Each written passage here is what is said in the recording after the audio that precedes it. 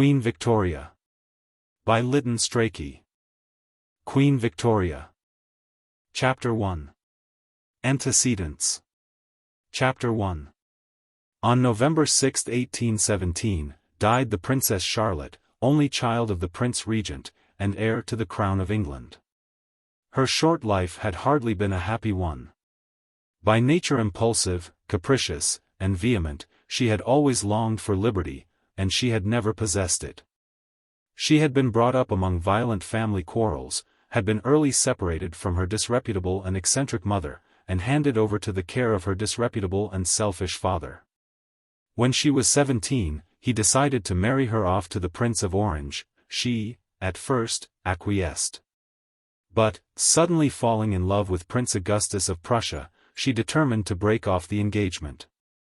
This was not her first love affair, for she had previously carried on a clandestine correspondence with a Captain Hesse. Prince Augustus was already married, morganatically, but she did not know it, and he did not tell her. While she was spinning out the negotiations with the Prince of Orange, the Allied sovereign, it was June, 1814, arrived in London to celebrate their victory. Among them, in the suite of the Emperor of Russia, was the young and handsome Prince Leopold of Saxe-Coburg. He made several attempts to attract the notice of the princess, but she, with her heart elsewhere, paid very little attention.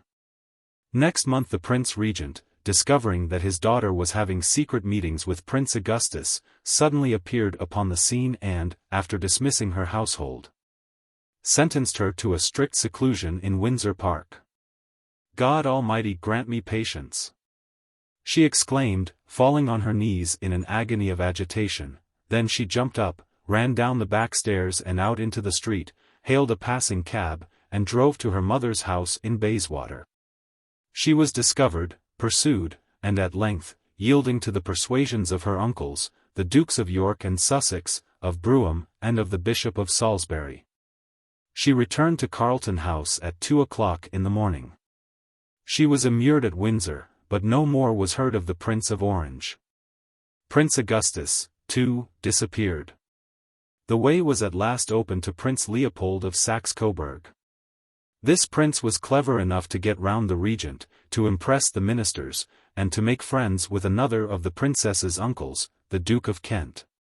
Through the Duke he was able to communicate privately with the princess, who now declared that he was necessary to her happiness. When, after Waterloo, he was in Paris, the Duke's aide-de-camp carried letters backwards and forwards across the Channel. In January 1816 he was invited to England, and in May the marriage took place. 1. The character of Prince Leopold contrasted strangely with that of his wife. The younger son of a German princeling, he was at this time 26 years of age. He had served with distinction in the war against Napoleon. He had shown considerable diplomatic skill at the Congress of Vienna, too, and he was now to try his hand at the task of taming a tumultuous princess. Cold and formal in manner, collected in speech, careful in action, he soon dominated the wild, impetuous, generous creature by his side. There was much in her, he found, of which he could not approve. She quizzed, she stamped, she roared with laughter. She had very little of that self-command which is especially required of princes. Her manners were abominable. Of the latter he was a good judge, having moved, as he himself explained to his niece many years later, in the best society of Europe, being in fact, what is called in French de la fleur de poise. There was continual friction, but every scene ended in the same way. Standing before him like a rebellious boy in petticoats, her body pushed forward, her hands behind her back, with flaming cheeks and sparkling eyes. She would declare at last that she was ready to do whatever he wanted. "If you wish it, I will do it," she would say. "I want nothing for myself," he invariably answered. "When I press something on you, it is from a conviction that it is for your interest and for your good." 3. Among the members of the household at Claremont, near Esher, where the royal pair were established, was a young German physician, Christian Friedrich Stockmar.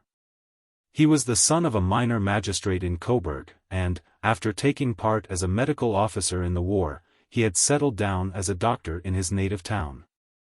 Here he had met Prince Leopold, who had been struck by his ability, and, on his marriage, brought him to England as his personal physician. A curious fate awaited this young man. Many were the gifts which the future held in store for him, many and various: influence, power, mystery, unhappiness, a broken heart. At Claremont his position was a very humble one. But the princess took a fancy to him, called him Strachey, and romped with him along the corridors. Dyspeptic by constitution, melancholic by temperament, he could yet be lively on occasion, and was known as a wit in Coburg. He was virtuous, too, and served the royal menage with approbation. "My master," he wrote in his diary, "is the best of all husbands in all the 5 quarters of the globe. And his wife bears him an amount of love, the greatness of which can only be compared with the English national debt." Before long he gave proof of another quality, a quality which was to color the whole of his life: cautious sagacity. When, in the spring of 1817, it was known that the princess was expecting a child, the post of one of her physicians in ordinary was offered to him, and he had the good sense to refuse it.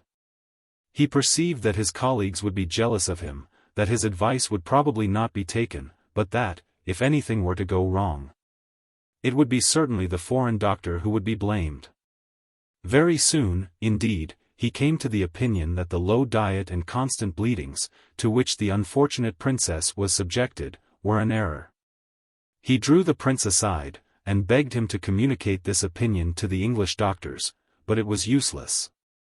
The fashionable lowering treatment was continued for months. On November 5, at 9 o'clock in the evening, after a labor of over 50 hours, the princess was delivered of a dead boy. At midnight her exhausted strength gave way. When, at last, Stockmar consented to see her, he went in, and found her obviously dying, while the doctors were plying her with wine. She seized his hand and pressed it. "They have made me tipsy," she said. After a little he left her, and was already in the next room when he heard her call out in her loud voice, "Strachey! Strachey!" As he ran back the death rattle was in her throat. She tossed herself violently from side to side, then suddenly drew up her legs, and it was over. The prince, after hours of watching, had left the room for a few moments' rest, and Stockmar had now to tell him that his wife was dead. At first he could not be made to realize what had happened. On their way to her room he sank down on a chair while Stockmar knelt beside him. It was all a dream, it was impossible. At last, by the bed, he, too, knelt down and kissed the cold hands. Then rising and exclaiming, "Now I am quite desolate. Promise me never to leave me," he threw himself into Stockmar's arms. 4. Chapter 2. The tragedy at Claremont was of a most upsetting kind. The royal kaleidoscope had suddenly shifted, and nobody could tell how the new pattern would arrange itself. The succession to the throne, which had seemed so satisfactorily settled, now became a matter of urgent doubt. George III was still living, an aged lunatic, at Windsor, completely impervious to the impressions of the outer world. Of his 7 sons, the youngest was of more than middle age, and none had legitimate offspring. The outlook, therefore, was ambiguous. It seemed highly improbable that the Prince Regent, who had lately been obliged to abandon his stays, and presented a preposterous figure of debauched obesity, could ever again, even on the supposition that he divorced his wife and remarried, become the father of a family. Besides the Duke of Kent, who must be noticed separately, the other brothers, in order of seniority, were the Dukes of York, Clarence, Cumberland, Sussex, and Cambridge. Their situations and prospects require a brief description. The Duke of York, whose escapades in times past with Mrs. Clark and the army had brought him into trouble, now divided his life between London and a large, extravagantly ordered and extremely uncomfortable country house where he occupied himself with racing, whist, and improper stories. He was remarkable among the princes for one reason: he was the only one of them, so we are informed by a highly competent observer, who had the feelings of a gentleman.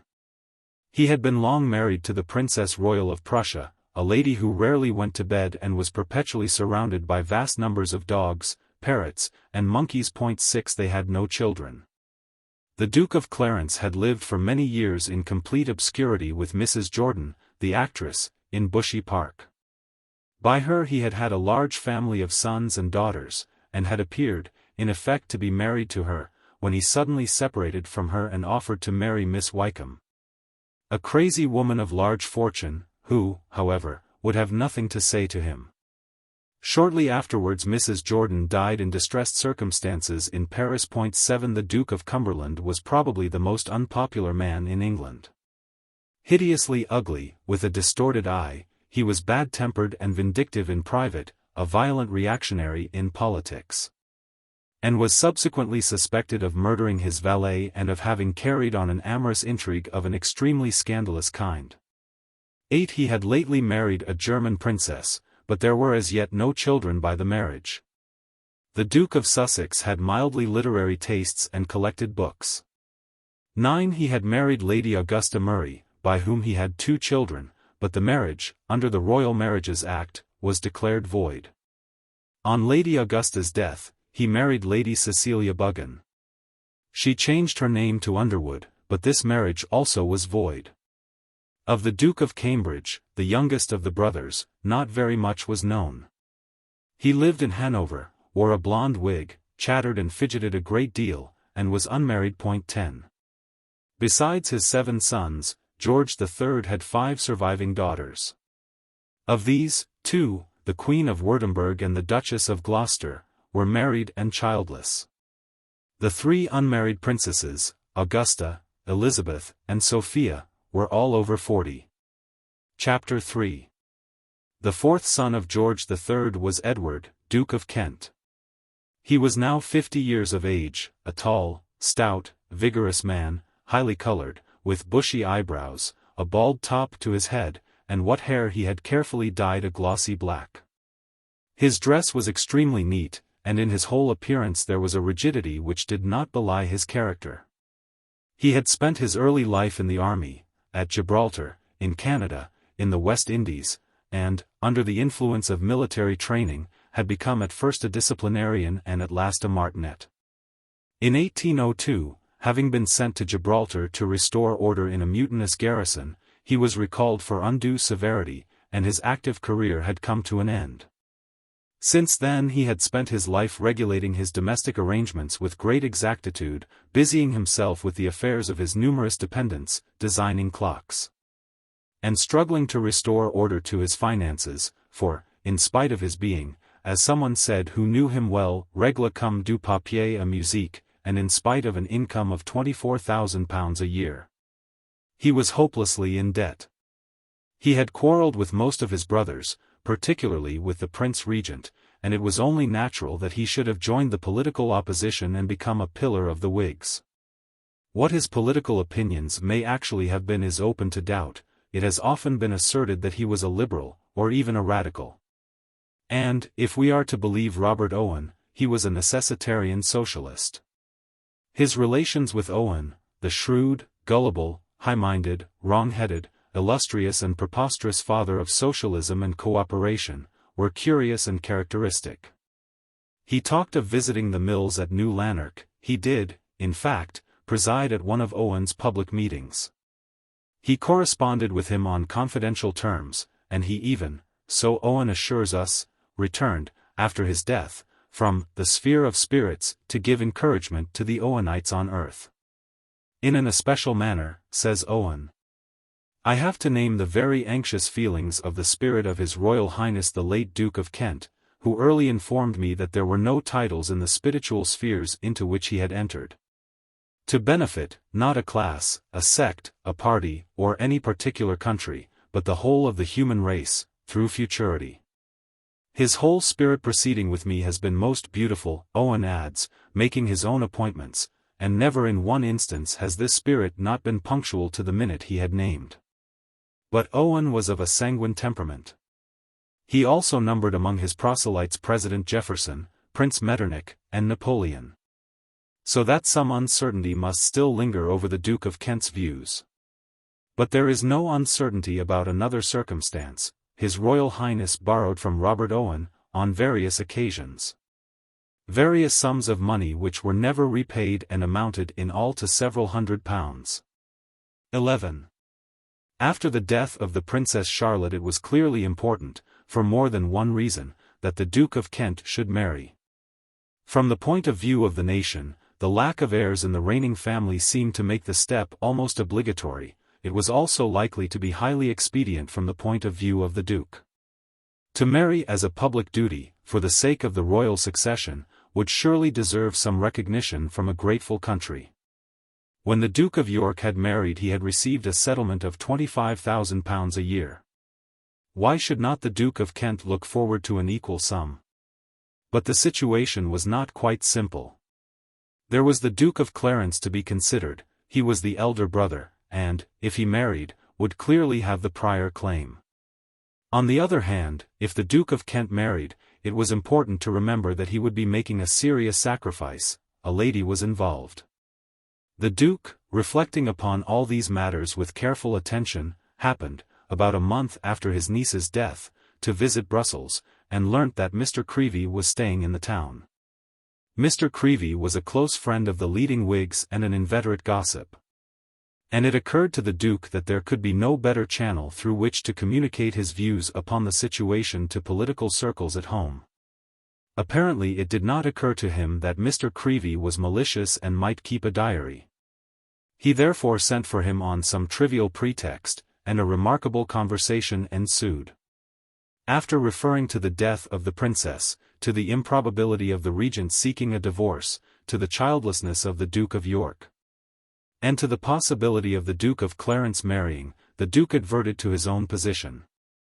Should the Duke of Clarence not marry, he said, the next prince in succession is myself, and although I trust one shall be at all times ready to obey any call my country may make upon me, God only knows the sacrifice it will be to make, whenever I shall think it my duty to become a married man.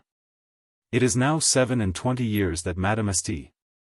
Laurent and I have lived together. We are of the same age, and have been in all climates, and in all difficulties together, and you may well imagine, Mr. Creevey, the pang it will occasion me to part with her.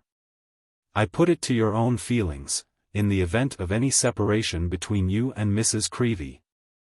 As for Madame St. Laurent herself, I protest I don't know what is to become of her if a marriage is to be forced upon me. Her feelings are already so agitated upon the subject. The Duke went on to describe how, one morning, a day or two after the Princess Charlotte's death, a paragraph had appeared in the Morning Chronicle, alluding to the possibility of his marriage. He had received the newspaper at breakfast together with his letters, and, I did as is my constant practice, I threw the newspaper across the table to Madame St. Laurent, and began to open and read my letters. I had not done so but a very short time, when my attention was called to an extraordinary noise and a strong convulsive movement in Madame St. Laurent's throat. For a short time I entertained serious apprehensions for her safety. And when, upon her recovery, I inquired into the occasion of this attack, she pointed to the article in the Morning Chronicle. The Duke then returned to the subject of the Duke of Clarence. My brother the Duke of Clarence is the elder brother, and has certainly the right to marry if he chooses, and I would not interfere with him on any account. If he wishes to be king, to be married and have children, poor man, God help him. Let him do so. For myself, I am a man of no ambition, and wish only to remain as I am. Easter, you know, falls very early this year, the 22nd of March. If the Duke of Clarence does not take any step before that time, I must find some pretext to reconcile Madame St. Laurent to my going to England for a short time. When once there, it will be easy for me to consult with my friends as to the proper steps to be taken. Should the Duke of Clarence do nothing before that time as to marrying, it will become my duty, no doubt, to take some measures upon the subject myself. 2 names, the Duke said, had been mentioned in this connection, those of the Princess of Baden and the Princess of Saxe-Coburg. The latter, he thought, would perhaps be the better of the two, from the circumstance of Prince Leopold being so popular with the nation. But before any other steps were taken, he hoped and expected to see justice done to Madame Saint Laurent. "She is," he explained, "of very good family, and has never been an actress, and I am the first and only person who ever lived with her. Her disinterestedness, too, has been equal to her fidelity. When she first came to me it was upon £100 a year. That sum was afterwards raised to £400 and finally to £1,000. But when my debts made it necessary for me to sacrifice a great part of my income, Madame Saint Laurent insisted upon again returning to her income of £400 a year. If Madame St. Laurent is to return to live amongst her friends, it must be in such a state of independence as to command their respect. I shall not require very much, but a certain number of servants and a carriage are essentials." As to his own settlement, the Duke observed that he would expect the Duke of York's marriage to be considered the precedent. That, he said, was a marriage for the succession, and £25,000 for income was settled, in addition to all his other income, purely on that account. "I shall be contented with the same arrangement, without making any demands grounded on the difference of the value of money in 1792 and at present. As for the payment of my debts," the Duke concluded, "I don't call them great. The nation, on the contrary, is greatly my debtor." Here a clock struck, and seemed to remind the Duke that he had an appointment. He rose, and Mr. Creevey left him. Who could keep such a communication secret? Certainly not Mr. Creevey. He hurried off to tell the Duke of Wellington, who was very much amused, and he wrote a long account of it to Lord Sefton, who received the letter very apropos. While a surgeon was sounding his bladder to ascertain whether he had a stone. "I never saw a fellow more astonished than he was," wrote Lord Sefton in his reply, "at seeing me laugh as soon as the operation was over. Nothing could be more first-rate than the Royal Edward's ingenuousness. One does not know which to admire most, the delicacy of his attachment to Madame St. Laurent, the refinement of his sentiments towards the Duke of Clarence, or his own perfect disinterestedness in pecuniary matters. 12. As it turned out, both the brothers decided to marry. The Duke of Kent, selecting the Princess of Saxe-Coburg in preference to the Princess of Baden, was united to her on May 29, 1818. On June 11, the Duke of Clarence followed suit with a daughter of the Duke of Saxe-Meiningen. But they were disappointed in their financial expectations. For though the government brought forward proposals to increase their allowances, together with that of the Duke of Cumberland, the motions were defeated in the House of Commons. At this the Duke of Wellington was not surprised. "By God," he said, "there is a great deal to be said about that. They are the damnedest millstones about the necks of any government that can be imagined. They have insulted, personally insulted, 2/3 of the gentlemen of England, and how can it be wondered at that they take their revenge upon them in the House of Commons? It is their only opportunity, and I think, by God, they are quite right to use it." 13 Eventually, however, Parliament increased the Duke of Kent's annuity by £6,000. The subsequent history of Madame Saint Laurent has not transpired. Chapter 4. The new Duchess of Kent, Victoria Mary Louisa, was a daughter of Francis, Duke of Saxe-Coburg-Saalfeld, and a sister of Prince Leopold. The family was an ancient one, being a branch of the great house of Wettin, which since the 11th century had ruled over the March of Meissen on the Elbe. In the 15th century the whole possessions of the house had been divided between the Albertine and Ernestine branches, from the former descended the electors and kings of Saxony. The latter, ruling over Thuringia, became further subdivided into 5 branches, of which the Duchy of Saxe-Coburg was one. This principality was very small, containing about 60,000 inhabitants, but it enjoyed independent and sovereign rights. During the disturbed years which followed the French Revolution, its affairs became terribly involved. The Duke was extravagant, and kept open house for the swarms of refugees, who fled eastward over Germany as the French power advanced. Among these was the Prince of Leiningen, an elderly beau, whose domains on the Moselle had been seized by the French, but who was granted in compensation the territory of a Morbach in Lower Franconia. In 1803 he married the Princess Victoria, at that time 17 years of age. 3 years later Duke Francis died a ruined man. The Napoleonic harrow passed over Saxe-Coburg. The duchy was seized by the French, and the ducal family were reduced to beggary, almost to starvation.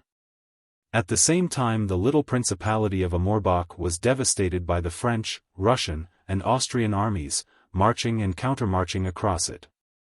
For years there was hardly a cow in the country, nor enough grass to feed a flock of geese. Such was the desperate plight of the family which, a generation later, was to have gained a foothold in half the reigning houses of Europe. The Napoleonic harrow had indeed done its work, the seed was planted, and the crop would have surprised Napoleon. Prince Leopold, thrown upon his own resources at 15, made a career for himself and married the heiress of England. The Princess of Leiningen, struggling at Amorbach with poverty, military requisitions, and a feudal husband, developed an independence of character and a tenacity of purpose which were to prove useful in very different circumstances. In 1814, her husband died, leaving her with 2 children and the regency of the principality. After her brother's marriage with the Princess Charlotte, it was proposed that she should marry the Duke of Kent. But she declined, on the ground that the guardianship of her children and the management of her domains made other ties undesirable. The Princess Charlotte's death, however, altered the case. And when the Duke of Kent renewed his offer, she accepted it. She was 32 years old, short, stout, with brown eyes and hair, and rosy cheeks, cheerful and voluble, and gorgeously attired in rustling silks and bright velvets. 14. She was certainly fortunate in her contented disposition, for she was fated, all through her life, to have much to put up with. Her second marriage, with its dubious prospects, seemed at first to be chiefly a source of difficulties and discomforts. The Duke, declaring that he was still too poor to live in England, moved about with uneasy precision through Belgium and Germany, attending parades and inspecting barracks in a neat military cap. While the English notabilities looked askance, and the Duke of Wellington dubbed him the Corporal. "God damn," he exclaimed to Mr. Creevey, "d'ye know what his sisters call him? By God! They call him Joseph Surface." At Valenciennes, where there was a review and a great dinner, the Duchess arrived with an old and ugly lady-in-waiting, and the Duke of Wellington found himself in a difficulty. Who the devil is to take out the maid of honor, he kept asking, but at last he thought of a solution. Damn, Fremantle, find out the mayor and let him do it.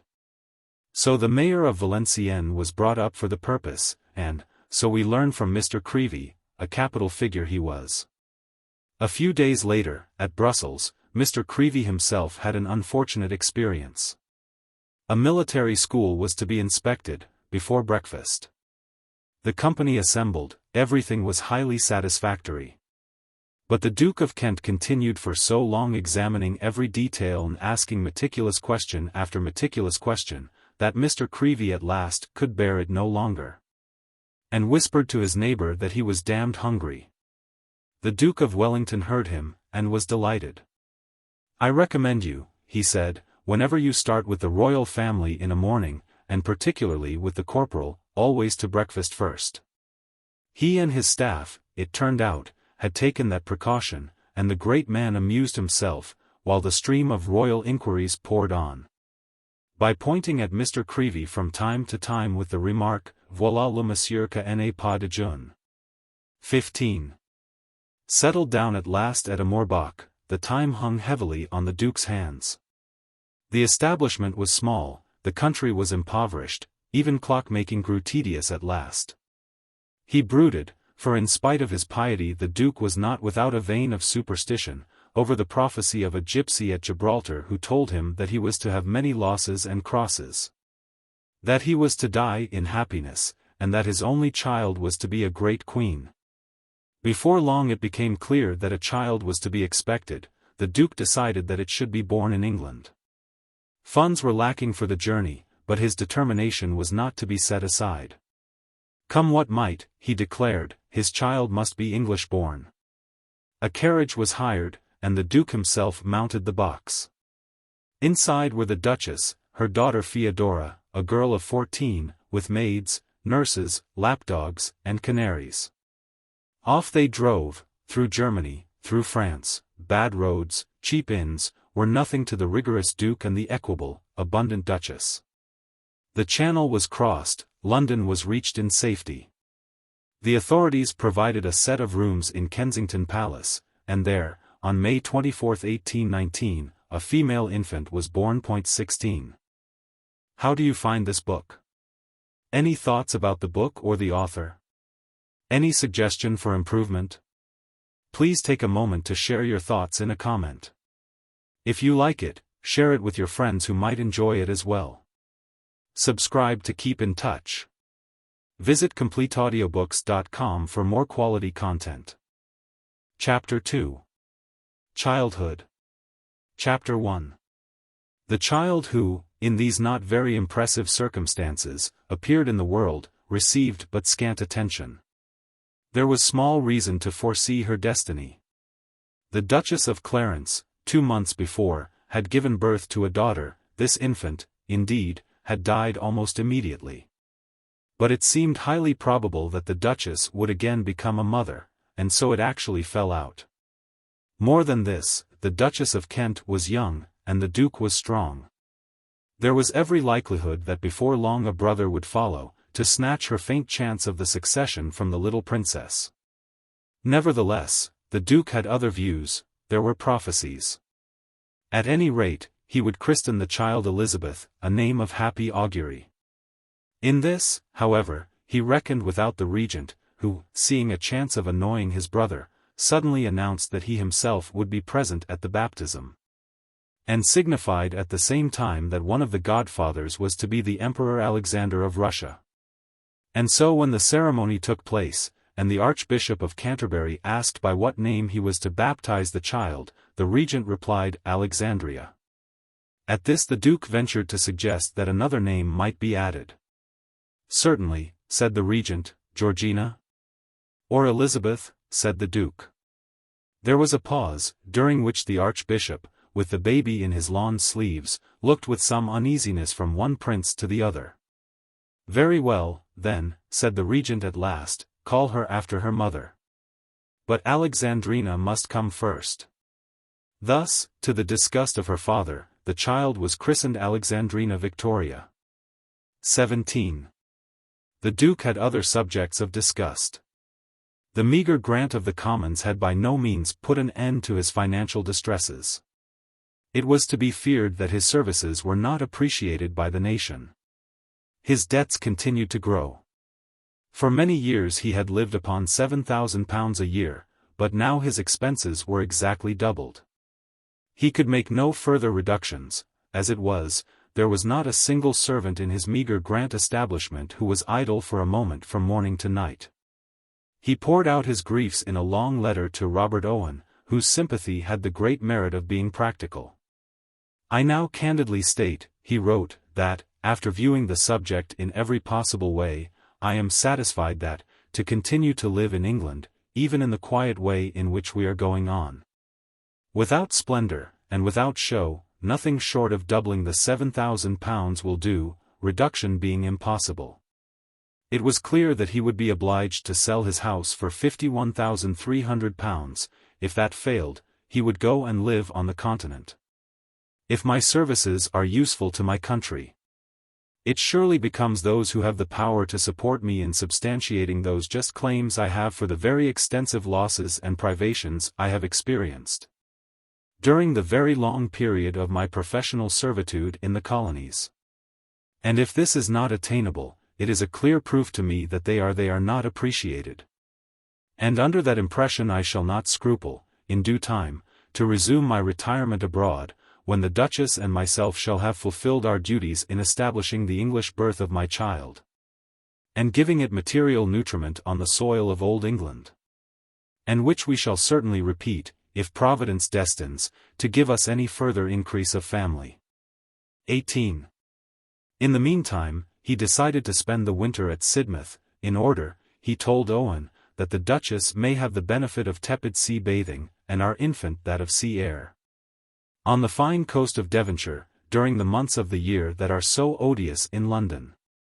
19 in December the move was made. With the new year, the Duke remembered another prophecy. In 1820, a fortune-teller had told him, 2 members of the royal family would die. Who would they be? He speculated on the various possibilities. The king, it was plain, could not live much longer, and the Duchess of York had been attacked by a mortal disease. Probably it would be the king and the Duchess of York, or perhaps the king and the Duke of York, or the king and the regent. He himself was one of the healthiest men in England. 20 My brothers, he declared, are not so strong as I am. I have lived a regular life. I shall outlive them all. The crown will come to me and my children. 21 He went out for a walk, and got his feet wet. On coming home, he neglected to change his stockings. He caught cold, inflammation of the lungs set in, and on January 22 he was a dying man. By a curious chance, young Dr. Stockmar was staying in the house at the time. 2 years before, he had stood by the deathbed of the Princess Charlotte. And now he was watching the Duke of Kent in his agony. On Stockmar's advice, a will was hastily prepared. The Duke's earthly possessions were of a negative character. But it was important that the guardianship of the unwitting child, whose fortunes were now so strangely changing, should be assured to the Duchess. The Duke was just able to understand the document, and to append his signature. Having inquired whether his writing was perfectly clear, he became unconscious, and breathed his last on the following morning. 6 days later came the fulfillment of the second half of the gypsy's prophecy. The long, unhappy, and inglorious life of George III of England was ended. Chapter 2. Such was the confusion of affairs at Sidmouth, that the Duchess found herself without the means of returning to London. Prince Leopold hurried down, and himself conducted his sister and her family, by slow and bitter stages, to Kensington. The widowed lady, in her voluminous blacks, needed all her equanimity to support her. Her prospects were more dubious than ever. She had £6,000 a year of her own. But her husband's debts loomed before her like a mountain. Soon she learnt that the Duchess of Clarence was once more expecting a child. What had she to look forward to in England? Why should she remain in a foreign country, among strangers, whose language she could not speak, whose customs she could not understand? Surely it would be best to return to Amorbach, and there, among her own people, bring up her daughters in economical obscurity. But she was an inveterate optimist. She had spent her life in struggles, and would not be daunted now, and besides, she adored her baby. C'est mon bonheur, mes délices, mon existence, she declared. The darling should be brought up as an English princess, whatever lot awaited her. Prince Leopold came forward nobly with an offer of an additional £3,000 a year. And the Duchess remained at Kensington. 23. The child herself was extremely fat, and bore a remarkable resemblance to her grandfather. C'est l'image du faux roi, exclaimed the Duchess. C'est le roi Georges and Jupons, echoed the surrounding ladies, as the little creature waddled with difficulty from one to the other. 24. Before long, the world began to be slightly interested in the nursery at Kensington. When, early in 1821, the Duchess of Clarence's second child, the Princess Elizabeth, died within 3 months of its birth, the interest increased. Great forces and fierce antagonisms seemed to be moving, obscurely, about the royal cradle. It was a time of faction and anger, of violent repression and profound discontent. A powerful movement, which had for long been checked by adverse circumstances, was now spreading throughout the country. New passions, new desires, were abroad. Or rather old passions and old desires, reincarnated with a new potency, love of freedom, hatred of injustice, hope for the future of man. The mighty still sat proudly in their seats, dispensing their ancient tyranny, but a storm was gathering out of the darkness, and already there was lightning in the sky. But the vastest forces must needs operate through frail human instruments. And it seemed for many years as if the great cause of English liberalism hung upon the life of the little girl at Kensington. She alone stood between the country and her terrible uncle, the Duke of Cumberland, the hideous embodiment of reaction. Inevitably, the Duchess of Kent threw in her lot with her husband's party. Whig leaders, radical agitators, rallied round her. She was intimate with the bold Lord Durham, she was on friendly terms with the redoubtable O'Connell himself. She received Wilberforce, though, to be sure, she did not ask him to sit down. 25 She declared in public that she put her faith in the liberties of the people. 26 It was certain that the young princess would be brought up in the way that she should go, yet there, close behind the throne, waiting, sinister, was the Duke of Cumberland. Brougham, looking forward into the future in his scurrilous fashion, hinted at dreadful possibilities. "I never prayed so heartily for a prince before," he wrote, on hearing that George IV had been attacked by illness. If he had gone, all the troubles of these villains, the Tory ministers, went with him, and they had fled. I, the Duke of York, their own man for his life. He, Fred. Won't live long either. That prince of blackguards, brother William, is as bad a life, so we come in the course of nature to be assassinated by King Ernest I or Regent Ernest, the Duke of Cumberland. 27 Such thoughts were not peculiar to Brougham. In the seething state of public feeling, they constantly leapt to the surface. And, even so late as the year previous to her accession, the radical newspapers were full of suggestions that the Princess Victoria was in danger from the machinations of her wicked uncle. 28. But no echo of these conflicts and forebodings reached the little Dinah, for so she was called in the family circle, as she played with her dolls, or scampered down the passages, or rode on the donkey her uncle York had given her. 29 Along the avenues of Kensington Gardens the fair-haired, blue-eyed child was idolized by her nurses, and her mother's ladies, and her sister Theodora. And for a few years there was danger, in spite of her mother's strictness, of her being spoilt.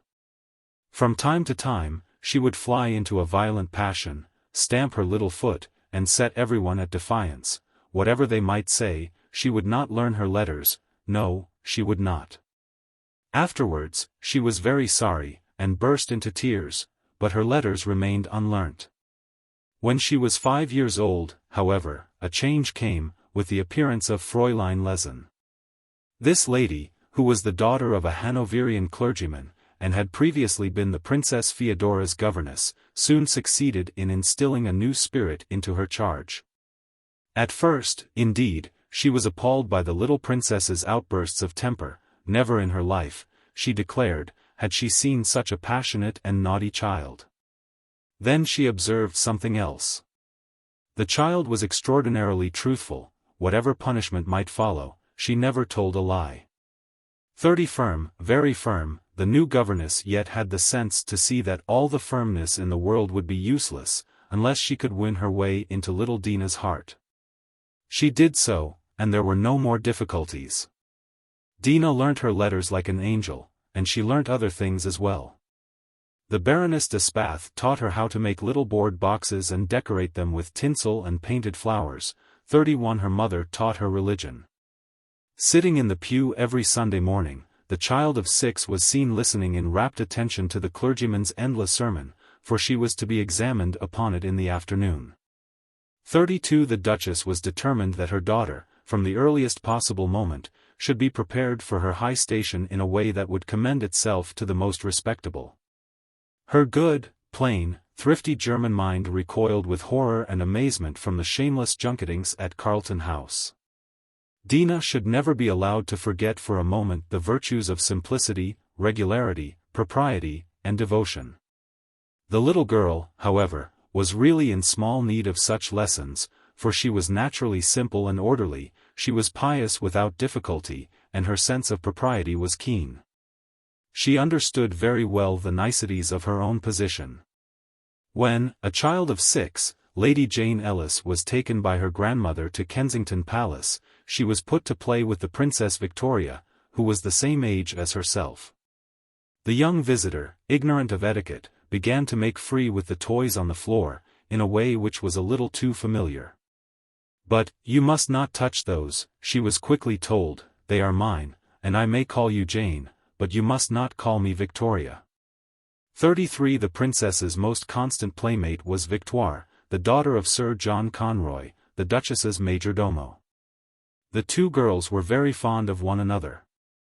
They would walk hand in hand together in Kensington Gardens. But little Dina was perfectly aware for which of them it was that they were followed, at a respectful distance, by a gigantic scarlet flunkey. 34. Warm-hearted, responsive, she loved her dear Lezen, and she loved her dear Theodora, and her dear Victoire, and her dear Madame de Spath.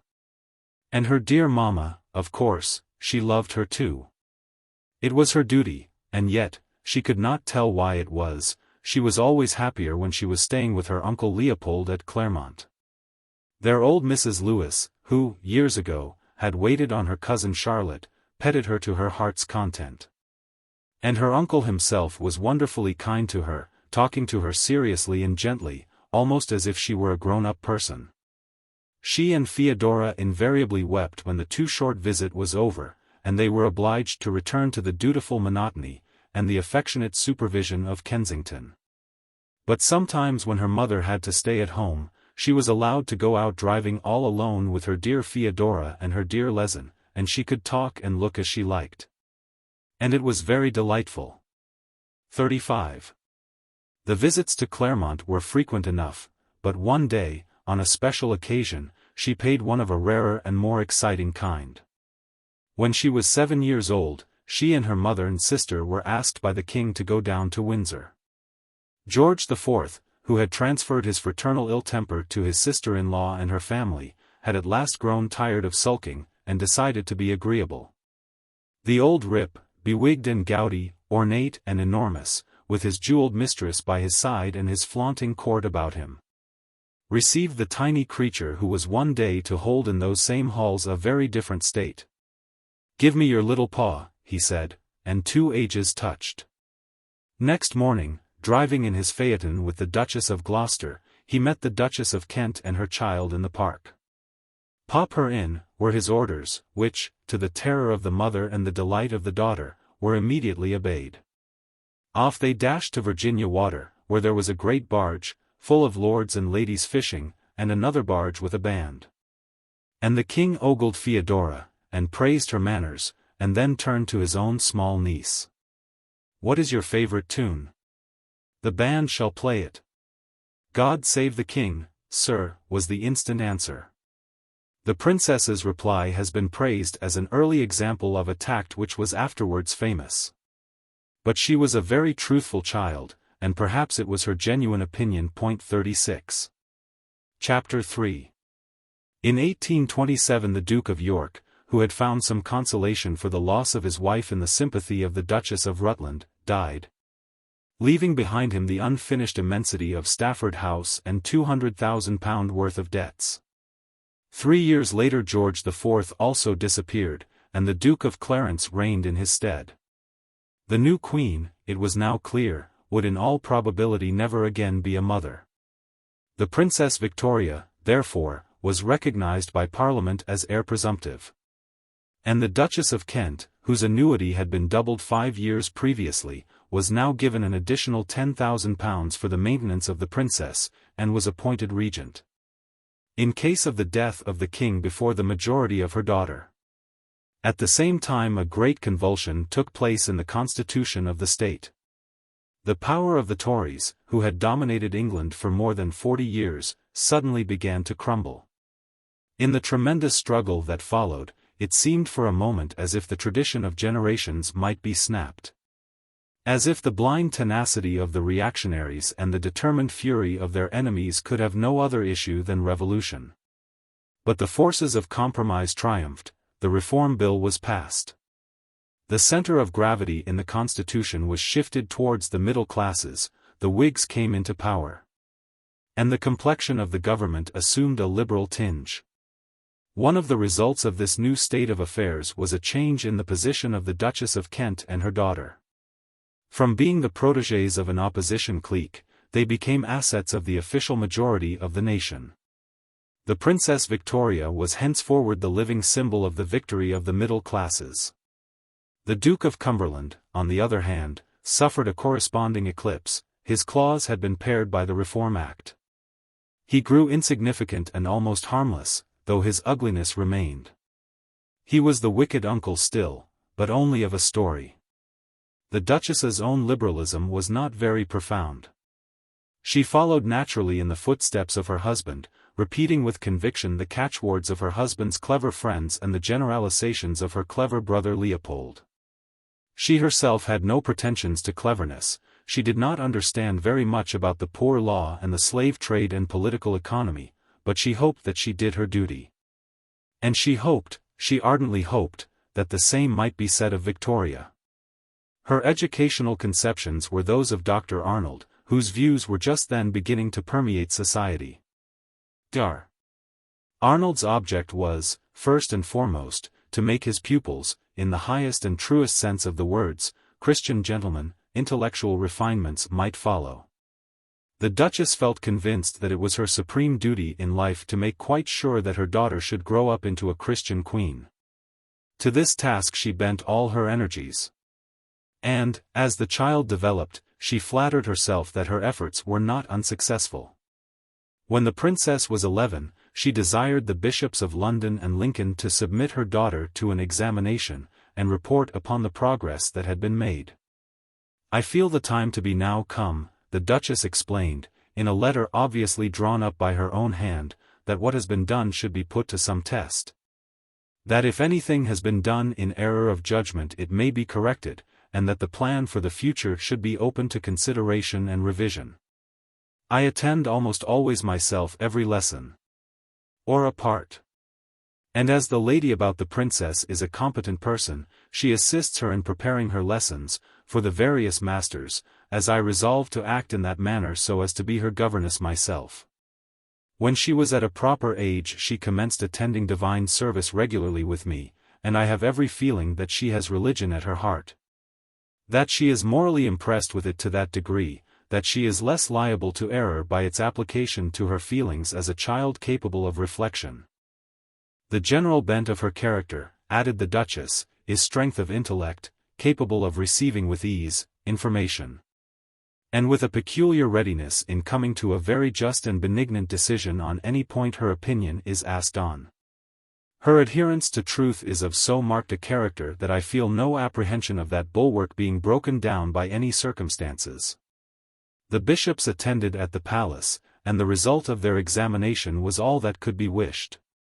In answering a great variety of questions proposed to her, they reported, the princess displayed an accurate knowledge of the most important features of scripture history, and of the leading truths and precepts of the Christian religion as taught by the Church of England, as well as an acquaintance with the chronology and principal facts of English history remarkable in so young a person.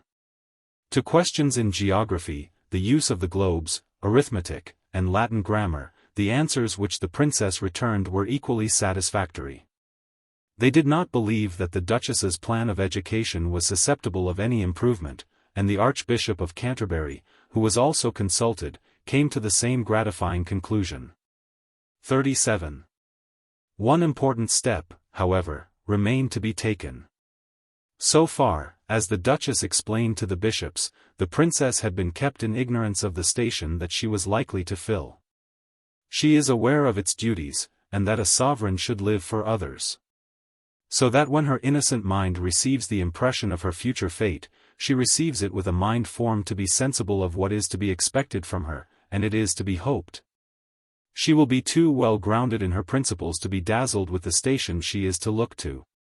38. In the following year it was decided that she should be enlightened on this point. The well-known scene followed, the history lesson, the genealogical table of the kings of England slipped beforehand by the governess into the book, the princess's surprise, her inquiries. Her final realization of the facts. When the child at last understood, she was silent for a moment, and then she spoke. "I will be good," she said. The words were something more than a conventional protestation, something more than the expression of a superimposed desire. They were, in their limitation and their intensity, their egotism and their humility, an instinctive summary of the dominating qualities of a life. I cried much on learning it. Her Majesty noted long afterwards. No doubt, while the others were present, even her dear Lytton, the little girl kept up her self-command. And then crept away somewhere to ease her heart of an inward, unfamiliar agitation, with a handkerchief, out of her mother's sight. 39. But her mother's sight was by no means an easy thing to escape. Morning and evening, day and night, there was no relaxation of the maternal vigilance. The child grew into the girl into the young woman, but still she slept in her mother's bedroom. Still she had no place allowed her where she might sit or work by herself. 40 An extraordinary watchfulness surrounded her every step. Up to the day of her accession, she never went downstairs without someone beside her holding her hand. 41 Plainness and regularity ruled the household. The hours, the days, the years passed slowly and methodically by. The dolls, the innumerable dolls, each one so neatly dressed, each one with its name so punctiliously entered in the catalogue, were laid aside. And a little music and a little dancing took their place. Taglioni came, to give grace and dignity to the figure. 42 And Lablache, to train the piping treble upon his own rich bass. The Dean of Chester, the official preceptor, continued his endless instruction in scripture history, while the Duchess of Northumberland, the official governess, presided over every lesson with becoming solemnity. Without doubt, the princess's main achievement during her schooldays was linguistic. German was naturally the first language with which she was familiar, but English and French quickly followed. And she became virtually trilingual, though her mastery of English grammar remained incomplete. At the same time, she acquired a working knowledge of Italian and some smattering of Latin. Nevertheless, she did not read very much. It was not an occupation that she cared for. Partly, perhaps, because the books that were given her were all either sermons, which were very dull, or poetry, which was incomprehensible. Novels were strictly forbidden. Lord Durham persuaded her mother to get her some of Miss Martineau's tales, illustrating the truths of political economy, and they delighted her. But it is to be feared that it was the unaccustomed pleasure of the story that filled her mind, and that she never really mastered the theory of exchanges or the nature of rent. 43.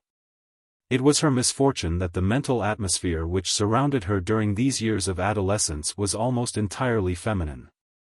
No father, no brother, was there to break in upon the gentle monotony of the daily round with impetuosity, with rudeness, with careless laughter and wafts of freedom from the outside world. The princess was never called by a voice that was loud and growling, never felt, as a matter of course, a hard rough cheek on her own soft one, never climbed a wall with a boy. The visits to Claremont, delicious little escapes into male society, came to an end when she was 11 years old and Prince Leopold left England to be King of the Belgians. She loved him still. He was still il mio secondo padre, or, rather, solo padre, for he is indeed like my real father, as I have none. But his fatherliness now came to her dimly and indirectly, through the cold channel of correspondence. Henceforward female duty, female elegance, female enthusiasm, hemmed her completely in. And her spirit, amid the enclosing folds, was hardly reached by those two great influences, without which no growing life can truly prosper, humor and imagination. The Baroness Lytton, for she had been raised to that rank in the Hanoverian nobility by George IV before he died, was the real center of the princess's world. When Theodora married, when Uncle Leopold went to Belgium, the Baroness was left without a competitor. The princess gave her mother her dutiful regards, but Lytton had her heart. The voluble, shrewd daughter of the pastor in Hanover, lavishing her devotion on her royal charge, had reaped her reward in an unbounded confidence and a passionate adoration. The girl would have gone through fire for her precious Lytton, the best and truest friend, she declared, that she had had since her birth. Her journal, begun when she was 13, where she registered day by day the small succession of her doings and her sentiments, bears on every page of it the traces of the Baroness and her circumambient influence. The young creature that one sees there, self-depicted in ingenuous clarity, with her sincerity, her simplicity, her quick affections and pious resolutions. Might almost have been the daughter of a German pastor herself. Her enjoyments, her admirations, her enguments were of the kind that clothed themselves naturally in underlinings and exclamation marks. It was a delightful ride. We cantered a good deal. Sweet little Rosie went beautifully. We came home at 1:15. At 7:20 we went out to the opera. Rubini came on and sang a song out of Anna Bolena quite beautifully. We came home at 11:44. In her comments on her readings, the mind of the Baroness is clearly revealed. One day, by some mistake, she was allowed to take up a volume of memoirs by Fanny Kemble. It is certainly very pertly and oddly written. One would imagine by the style that the authoress must be very pert, and not well bred, for there are so many vulgar expressions in it. It is a great pity that a person endowed with so much talent, as Mrs. Butler really is, should turn it to so little account and publish a book which is so full of trash and nonsense which can only do her harm. I stayed up till 9:20. Madame de Sevigne's letters, which the Baroness read aloud, met with more approval. How truly elegant and natural her style is! It is so full of naïveté, cleverness, and grace. But her highest admiration was reserved for the Bishop of Chester's exposition of the Gospel of St. Matthew. It is a very fine book indeed. Just the sort of one I like, which is just plain and comprehensible and full of truth and good feeling. It is not one of those learned books in which you have to cavil at almost every paragraph. Lezen gave it me on the Sunday that I took the sacrament. 45 A few weeks previously she had been confirmed, and she described the event as follows: I felt that my confirmation was one of the most solemn and important events and acts in my life, and that I trusted that it might have a salutary effect on my mind. I felt deeply repentant for all what I had done which was wrong, and trusted in God Almighty to strengthen my heart and mind, and to forsake all that is bad and follow all that is virtuous and right.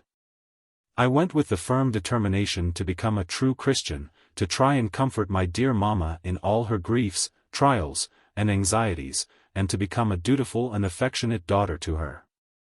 Also to be obedient to dear Lezen, who has done so much for me. I was dressed in a white lace dress, with a white crape bonnet with a wreath of white roses round it. I went in the chariot with my dear mamma, and the others followed in another carriage. 46 One seems to hold in one's hand a small smooth crystal pebble, without a flaw and without a scintillation, and so transparent that one can see through it at a glance. Yet perhaps, after all, to the discerning eye, the purity would not be absolute. The careful searcher might detect, in the virgin soil, the first faint traces of an unexpected vein. In that conventual existence visits were exciting events, and, as the Duchess had many relatives, they were not infrequent. Aunts and uncles would often appear from Germany, and cousins too. When the princess was 14 she was delighted by the arrival of a couple of boys from Württemberg, the Princes Alexander and Ernst, sons of her mother's sister and the reigning duke. They are both extremely tall, she noted. Alexander is very handsome, and Ernst has a very kind expression. They are both extremely amiable. And their departure filled her with corresponding regrets. We saw them get into the barge, and watched them sailing away for some time on the beach. They were so amiable and so pleasant to have in the house. They were always satisfied, always good-humored. Alexander took such care of me in getting out of the boat, and rode next to me. So did Ernst. 47 2 years later, two other cousins arrived, the Princes Ferdinand and Augustus. Dear Ferdinand, the princess wrote, has elicited universal admiration from all parties. He is so very unaffected, and has such a very distinguished appearance and carriage. They are both very dear and charming young men. Augustus is very amiable, too, and, when known, shows much good sense.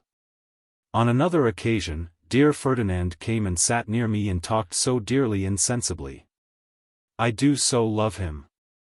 Dear Augustus sat near me and talked with me, and he is also a dear good young man, and is very handsome. She could not quite decide which was the handsomer of the two. On the whole, she concluded, I think Ferdinand handsomer than Augustus, his eyes are so beautiful, and he has such a lively clever expression, both have such a sweet expression.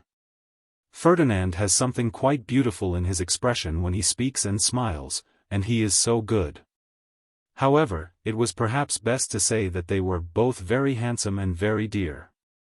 48. But shortly afterwards 2 more cousins arrived, who threw all the rest into the shade. These were the Princes Ernest and Albert, sons of her mother's eldest brother, the Duke of Saxe-Coburg. This time the princess was more particular in her observations. Ernest, she remarked, is as tall as Ferdinand and Augustus. He has dark hair, and fine dark eyes and eyebrows, but the nose and mouth are not good. He has a most kind, honest, and intelligent expression in his countenance, and has a very good figure. Albert, who is just as tall as Ernest but stouter, is extremely handsome. His hair is about the same color as mine. His eyes are large and blue, and he has a beautiful nose and a very sweet mouth with fine teeth, but the charm of his countenance is his expression, which is most delightful. C'est à la fois full of goodness and sweetness, and very clever and intelligent. Both my cousins, she added, are so kind and good. They are much more forms and men of the world than Augustus. They speak English very well, and I speak it with them. Ernest will be 18 years old on the 21st of June, and Albert 17 on the 26th of August. Dear Uncle Ernest made me the present of a most delightful lorry, which is so tame that it remains on your hand and you may put your finger into its beak, or do anything with it, without its ever attempting to bite. It is larger than Mamma's grey parrot.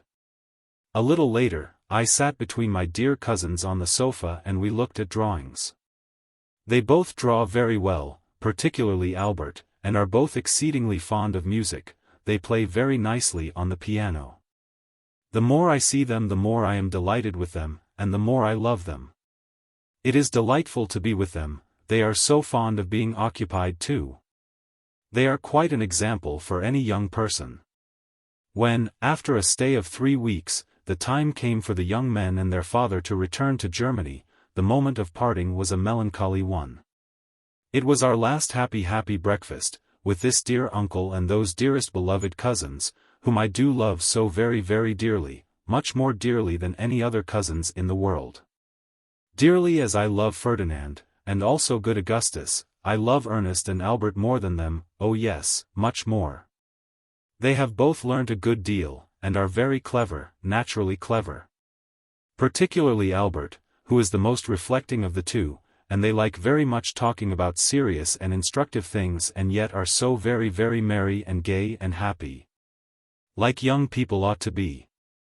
Albert always used to have some fun and some clever witty answer at breakfast and everywhere.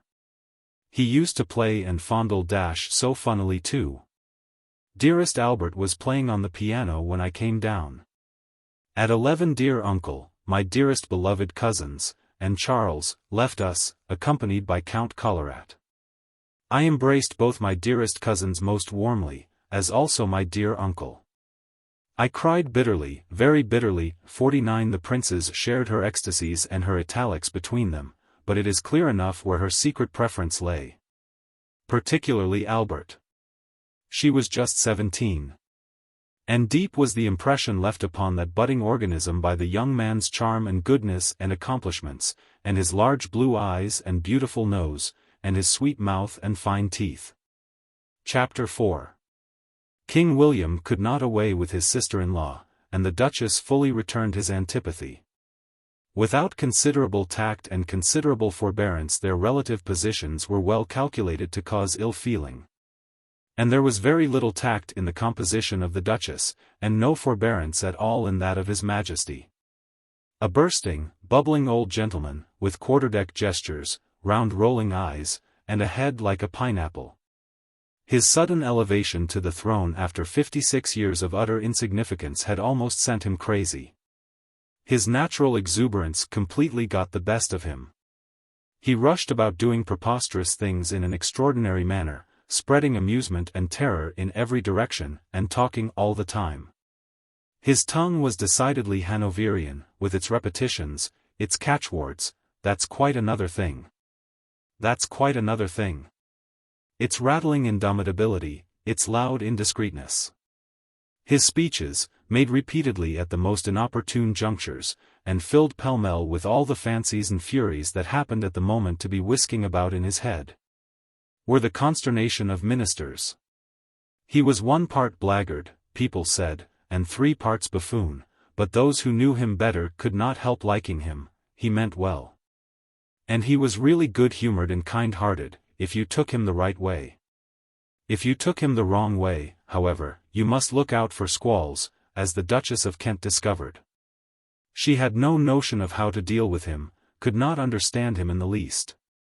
Occupied with her own position, her own responsibilities, her duty, and her daughter, she had no attention to spare for the peppery susceptibilities of a foolish, disreputable old man. She was the mother of the heiress of England. And it was for him to recognize the fact, to put her at once upon a proper footing, to give her the precedence of a dowager Princess of Wales, with a large annuity from the privy purse. 50. It did not occur to her that such pretensions might be galling to a king who had no legitimate child of his own, and who yet had not altogether abandoned the hope of having one. She pressed on, with bulky vigor, along the course she had laid out. Sir John Conroy, an Irishman with no judgment and a great deal of self-importance, was her intimate counsellor, and egged her on. It was advisable that Victoria should become acquainted with the various districts of England, and through several summers a succession of tours, in the West, in the Midlands, in Wales, were arranged for her. The intention of the plan was excellent, but its execution was unfortunate. The journeys, advertised in the press, attracting enthusiastic crowds, and involving official receptions, took on the air of royal progresses. Addresses were presented by loyal citizens, the delighted Duchess, swelling in sweeping feathers and almost obliterating the diminutive princess, read aloud, in her German accent. Gracious replies prepared beforehand by Sir John, who, bustling and ridiculous, seemed to be mingling the roles of majordomo and prime minister. Naturally the king fumed over his newspaper at Windsor. "That woman is a nuisance," he exclaimed.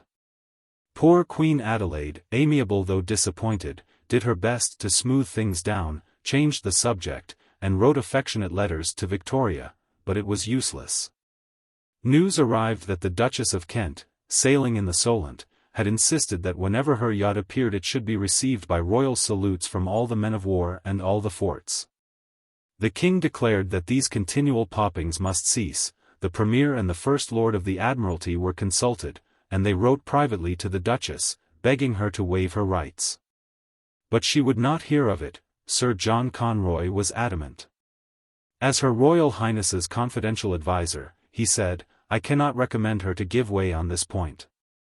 Eventually the king, in a great state of excitement, issued a special order in council, prohibiting the firing of royal salutes to any ships except those which carried the reigning sovereign or his consort on board. 51. When King William quarrelled with his Whig ministers the situation grew still more embittered, for now the Duchess, in addition to her other shortcomings, was the political partisan of his enemies. In 1836 he made an attempt to prepare the ground for a match between the Princess Victoria and one of the sons of the Prince of Orange, and at the same time did his best to prevent the visit of the young Coburg princes to Kensington. He failed in both these objects, and the only result of his efforts was to raise the anger of the King of the Belgians, who, forgetting for a moment his royal reserve, addressed an indignant letter on the subject to his niece. "I am really astonished," he wrote, "at the conduct of your old uncle the king. This invitation of the Prince of Orange and his sons, this forcing him on others, is very extraordinary. Not later than yesterday I got a half-official communication from England, insinuating that it would be highly desirable that the visit of your relatives should not take place this year. Chuen dites vous? The relations of the Queen and the King, therefore, to the God knows what degree, are to come in shoals and rule the land, when your relations are to be forbidden the country, and that when, as you know, the whole of your relations have ever been very dutiful and kind to the king. Really and truly I never heard or saw anything like it, and I hope it will a little rouse your spirit. Now that slavery is even abolished in the British colonies, I do not comprehend why your lot alone should be to be kept a white little slavey in England, for the pleasure of the court. Who never bought you, as I am not aware of their ever having gone to any expense on that head, or the king's ever having spent a sixpence for your existence. Oh! Consistency and political or other honesty, where must one look for you? 52. Shortly afterwards King Leopold came to England himself, and his reception was as cold at Windsor as it was warm at Kensington. To hear dear uncle speak on any subject, the princess wrote in her diary, is like reading a highly instructive book. His conversation is so enlightened, so clear. He is universally admitted to be one of the first politicians now extant. He speaks so mildly, yet firmly and impartially, about politics. Uncle tells me that Belgium is quite a pattern for its organization, its industry, and prosperity. The finances are in the greatest perfection. Uncle is so beloved and revered by his Belgian subjects, that it must be a great compensation for all his extreme trouble. 53. But her other uncle by no means shared her sentiments. He could not, he said, put up with a water drinker, and King Leopold would touch no wine. What's that you're drinking, sir? He asked him one day at dinner. Water, sir. God damn it, sir, was the rejoinder. Why don't you drink wine? I never allow anybody to drink water at my table. 54. It was clear that before very long there would be a great explosion. And in the hot days of August it came. The Duchess and the Princess had gone down to stay at Windsor for the King's birthday party, and the King himself, who was in London for the day to prorogue Parliament, paid a visit at Kensington Palace in their absence. There he found that the Duchess had just appropriated, against his express orders, a suite of 17 apartments for her own use. He was extremely angry, and, when he returned to Windsor, after greeting the princess with affection, he publicly rebuked the Duchess for what she had done. But this was little to what followed. On the next day was the birthday banquet. There were 100 guests. The Duchess of Kent sat on the king's right hand, and the Princess Victoria opposite. At the end of the dinner, in reply to the toast of the king's health, he rose, and, in a long, loud, passionate speech, poured out the vials of his wrath upon the Duchess. She had, he declared, insulted him, grossly and continually. She had kept the princess away from him in the most improper manner. She was surrounded by evil advisers, and was incompetent to act with propriety in the high station which she filled, but he would bear it no longer. He would have her to know he was king. He was determined that his authority should be respected. Henceforward the princess should attend at every court function with the utmost regularity. And he hoped to God that his life might be spared for 6 months longer, so that the calamity of a regency might be avoided. And the functions of the crown pass directly to the heiress presumptive instead of into the hands of the person now near him, upon whose conduct and capacity no reliance whatever could be placed. The flood of vituperation rushed on for what seemed an interminable period. While the queen blushed scarlet, the princess burst into tears, and the 100 guests sat aghast. The Duchess said not a word until the tirade was over and the company had retired. Then, in a tornado of rage and mortification, she called for her carriage and announced her immediate return to Kensington. It was only with the utmost difficulty that some show of a reconciliation was patched up, and the outraged lady was prevailed upon to put off her departure till the morrow. 55. Her troubles, however, were not over when she had shaken the dust of Windsor from her feet. In her own household she was pursued by bitterness and vexation of spirit. The apartments at Kensington were seething with subdued disaffection, with jealousies and animosities virulently intensified by long years of propinquity and spite. There was a deadly feud between Sir John Conroy and Baroness Leeson. But that was not all. The Duchess had grown too fond of her majordomo. There were familiarities, and one day the Princess Victoria discovered the fact. She confided what she had seen to the Baroness, and to the Baroness's beloved ally, Madame de Spath. Unfortunately, Madame de Spath could not hold her tongue, and was actually foolish enough to reprove the Duchess, whereupon she was instantly dismissed. It was not so easy to get rid of the Baroness. That lady, prudent and reserved, maintained an irreproachable demeanor. Her position was strongly entrenched, she had managed to secure the support of the king. And Sir John found that he could do nothing against her. But henceforward the household was divided into two camps. 56 The Duchess supported Sir John with all the abundance of her authority. But the Baroness, too, had an adherent who could not be neglected. The Princess Victoria said nothing, but she had been much attached to Madame de Spath, and she adored her leson. The Duchess knew only too well that in this horrid embroilment her daughter was against her. Chagrin, annoyance, moral reprobation, tossed her to and fro. She did her best to console herself with Sir John's affectionate loquacity, or with the sharp remarks of Lady Flora Hastings, one of her maids of honour, who had no love for the Baroness. The subject lent itself to satire, for the pastor's daughter, with all her airs of stiff superiority, had habits which betrayed her origin. Her passion for caraway seeds, for instance, was uncontrollable. Little bags of them came over to her from Hanover, and she sprinkled them on her bread and butter, her cabbage, and even her roast beef. Lady Flora could not resist a caustic observation. It was repeated to the Baroness, who pursed her lips in fury, and so the mischief grew. 57. Chapter 5. The king had prayed that he might live till his niece was of age. And a few days before her 18th birthday, the date of her legal majority, a sudden attack of illness very nearly carried him off. He recovered, however, and the princess was able to go through her birthday festivities, a state ball and a drawing-room, with unperturbed enjoyment. Count Zichy, she noted in her diary, is very good-looking in uniform, but not in plain clothes. Count Waldstein looks remarkably well in his pretty Hungarian uniform. 58 With the latter young gentleman she wished to dance, but there was an insurmountable difficulty. He could not dance quadrilles, and, as in my station I unfortunately cannot valse and gallop, I could not dance with him. 59 Her birthday present from the king was of a pleasing nature, but it led to a painful domestic scene. In spite of the anger of her Belgian uncle, she had remained upon good terms with her English one. He had always been very kind to her, and the fact that he had quarrelled with her mother did not appear to be a reason for disliking him. He was, she said, odd, very odd and singular, but his intentions were often ill-interpreted. 60 He now wrote her a letter, offering her an allowance of £10,000 a year, which he proposed should be at her own disposal, and independent of her mother. Lord Conyngham, the Lord Chamberlain, was instructed to deliver the letter into the princess's own hands.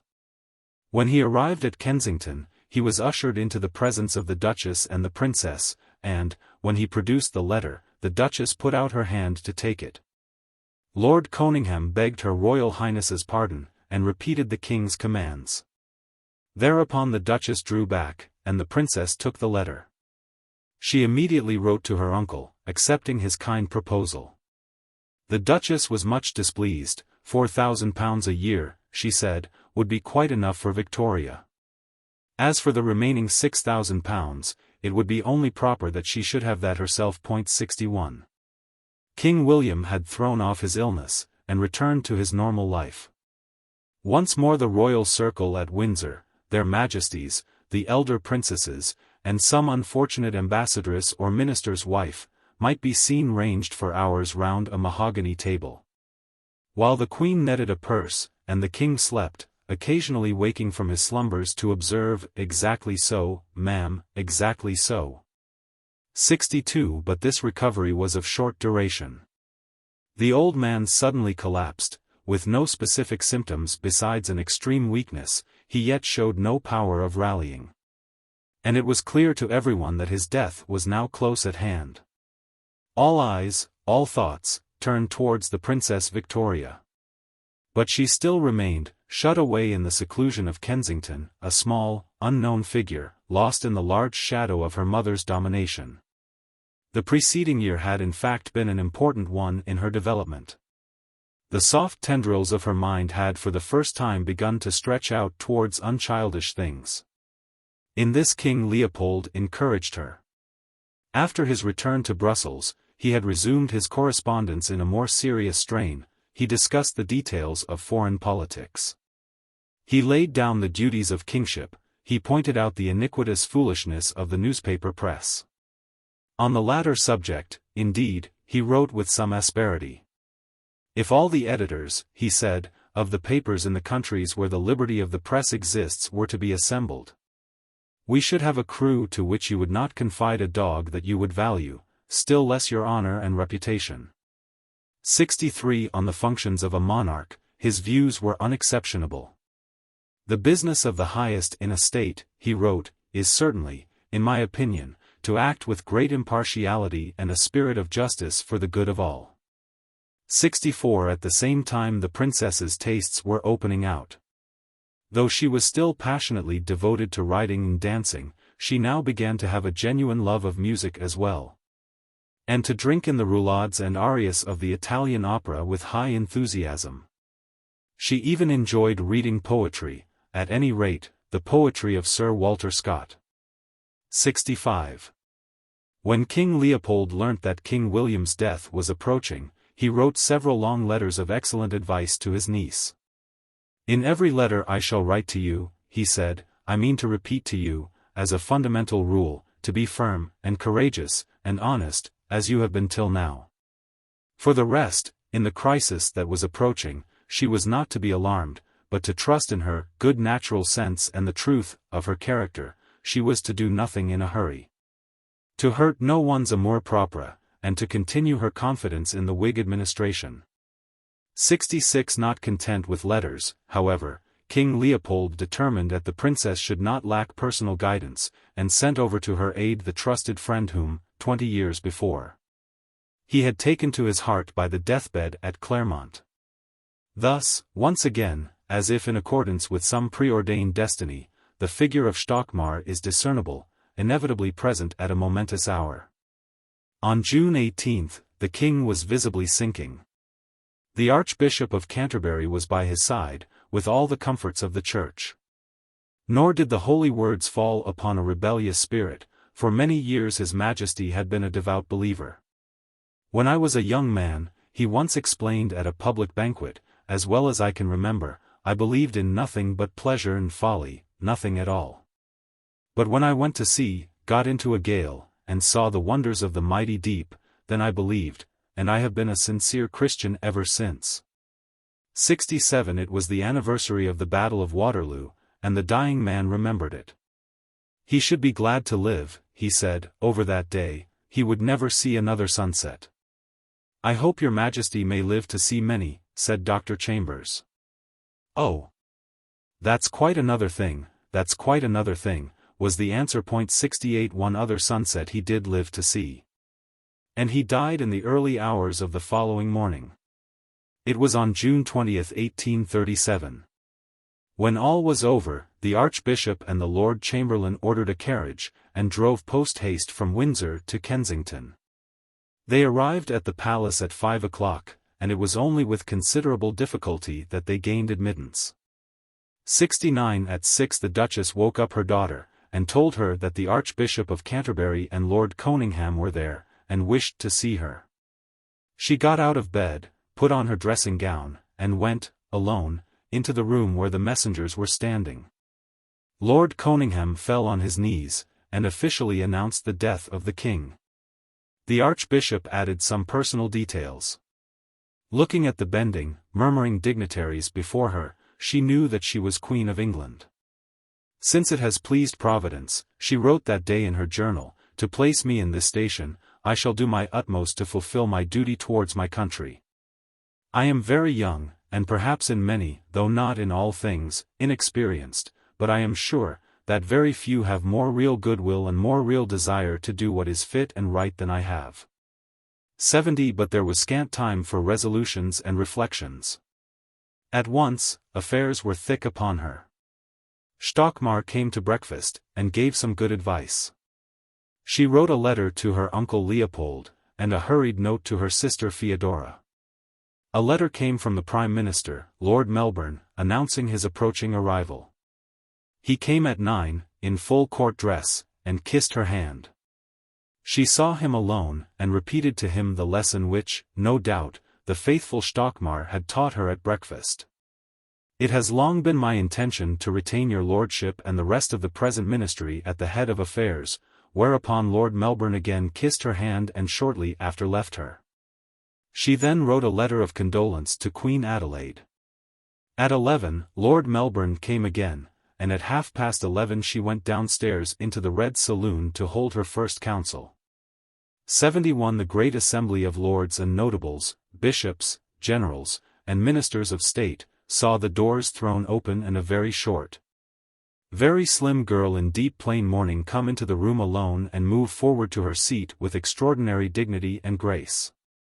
They saw a countenance, not beautiful, but prepossessing, fair hair, blue prominent eyes, a small curved nose, an open mouth revealing the upper teeth, a tiny chin, a clear complexion, and, over all, the strangely mingled signs of innocence, of gravity, of youth, and of composure. They heard a high unwavering voice reading aloud with perfect clarity.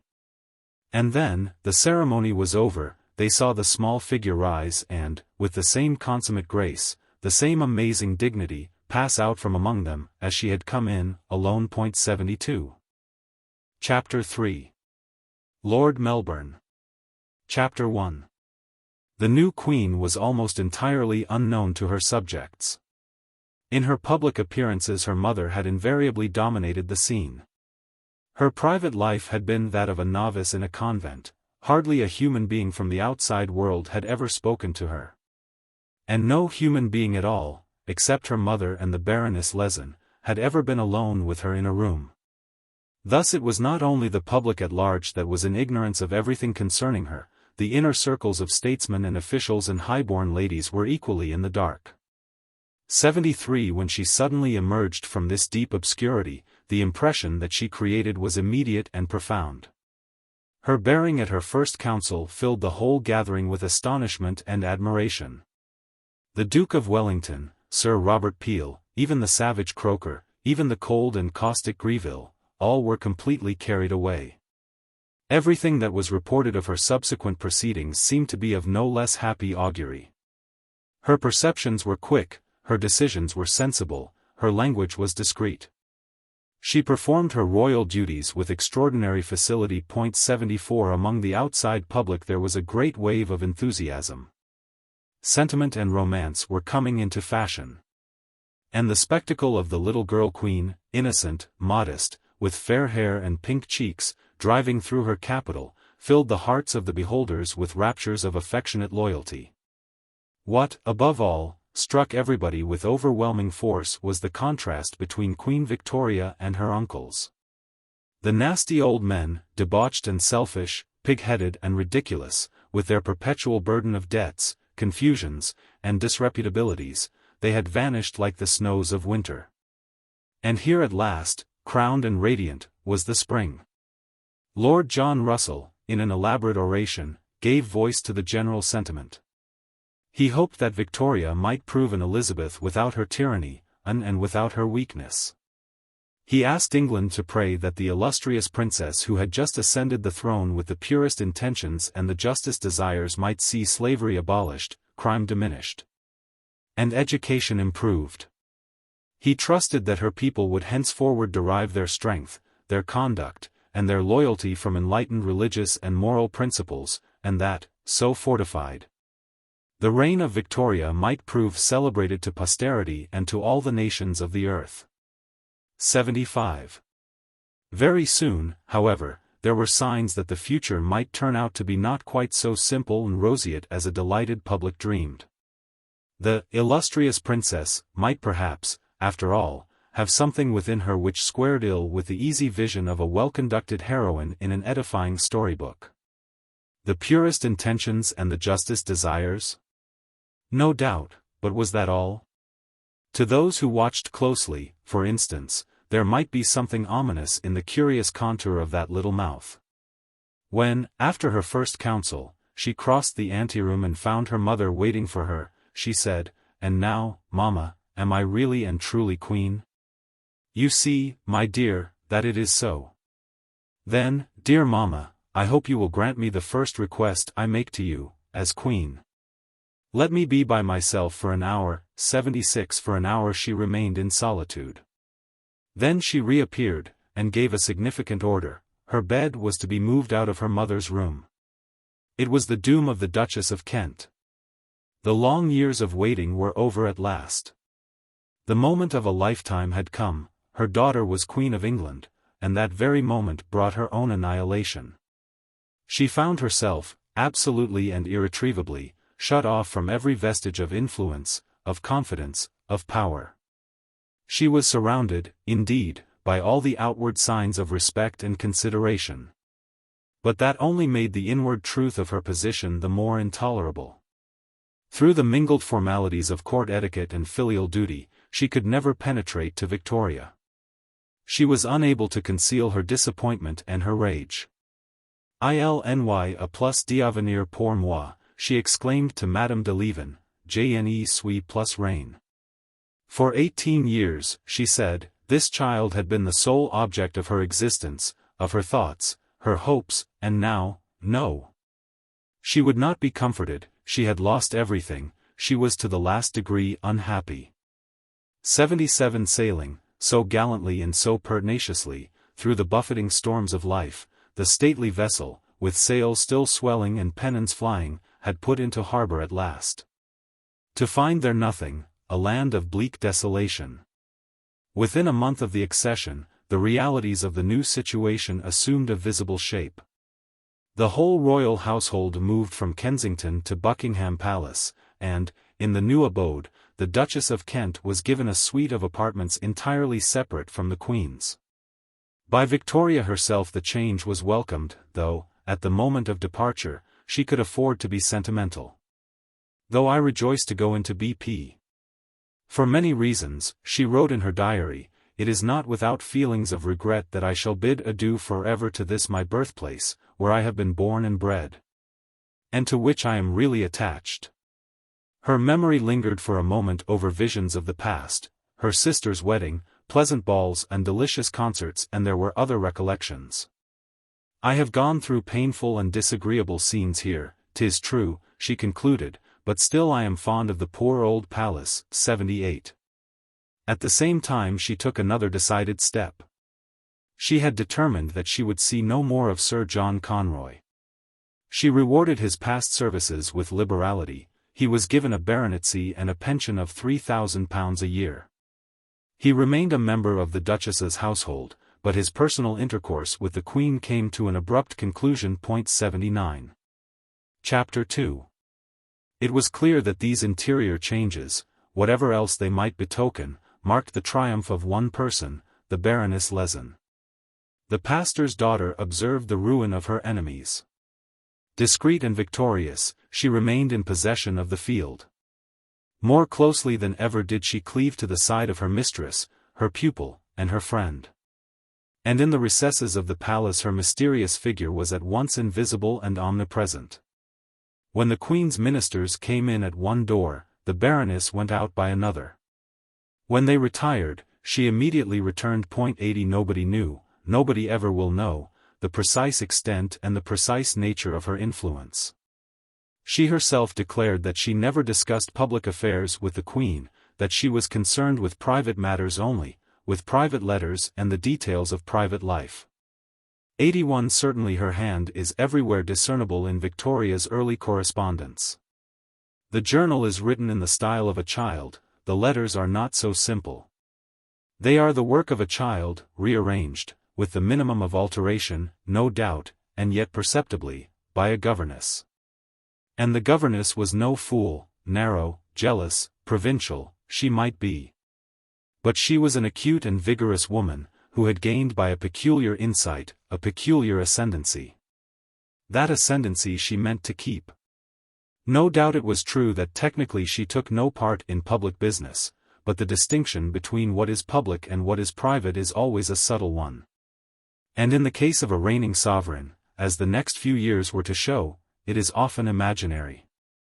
Considering all things, the characters of the persons, and the character of the times, it was something more than a mere matter of private interest that the bedroom of Baroness Lytton at Buckingham Palace should have been next door to the bedroom of the Queen. But the influence wielded by the Baroness, supreme as it seemed within its own sphere, was not unlimited. There were other forces at work. For one thing, the faithful Stockmar had taken up his residence in the palace. During the 20 years which had elapsed since the death of the Princess Charlotte, his experiences had been varied and remarkable. The unknown counsellor of a disappointed princeling had gradually risen to a position of European importance. His devotion to his master had been not only whole-hearted but cautious and wise.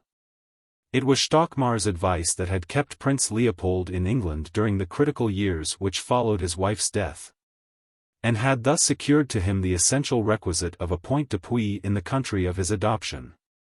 82 It was Stockmar's discretion which had smoothed over the embarrassment surrounding the prince's acceptance and rejection of the Greek crown. It was Stockmar who had induced the prince to become the constitutional sovereign of Belgium. 83 Above all, it was Stockmar's tact, honesty, and diplomatic skill which, through a long series of arduous and complicated negotiations, had led to the guarantee of Belgian neutrality by the great powers. 84 His labours had been rewarded by a German barony and by the complete confidence of King Leopold. Nor was it only in Brussels that he was treated with respect and listened to with attention. The statesmen who governed England, Lord Grey, Sir Robert Peel, Lord Palmerston, Lord Melbourne, had learnt to put a high value upon his probity and his intelligence. "He is one of the cleverest fellows I ever saw," said Lord Melbourne, "the most discreet man, the most well-judging, and most cool man." 85 And Lord Palmerston cited Baron Stockmar as the only absolutely disinterested man he had come across in life. 86 At last he was able to retire to Coburg, and to enjoy for a few years the society of the wife and children whom his labours in the service of his master had hitherto only allowed him to visit at long intervals for a month or two at a time. But in 1836 he had been again entrusted with an important negotiation, which he had brought to a successful conclusion in the marriage of Prince Ferdinand of Saxe-Coburg, a nephew of King Leopold's, with Queen Maria II of Portugal. 87 The House of Coburg was beginning to spread over Europe, and the establishment of the Baron at Buckingham Palace in 1837 was to be the prelude of another and a more momentous advance. 88 King Leopold and his counsellor provide in their careers an example of the curious diversity of human ambitions. The desires of man are wonderfully various, but no less various are the means by which those desires may reach satisfaction, and so the work of the world gets done. The correct mind of Leopold craved for the whole apparatus of royalty. Mere power would have held no attractions for him. He must be an actual king, the crowned head of a people. It was not enough to do, it was essential also to be recognized. Anything else would not be fitting. The greatness that he dreamt of was surrounded by every appropriate circumstance. To be a majesty, to be a cousin of sovereigns, to marry a Bourbon for diplomatic ends, to correspond with the Queen of England, to be very stiff and very punctual, to found a dynasty, to bore ambassadresses into fits, to live, on the highest pinnacle, an exemplary life devoted to the public service, such were his objects, and such, in fact, were his achievements. The Marquis Pouapou, as George IV called him, 89 had what he wanted.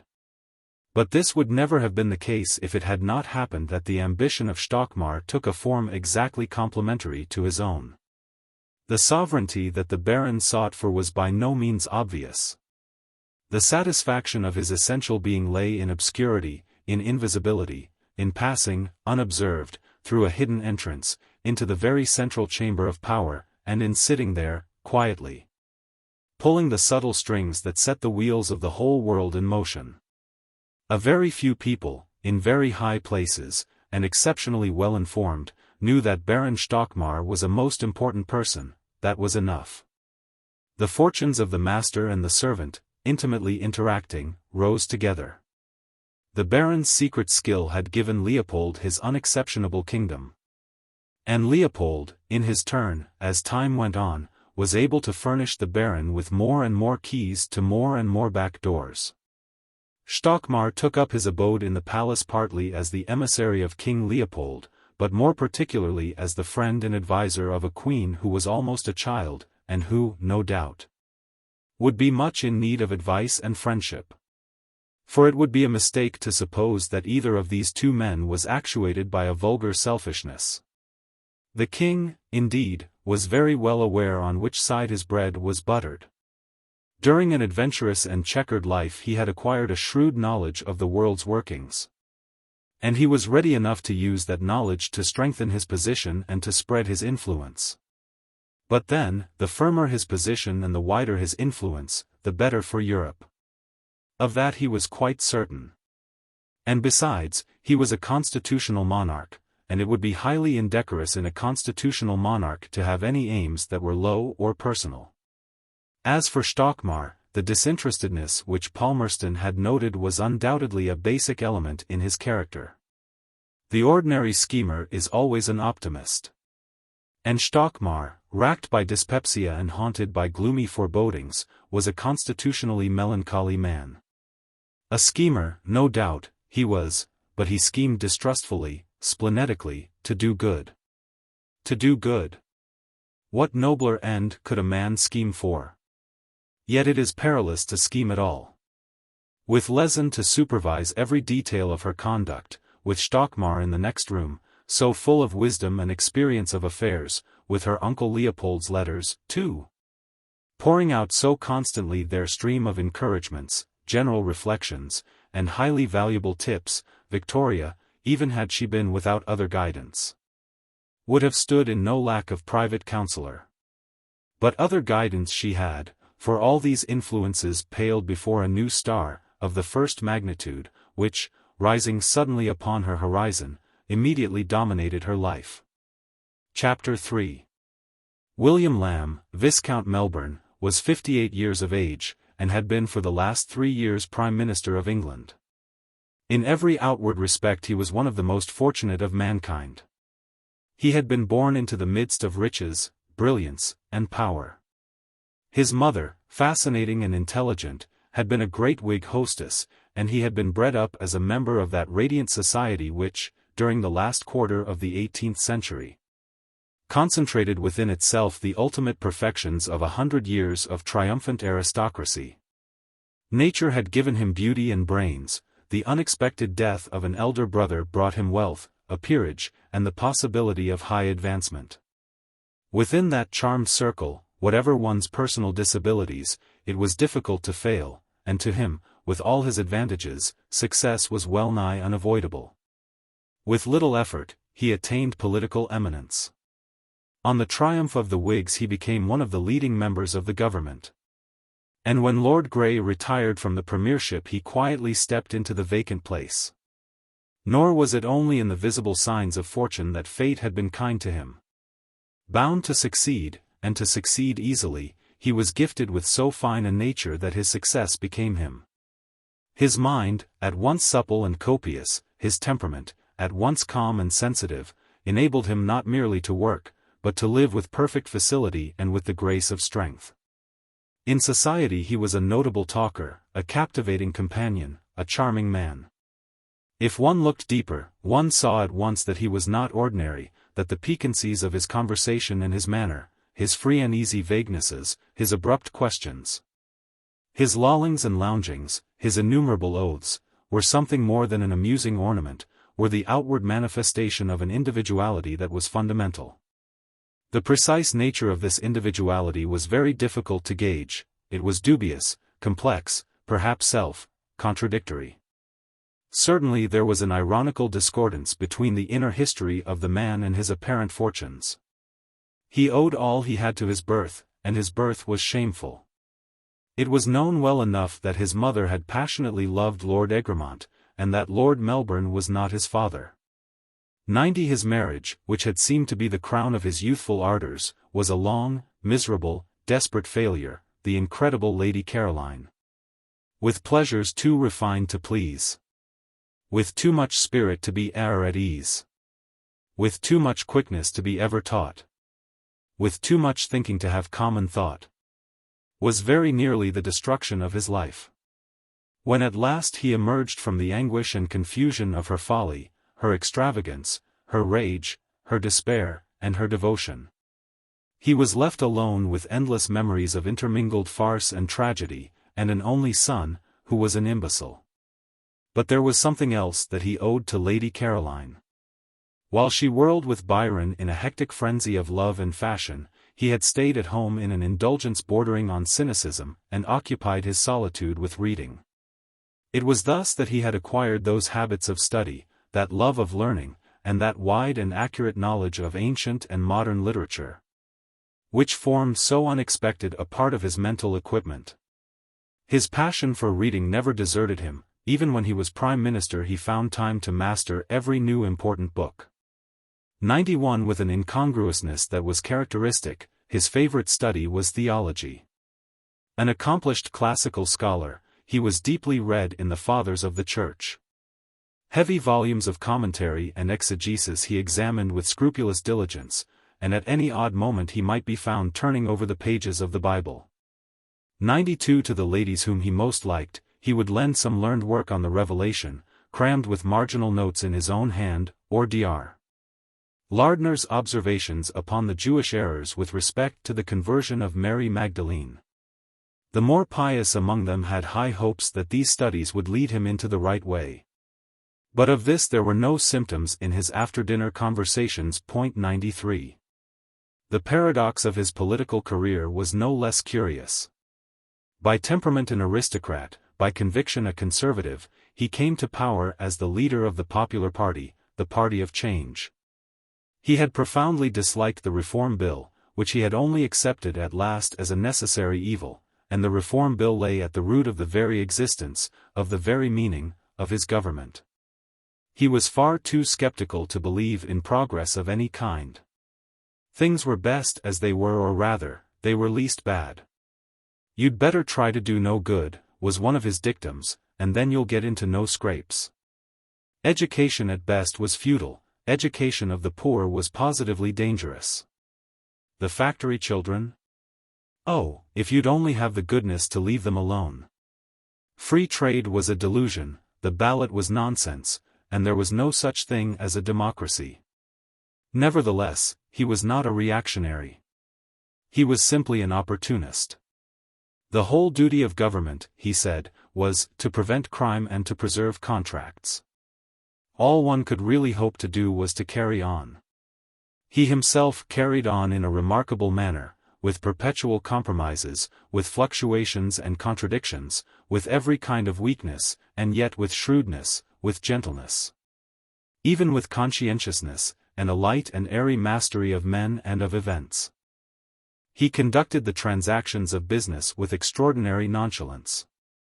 Important persons, ushered up for some grave interview, found him in a tousled bed, littered with books and papers, or vaguely shaving in a dressing-room. But, when they went downstairs again, they would realize that somehow or other they had been pumped. When he had to receive a deputation, he could hardly ever do so with becoming gravity. The worthy delegates of the tallow chandlers, or the Society for the Abolition of Capital Punishment, were distressed and mortified when, in the midst of their speeches, the Prime Minister became absorbed in blowing a feather, or suddenly cracked an unseemly joke. How could they have guessed that he had spent the night before diligently getting up the details of their case? He hated patronage and the making of appointments, a feeling rare in ministers. As for the bishops, he burst out, "I positively believe they die to vex me." But when at last the appointment was made, it was made with keen discrimination. His colleagues observed another symptom. Was it of his irresponsibility or his wisdom? He went to sleep in the cabinet. 94. Probably, if he had been born a little earlier, he would have been a simpler and a happier man. As it was, he was a child of the 18th century whose lot was cast in a new, difficult, unsympathetic age. He was an autumn rose. With all his gracious amenity, his humor, his happy-go-lucky ways, a deep disquietude possessed him.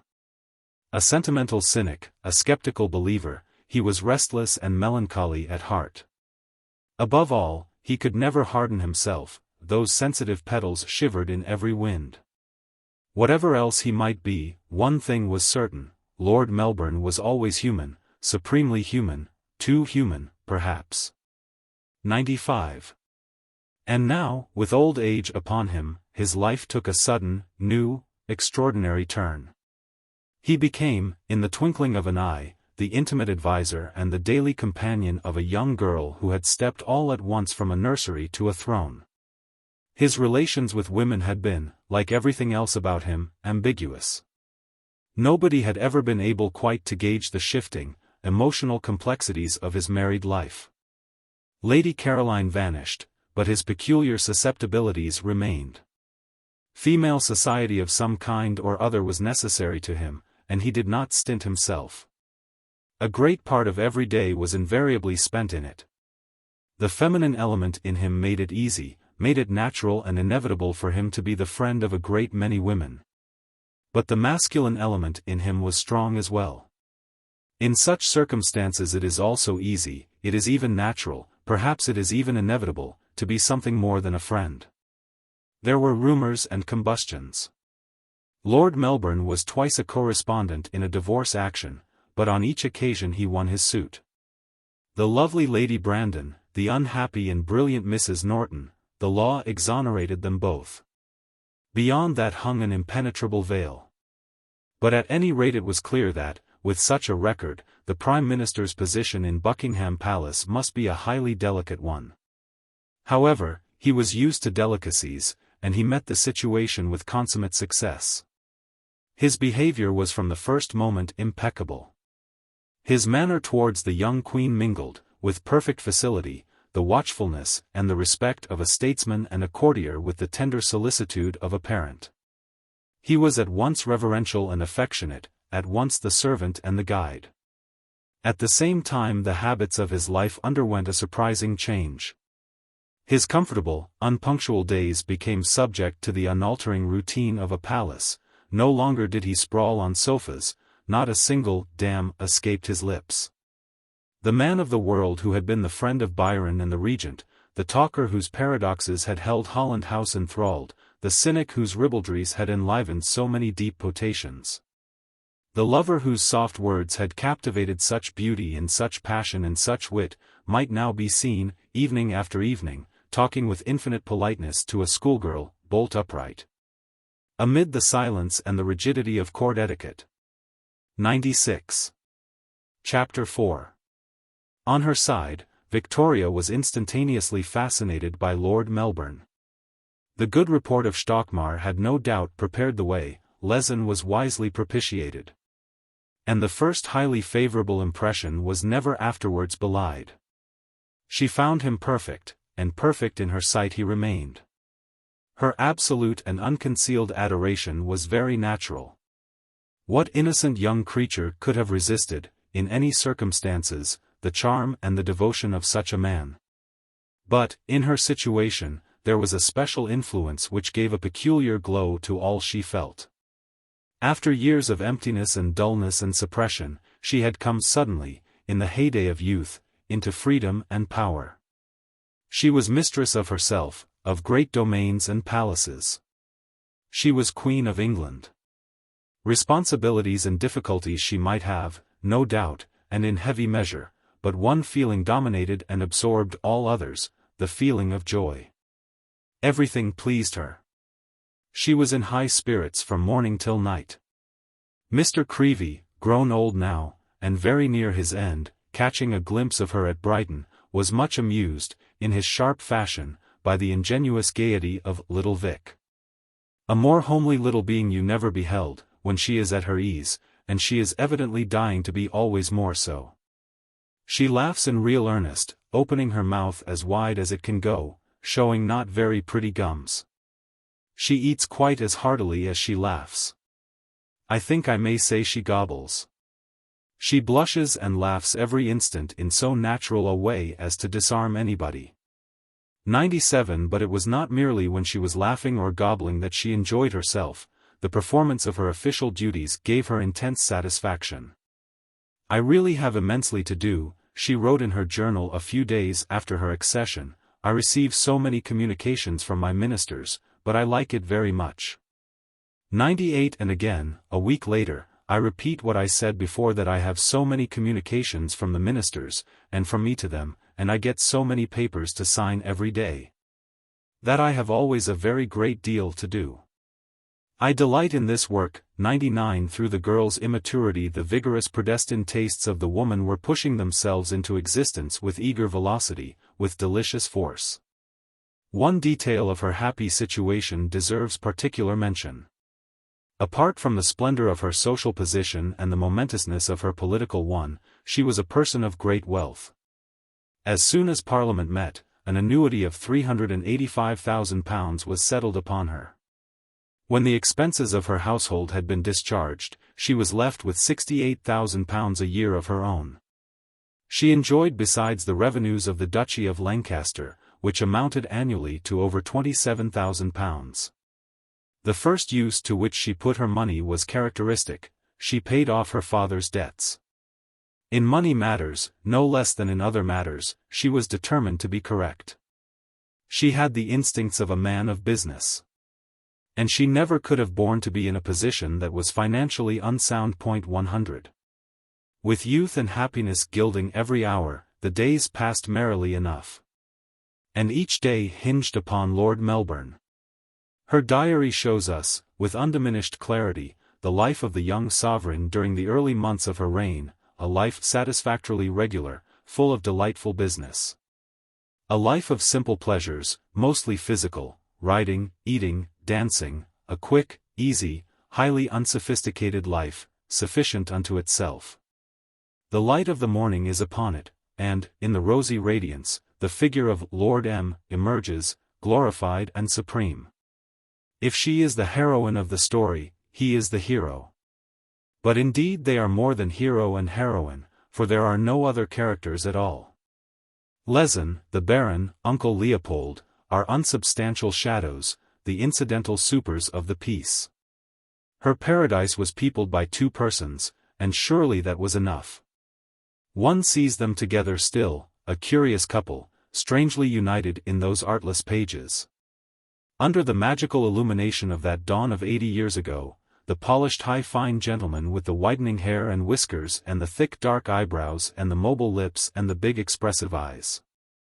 And beside him the tiny queen, fair, slim, elegant, active, in her plain girl's dress and little tippet, looking up at him earnestly, adoringly, with eyes blue and projecting, and half-open mouth. So they appear upon every page of the journal. Upon every page Lord M. is present, Lord M. is speaking, Lord M. is being amusing, instructive, delightful, and affectionate at once, while Victoria drinks in the honeyed words, laughs till she shows her gums, tries hard to remember, and runs off, as soon as she is left alone, to put it all down. Their long conversations touched upon a multitude of topics. Lord M. would criticize books, throw out a remark or two on the British Constitution, make some passing reflections on human life, and tell story after story of the great people of the 18th century. Then there would be business, a dispatch perhaps from Lord Durham in Canada, which Lord M. would read. But first he must explain a little. He said that I must know that Canada originally belonged to the French, and was only ceded to the English in 1760, when it was taken in an expedition under Wolfe, a very daring enterprise. He said, Canada was then entirely French, and the British only came afterwards. Lord M. explained this very clearly, and much better than I have done, and said a good deal more about it. He then read me Durham's dispatch, which is a very long one and took him more than 1/2 an hour to read. Lord M. read it beautifully with that fine soft voice of his, and with so much expression, so that it is needless to say I was much interested by it. 101. And then the talk would take a more personal turn. Lord M. would describe his boyhood, and she would learn that he wore his hair long, as all boys then did, till he was 17, how handsome he must have looked. 102. Or she would find out about his queer tastes and habits, how he never carried a watch, which seemed quite extraordinary. I always ask the servant what o'clock it is. And then he tells me what he likes, said Lord M103 or, as the rooks wheeled about round the trees, in a manner which indicated rain, he would say that he could sit looking at them for an hour. And was quite surprised at my disliking them. M. said, the rooks are my delight. 104. The day's routine, whether in London or at Windsor, was almost invariable. The morning was devoted to business and Lord M. In the afternoon the whole court went out riding. The Queen, in her velvet riding habit and a top hat with a veil draped about the brim, headed the cavalcade, and Lord M. rode beside her. The lively troop went fast and far, to the extreme exhilaration of Her Majesty. Back in the palace again, there was still time for a little more fun before dinner, a game of battledore and shuttlecock perhaps, or a romp along the galleries with some children. 105 dinner came, and the ceremonial decidedly tightened. The gentleman of highest rank sat on the right hand of the Queen, on her left, it soon became an established rule, sat Lord Melbourne. After the ladies had left the dining-room, the gentlemen were not permitted to remain behind for very long. Indeed, the short time allowed them for their wine-drinking formed the subject, so it was rumoured, of one of the very few disputes between the Queen and her Prime Minister. 106 But her determination carried the day, and from that moment after dinner drunkenness began to go out of fashion. When the company was reassembled in the drawing-room the etiquette was stiff.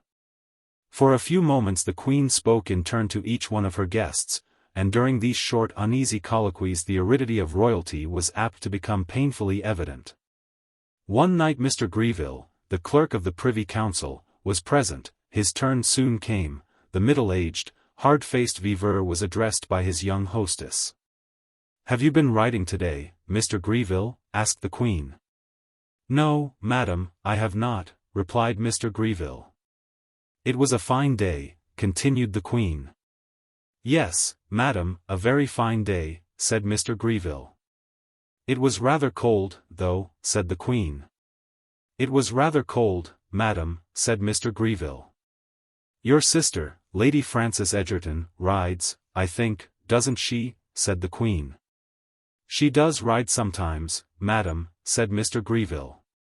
There was a pause, after which Mr. Greville ventured to take the lead, though he did not venture to change the subject. "Has your Majesty been riding today?" asked Mr. Greville. "Oh yes, a very long ride," answered the Queen with animation. "Has your Majesty got a nice horse?" said Mr. Greville. "Oh, a very nice horse," said the Queen. It was over. Her Majesty gave a smile and an inclination of the head, Mr. Greville a profound bow, and the next conversation began with the next gentleman. 107 When all the guests had been disposed of, the Duchess of Kent sat down to her whist, while everybody else was ranged about the round table.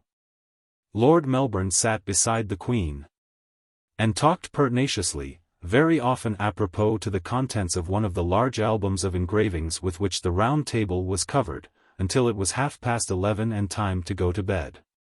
108. Occasionally, there were little diversions, the evening might be spent at the opera or at the play. Next morning the royal critic was careful to note down her impressions. It was Shakespeare's tragedy of Hamlet, and we came in at the beginning of it. Mr. Charles Kean, son of old Kean, acted the part of Hamlet, and I must say beautifully. His conception of this very difficult, and I may almost say incomprehensible, character is admirable, his delivery of all the fine long speeches quite beautiful. He is excessively graceful and all his actions and attitudes are good, though not at all good-looking in face. I came away just as Hamlet was over. 109 Later on, she went to see Macready in King Lear. The story was new to her, she knew nothing about it, and at first she took very little interest in what was passing on the stage. She preferred to chatter and laugh with the Lord Chamberlain. But, as the play went on, her mood changed, her attention was fixed, and then she laughed no more. Yet she was puzzled. It seemed a strange, a horrible business. What did Lord M. think? Lord M. thought it was a very fine play, but to be sure, a rough, coarse play, written for those times, with exaggerated characters. I'm glad you've seen it, he added. 110 But, undoubtedly, the evenings which she enjoyed most were those on which there was dancing. She was always ready enough to seize any excuse, the arrival of cousins, a birthday, a gathering of young people, to give the command for that. Then, when the band played, and the figures of the dancers swayed to the music, and she felt her own figure swaying too, with youthful spirits so close on every side, then her happiness reached its height, her eyes sparkled, she must go on and on into the small hours of the morning. For a moment Lord M. himself was forgotten. Chapter 5. The months flew past. The summer was over, the pleasantest summer I ever passed in my life, and I shall never forget this first summer of my reign. 111 With surprising rapidity, another summer was upon her. The coronation came and went, a curious dream. The antique, intricate, endless ceremonial worked itself out as best it could, like some machine of gigantic complexity which was a little out of order. The small central figure went through her gyrations. She sat, she walked, she prayed, she carried about an orb that was almost too heavy to hold. The Archbishop of Canterbury came and crushed a ring upon the wrong finger, so that she was ready to cry out with the pain. Old Lord Rawle tripped up in his mantle and fell down the steps as he was doing homage. She was taken into a side chapel, where the altar was covered with a tablecloth, sandwiches, and bottles of wine. She perceived Lytton in an upper box and exchanged a smile with her as she sat, robed and crowned, on the confessor's throne. I shall ever remember this day as the proudest of my life, she noted. But the pride was soon merged once more in youth and simplicity. When she returned to Buckingham Palace at last she was not tired. She ran up to her private rooms, doffed her splendors, and gave her dog Dash its evening bath. 112. Life flowed on again with its accustomed smoothness, though, of course, the smoothness was occasionally disturbed. For one thing, there was the distressing behavior of Uncle Leopold. The King of the Belgians had not been able to resist attempting to make use of his family position to further his diplomatic ends. But, indeed, why should there be any question of resisting? Was not such a course of conduct, far from being a temptation, simply ciel and les règles? What were royal marriages for, if they did not enable sovereigns, in spite of the hindrances of constitutions, to control foreign politics? For the highest purposes, of course, that was understood. The Queen of England was his niece, more than that, almost his daughter. His confidential agent was living, in a position of intimate favor, at her court. Surely, in such circumstances, it would be preposterous, it would be positively incorrect, to lose the opportunity of bending to his wishes by means of personal influence. Behind the backs of the English ministers, the foreign policy of England. He set about the task with becoming precautions. He continued in his letters his admirable advice. Within a few days of her accession, he recommended the young queen to lay emphasis, on every possible occasion, upon her English birth, to praise the English nation. The established church I also recommend strongly. You cannot, without pledging yourself to anything particular, say too much on the subject. And then, before you decide on anything important, I should be glad if you would consult me. This would also have the advantage of giving you time. Nothing was more injurious than to be hurried into wrong decisions unawares. His niece replied at once with all the accustomed warmth of her affection. But she wrote hurriedly, and, perhaps, a trifle vaguely too. Your advice is always of the greatest importance to me, she said. 113. Had he, possibly, gone too far? He could not be certain. Perhaps Victoria had been hurried. In any case, he would be careful, he would draw back. Poor Mussotter, he added to himself with a smile. In his next letters he made no reference to his suggestion of consultations with himself, he merely pointed out the wisdom, in general, of refusing to decide upon important questions offhand. So far, his advice was taken, and it was noticed that the Queen, when applications were made to her, rarely gave an immediate answer. Even with Lord Melbourne, it was the same. When he asked for her opinion upon any subject, she would reply that she would think it over, and tell him her conclusions next day. 114. King Leopold's counsels continued.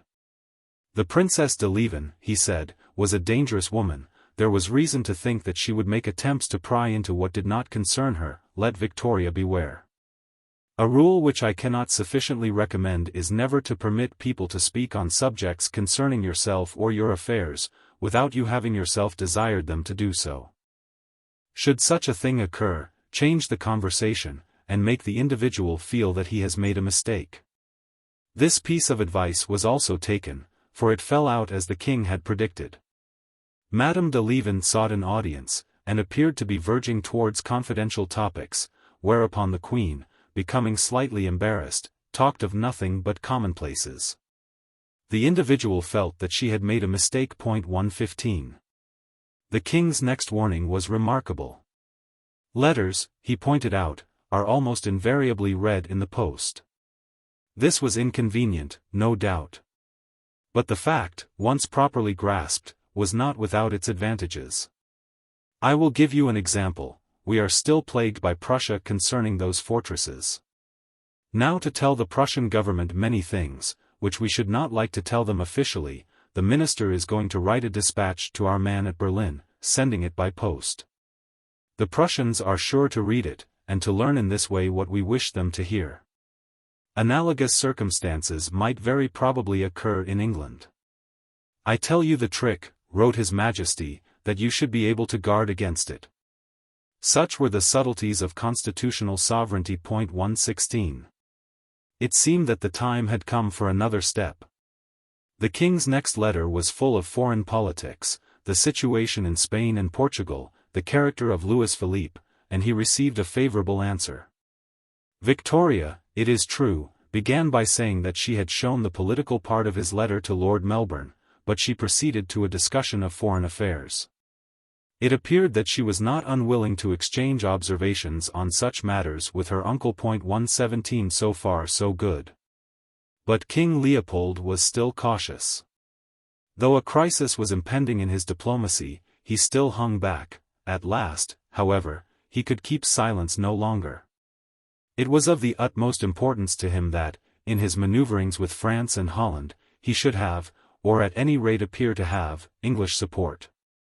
But the English government appeared to adopt a neutral attitude. It was too bad. Not to be for him was to be against him. Could they not see that?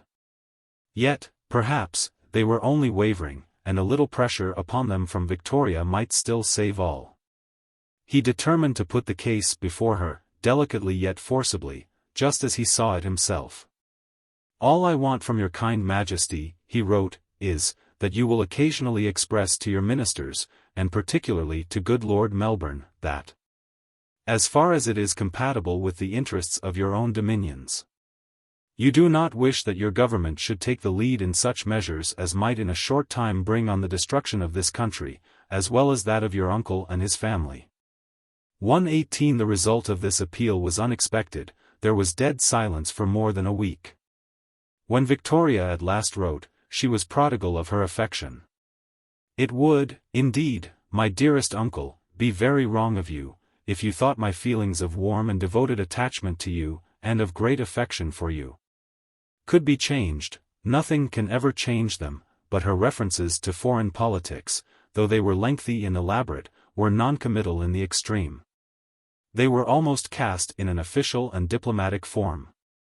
Her ministers, she said, entirely shared her views upon the subject. She understood and sympathized with the difficulties of her beloved uncle's position. And he might rest assured that both Lord Melbourne and Lord Palmerston are most anxious at all times for the prosperity and welfare of Belgium. That was all. The king in his reply declared himself delighted, and re-echoed the affectionate protestations of his niece. My dearest and most beloved Victoria, he said, you have written me a very dear and long letter, which has given me great pleasure and satisfaction. He would not admit that he had had a rebuff. 119. A few months later the crisis came. King Leopold determined to make a bold push, and to carry Victoria with him, this time, by a display of royal vigor and avuncular authority. In an abrupt, an almost peremptory letter, he laid his case, once more, before his niece.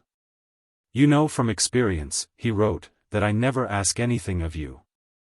But, as I said before, if we are not careful we may see serious consequences which may affect more or less everybody. And this ought to be the object of our most anxious attention. I remain, my dear Victoria, your affectionate uncle, Leopold R. 120. The Queen immediately dispatched this letter to Lord Melbourne, who replied with a carefully thought-out form of words, signifying nothing whatever, which, he suggested, she should send to her uncle. She did so, copying out the elaborate formula, with a liberal scattering of "dear uncles" interspersed. And she concluded her letter with a message of affectionate love to Aunt Louise and the children. Then at last King Leopold was obliged to recognize the facts. His next letter contained no reference at all to politics. "I am glad," he wrote, "to find that you like Brighton better than last year. I think Brighton very agreeable at this time of the year, till the east wind set in. The pavilion, besides, is comfortable, that cannot be denied. Before my marriage, it was there that I met the Regent. Charlotte afterwards came with old Queen Charlotte. How distant all this already, but still how present to one's memory. Like poor Madame de Lieven, His Majesty felt that he had made a mistake. 121. Nevertheless, he could not quite give up all hope. Another opportunity offered, and he made another effort, but there was not very much conviction in it, and it was immediately crushed. My dear uncle, the Queen wrote, I have to thank you for your last letter which I received on Sunday. Though you seem not to dislike my political sparks, I think it is better not to increase them, as they might finally take fire. Particularly as I see with regret that upon this one subject we cannot agree. I shall, therefore, limit myself to my expressions of very sincere wishes for the welfare and prosperity of Belgium. 122. After that, it was clear that there was no more to be said. Henceforward there is audible in the King's letters a curiously elegiac note. My dearest Victoria, your delightful little letter has just arrived and went like an arrow to my heart. Yes, my beloved Victoria. I do love you tenderly. I love you for yourself, and I love in you the dear child whose welfare I tenderly watched. He had gone through much. Yet, if life had its disappointments, it had its satisfactions too. I have all the honors that can be given, and I am, politically speaking, very solidly established. But there were other things besides politics, there were romantic yearnings in his heart. The only longing I still have is for the Orient, where I perhaps shall once end my life, rising in the west and setting in the east. As for his devotion to his niece, that could never end.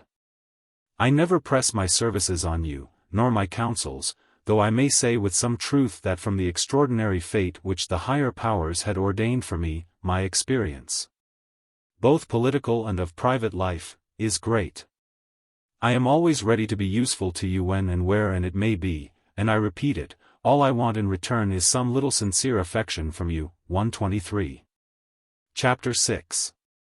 The correspondence with King Leopold was significant of much that still lay partly hidden in the character of Victoria. Her attitude towards her uncle had never wavered for a moment. To all his advances she had presented an absolutely unyielding front.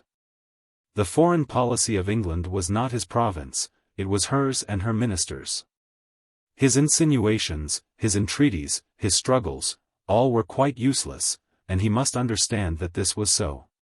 The rigidity of her position was the more striking owing to the respectfulness and the affection with which it was accompanied. From start to finish the unmoved Queen remained the devoted niece. Leopold himself must have envied such perfect correctitude, but what may be admirable in an elderly statesman is alarming in a maiden of 19. And privileged observers were not without their fears. The strange mixture of ingenuous light-heartedness and fixed determination, of frankness and reticence, of childishness and pride, seemed to augur a future that was perplexed and full of dangers. As time passed, the less pleasant qualities in this curious composition revealed themselves more often and more seriously. There were signs of an imperious, a peremptory temper, an egotism that was strong and hard. It was noticed that the palace etiquette, far from relaxing, grew ever more and more inflexible. By some, this was attributed to Lezen's influence, but, if that was so, Lezen had a willing pupil. For the slightest infringements of the freezing rules of regularity and deference were invariably and immediately visited by the sharp and haughty glances of the Queen. 124 Yet Her Majesty's eyes, crushing as they could be, were less crushing than her mouth. The self-will depicted in those small projecting teeth and that small receding chin was of a more dismaying kind than that which a powerful jaw betokens. It was a self-will imperturbable, impenetrable, unintelligent, a self-will dangerously akin to obstinacy. And the obstinacy of monarchs is not as that of other men. Within 2 years of her accession, the storm clouds which, from the first, had been dimly visible on the horizon, gathered and burst. Victoria's relations with her mother had not improved. The Duchess of Kent, still surrounded by all the galling appearances of filial consideration, remained in Buckingham Palace a discarded figure, powerless and inconsolable. Sir John Conroy, banished from the presence of the Queen, still presided over the Duchess's household, and the hostilities of Kensington continued unabated in the new surroundings. Lady Flora Hastings still cracked her malicious jokes, the animosity of the Baroness was still unappeased. One day, Lady Flora found the joke was turned against her. Early in 1839, travelling in the suite of the Duchess, she had returned from Scotland in the same carriage with Sir John. A change in her figure became the subject of an unseemly jest. Tongues wagged, and the jest grew serious. It was whispered that Lady Flora was with child. 125 The state of her health seemed to confirm the suspicion. She consulted Sir James Clark, the royal physician, and, after the consultation, Sir James let his tongue wag, too. On this, the scandal flared up sky-high. Everyone was talking. The Baroness was not surprised, the Duchess rallied tumultuously to the support of her lady, the Queen was informed. At last the extraordinary expedient of a medical examination was resorted to, during which Sir James, according to Lady Flora, behaved with brutal rudeness, while a second doctor was extremely polite. Finally, both physicians signed a certificate entirely exculpating the lady. But this was by no means the end of the business. The Hastings family, socially a very powerful one, threw itself into the fray with all the fury of outraged pride and injured innocence. Lord Hastings insisted upon an audience of the Queen, wrote to the papers, and demanded the dismissal of Sir James Clark. The Queen expressed her regret to Lady Flora, but Sir James Clark was not dismissed. The tide of opinion turned violently against the Queen and her advisers. High society was disgusted by all this washing of dirty linen in Buckingham Palace. The public at large was indignant at the ill treatment of Lady Flora.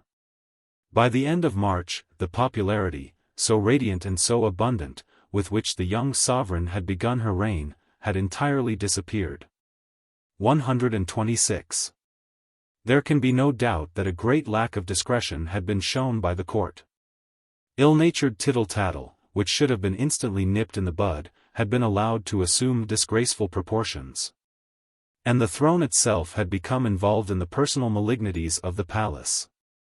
A particularly awkward question had been raised by the position of Sir James Clark. The Duke of Wellington, upon whom it was customary to fall back, in cases of great difficulty in high places, had been consulted upon this question, and he had given it as his opinion that, as it would be impossible to remove Sir James without a public inquiry, Sir James must certainly stay where he was. 127 Probably the Duke was right. But the fact that the peccant doctor continued in the Queen's service made the Hastings family irreconcilable and produced an unpleasant impression of unrepentant error upon the public mind. As for Victoria, she was very young and quite inexperienced, and she can hardly be blamed for having failed to control an extremely difficult situation. That was clearly Lord Melbourne's task. He was a man of the world, and, with vigilance and circumspection, he might have quietly put out the ugly flames while they were still smoldering. He did not do so. He was lazy and easygoing. The Baroness was persistent, and he let things slide. But doubtless his position was not an easy one. Passions ran high in the palace. And Victoria was not only very young, she was very headstrong, too. Did he possess the magic bridle which would curb that fiery steed? He could not be certain. And then, suddenly, another violent crisis revealed more unmistakably than ever the nature of the mind with which he had to deal. Chapter 7. The Queen had for long been haunted by a terror that the day might come when she would be obliged to part with her minister. Ever since the passage of the Reform Bill, the power of the Whig government had steadily declined. The general election of 1837 had left them with a very small majority in the House of Commons. Since then, they had been in constant difficulties. Abroad, at home, in Ireland, the radical group had grown hostile. It became highly doubtful how much longer they could survive. The Queen watched the development of events in great anxiety. She was a Whig by birth, by upbringing, by every association, public and private. And, even if those ties had never existed, the mere fact that Lord M. was the head of the Whigs would have amply sufficed to determine her politics. The fall of the Whigs would mean a sad upset for Lord M. But it would have a still more terrible consequence. Lord M. would have to leave her, and the daily, the hourly, presence of Lord M. had become an integral part of her life. 6 months after her accession she had noted in her diary, "I shall be very sorry to lose him even for one night." 128 And this feeling of personal dependence on her minister steadily increased. In these circumstances it was natural that she should have become a Whig partisan. Of the wider significance of political questions she knew nothing. All she saw was that her friends were in office and about her, and that it would be dreadful if they ceased to be so. "I cannot say," she wrote when a critical division was impending, "though I feel confident of our success, how low, how sad I feel. When I think of the possibility of this excellent and truly kind man not remaining my minister. Yet I trust fervently that he who has so wonderfully protected me through such manifold difficulties will not now desert me." I should have liked to have expressed to Lord M. my anxiety, but the tears were nearer than words throughout the time I saw him, and I felt I should have choked, had I attempted to say anything. 129 Lord Melbourne realized clearly enough how undesirable was such a state of mind in a constitutional sovereign who might be called upon at any moment to receive as her ministers the leaders of the opposite party. He did what he could to cool her ardor, but in vain. With considerable lack of foresight, too, he had himself helped to bring about this unfortunate condition of affairs. From the moment of her accession, he had surrounded the Queen with ladies of his own party. The mistress of the robes and all the ladies of the bedchamber were Whigs. In the ordinary course, the Queen never saw a Tory. Eventually she took pains never to see one in any circumstances. She disliked the whole tribe, and she did not conceal the fact. She particularly disliked Sir Robert Peel, who would almost certainly be the next Prime Minister. His manners were detestable, and he wanted to turn out Lord M. His supporters, without exception, were equally bad, and as for Sir James Graham, she could not bear the sight of him. He was exactly like Sir John Conroy. 130.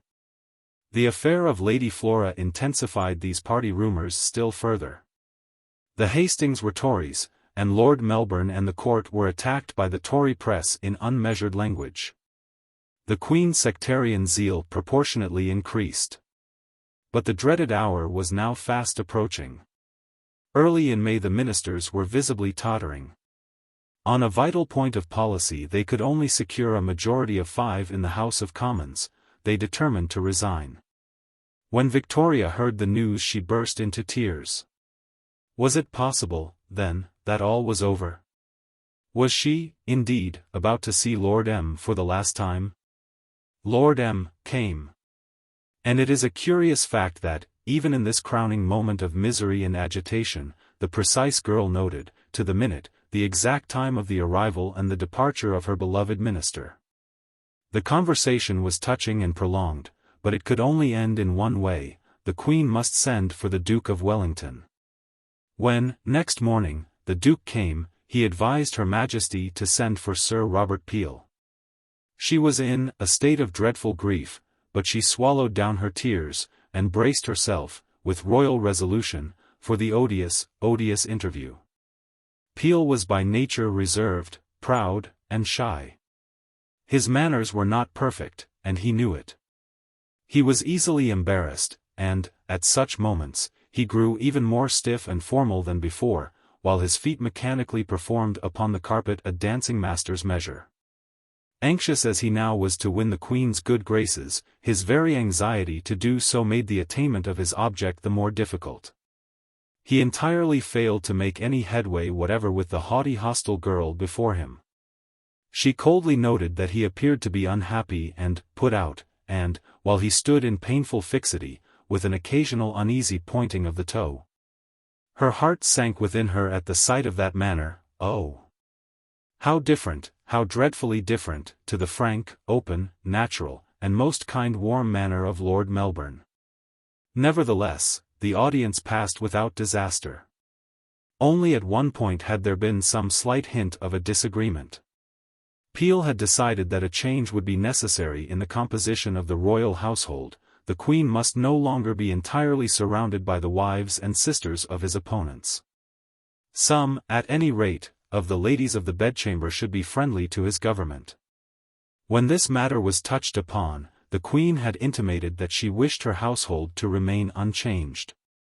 To which Sir Robert had replied that the question could be settled later, and shortly afterwards withdrew to arrange the details of his cabinet.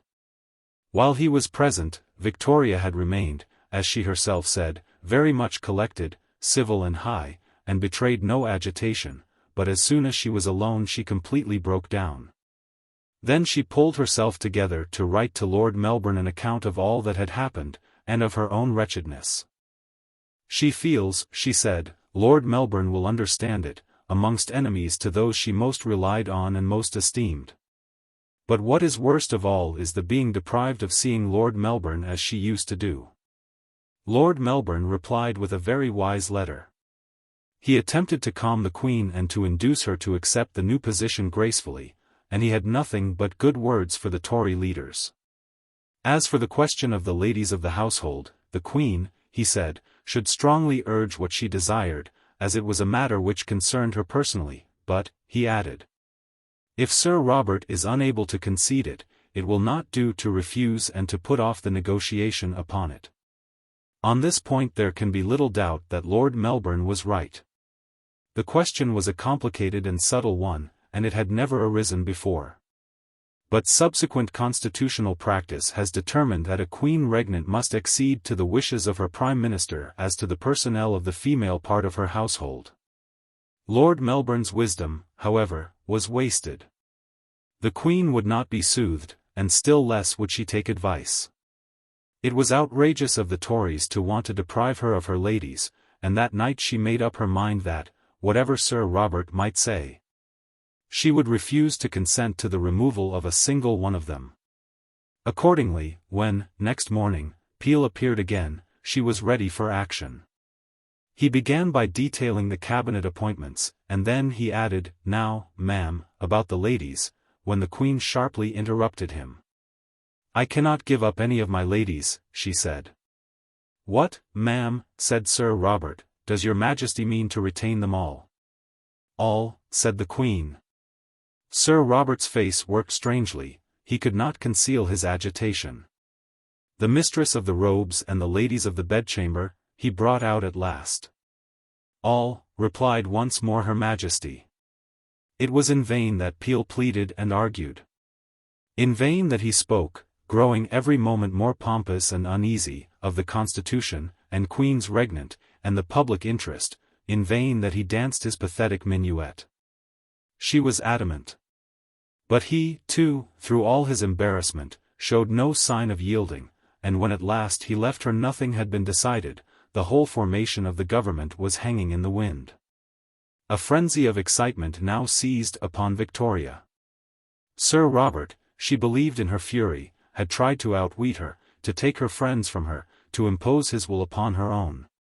But that was not all. She had suddenly perceived, while the poor man was moving so uneasily before her, the one thing that she was desperately longing for, a loophole of escape. She seized a pen and dashed off a note to Lord Melbourne. "Sir Robert has behaved very ill," she wrote. "He insisted on my giving up my ladies, to which I replied that I never would consent. And I never saw a man so frightened. I was calm but very decided, and I think you would have been pleased to see my composure and great firmness. The Queen of England will not submit to such trickery. Keep yourself in readiness, for you may soon be wanted." Hardly had she finished when the Duke of Wellington was announced. "Well, ma'am," he said as he entered, "I am very sorry to find there is a difficulty." "Oh," she instantly replied, "he began it, not me." She felt that only one thing now was needed, she must be firm. And firm she was. The venerable conqueror of Napoleon was outfaced by the relentless equanimity of a girl in her teens. He could not move the Queen 1 inch. At last, she even ventured to rally him. "Is Sir Robert so weak," she asked, "that even the ladies must be of his opinion?" On which the Duke made a brief and humble expostulation, bowed low, and departed. Had she won? Time would show, and in the meantime she scribbled down another letter. Lord Melbourne must not think the Queen rash in her conduct. The Queen felt this was an attempt to see whether she could be led and managed like a child. 131 The Tories were not only wicked but ridiculous. Peel, having, as she understood, expressed a wish to remove only those members of the household who were in Parliament, now objected to her ladies. "I should like to know," she exclaimed in triumphant scorn, "if they mean to give the ladies seats in Parliament?" The end of the crisis was now fast approaching. Sir Robert returned, and told her that if she insisted upon retaining all her ladies he could not form a government. She replied that she would send him her final decision in writing. Next morning the late Whig cabinet met. Lord Melbourne read to them the Queen's letters, and the group of elderly politicians were overcome by an extraordinary wave of enthusiasm. They knew very well that, to say the least, it was highly doubtful whether the Queen had acted in strict accordance with the Constitution. That in doing what she had done she had brushed aside Lord Melbourne's advice, that, in reality, there was no public reason whatever why they should go back upon their decision to resign. But such considerations vanished before the passionate urgency of Victoria. The intensity of her determination swept them headlong down the stream of her desire. They unanimously felt that it was impossible to abandon such a queen and such a woman. Forgetting that they were no longer Her Majesty's ministers, they took the unprecedented course of advising the Queen by letter to put an end to her negotiation with Sir Robert Peel. She did so. All was over, she had triumphed. That evening there was a ball at the palace. Everyone was present. Peel and the Duke of Wellington came by looking very much put out. She was perfectly happy. Lord M. was Prime Minister once more, and he was by her side. Chapter 8. Happiness had returned with Lord M., but it was happiness in the midst of agitation. The domestic imbroglio continued unabated, until at last the Duke, rejected as a minister, was called in once again in his old capacity as moral physician to the family. Something was accomplished when, at last, he induced Sir John Conroy to resign his place about the Duchess of Kent and leave the palace forever. Something more when he persuaded the Queen to write an affectionate letter to her mother. The way seemed open for a reconciliation, but the Duchess was stormy still. She didn't believe that Victoria had written that letter, it was not in her handwriting, and she sent for the Duke to tell him so. The Duke, assuring her that the letter was genuine, begged her to forget the past. But that was not so easy. "What am I to do if Lord Melbourne comes up to me?" "Do, ma'am?" "Why, receive him with civility." Well, she would make an effort. "But what am I to do if Victoria asks me to shake hands with Lytton?" "Do, ma'am?" "Why, take her in your arms and kiss her." "What?" The Duchess bristled in every feather, and then she burst into a hearty laugh. "No, ma'am, no," said the Duke, laughing too. "I don't mean you are to take Lezen in your arms and kiss her, but the Queen." 132. The Duke might perhaps have succeeded, had not all attempts at conciliation been rendered hopeless by a tragical event. Lady Flora, it was discovered, had been suffering from a terrible internal malady, which now grew rapidly worse. There could be little doubt that she was dying. The Queen's unpopularity reached an extraordinary height. More than once she was publicly insulted. Mrs. Melbourne was shouted at her when she appeared at her balcony. And, at Ascot, she was hissed by the Duchess of Montrose and Lady Sarah Ingester as she passed. Lady Flora died. The whole scandal burst out again with redoubled vehemence. While, in the palace, the two parties were henceforth divided by an impassable, a Stygian, gulf. 133. Nevertheless, Lord M. was back, and every trouble faded under the enchantment of his presence and his conversation. He, on his side, had gone through much. And his distresses were intensified by a consciousness of his own shortcomings. He realized clearly enough that, if he had intervened at the right moment, the Hastings scandal might have been averted.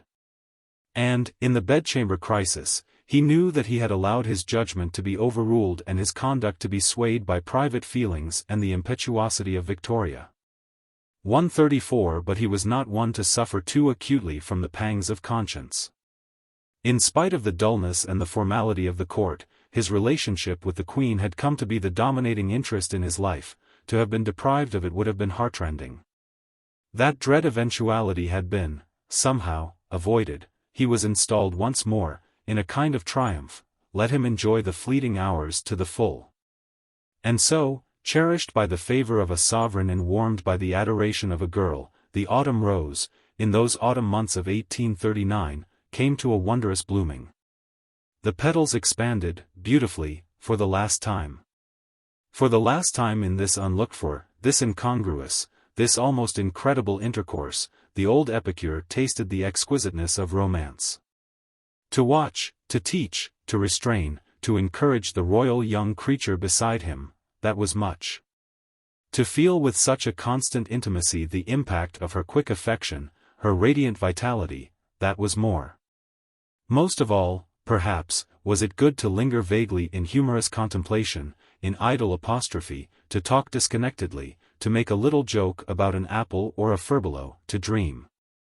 The springs of his sensibility, hidden deep within him, were overflowing. Often, as he bent over her hand and kissed it, he found himself in tears. 135. Upon Victoria, with all her impermeability, it was inevitable that such a companionship should have produced, eventually, an effect. She was no longer the simple schoolgirl of 2 years since. The change was visible even in her public demeanor. Her expression, once ingenuous and serene, now appeared to a shrewd observer to be bold and discontented. 136. She had learnt something of the pleasures of power and the pains of it, but that was not all. Lord Melbourne with his gentle instruction had sought to lead her into the paths of wisdom and moderation. But the whole unconscious movement of his character had swayed her in a very different direction. The hard clear pebble, subjected for so long and so constantly to that encircling and insidious fluidity, had suffered a curious corrosion. It seemed to be actually growing a little soft and a little clouded. Humanity and fallibility are infectious things. Was it possible that Lezen's prim pupil had caught them? That she was beginning to listen to siren voices? That the secret impulses of self-expression, of self-indulgence even, were mastering her life? For a moment the child of a new age looked back, and wavered towards the 18th century. It was the most critical moment of her career.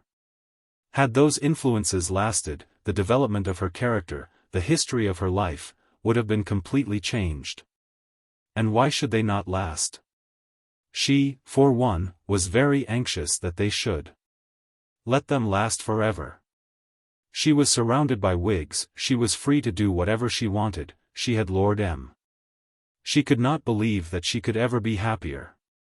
Any change would be for the worse, and the worst change of all, no, she would not hear of it. It would be quite intolerable, it would upset everything, if she were to marry. And yet everyone seemed to want her to, the general public, the ministers, her Saxe-Coburg relations. It was always the same story. Of course, she knew very well that there were excellent reasons for it. For one thing, if she remained childless, and were to die, her uncle Cumberland, who was now the King of Hanover, would succeed to the throne of England. That, no doubt, would be a most unpleasant event, and she entirely sympathized with everybody who wished to avoid it. But there was no hurry. Naturally, she would marry in the end, but not just yet, not for 3 or 4 years. What was tiresome was that her uncle Leopold had apparently determined, not only that she ought to marry, but that her cousin Albert ought to be her husband. That was very like her uncle Leopold, who wanted to have a finger in every pie. And it was true that long ago, in far-off days, before her accession even, she had written to him in a way which might well have encouraged him in such a notion. She had told him then that Albert possessed every quality that could be desired to render her perfectly happy, and had begged her dearest uncle to take care of the health of one now so dear to me, and to take him under your special protection, adding, I hope and trust all will go on prosperously and well on this subject of so much importance to me. 137 But that had been years ago, when she was a mere child, perhaps, indeed, to judge from the language, the letter had been dictated by Lytton. At any rate, her feelings, and all the circumstances, had now entirely changed. Albert hardly interested her at all. In later life the Queen declared that she had never for a moment dreamt of marrying anyone but her cousin. 138 Her letters and diaries tell a very different story. On August 26, 1837, she wrote in her journal, Today is my dearest cousin Albert's 18th birthday, and I pray heaven to pour its choicest blessings on his beloved head. In the subsequent years, however, the date passes unnoticed. It had been arranged that Stockmar should accompany the prince to Italy, and the faithful baron left her side for that purpose. He wrote to her more than once with sympathetic descriptions of his young companion, but her mind was by this time made up. She liked and admired Albert very much, but she did not want to marry him. At present, she told Lord Melbourne in April, 1839, my feeling is quite against ever marrying. 139 When her cousin's Italian tour came to an end, she began to grow nervous. She knew that, according to a long-standing engagement, his next journey would be to England. He would probably arrive in the autumn, and by July her uneasiness was intense. She determined to write to her uncle, in order to make her position clear. It must be understood, she said, that there is no engagement between us. If she should like Albert, she could make no final promise this year, for, at the very earliest, any such event could not take place till 2 or 3 years hence. She had, she said, a great repugnance to change her present position. And, if she should not like him, she was very anxious that it should be understood that she would not be guilty of any breach of promise, for she never gave any. 140 To Lord Melbourne she was more explicit. She told him that she had no great wish to see Albert, as the whole subject was an odious one, she hated to have to decide about it. And she repeated once again that seeing Albert would be a disagreeable thing. 141 But there was no escaping the horrid business, the visit must be made, and she must see him.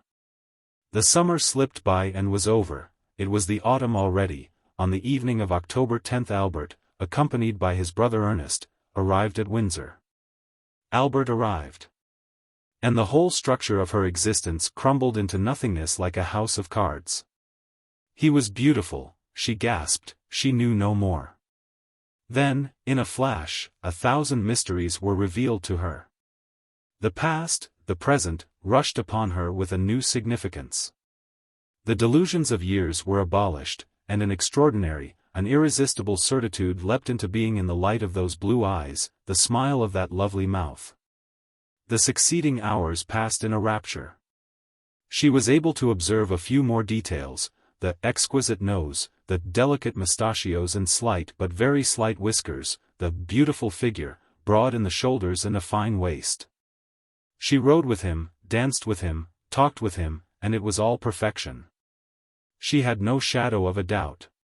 He had come on a Thursday evening, and on the following Sunday morning she told Lord Melbourne that she had, a good deal, changed her opinion as to marrying.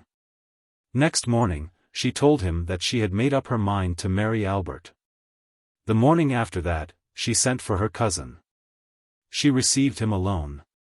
And, after a few minutes, I said to him that I thought he must be aware why I wished them to come here, and that it would make me too happy if he would consent to what I wished, to marry me. Then, we embraced each other, and he was so kind, so affectionate. She said that she was quite unworthy of him, while he murmured that he would be very happy, das Leben mit dir zu zubringen. They parted, and she felt the happiest of human beings, when Lord M. came in. At first she beat about the bush, and talked of the weather, and indifferent subjects. Somehow or other she felt a little nervous with her old friend. At last, summoning up her courage, she said, "I have got well through this with Albert." "Oh. You have," said Lord M. 142. Chapter 4. Marriage. Chapter 1. It was decidedly a family match. Prince Francis Charles Augustus Albert Emmanuel of Saxe-Coburg Gotha, for such was his full title, had been born just 3 months after his cousin Victoria. And the same midwife had assisted at the 2 births. The children's grandmother, the Dowager Duchess of Coburg, had from the first looked forward to their marriage, as they grew up, the Duke, the Duchess of Kent. And King Leopold came equally to desire it. The prince, ever since the time when, as a child of 3, his nurse had told him that some day, the little English Mayflower would be his wife, had never thought of marrying anyone else. When eventually Baron Stockmar himself signified his assent, the affair seemed as good as settled. 143. The Duke had one other child, Prince Ernest, Albert's senior by 1 year, and heir to the principality. The Duchess was a sprightly and beautiful woman, with fair hair and blue eyes. Albert was very like her and was her declared favorite. But in his 5th year he was parted from her forever. The ducal court was not noted for the strictness of its morals. The Duke was a man of gallantry, and it was rumored that the Duchess followed her husband's example.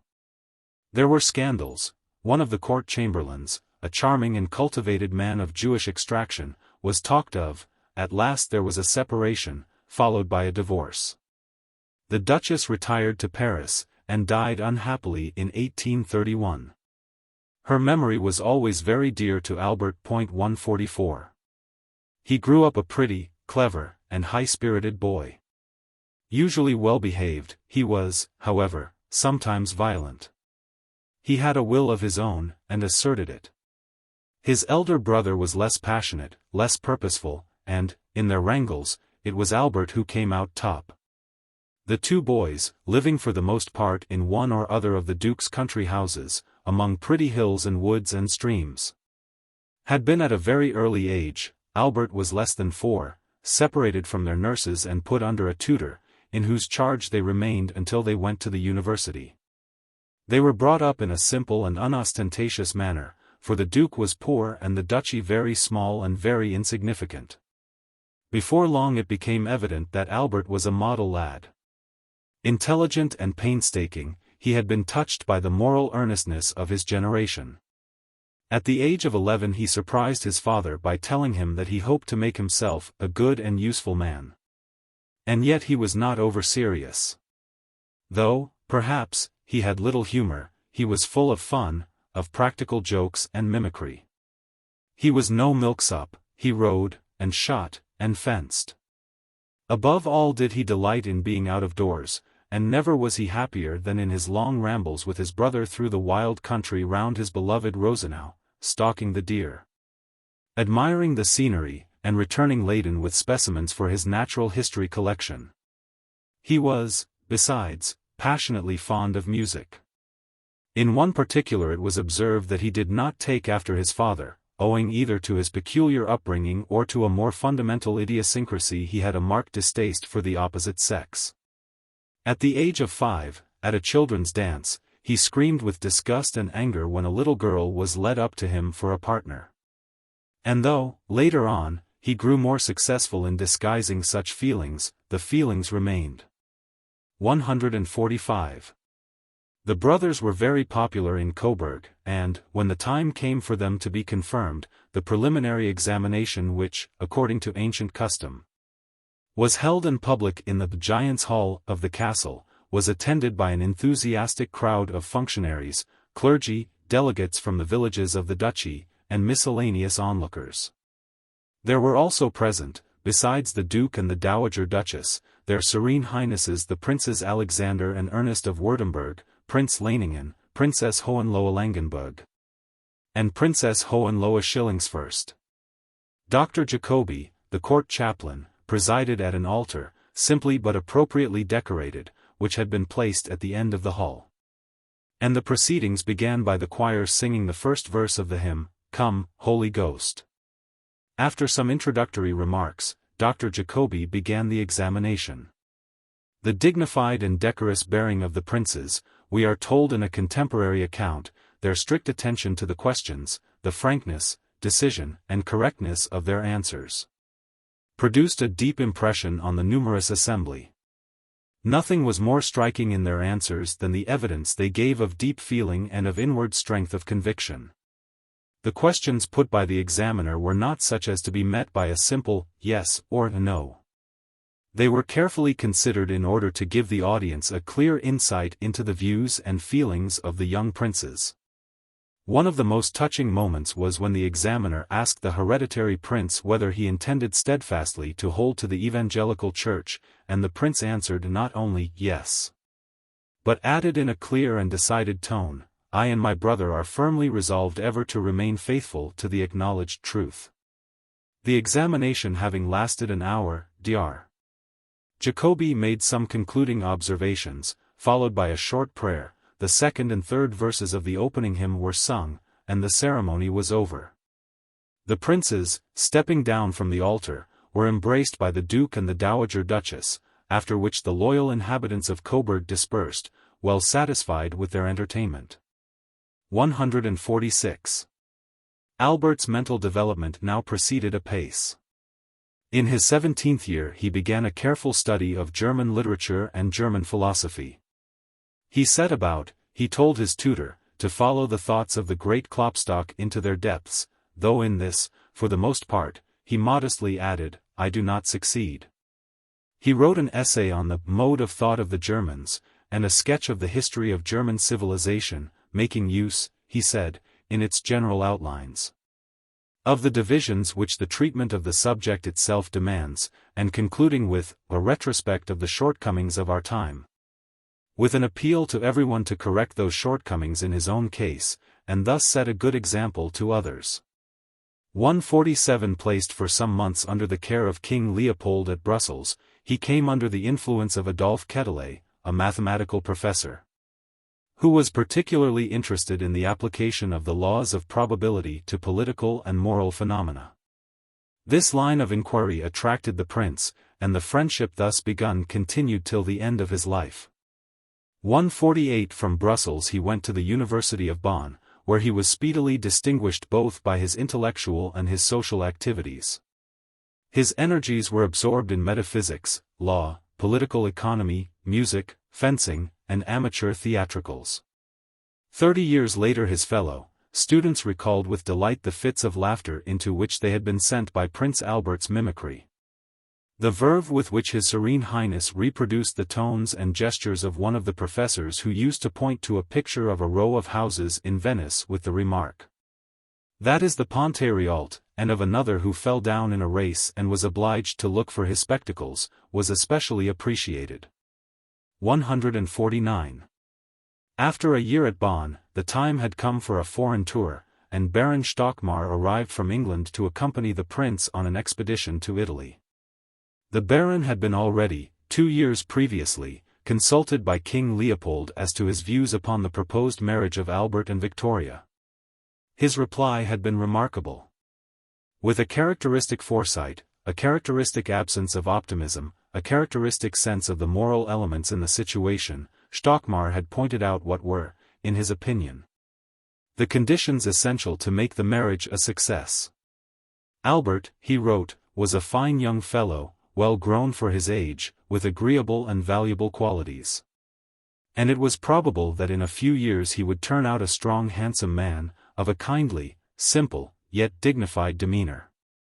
Thus, externally, he possesses all that pleases the sex, and at all times and in all countries must please. Supposing, therefore, that Victoria herself was in favor of the marriage, the further question arose as to whether Albert's mental qualities were such as to fit him for the position of husband of the Queen of England. On this point, continued the Baron, one heard much to his credit, the Prince was said to be discreet and intelligent. But all such judgments were necessarily partial, and the Baron preferred to reserve his opinion until he could come to a trustworthy conclusion from personal observation. And then he added, but all this is not enough. The young man ought to have not merely great ability, but a right ambition, and great force of will as well.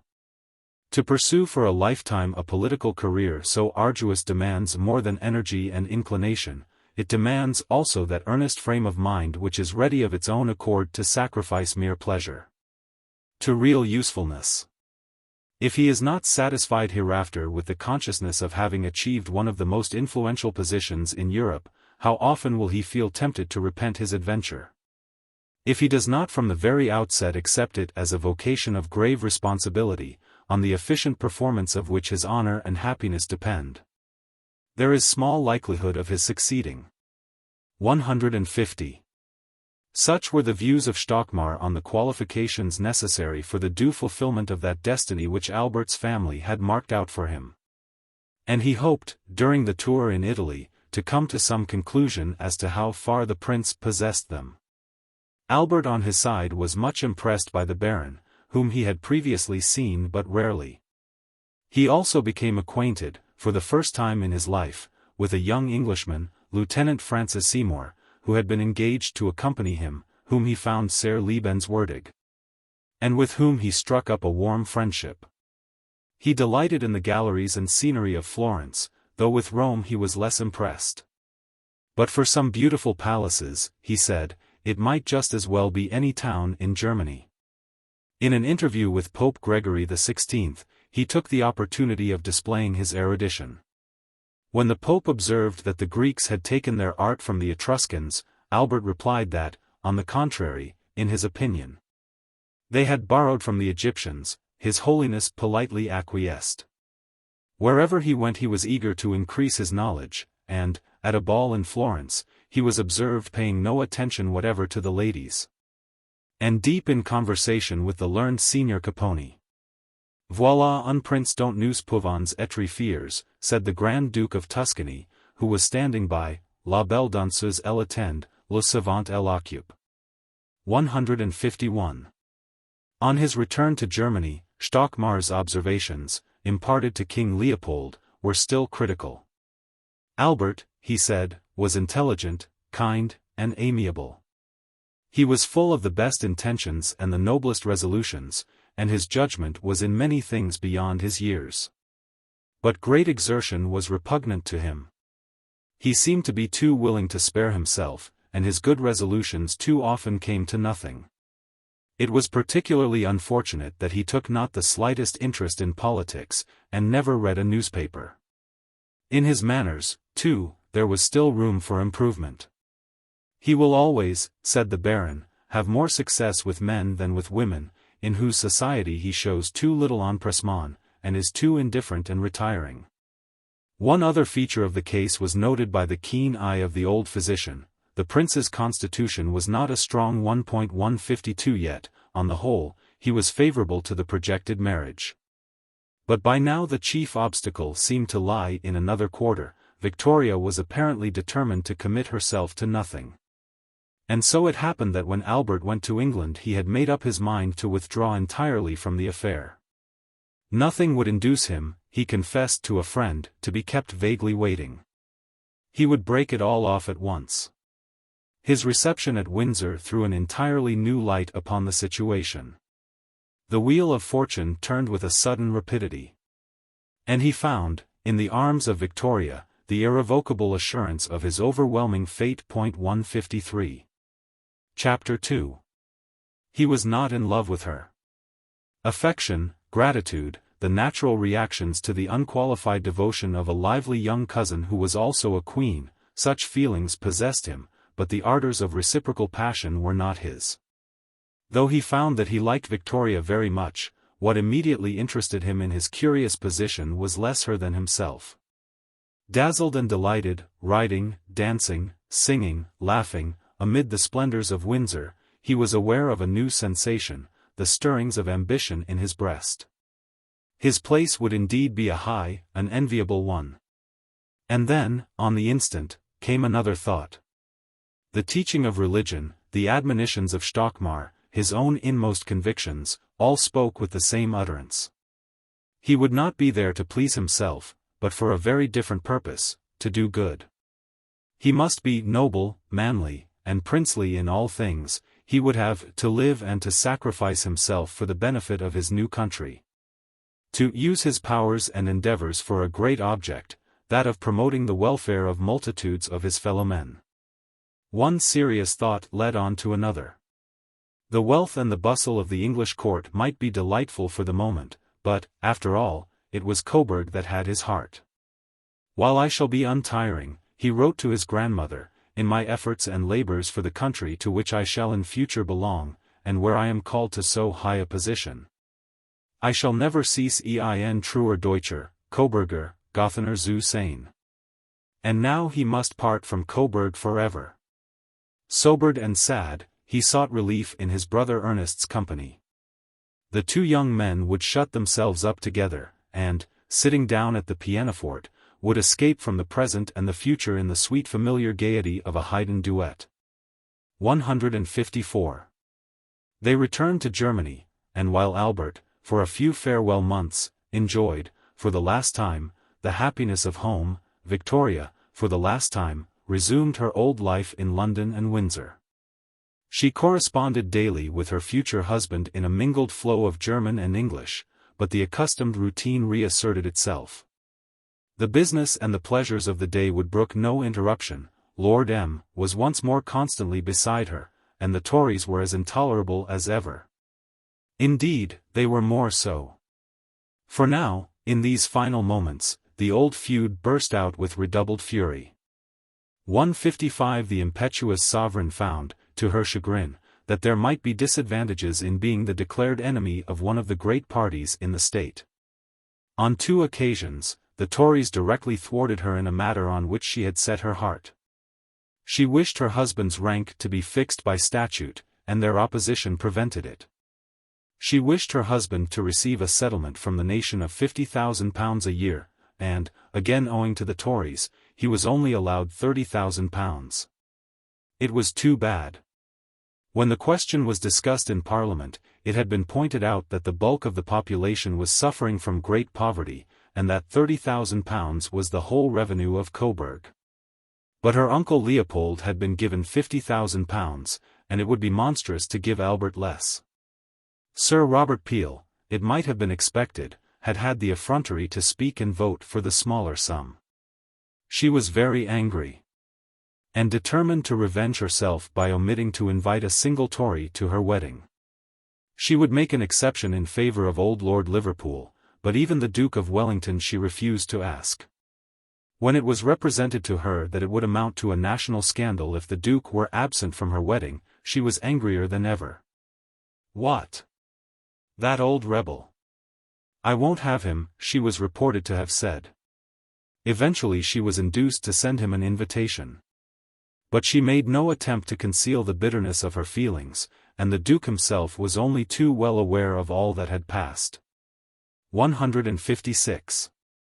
Nor was it only against the Tories that her irritation rose. As the time for her wedding approached, her temper grew steadily sharper and more arbitrary. Queen Adelaide annoyed her. King Leopold, too, was ungracious in his correspondence. Dear uncle, she told Albert, is given to believe that he must rule the roost everywhere. However, she added with asperity, that is not a necessity. 157 Even Albert himself was not impeccable. Engulfed in Coburgs, he failed to appreciate the complexity of English affairs. There were difficulties about his household. He had a notion that he ought not to be surrounded by violent Whigs. Very likely, but he would not understand that the only alternatives to violent Whigs were violent Tories. And it would be preposterous if his lords and gentlemen were to be found voting against the Queen's. He wanted to appoint his own private secretary. But how could he choose the right person? Lord M. was obviously best qualified to make the appointment, and Lord M. had decided that the prince should take over his own private secretary, George Anson, a staunch Whig. Albert protested, but it was useless. Victoria simply announced that Anson was appointed, and instructed Lytton to send the prince an explanation of the details of the case. Then, again, he had written anxiously upon the necessity of maintaining unspotted the moral purity of the court. Lord M.'s pupil considered that dear Albert was straight-laced, and, in a brisk Anglo-German missive, set forth her own views. "I like Lady A. very much," she told him, "only she is a little strict and particular, and too severe towards others, which is not right. For I think one ought always to be indulgent towards other people, as I always think, if we had not been well taken care of, we might also have gone astray. That is always my feeling. Yet it is always right to show that one does not like to see what is obviously wrong. But it is very dangerous to be too severe, and I am certain that as a rule such people always greatly regret that in their youth they have not been so careful as they ought to have been. I have explained this so badly and written it so badly, that I fear you will hardly be able to make it out." 158. On one other matter she was insistent. Since the affair of Lady Flora Hastings, a sad fate had overtaken Sir James Clark. His flourishing practice had quite collapsed, nobody would go to him any more. But the Queen remained faithful. She would show the world how little she cared for their disapproval, and she desired Albert to make poor Clark his physician in ordinary. He did as he was told. But, as it turned out, the appointment was not a happy one. 159. The wedding day was fixed, and it was time for Albert to tear himself away from his family and the scenes of his childhood. With an aching heart, he had revisited his beloved haunts, the woods and the valleys where he had spent so many happy hours shooting rabbits and collecting botanical specimens. In deep depression, he had sat through the farewell banquets in the palace and listened to the Freischütz performed by the state band. It was time to go. The streets were packed as he drove through them. For a short space his eyes were gladdened by a sea of friendly German faces, and his ears by a gathering volume of good guttural sounds. He stopped to bid a last adieu to his grandmother. It was a heartrending moment. "Albert! Albert!" she shrieked, and fell fainting into the arms of her attendants as his carriage drove away. He was whirled rapidly to his destiny. At Calais a steamboat awaited him, and, together with his father and his brother, he stepped, dejected, on board. A little later, he was more dejected still. The crossing was a very rough one. The Duke went hurriedly below, while the two princes, we are told, lay on either side of the cabin staircase, in an almost helpless state. At Dover a large crowd was collected on the pier, and it was by no common effort that Prince Albert, who had continued to suffer up to the last moment, got up to bow to the people. His sense of duty triumphed. It was a curious omen. His whole life in England was foreshadowed as he landed on English ground. 160. Meanwhile Victoria, in growing agitation, was a prey to temper and to nerves. She grew feverish, and at last Sir James Clark pronounced that she was going to have the measles. But, once again, Sir James's diagnosis was incorrect. It was not the measles that were attacking her, but a very different malady. She was suddenly prostrated by alarm, regret, and doubt. For 2 years she had been her own mistress, the 2 happiest years, by far, of her life. And now it was all to end. She was to come under an alien domination, she would have to promise that she would honor and obey someone who might, after all, thwart her, oppose her, and how dreadful that would be. Why had she embarked on this hazardous experiment? Why had she not been contented with Lord M? No doubt, she loved Albert, but she loved power too. At any rate, one thing was certain: she might be Albert's wife, but she would always be Queen of England. 161 He reappeared, in an exquisite uniform, and her hesitations melted in his presence like mist before the sun. On February 10, 1840, the marriage took place. The wedded pair drove down to Windsor. But they were not, of course, entirely alone. They were accompanied by their suites, and, in particular, by two persons, the Baron Stockmar and the Baroness Lezen. Chapter 3. Albert had foreseen that his married life would not be all plain sailing, but he had by no means realized the gravity and the complication of the difficulties which he would have to face. Politically, he was a cipher. Lord Melbourne was not only Prime Minister, he was in effect the private secretary of the Queen, and thus controlled the whole of the political existence of the sovereign. A Queen's husband was an entity unknown to the British Constitution. In state affairs there seemed to be no place for him, nor was Victoria herself at all unwilling that this should be so. The English, she had told the prince when, during their engagement, a proposal had been made to give him a peerage, are very jealous of any foreigner interfering in the government of this country. And have already in some of the papers expressed a hope that you would not interfere. Now, though I know you never would, still, if you were a peer, they would all say, the prince meant to play a political part. 162 I know you never would. In reality, she was not quite so certain. But she wished Albert to understand her views.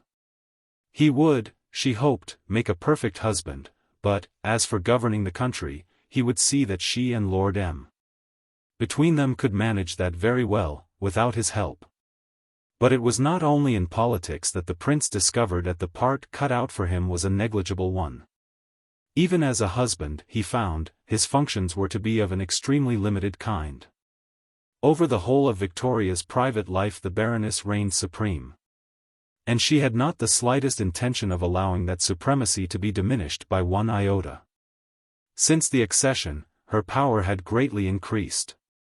Besides the undefined and enormous influence which she exercised through her management of the Queen's private correspondence, she was now the superintendent of the royal establishment and controlled the important office of Privy Purse. 163 Albert very soon perceived that he was not master in his own house. 164 Every detail of his own and his wife's existence was supervised by a third person. Nothing could be done until the consent of Lezen had first been obtained. And Victoria, who adored Lezen with unabated intensity, saw nothing in all this that was wrong. Nor was the prince happier in his social surroundings.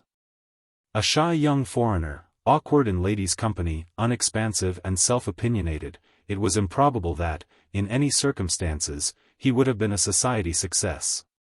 His appearance, too, was against him. Though in the eyes of Victoria he was the mirror of manly beauty, her subjects, whose eyes were of a less Teutonic cast, did not agree with her. To them, and particularly to the high-born ladies and gentlemen who naturally saw him most, what was immediately and distressingly striking in Albert's face and figure and whole demeanor was his un-English look. His features were regular, no doubt, but there was something smooth and smug about them. He was tall, but he was clumsily put together, and he walked with a slight slouch. Really, they thought, this youth was more like some kind of foreign tenor than anything else. These were serious disadvantages. But the line of conduct which the prince adopted from the first moment of his arrival was far from calculated to dispel them. Owing partly to a natural awkwardness, partly to a fear of undue familiarity, and partly to a desire to be absolutely correct, his manners were infused with an extraordinary stiffness and formality. Whenever he appeared in company, he seemed to be surrounded by a thick hedge of prickly etiquette. He never went out into ordinary society, he never walked in the streets of London. He was invariably accompanied by an equerry when he rode or drove. He wanted to be irreproachable and, if that involved friendlessness, it could not be helped. Besides, he had no very high opinion of the English. So far as he could see, they cared for nothing but fox-hunting and Sunday observances. They oscillated between an undue frivolity and an undue gloom. If you spoke to them of friendly joyousness they stared. And they did not understand either the laws of thought or the wit of a German university. Since it was clear that with such people he could have very little in common, there was no reason whatever for relaxing in their favor the rules of etiquette. In strict privacy, he could be natural and charming. Seymour and Anson were devoted to him, and he returned their affection. But they were subordinates, the receivers of his confidences and the agents of his will. From the support and the solace of true companionship he was utterly cut off. 165. A friend, indeed, he had, or rather, a mentor. The Baron, established once more in the royal residence, was determined to work with as wholehearted a detachment for the prince's benefit as, more than 20 years before, he had worked for his uncles. The situations then and now, similar in many respects, were yet full of differences. Perhaps in either case the difficulties to be encountered were equally great. But the present problem was the more complex and the more interesting. The young doctor who, unknown and insignificant, had nothing at the back of him but his own wits and the friendship of an unimportant prince, had been replaced by the accomplished confidant of kings and ministers, ripe in years, in reputation, and in the wisdom of a vast experience. It was possible for him to treat Albert with something of the affectionate authority of a father, but, on the other hand, Albert was no Leopold. As the Baron was very well aware, he had none of his uncle's rigidity of ambition, none of his overweening impulse to be personally great. He was virtuous and well-intentioned. He was clever and well-informed, but he took no interest in politics, and there were no signs that he possessed any commanding force of character. Left to himself, he would almost certainly have subsided into a high-minded nonentity, an aimless dilettante busy over culture, a palace appendage without influence or power. But he was not left to himself, Stockmar saw to that. Forever at his pupil's elbow, the hidden Baron pushed him forward, with tireless pressure, along the path which had been trod by Leopold so many years ago. But, this time, the goal at the end of it was something more than the mediocre royalty that Leopold had reached. The prize which Stockmar, with all the energy of disinterested devotion, had determined should be Albert's was a tremendous prize indeed. The beginning of the undertaking proved to be the most arduous part of it. Albert was easily dispirited. What was the use of struggling to perform in a role which bored him and which, it was quite clear, nobody but the dear good Baron had any desire that he should take up? It was simpler, and it saved a great deal of trouble, to let things slide. But Stockmar would not have it. 166 incessantly, he harped upon two strings, Albert's sense of duty and his personal pride. Had the prince forgotten the noble aims to which his life was to be devoted? And was he going to allow himself, his wife, his family, his whole existence, to be governed by Baroness Lezen? The latter consideration was a potent one. Albert had never been accustomed to giving way, and now, more than ever before, it would be humiliating to do so. Not only was he constantly exasperated by the position of the Baroness in the royal household, there was another and a still more serious cause of complaint. He was, he knew very well, his wife's intellectual superior, and yet he found, to his intense annoyance, that there were parts of her mind over which he exercised no influence. When, urged on by the Baron, he attempted to discuss politics with Victoria, she eluded the subject, drifted into generalities, and then began to talk of something else. She was treating him as she had once treated their uncle Leopold. When at last he protested, she replied that her conduct was merely the result of indolence. That when she was with him she could not bear to bother her head with anything so dull as politics. The excuse was worse than the fault. Was he the wife and she the husband? It almost seemed so. But the Baron declared that the root of the mischief was Lezen, that it was she who encouraged the Queen to have secrets. Who did worse, undermined the natural ingenuousness of Victoria, and induced her to give, unconsciously no doubt, false reasons to explain away her conduct. 167. Minor disagreements made matters worse. The royal couple differed in their tastes. Albert, brought up in a regime of Spartan simplicity in early hours, found the great court functions intolerably wearisome, and was invariably observed to be nodding on the sofa at 10:30. While the Queen's favourite form of enjoyment was to dance through the night, and then, going out into the portico of the palace, watch the sun rise behind St. Paul's and the towers of Westminster. She loved London and he detested it. It was only in Windsor that he felt he could really breathe. But Windsor too had its terrors, though during the day there he could paint and walk and play on the piano. After dinner black tedium descended like a pall. He would have liked to summon distinguished scientific and literary men to his presence, and after ascertaining their views upon various points of art and learning, to set forth his own. But unfortunately Victoria had no fancy to encourage such people. Knowing that she was unequal to taking a part in their conversation, she insisted that the evening routine should remain unaltered. The regulation interchange of platitudes with official persons was followed as usual by the round table and the books of engravings, while the prince, with one of his attendants, played game after game of double chess. 168. It was only natural that in so peculiar a situation, in which the elements of power, passion, and pride were so strangely apportioned, there should have been occasionally something more than mere irritation, a struggle of angry wills. Victoria, no more than Albert, was in the habit of playing second fiddle. Her arbitrary temper flashed out. Her vitality, her obstinacy, her overweening sense of her own position, might well have beaten down before them his superiorities and his rights. But she fought at a disadvantage. She was, in very truth, no longer her own mistress. A profound preoccupation dominated her, seizing upon her inmost purposes for its own extraordinary ends. She was madly in love. The details of those curious battles are unknown to us, but Prince Ernest, who remained in England with his brother for some months, noted them with a friendly and startled eye. 169. One story, indeed, survives, ill-authenticated and perhaps mythical, yet summing up, as such stories often do, the central facts of the case. When, in wrath, the prince one day had locked himself into his room, Victoria, no less furious, knocked on the door to be admitted. "Who is there?" he asked. "The Queen of England," was the answer.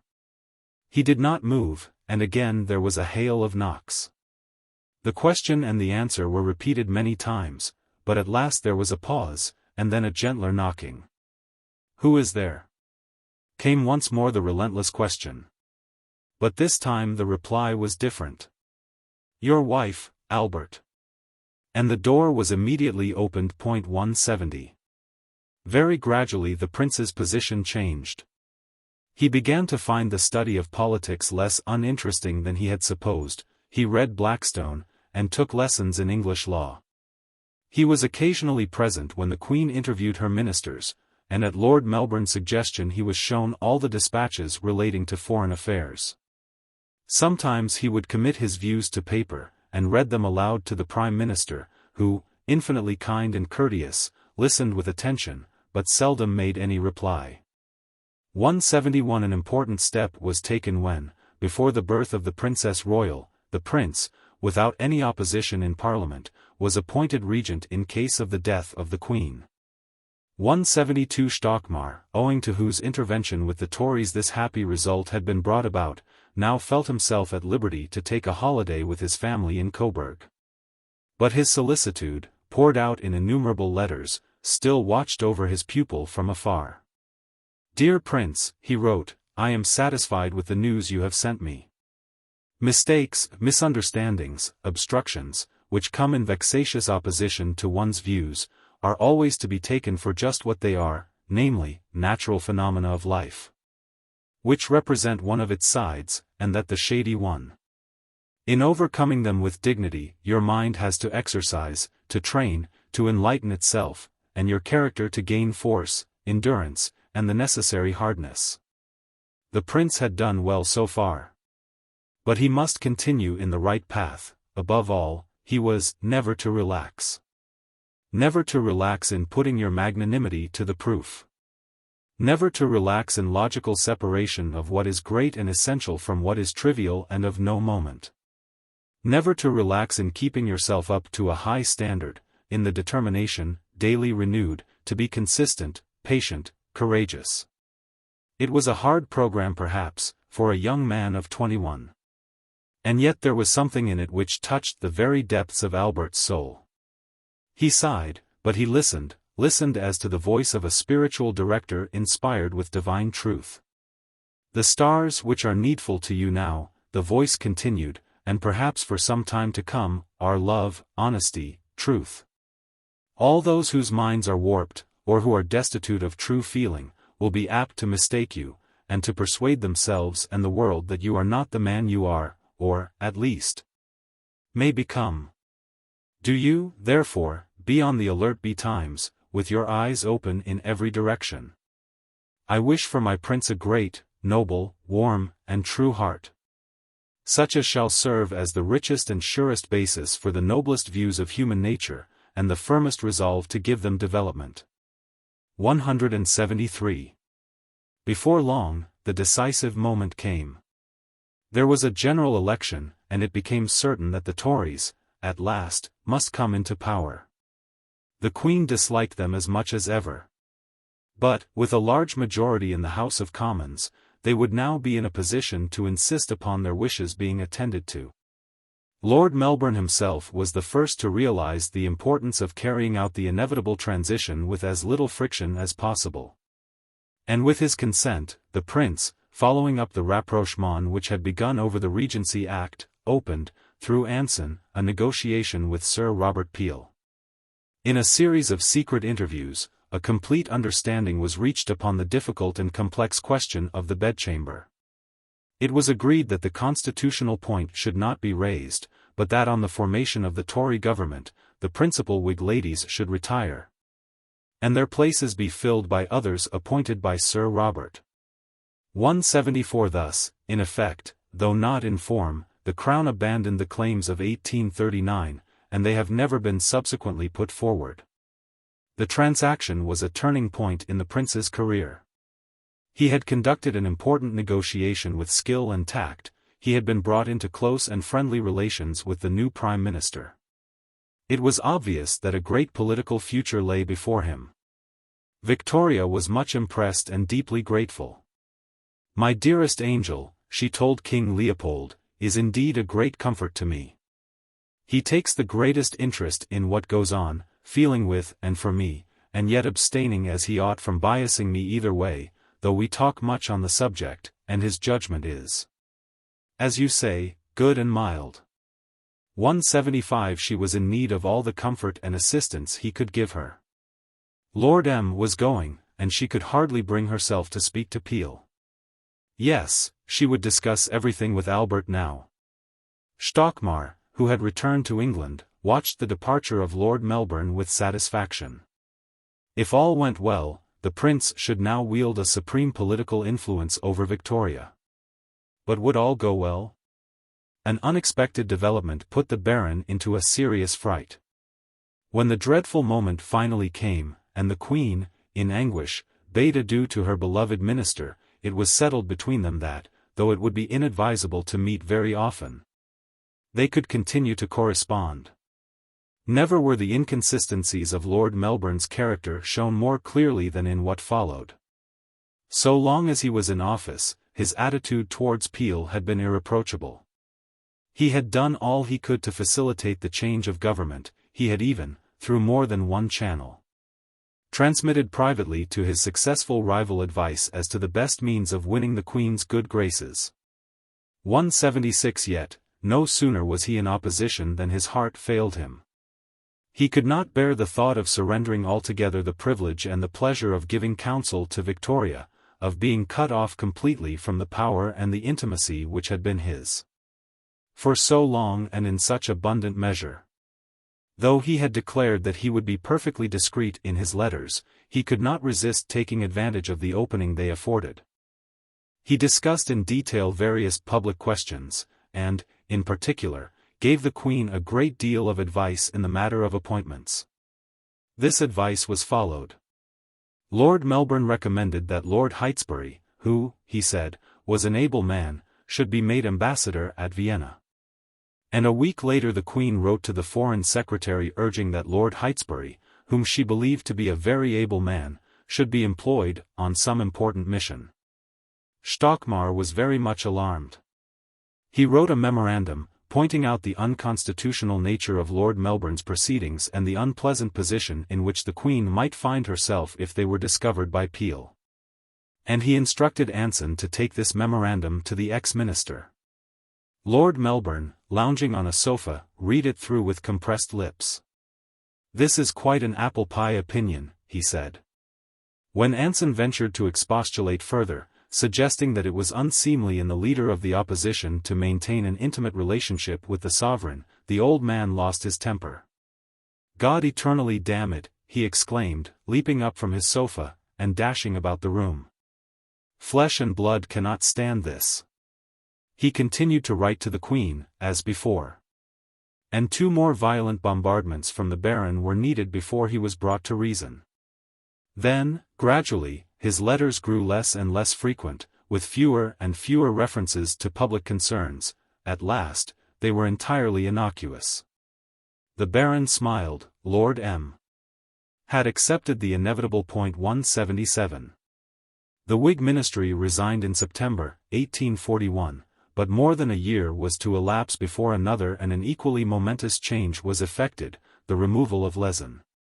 For, in the end, the mysterious governess was conquered. The steps are unknown by which Victoria was at last led to accept her withdrawal with composure, perhaps with relief.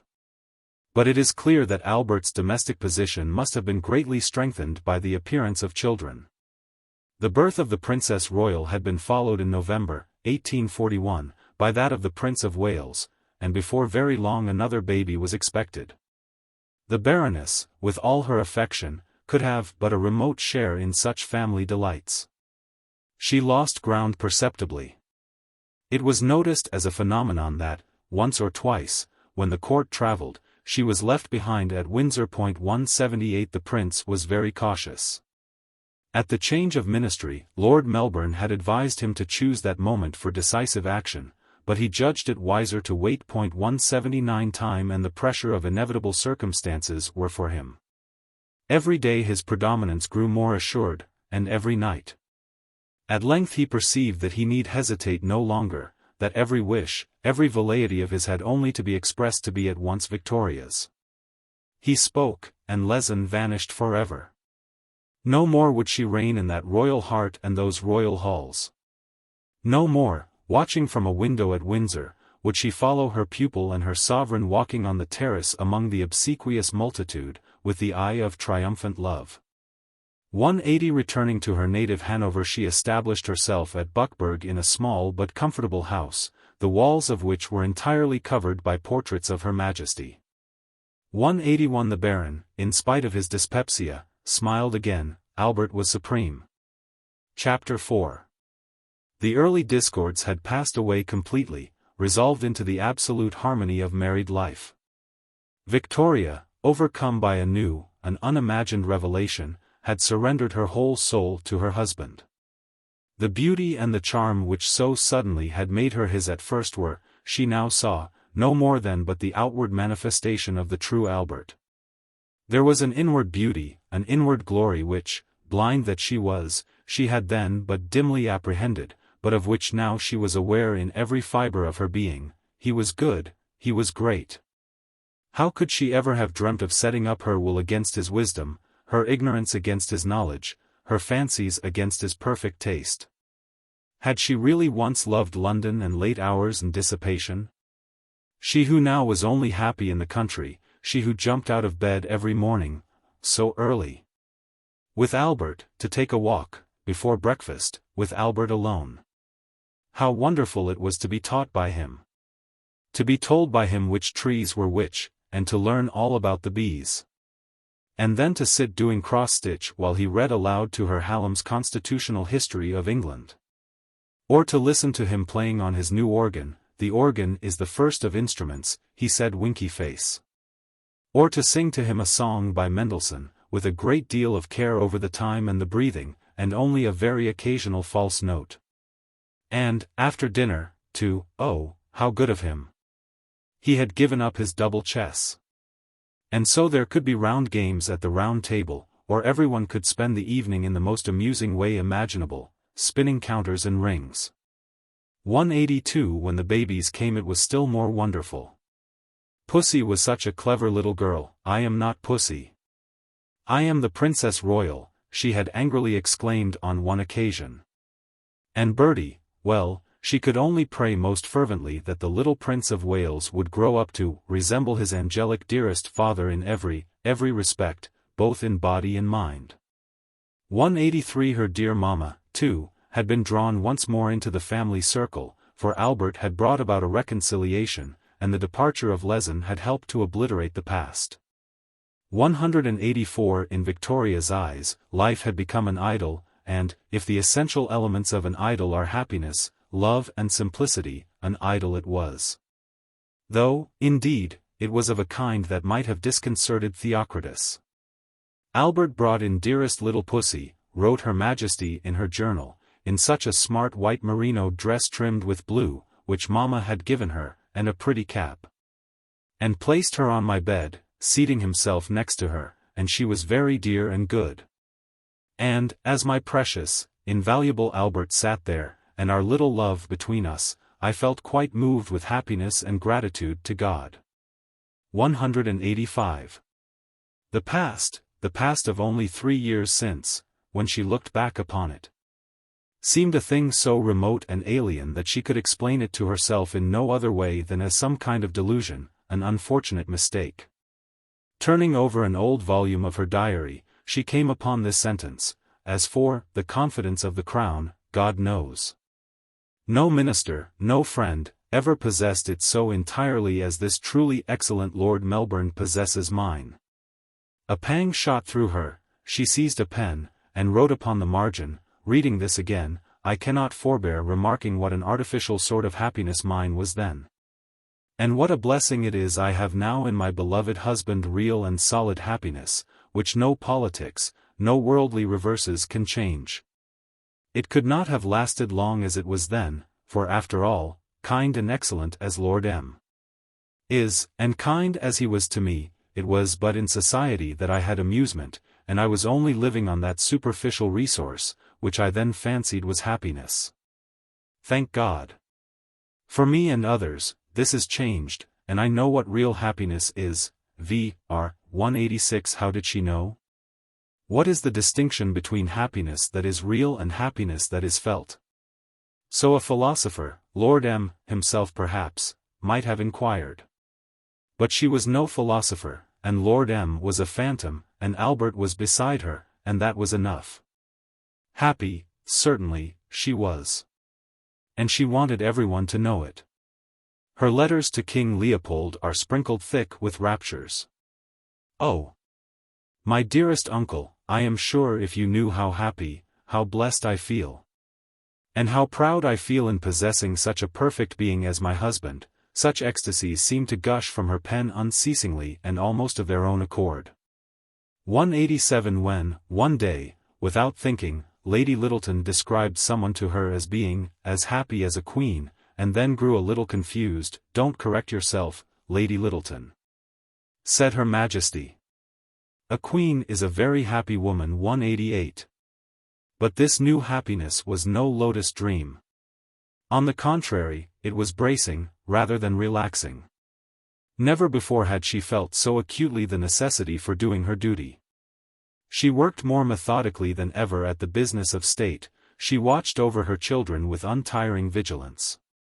She carried on a large correspondence, she was occupied with her farm, her dairy, a whole multitude of household avocations, from morning till night. Her active, eager little body hurrying with quick steps after the long strides of Albert down the corridors and avenues of Windsor. 189 seemed the very expression of her spirit. Amid all the softness, the deliciousness of unmixed joy, all the liquescence, the overflowings of inexhaustible sentiment, her native rigidity remained. "A vein of iron," said Lady Lyttelton, who, as royal governess, had good means of observation, "runs through her most extraordinary character." 190. Sometimes the delightful routine of domestic existence had to be interrupted. It was necessary to exchange Windsor for Buckingham Palace, to open Parliament, or to interview official personages, or, occasionally, to entertain foreign visitors at the castle. Then the quiet court put on a sudden magnificence, and sovereigns from over the seas, Louis Philippe, or the King of Prussia, or the King of Saxony, found at Windsor an entertainment that was indeed a royal one. Few spectacles in Europe, it was agreed, produced an effect so imposing as the great Waterloo banqueting hall, crowded with guests in sparkling diamonds and blazing uniforms. The long walls hung with the stately portraits of heroes, and the tables loaded with the gorgeous gold plate of the kings of England. 191. But, in that wealth of splendor, the most imposing spectacle of all was the Queen.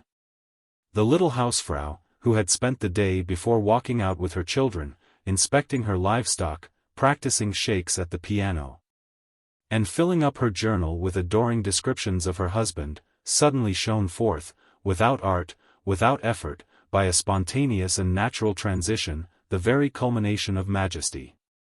The Tsar of Russia himself was deeply impressed. Victoria on her side viewed with secret awe the tremendous Nicholas. "A great event and a great compliment his visit certainly is," she told her uncle, "and the people here are extremely flattered at it. He is certainly a very striking man, still very handsome. His profile is beautiful and his manners most dignified and graceful, extremely civil, quite alarmingly so, as he is so full of attentions and politeness. But the expression of the eyes is formidable and unlike anything I ever saw before." 192. She and Albert and the good King of Saxony, who happened to be there at the same time, and whom, she said, "we like much, he is so unassuming," drew together like tame villa-tick fowl in the presence of that awful eagle. When he was gone, they compared notes about his face, his unhappiness, and his despotic power over millions. Well, she for her part could not help pitying him, and she thanked God she was Queen of England. 193. When the time came for returning some of these visits, the royal pair set forth in their yacht, much to Victoria's satisfaction. "I do love a ship," she exclaimed, ran up and down ladders with the greatest agility, and cracked jokes with the sailors. 194. The prince was more aloof. They visited Louis Philippe at the Château d'Eu. They visited King Leopold in Brussels. It happened that a still more remarkable Englishwoman was in the Belgian capital, but she was not remarked. And Queen Victoria passed unknowing before the steady gaze of one of the mistresses in M. Heger's pensionnat. A little stout, vivacious lady, very plainly dressed, not much dignity or pretension about her, was Charlotte Bronte's comment as the royal carriage and six flashed by her, making her wait on the pavement for a moment, and interrupting the train of her reflections. 195. Victoria was in high spirits, and even succeeded in instilling a little cheerfulness into her uncle's sombre court. King Leopold, indeed, was perfectly contented. His dearest hopes had been fulfilled, all his ambitions were satisfied. And for the rest of his life he had only to enjoy, in undisturbed decorum, his throne, his respectability, the table of precedence, and the punctual discharge of his irksome duties. But unfortunately the felicity of those who surrounded him was less complete. His court, it was murmured, was as gloomy as a conventicle, and the most dismal of all the sufferers was his wife. "Pas de plaisanteries, madame," he had exclaimed to the unfortunate successor of the Princess Charlotte, when, in the early days of their marriage, she had attempted a feeble joke. Did she not understand that the consort of a constitutional sovereign must not be frivolous? She understood, at last, only too well. And when the startled walls of the state apartments re-echoed to the chattering and the laughter of Victoria, the poor lady found that she had almost forgotten how to smile. Another year, Germany was visited, and Albert displayed the beauties of his home. When Victoria crossed the frontier, she was much excited, and she was astonished as well. To hear the people speak German, she noted in her diary, and to see the German soldiers, etc., seemed to me so singular. Having recovered from this slight shock, she found the country charming. She was fêted everywhere, crowds of the surrounding royalties swooped down to welcome her, and the prettiest groups of peasant children, dressed in their best clothes, presented her with bunches of flowers. The Principality of Coburg, with its romantic scenery and its well-behaved inhabitants, particularly delighted her. And when she woke up one morning to find herself in dear Rosenau, my Albert's birthplace, it was like a beautiful dream. On her return home, she expatiated, in a letter to King Leopold, upon the pleasures of the trip, dwelling especially upon the intensity of her affection for Albert's native land. "I have a feeling," she said, "for our dear little Germany, which I cannot describe. I felt it at Rosenau so much. It is a something which touches me, and which goes to my heart, and makes me inclined to cry. I never felt at any other place that sort of pensive pleasure and peace which I felt there. I fear I almost like it too much." 196. Chapter 5. The husband was not so happy as the wife. In spite of the great improvement in his situation, in spite of a growing family and the adoration of Victoria, Albert was still a stranger in a strange land. And the serenity of spiritual satisfaction was denied him. It was something, no doubt, to have dominated his immediate environment, but it was not enough, and, besides, in the very completeness of his success, there was a bitterness. Victoria idolized him. But it was understanding that he craved for, not idolatry, and how much did Victoria, filled to the brim though she was with him, understand him? How much does the bucket understand the well? He was lonely.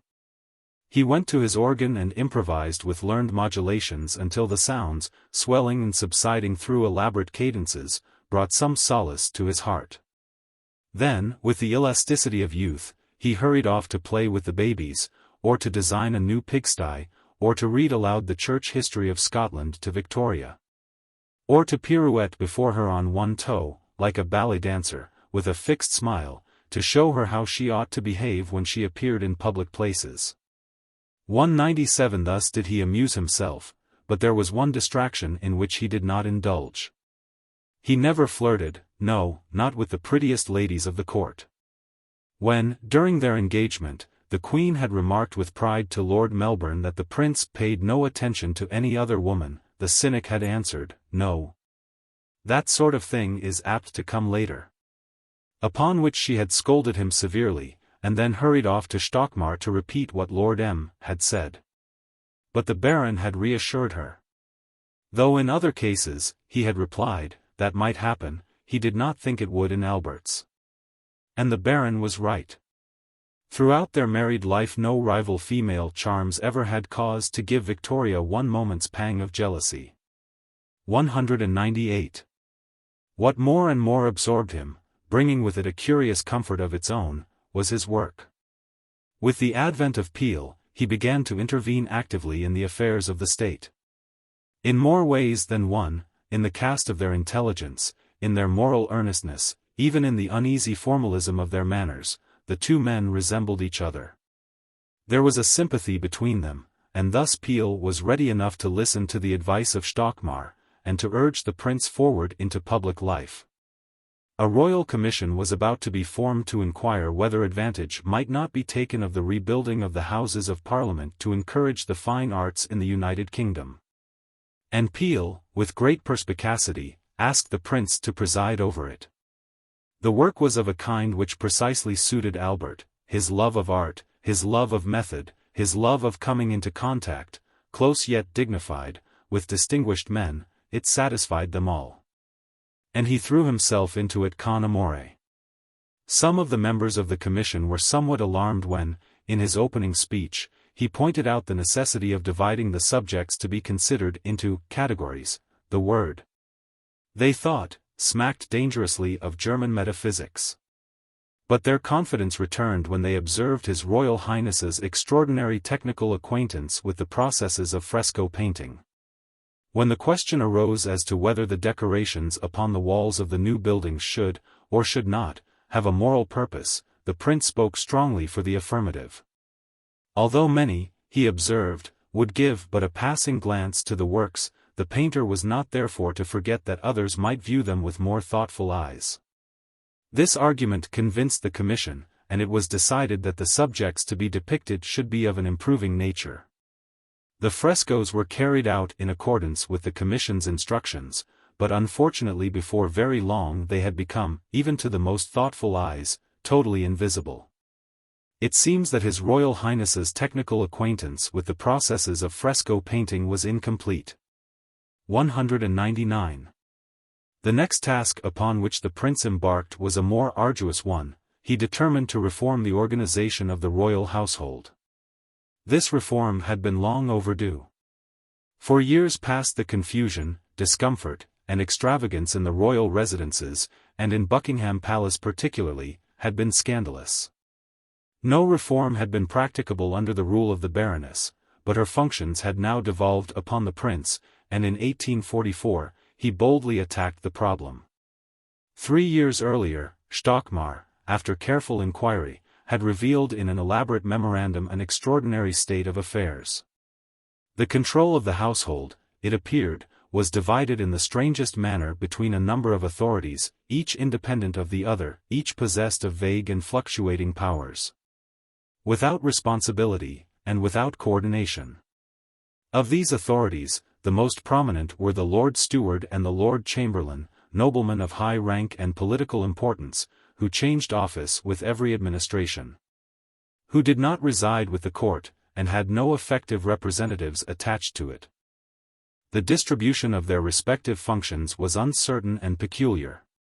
In Buckingham Palace, it was believed that the Lord Chamberlain had charge of the whole of the rooms, with the exception of the kitchen, sculleries, and pantries, which were claimed by the Lord Steward. At the same time, the outside of the palace was under the control of neither of these functionaries, but of the Office of Woods and Forests. And thus, while the insides of the windows were cleaned by the department of the Lord Chamberlain, or possibly, in certain cases, of the Lord Steward, the Office of Woods and Forests cleaned their outsides. Of the servants, the housekeepers, the pages, and the housemaids were under the authority of the Lord Chamberlain. The clerk of the kitchen, the cooks, and the porters were under that of the Lord Steward. But the footmen, the livery porters, and the under-butlers took their orders from yet another official, the master of the horse. Naturally, in these circumstances the service was extremely defective and the lack of discipline among the servants disgraceful. They absented themselves for as long as they pleased and whenever the fancy took them. And if, as the Baron put it, smoking, drinking, and other irregularities occur in the dormitories, where footmen, etc., sleep 10 and 12 in each room, no one can help it. As for Her Majesty's guests, there was nobody to show them to their rooms, and they were often left, having utterly lost their way in the complicated passages, to wander helpless by the hour.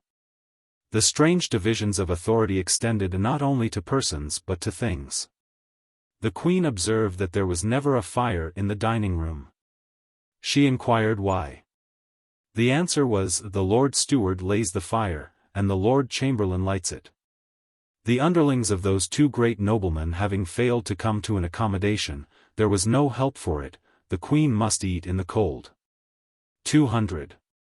A surprising incident opened everyone's eyes to the confusion and negligence that reigned in the palace. A fortnight after the birth of the Princess Royal, the nurse heard a suspicious noise in the room next to the Queen's bedroom. She called to one of the pages, who, looking under a large sofa, perceived there a crouching figure with a most repulsive appearance. It was the boy Jones. This enigmatical personage, whose escapades dominated the newspapers for several ensuing months, and whose motives and character remained to the end ambiguous, was an undersized lad of 17. The son of a tailor, who had apparently gained admittance to the palace by climbing over the garden wall and walking in through an open window. 2 years before he had paid a similar visit in the guise of a chimney sweep. He now declared that he had spent 3 days in the palace, hiding under various beds, that he had helped himself to soup and other eatables, and that he had sat upon the throne, seen the Queen, and heard the Princess Royal squall. Every detail of the strange affair was eagerly canvassed. The Times reported that the boy Jones had, from his infancy, been fond of reading, but that his countenance is exceedingly sullen. It added, the sofa under which the boy Jones was discovered, we understand, is one of the most costly and magnificent material and workmanship, and ordered expressly for the accommodation of the royal and illustrious visitors who call to pay their respects to Her Majesty. The culprit was sent for 3 months to the House of Correction. When he emerged, he immediately returned to Buckingham Palace. He was discovered, and sent back to the House of Correction for another 3 months, after which he was offered £4 a week by a music hall to appear upon the stage. He refused this offer, and shortly afterwards was found by the police loitering round Buckingham Palace. The authorities acted vigorously, and, without any trial or process of law, shipped the boy Jones off to sea. A year later his ship put into Portsmouth to refit, and he at once disembarked and walked to London. He was rearrested before he reached the palace, and sent back to his ship, the Warspite. On this occasion it was noticed that he had much improved in personal appearance and grown quite corpulent. And so the boy Jones passed out of history, though we catch one last glimpse of him in 1844 falling overboard in the night between Tunis and Algiers. He was fished up again. But it was conjectured, as one of the Warspite's officers explained in a letter to the Times, that his fall had not been accidental, but that he had deliberately jumped into the Mediterranean in order to see the life-buoy light burning. Of a boy with such a record, what else could be supposed? 201. But discomfort and alarm were not the only results of the mismanagement of the household.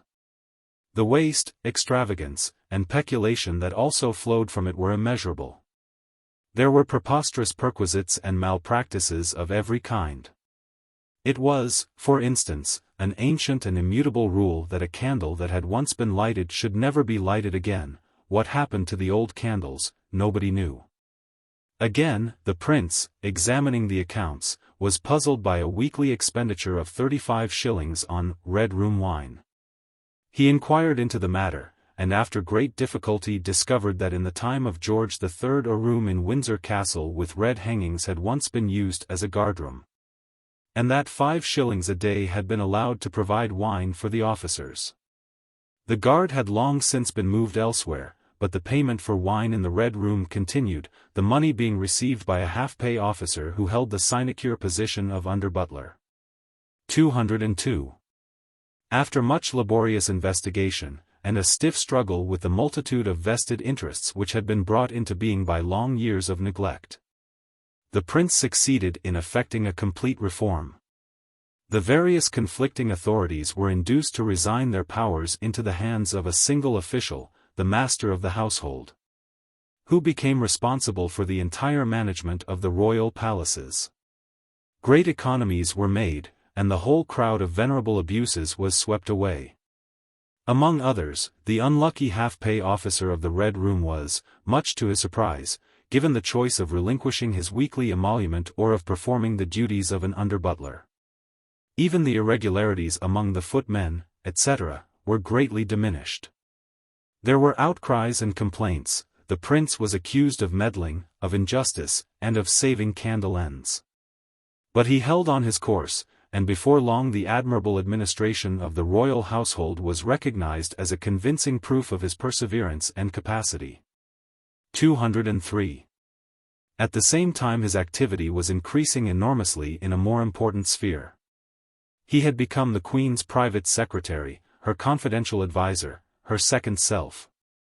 He was now always present at her interviews with ministers. 204 He took, like the Queen, a special interest in foreign policy, but there was no public question in which his influence was not felt. A double process was at work.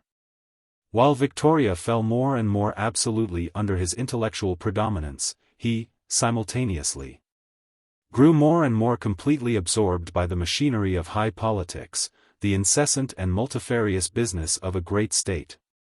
Nobody any more could call him a dilettante. He was a worker, a public personage, a man of affairs. Stockmar noted the change with exultation.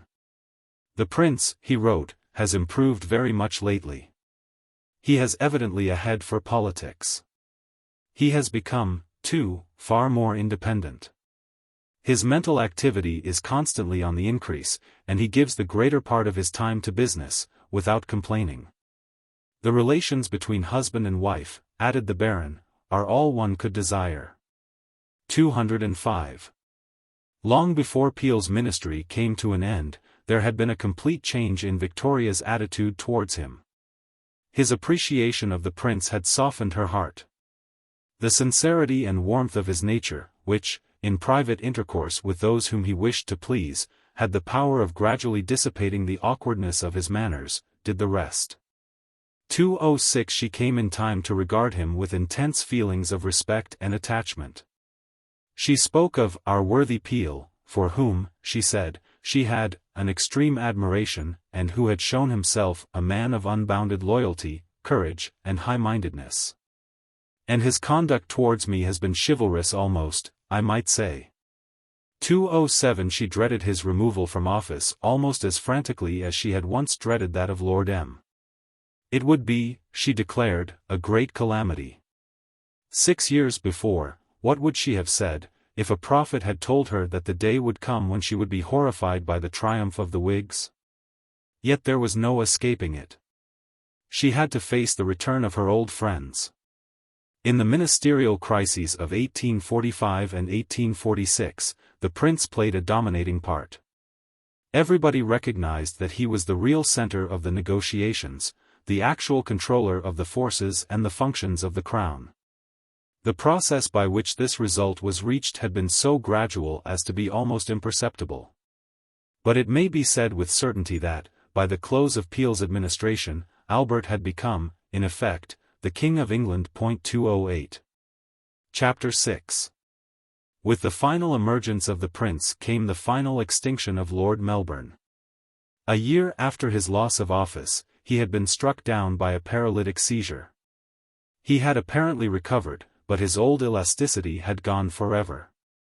Moody, restless, and unhappy, he wandered like a ghost about the town, bursting into soliloquies in public places, or asking odd questions, suddenly, à propos de bottes.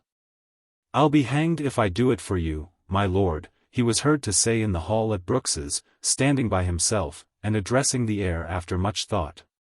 "Don't you consider," he abruptly asked a fellow guest at Lady Holland's, leaning across the dinner table in a pause of the conversation, "that it was a most damnable act of Henri Cotter to change his religion with a view to securing the crown?"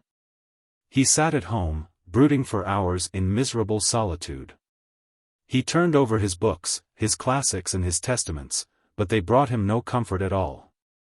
He longed for the return of the past, for the impossible, for he knew not what, for the devilries of Caro, for the happy platitudes of Windsor. His friends had left him, and no wonder, he said in bitterness, the fire was out. He secretly hoped for a return to power, scanning the newspapers with solicitude, and occasionally making a speech in the House of Lords. His correspondence with the Queen continued, and he appeared from time to time at court, but he was a mere simulacrum of his former self. "The dream," wrote Victoria, "is past." As for his political views, they could no longer be tolerated. The prince was an ardent free trader, and so, of course, was the Queen. And when, dining at Windsor at the time of the repeal of the Corn Laws, Lord Melbourne suddenly exclaimed, "Ma'am, it's a damned dishonest act," everyone was extremely embarrassed.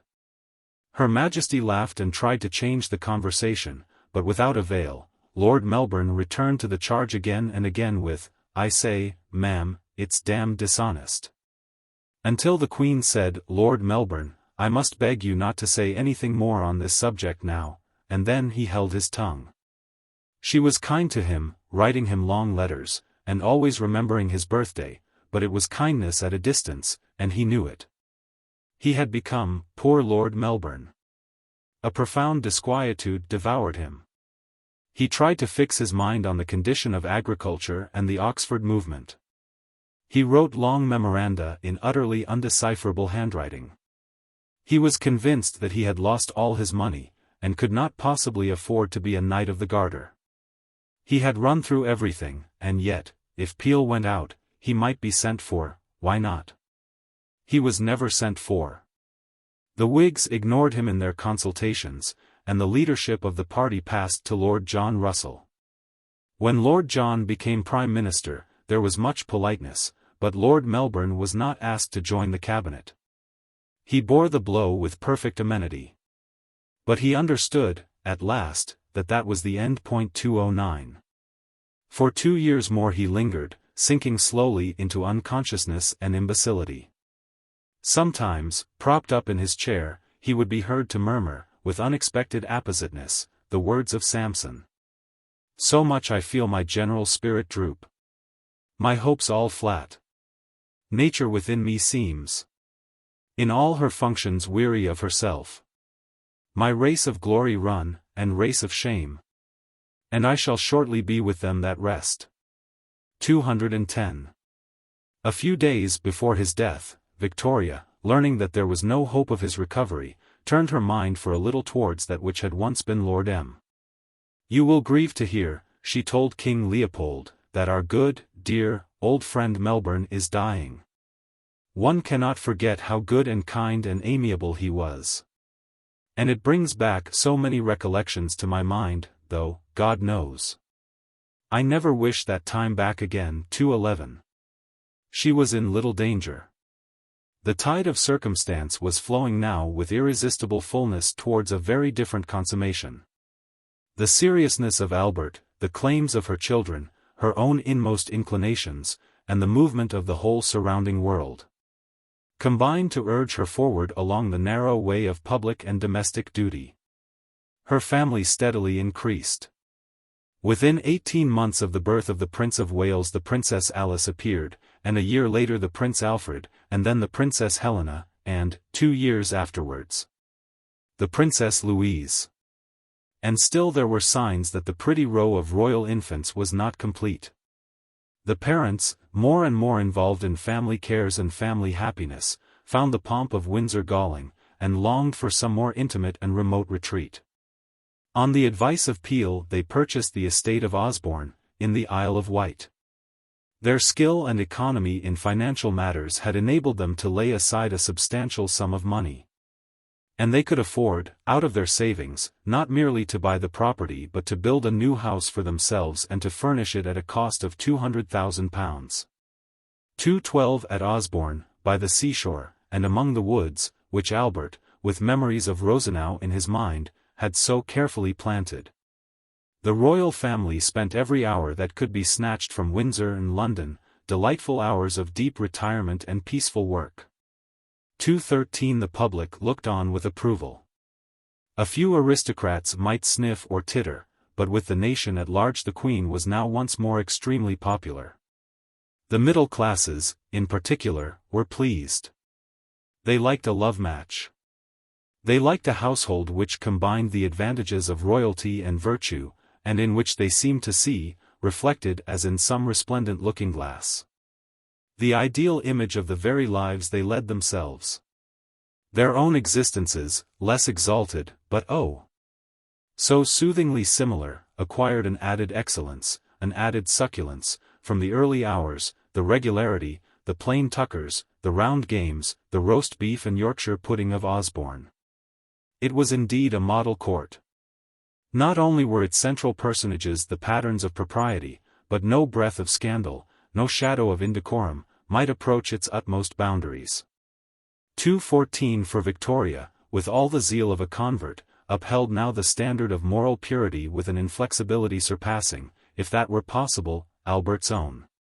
She blushed to think how she had once believed, how she had once actually told him, that one might be too strict and particular in such matters, and that one ought to be indulgent towards other people's dreadful sins. But she was no longer Lord M.'s pupil, she was Albert's wife. She was more, the embodiment, the living apex of a new era in the generations of mankind. The last vestige of the 18th century had disappeared, cynicism and subtlety were shriveled into powder, and duty, industry, morality, and domesticity triumphed over them. Even the very chairs and tables had assumed, with a singular responsiveness, the forms of prim solidity. The Victorian age was in full swing. Chapter 7. Only one thing more was needed: material expression must be given to the new ideals and the new forces so that they might stand revealed, in visible glory, before the eyes of an astonished world. It was for Albert to supply this want. He mused, and was inspired. The great exhibition came into his head. Without consulting anyone, he thought out the details of his conception with the minutest care. There had been exhibitions before in the world, but this should surpass them all. It should contain specimens of what every country could produce in raw materials, in machinery and mechanical inventions, in manufactures, and in the applied and plastic arts. It should not be merely useful and ornamental, it should teach a high moral lesson. It should be an international monument to those supreme blessings of civilization, peace, progress, and prosperity. For some time past the prince had been devoting much of his attention to the problems of commerce and industry. He had a taste for machinery of every kind, and his sharp eye had more than once detected, with the precision of an expert, a missing cogwheel in some vast and complicated engine.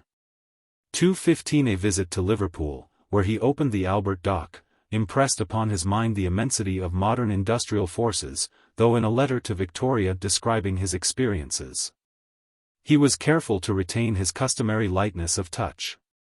"As I write," he playfully remarked, "you will be making your evening toilette, and not be ready in time for dinner.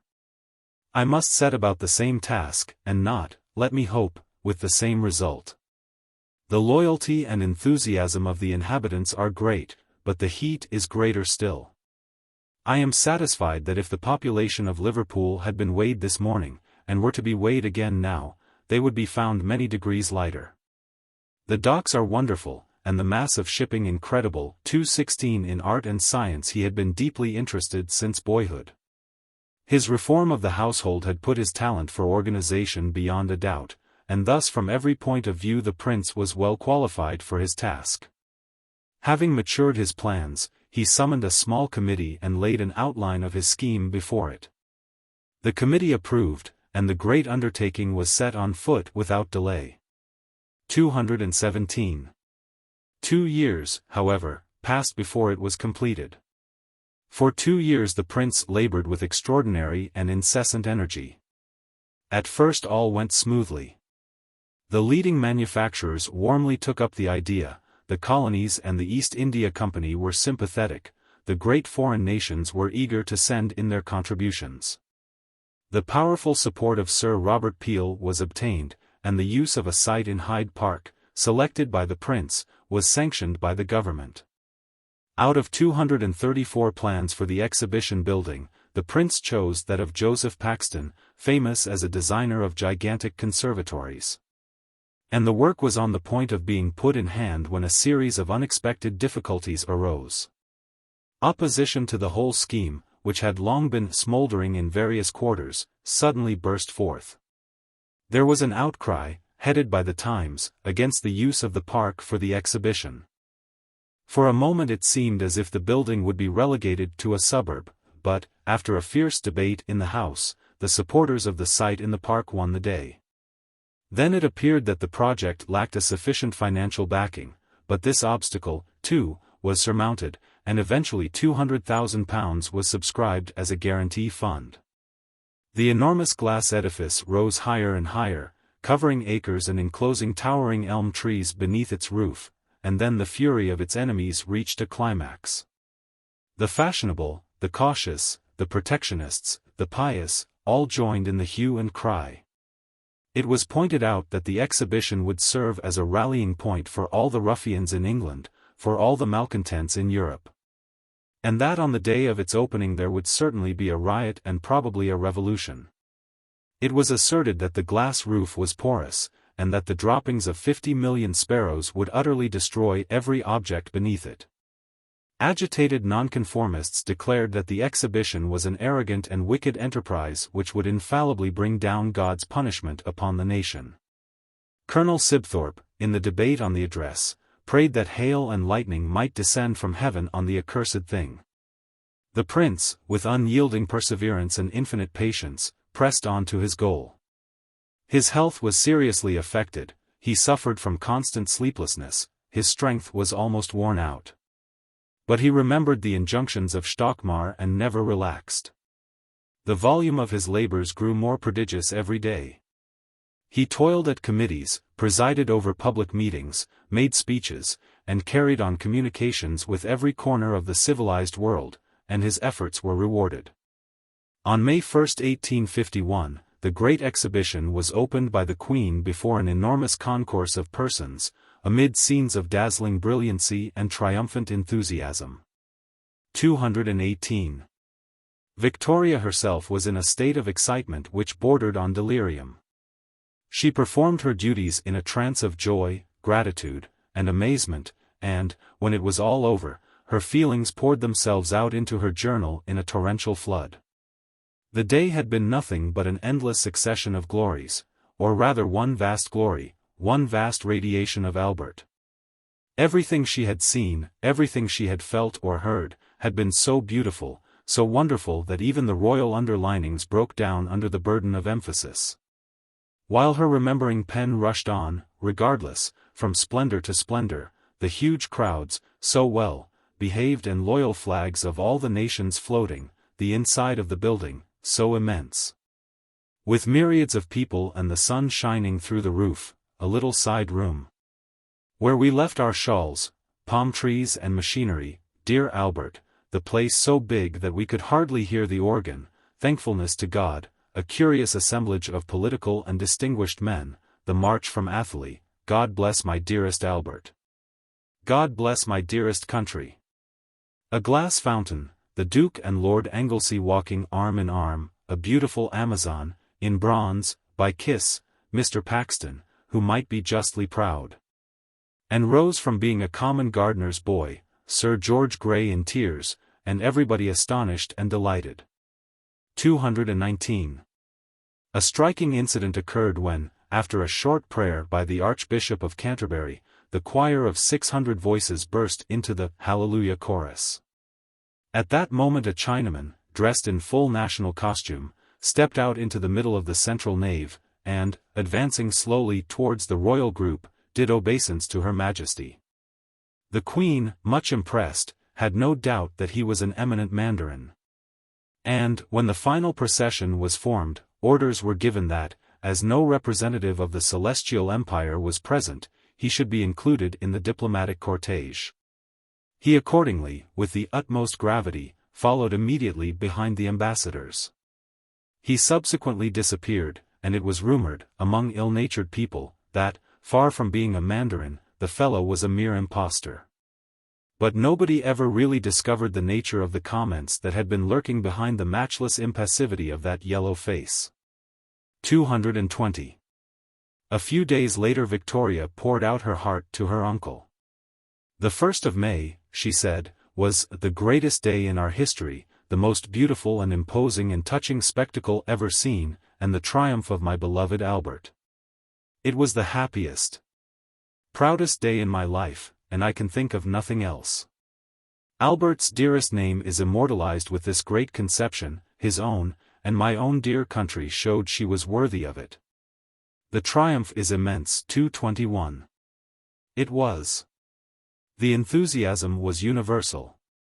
Even the bitterest scoffers were converted, and joined in the chorus of praise. 222 Congratulations from public bodies poured in. The city of Paris gave a great fete to the exhibition committee.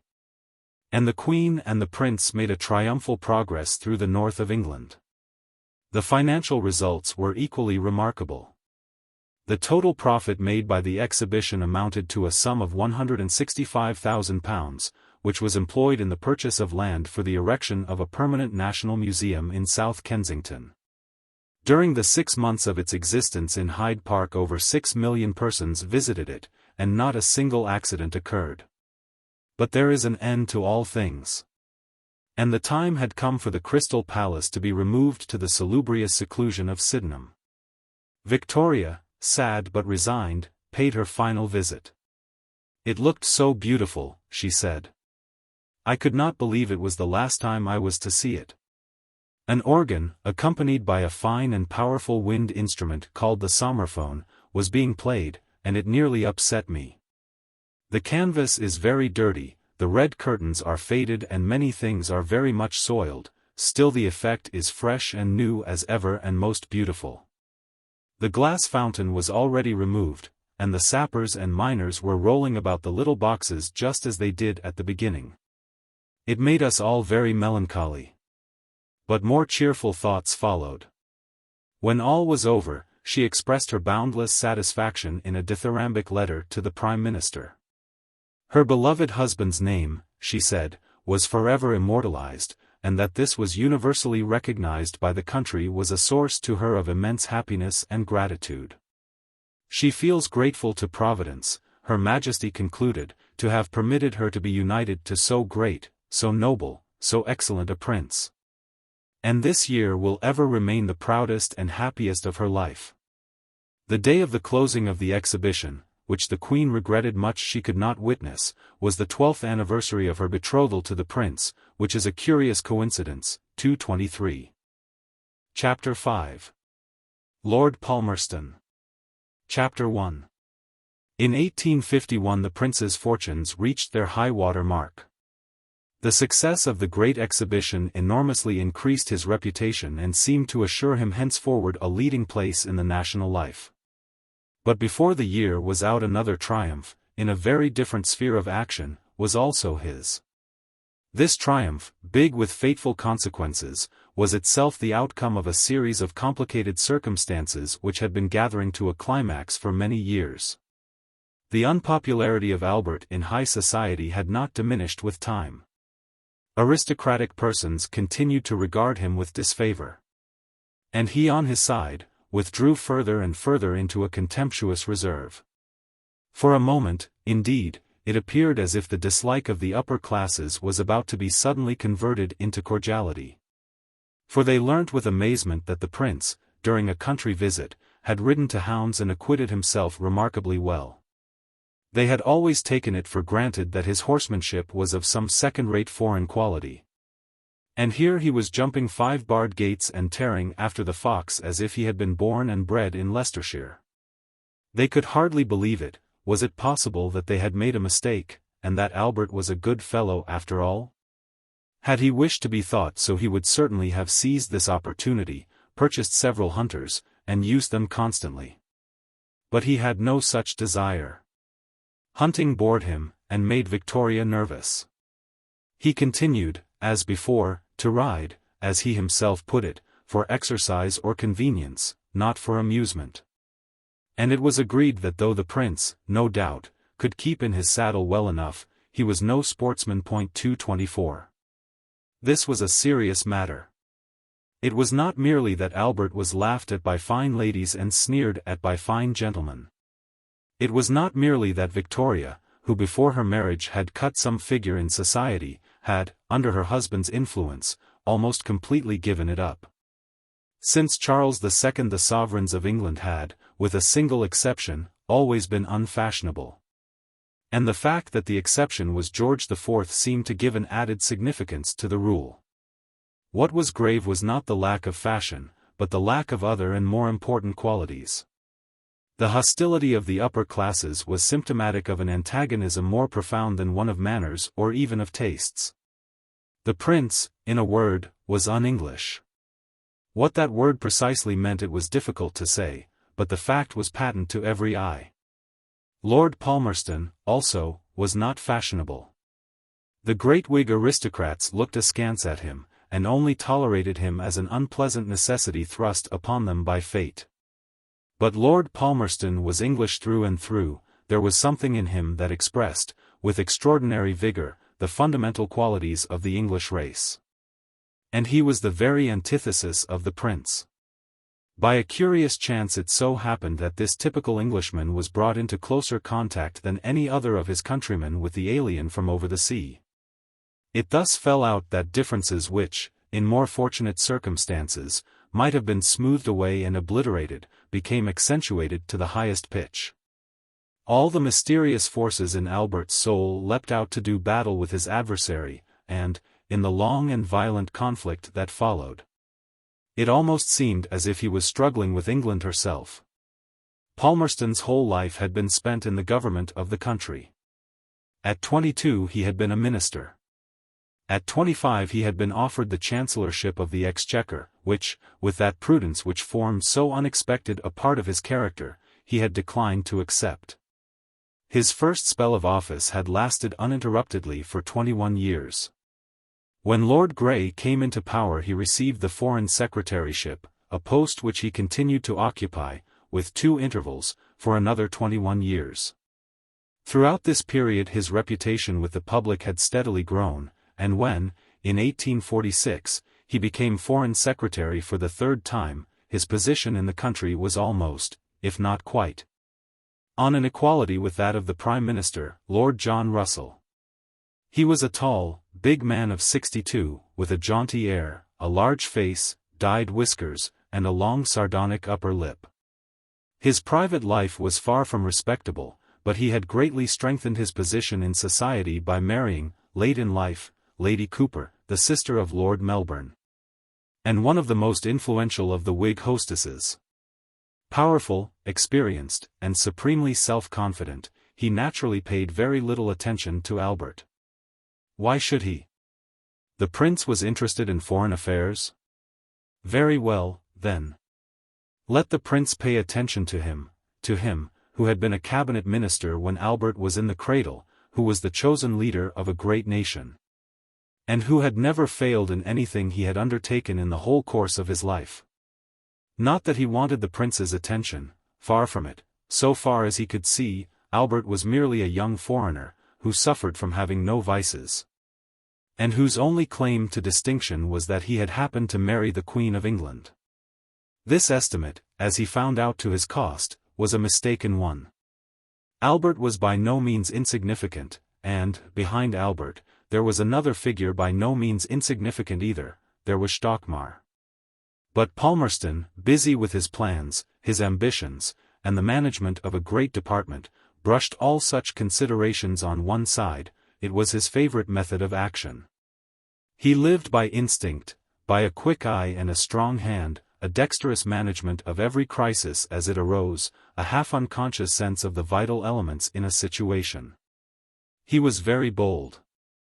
And nothing gave him more exhilaration than to steer the ship of state in a high wind, on a rough sea, with every stitch of canvas on her that she could carry. But there is a point beyond which boldness becomes rashness, a point perceptible only to intuition and not to reason, and beyond that point Palmerston never went. When he saw that the cast demanded it, he could go slow, very slow indeed. In fact, his whole career, so full of vigorous adventure, was nevertheless a masterly example of the proverb, tout vint à point à casser de tendre. But when he decided to go quick, nobody went quicker. One day, returning from Osborne, he found that he had missed the train to London. He ordered a special, but the station master told him that to put a special train upon the line at that time of day would be dangerous and he could not allow it. Palmerston insisted, declaring that he had important business in London, which could not wait. The station master, supported by all the officials, continued to demur. The company, he said, could not possibly take the responsibility.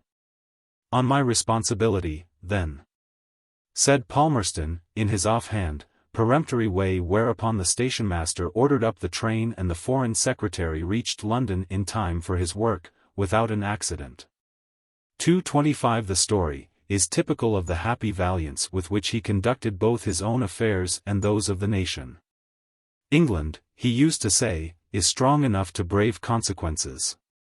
226 Apparently, under Palmerston's guidance, she was.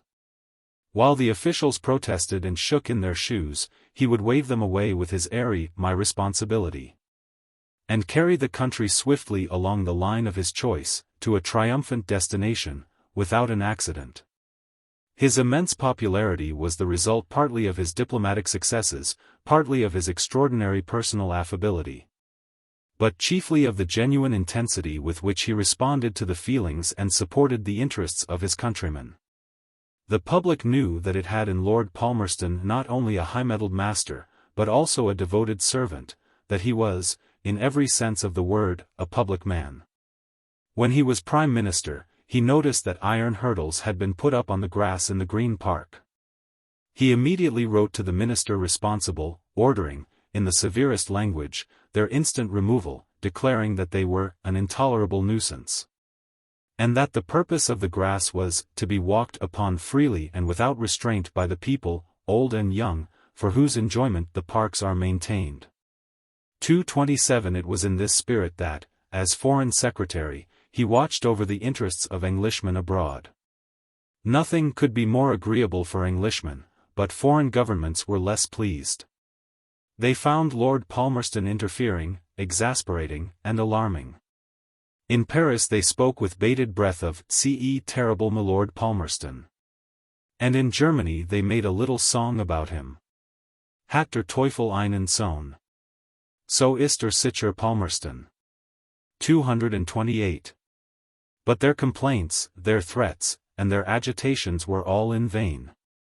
Palmerston, with his upper lip sardonically curving, braved consequences, and held on his course.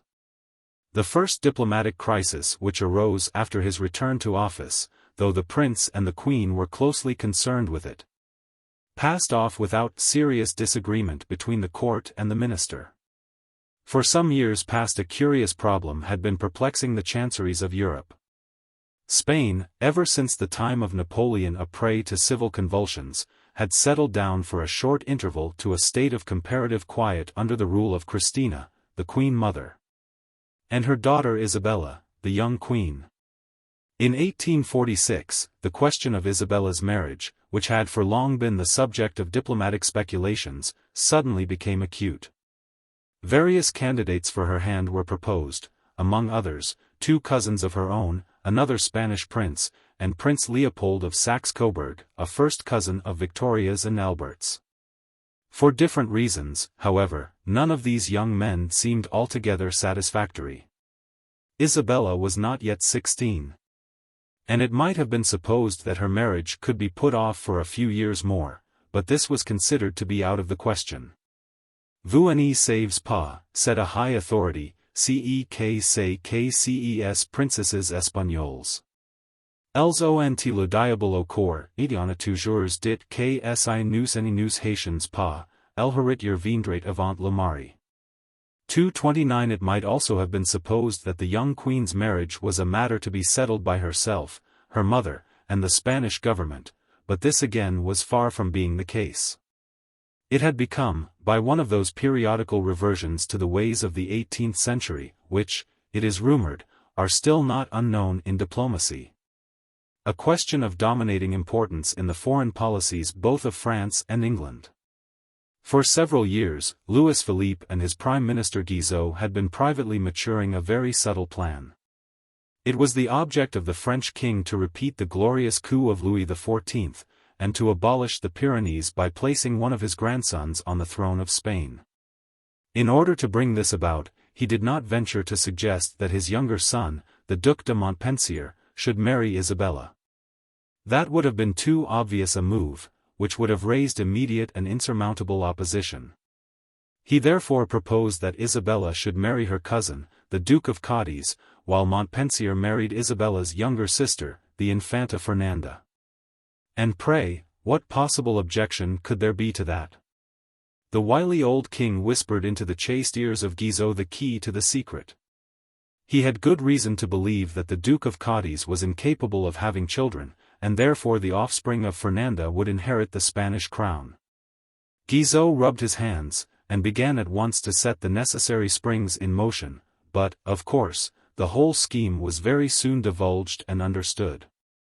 The English government took an extremely serious view of the matter, the balance of power was clearly at stake, and the French intrigue must be frustrated at all hazards.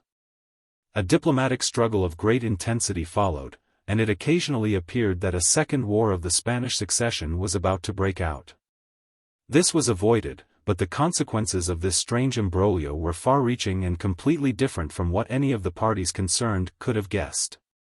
In the course of the long and intricate negotiations there was one point upon which Louis Philippe laid a special stress, the candidature of Prince Leopold of Saxe-Coburg. The prospect of a marriage between a Coburg prince and the Queen of Spain was, he declared, at least as threatening to the balance of power in Europe as that of a marriage between the Duc de Montpensier and the Infanta. And, indeed, there was much to be said for this contention. The ruin which had fallen upon the House of Coburg during the Napoleonic Wars had apparently only served to multiply its vitality. For that princely family had by now extended itself over Europe in an extraordinary manner. King Leopold was firmly fixed in Belgium, his niece was Queen of England, one of his nephews was the husband of the Queen of England, and another the husband of the Queen of Portugal. Yet another was Duke of Württemberg. Where was this to end? There seemed to be a Coburg trust ready to send out one of its members at any moment to fill up any vacant place among the ruling families of Europe. And even beyond Europe there were signs of this infection spreading. An American who had arrived in Brussels had assured King Leopold that there was a strong feeling in the United States in favor of monarchy instead of the misrule of mobs, and had suggested, to the delight of His Majesty, that some branch of the Coburg family might be available for the position. 2:30 That danger might, perhaps, be remote, but the Spanish danger was close at hand. And if Prince Leopold were to marry Queen Isabella, the position of France would be one of humiliation, if not of positive danger. Such were the asseverations of Louis Philippe.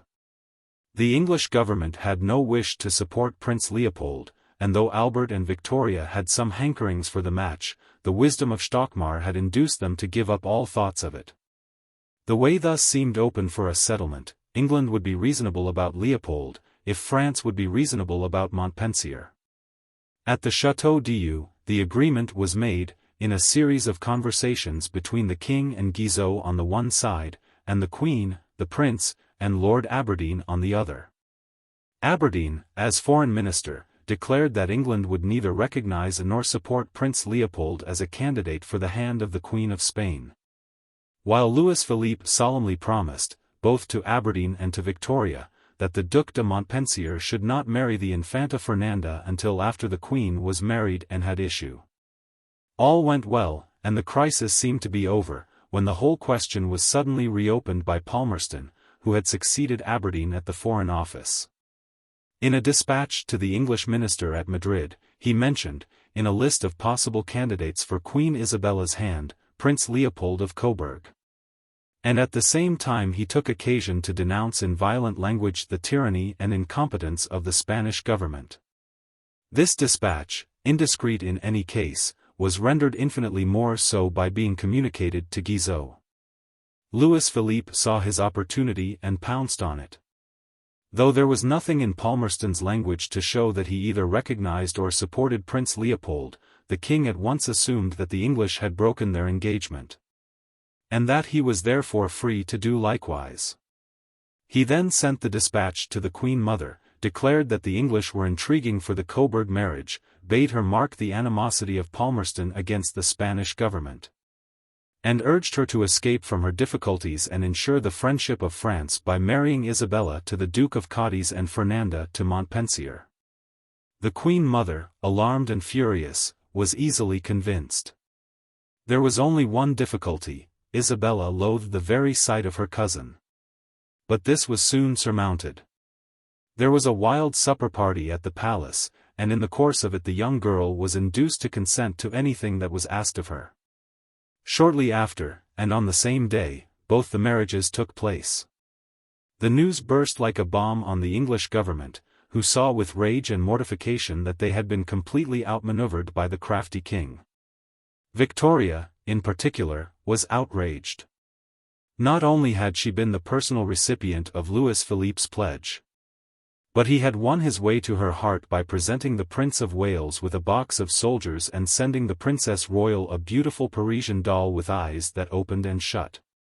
And now insult was added to injury. The Queen of the French wrote her a formal letter, calmly announcing, as a family event in which she was sure Victoria would be interested, the marriage of her son Montpensier, que ajoutera à notre bonheur intérieur, le seul vrai dans ce monde, id que vous, madame, saves si bien apprécier. 231 But the English queen had not long to wait for her revenge. Within 18 months the monarchy of Louis Philippe, discredited, unpopular, and fatally weakened by the withdrawal of English support, was swept into limbo. While he and his family threw themselves as suppliant fugitives at the feet of Victoria. 232. Chapter 2. In this affair both the Queen and the Prince had been too much occupied with the delinquencies of Louis Philippe to have any wrath to spare for those of Palmerston. And, indeed, on the main issue, Palmerston's attitude and their own had been in complete agreement. But in this the case was unique. In every other foreign complication, and they were many and serious, during the ensuing years, the differences between the royal couple and the foreign secretary were constant and profound. There was a sharp quarrel over Portugal, where violently hostile parties were flying at each other's throats. The royal sympathy was naturally enlisted on behalf of the Queen and her Coburg husband, while Palmerston gave his support to the progressive elements in the country. It was not until 1848, however, that the strain became really serious. In that year of revolutions, when, in all directions and with alarming frequency, crowns kept rolling off royal heads, Albert and Victoria were appalled to find that the policy of England was persistently directed, in Germany, in Switzerland, in Austria, in Italy, in Sicily, so as to favor the insurgent forces. The situation, indeed, was just such a one as the soul of Palmerston loved. There was danger and excitement, the necessity of decision, the opportunity for action, on every hand. A disciple of Canning, with an English gentleman's contempt and dislike of foreign potentates deep in his heart, the spectacle of the popular uprisings, and of the oppressors bundled ignominiously out of the palaces they had disgraced, gave him unbounded pleasure, and he was determined that there should be no doubt whatever, all over the continent, on which side in the great struggle England stood. It was not that he had the slightest tincture in him of philosophical radicalism, he had no philosophical tinctures of any kind. He was quite content to be inconsistent, to be a conservative at home and a liberal abroad. There were very good reasons for keeping the Irish in their places, but what had that to do with it? The point was this: when any decent man read an account of the political prisons in Naples his gorge rose. He did not want war. But he saw that without war a skillful and determined use of England's power might do much to further the cause of the liberals in Europe. It was a difficult and a hazardous game to play, but he set about playing it with delighted alacrity. And then, to his intense annoyance, just as he needed all his nerve and all possible freedom of action, he found himself being hampered and distracted at every turn by those people at Osborne. He saw what it was: the opposition was systematic and informed, and the Queen alone would have been incapable of it. The Prince was at the bottom of the whole thing. It was exceedingly vexatious. But Palmerston was in a hurry, and could not wait. The Prince, if he would insist upon interfering, must be brushed on one side. Albert was very angry. He highly disapproved both of Palmerston's policy and of his methods of action. He was opposed to absolutism. But in his opinion Palmerston's proceedings were simply calculated to substitute for absolutism, all over Europe, something no better and very possibly worse: the anarchy of faction and mob violence. The dangers of this revolutionary ferment were grave. Even in England Chartism was rampant, a sinister movement, which might at any moment upset the constitution and abolish the monarchy. Surely, with such dangers at home, this was a very bad time to choose for encouraging lawlessness abroad. He naturally took a particular interest in Germany. His instincts, his affections, his prepossessions, were ineradicably German. Stockmar was deeply involved in German politics. And he had a multitude of relatives among the ruling German families, who, from the midst of the hurly-burly of revolution, wrote him long and agitated letters once a week. Having considered the question of Germany's future from every point of view, he came to the conclusion, under Stockmar's guidance, that the great aim for every lover of Germany should be her unification under the sovereignty of Prussia. The intricacy of the situation was extreme, and the possibilities of good or evil which every hour might bring forth were incalculable. Yet he saw with horror that Palmerston neither understood nor cared to understand the niceties of this momentous problem, but rushed on blindly, dealing blows to right and left. Quite, so far as he could see, without system, and even without motive, except, indeed, a totally unreasonable distrust of the Prussian state. But his disagreement with the details of Palmerston's policy was in reality merely a symptom of the fundamental differences between the characters of the two men. In Albert's eyes Palmerston was a coarse, reckless egotist, whose combined arrogance and ignorance must inevitably have their issue in folly and disaster. Nothing could be more antipathetic to him than a mind so strangely lacking in patience, in reflection, in principle, and in the habits of ratiocination. For to him it was intolerable to think in a hurry, to jump to slapdash decisions, to act on instincts that could not be explained. Everything must be done in due order, with careful premeditation. The premises of the position must first be firmly established, and he must reach the correct conclusion by a regular series of rational steps. In complicated questions, and what questions, rightly looked at, were not complicated. To commit one's thoughts to paper was the wisest course, and it was the course which Albert, laborious though it might be, invariably adopted. It was as well, too, to draw up a reasoned statement after an event, as well as before it, and accordingly, whatever happened, it was always found that the prince had made a memorandum. On one occasion he reduced to 6 pages of foolscap the substance of a confidential conversation with Sir Robert Peel, and, having read them aloud to him, asked him to append his signature. Sir Robert, who never liked to commit himself, became extremely uneasy. Upon which the prince, understanding that it was necessary to humour the singular susceptibilities of Englishmen, with great tact dropped that particular memorandum into the fire. But as for Palmerston, he never even gave one so much as a chance to read him a memorandum. He positively seemed to dislike discussion. And, before one knew where one was, without any warning whatever, he would plunge into some harebrained, violent project, which, as likely as not, would logically involve a European war. Closely connected, too, with this cautious, painstaking reasonableness of Albert's, was his desire to examine questions thoroughly from every point of view, to go down to the roots of things, and to act in strict accordance with some well-defined principle. Under Stockmar's tutelage he was constantly engaged in enlarging his outlook and in endeavoring to envisage vital problems both theoretically and practically, both with precision and with depth. To one whose mind was thus habitually occupied, the empirical activities of Palmerston, who had no notion what a principle meant, resembled the incoherent vagaries of a tiresome child. What did Palmerston know of economics, of science, of history? What did he care for morality and education? How much consideration had he devoted in the whole course of his life to the improvement of the condition of the working classes and to the general amelioration of the human race? The answers to such questions were all too obvious, and yet it is easy to imagine, also, what might have been Palmerston's jaunty comment. "Ah! Your Royal Highness is busy with fine schemes and beneficent calculations exactly. Well, as for me, I must say I'm quite satisfied with my morning's work. I've had the iron hurdles taken out of the Green Park." The exasperating man, however, preferred to make no comment, and to proceed in smiling silence on his inexcusable way. The process of brushing on one side very soon came into operation. Important Foreign Office dispatches were either submitted to the Queen so late that there was no time to correct them, or they were not submitted to her at all. Or, having been submitted, and some passage in them being objected to and an alteration suggested, they were after all sent off in their original form. The Queen complained, the Prince complained, both complained together. It was quite useless.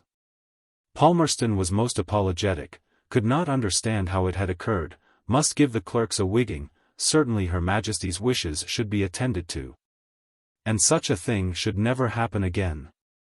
But, of course, it very soon happened again, and the royal remonstrances redoubled. Victoria, her partisan passions thoroughly aroused, imported into her protests a personal vehemence which those of Albert lacked. Did Lord Palmerston forget that she was Queen of England? How could she tolerate a state of affairs in which dispatches written in her name were sent abroad without her approval or even her knowledge? What could be more derogatory to her position than to be obliged to receive indignant letters from the crowned heads to whom those dispatches were addressed, letters which she did not know how to answer? Since she so thoroughly agreed with them, she addressed herself to the Prime Minister. "No remonstrance has any effect with Lord Palmerston," she said. 233 Lord Palmerston, she told him on another occasion, has as usual pretended not to have had time to submit the draft to the Queen before he had sent it off. 234 She summoned Lord John to her presence, poured out her indignation, and afterwards, on the advice of Albert, noted down what had passed in a memorandum. "I said that I thought that Lord Palmerston often endangered the honour of England by taking a very prejudiced and one-sided view of a question. That his writings were always as bitter as gall and did great harm, which Lord John entirely assented to, and that I often felt quite ill from anxiety." 235 Then she turned to her uncle. "The state of Germany," she wrote in a comprehensive and despairing review of the European situation, "is dreadful. And one does feel quite ashamed about that once really so peaceful and happy country. That there are still good people there I am sure, but they allow themselves to be worked upon in a frightful and shameful way. In France a crisis seems at hand. What a very bad figure we cut in this mediation. Really it is quite immoral, with Ireland quivering in our grasp and ready to throw off her allegiance at any moment, for us to force Austria to give up her lawful possessions. 236 What shall we say if Canada, Malta, etc., begin to trouble us? It hurts me terribly." 237 But what did Lord Palmerston care? Lord John's position grew more and more irksome. He did not approve of his colleague's treatment of the Queen.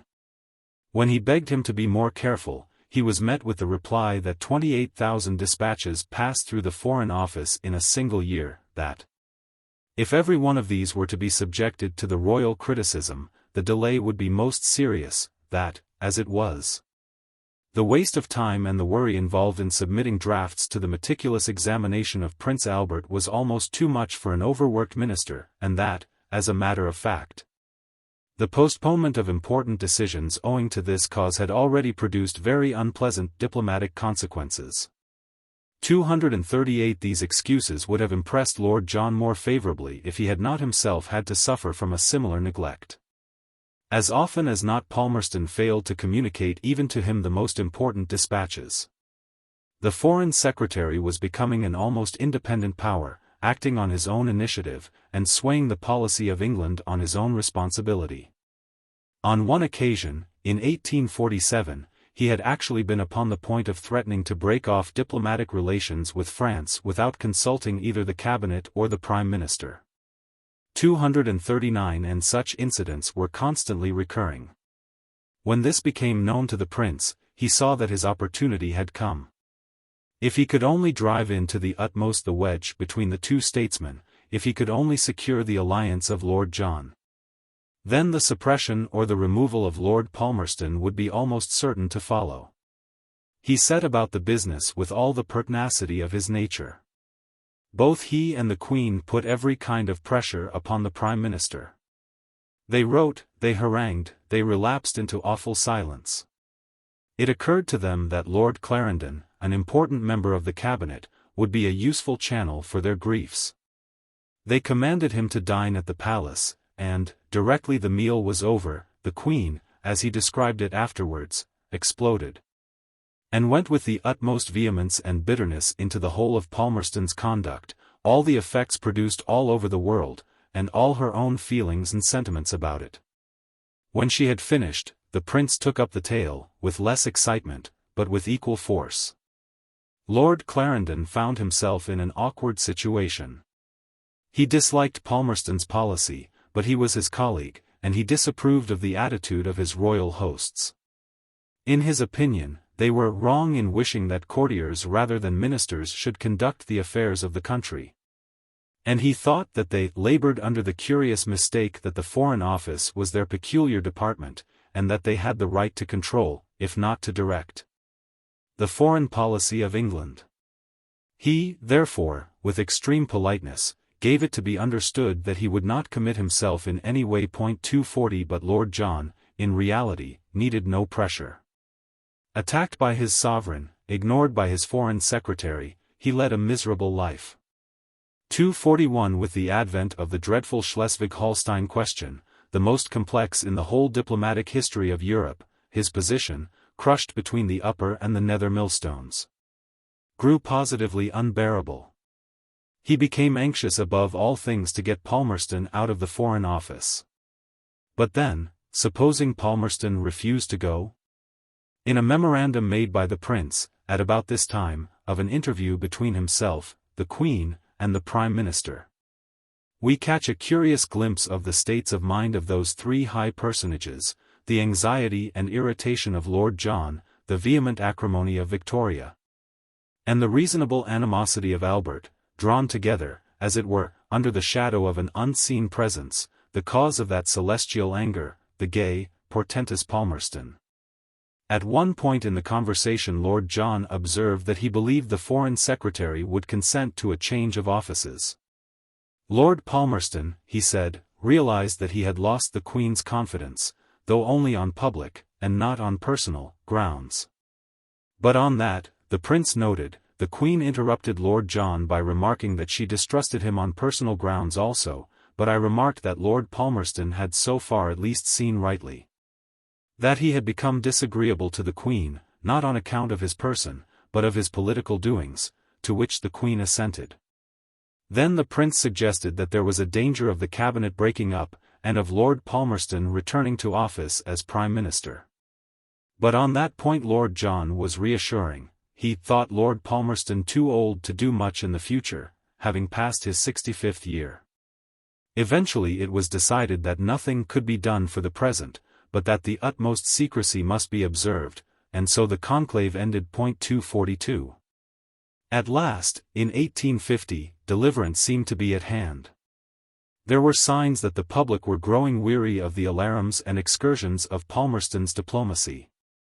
And when his support of Don Pacifico, a British subject, in a quarrel with the Greek government, seemed to be upon the point of involving the country in a war not only with Greece but also with France, and possibly with Russia into the bargain, a heavy cloud of distrust and displeasure appeared to be gathering and about to burst over his head.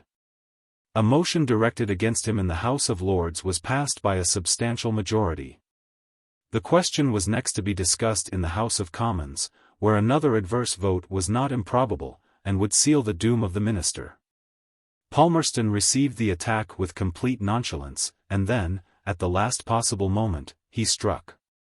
In a speech of over 4 hours, in which exposition, invective, argument, declamation, plain talk and resounding eloquence were mingled together with consummate art and extraordinary felicity, he annihilated his enemies.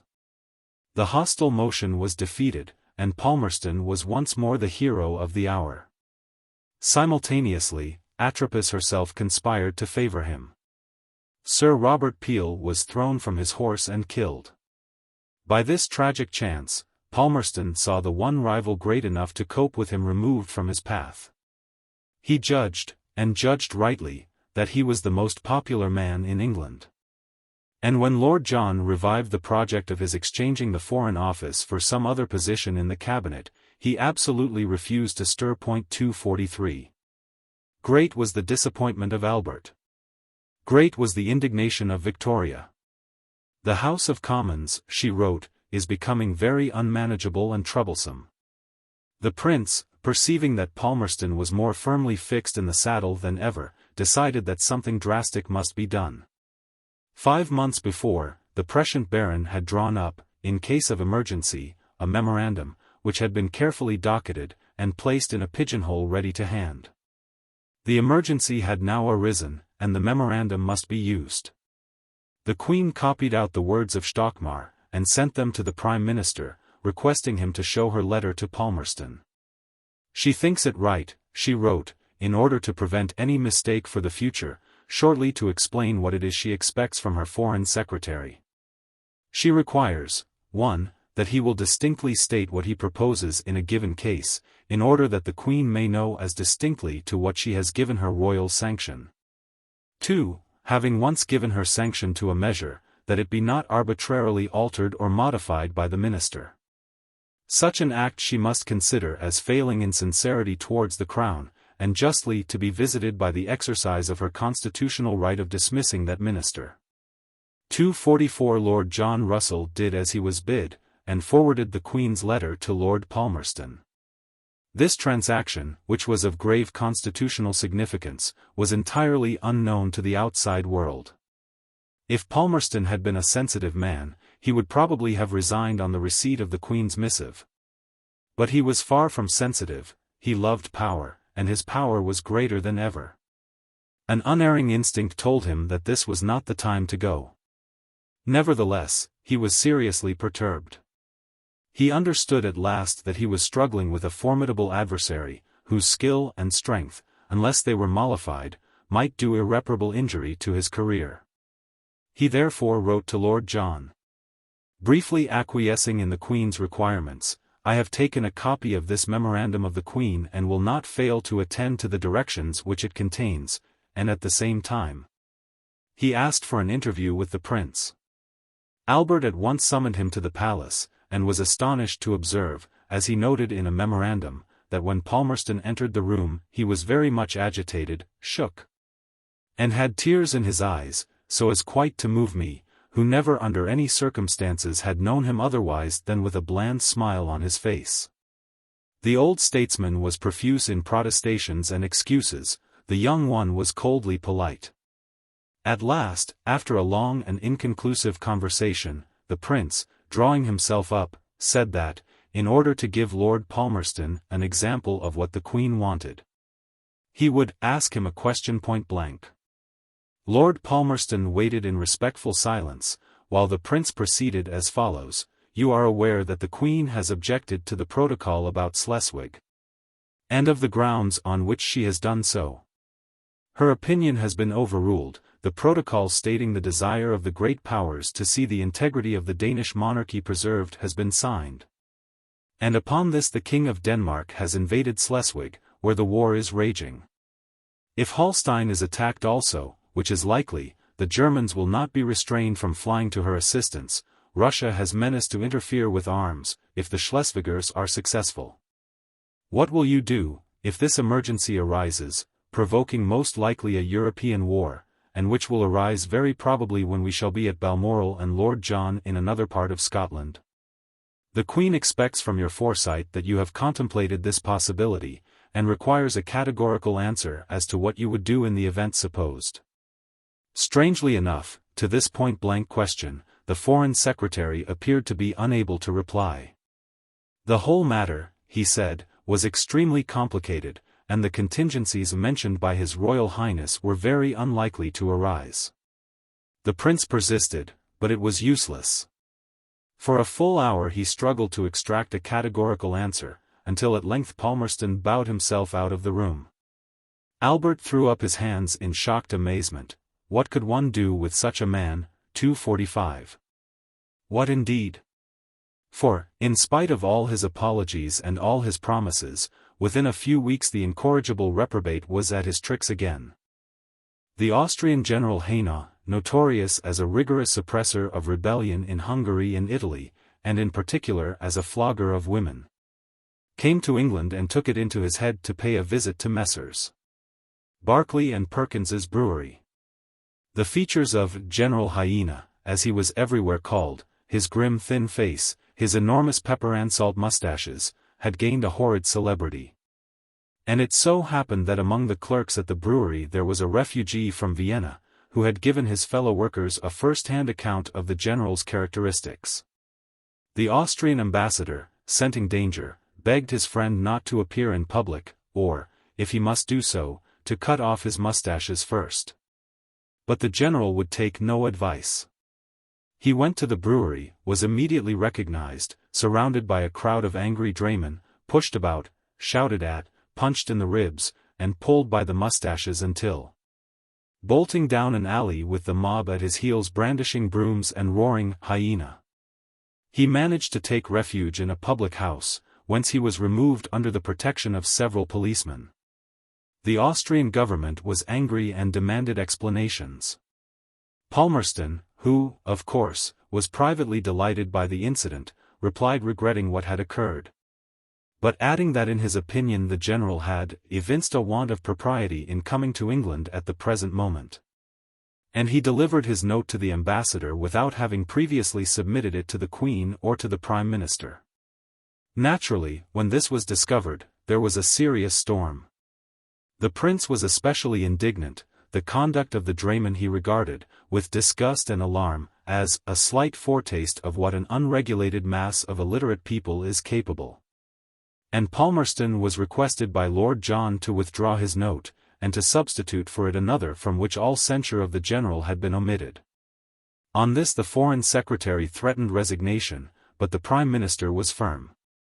For a moment the royal hopes rose high, only to be dashed to the ground again by the cruel compliance of the enemy. Palmerston, suddenly lamb-like, agreed to everything. The note was withdrawn and altered, and peace was patched up once more. 246. It lasted for a year, and then, in October, 1851, the arrival of Kossuth in England brought on another crisis. Palmerston's desire to receive the Hungarian patriot at his house in London was vetoed by Lord John. Once more there was a sharp struggle. Once more Palmerston, after threatening resignation, yielded. But still the insubordinate man could not keep quiet. A few weeks later a deputation of radicals from Finsbury and Islington waited on him at the Foreign Office and presented him with an address, in which the emperors of Austria and Russia were stigmatized as odious and detestable assassins and merciless tyrants and despots. The Foreign Secretary in his reply, while mildly deprecating these expressions, allowed his real sentiments to appear with a most undiplomatic insouciance. There was an immediate scandal, and the court flowed over with rage and vituperation. "I think," said the Baron, "the man has been for some time insane." Victoria, in an agitated letter, urged Lord John to assert his authority. But Lord John perceived that on this matter the Foreign Secretary had the support of public opinion, and he judged it wiser to bide his time. 247. He had not long to wait. The culmination of the long series of conflicts, threats, and exacerbations came before the year was out. On December 2, Louis Napoleon's coup d'état took place in Paris. And on the following day Palmerston, without consulting anybody, expressed in a conversation with the French ambassador his approval of Napoleon's act. 2 days later, he was instructed by the Prime Minister, in accordance with a letter from the Queen, that it was the policy of the English government to maintain an attitude of strict neutrality towards the affairs of France. Nevertheless, in an official dispatch to the British ambassador in Paris, he repeated the approval of the coup d'état which he had already given verbally to the French ambassador in London. This dispatch was submitted neither to the Queen nor to the Prime Minister. Lord John's patience, as he himself said, was drained to the last drop. He dismissed Lord Palmerston. 248. Victoria was in ecstasies, and Albert knew that the triumph was his even more than Lord John's. It was his wish that Lord Granville, a young man whom he believed to be pliant to his influence, should be Palmerston's successor, and Lord Granville was appointed. Henceforward, it seemed that the prince would have his way in foreign affairs. After years of struggle and mortification, success greeted him on every hand. In his family, he was an adored master.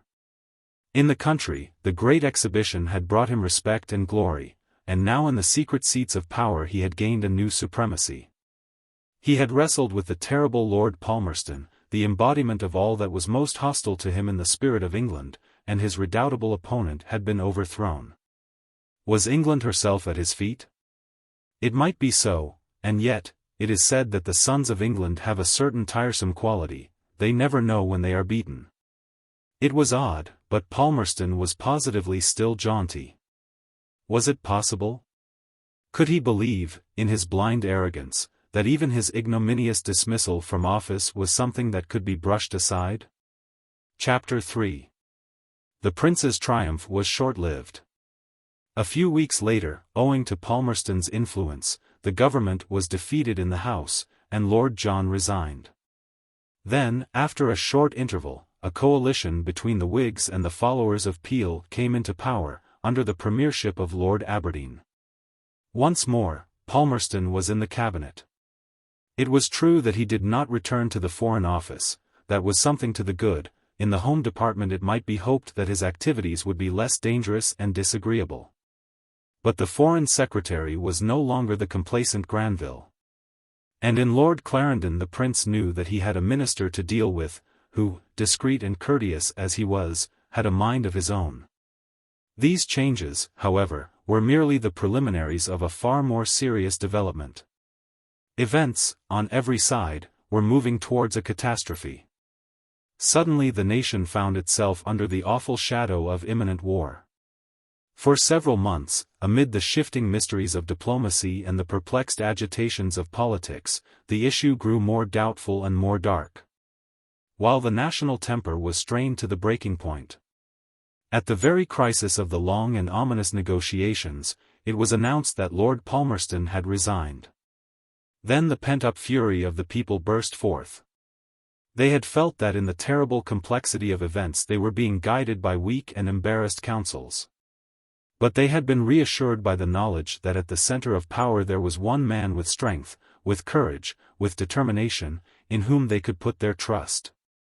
They now learnt that that man was no longer among their leaders. Why? In their rage, anxiety, and nervous exhaustion, they looked round desperately for some hidden and horrible explanation of what had occurred. They suspected plots, they smelt treachery in the air. It was easy to guess the object upon which their frenzy would vent itself. Was there not a foreigner in the highest of high places, a foreigner whose hostility to their own adored champion was unrelenting and unconcealed? The moment that Palmerston's resignation was known, there was a universal outcry and an extraordinary tempest of anger and hatred burst, with unparalleled violence, upon the head of the prince. It was everywhere asserted and believed that the Queen's husband was a traitor to the country, that he was a tool of the Russian court. That in obedience to Russian influences he had forced Palmerston out of the government, and that he was directing the foreign policy of England in the interests of England's enemies. For many weeks these accusations filled the whole of the press. Repeated at public meetings, elaborated in private talk, they flew over the country, growing every moment more extreme and more improbable. While respectable newspapers thundered out their grave invectives, halfpenny broadsides, hawked through the streets of London. Re-echoed in doggerel vulgarity the same sentiments and the same suspicions. 249 At last the wildest rumors began to spread. In January, 1854, it was whispered that the prince had been seized, that he had been found guilty of high treason, that he was to be committed to the Tower. The Queen herself, some declared, had been arrested, and large crowds actually collected round the Tower to watch the incarceration of the royal miscreants. 250. These fantastic hallucinations, the result of the fevered atmosphere of approaching war, were devoid of any basis in actual fact. Palmerston's resignation had been in all probability totally disconnected with foreign policy. It had certainly been entirely spontaneous, and had surprised the court as much as the nation. Nor had Albert's influence been used in any way to favor the interests of Russia. As often happens in such cases, the government had been swinging backwards and forwards between two incompatible policies, that of non-interference and that of threats supported by force, either of which, if consistently followed, might well have had a successful and peaceful issue, but which, mingled together, could only lead to war. Albert, with characteristic scrupulosity, attempted to thread his way through the complicated labyrinth of European diplomacy, and eventually was lost in the maze. But so was the whole of the cabinet, and, when war came, his anti-Russian feelings were quite as vehement as those of the most bellicose of Englishmen. Nevertheless, though the specific charges leveled against the prince were without foundation, there were underlying elements in the situation which explained, if they did not justify the popular state of mind. It was true that the Queen's husband was a foreigner, who had been brought up in a foreign court, was impregnated with foreign ideas, and was closely related to a multitude of foreign princes. Clearly this, though perhaps an unavoidable, was an undesirable, state of affairs, nor were the objections to it merely theoretical, it had in fact produced unpleasant consequences of a serious kind. The prince's German proclivities were perpetually lamented by English ministers. Lord Palmerston, Lord Clarendon, Lord Aberdeen, 251 all told the same tale. And it was constantly necessary, in grave questions of national policy, to combat the prepossessions of a court in which German views and German sentiments held a disproportionate place. As for Palmerston, his language on this topic was apt to be unbridled. At the height of his annoyance over his resignation, he roundly declared that he had been made a victim to foreign intrigue. 252 He afterwards toned down this accusation. But the mere fact that such a suggestion from such a quarter was possible at all showed to what unfortunate consequences Albert's foreign birth and foreign upbringing might lead. But this was not all. A constitutional question of the most profound importance was raised by the position of the prince in England. His presence gave a new prominence to an old problem, the precise definition of the functions and the powers of the crown. Those functions and powers had become, in effect, his.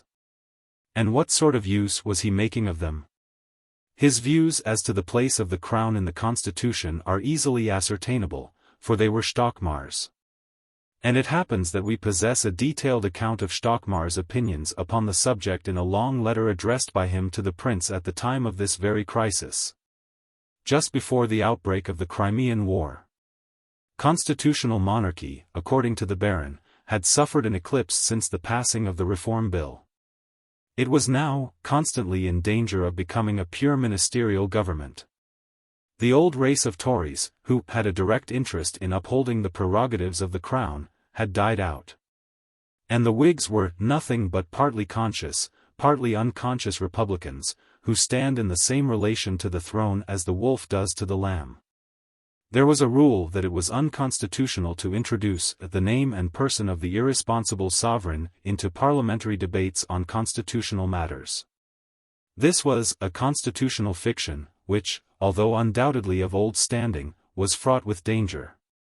And the Baron warned the prince that, if the English crown permit a Whig ministry to follow this rule in practice, without exception, you must not wonder if in a little time you find the majority of the people impressed with the belief that the king, in the view of the law, is nothing but a mandarin figure, which has to nod its head in assent, or shake it in denial, as his minister pleases.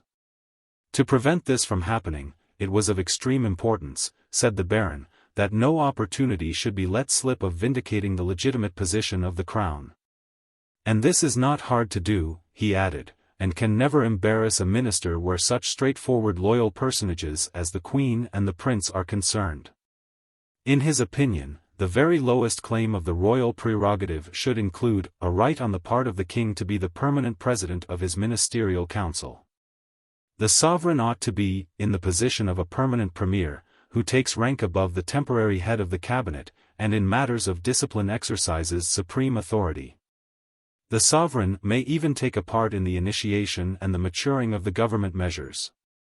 For it would be unreasonable to expect that a king, himself as able, as accomplished, and as patriotic as the best of his ministers, should be prevented from making use of these qualities at the deliberations of his council. The judicious exercise of this right, concluded the Baron, which certainly requires a master mind, would not only be the best guarantee for constitutional monarchy, but would raise it to a height of power, stability, and symmetry, which has never been attained. 253. Now it may be that this reading of the Constitution is a possible one, though indeed it is hard to see how it can be made compatible with the fundamental doctrine of ministerial responsibility. William III presided over his council, and he was a constitutional monarch.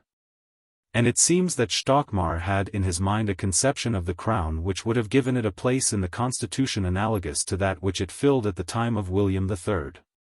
But it is clear that such a theory, which would invest the crown with more power than it possessed even under George III. Runs counter to the whole development of English public life since the Revolution. And the fact that it was held by Stockmar, and instilled by him into Albert, was of very serious importance. For there was good reason to believe not only that these doctrines were held by Albert in theory, but that he was making a deliberate and sustained attempt to give them practical validity.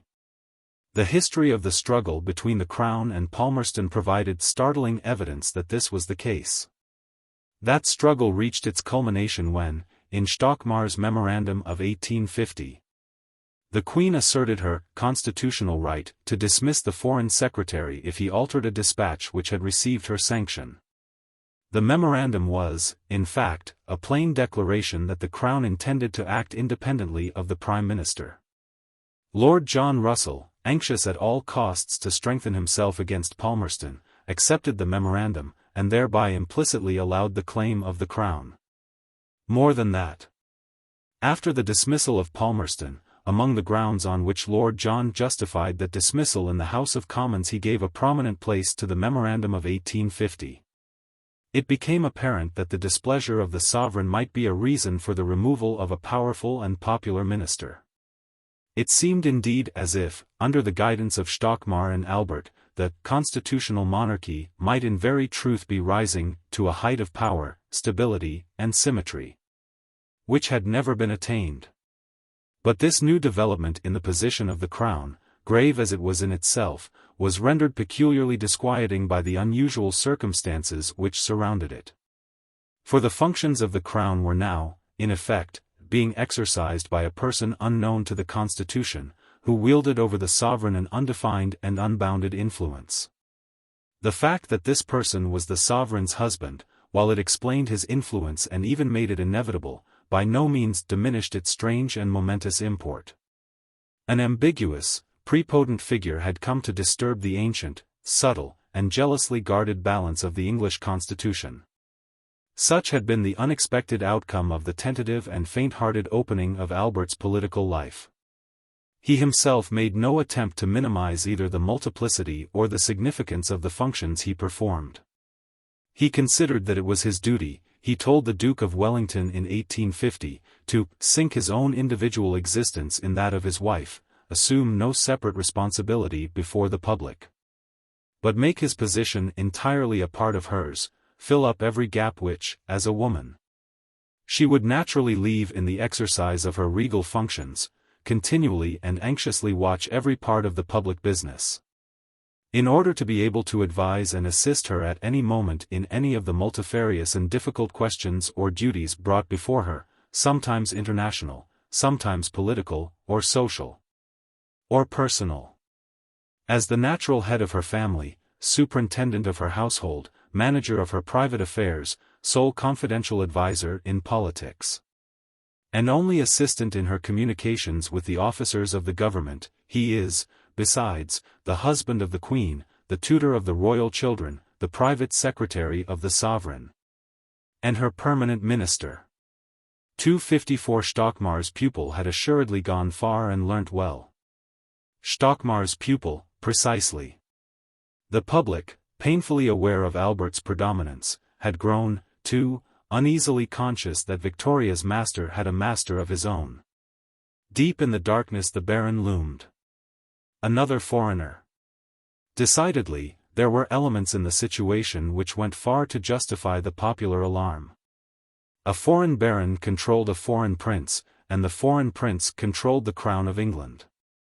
And the crown itself was creeping forward ominously, and when, from under its shadow, the baron and the prince had frowned, a great minister, beloved of the people, had fallen. Where was all this to end? Within a few weeks Palmerston withdrew his resignation, and the public frenzy subsided as quickly as it had arisen. When Parliament met, the leaders of both the parties in both the houses made speeches in favour of the prince, asserting his unimpeachable loyalty to the country and vindicating his right to advise the sovereign in all matters of state.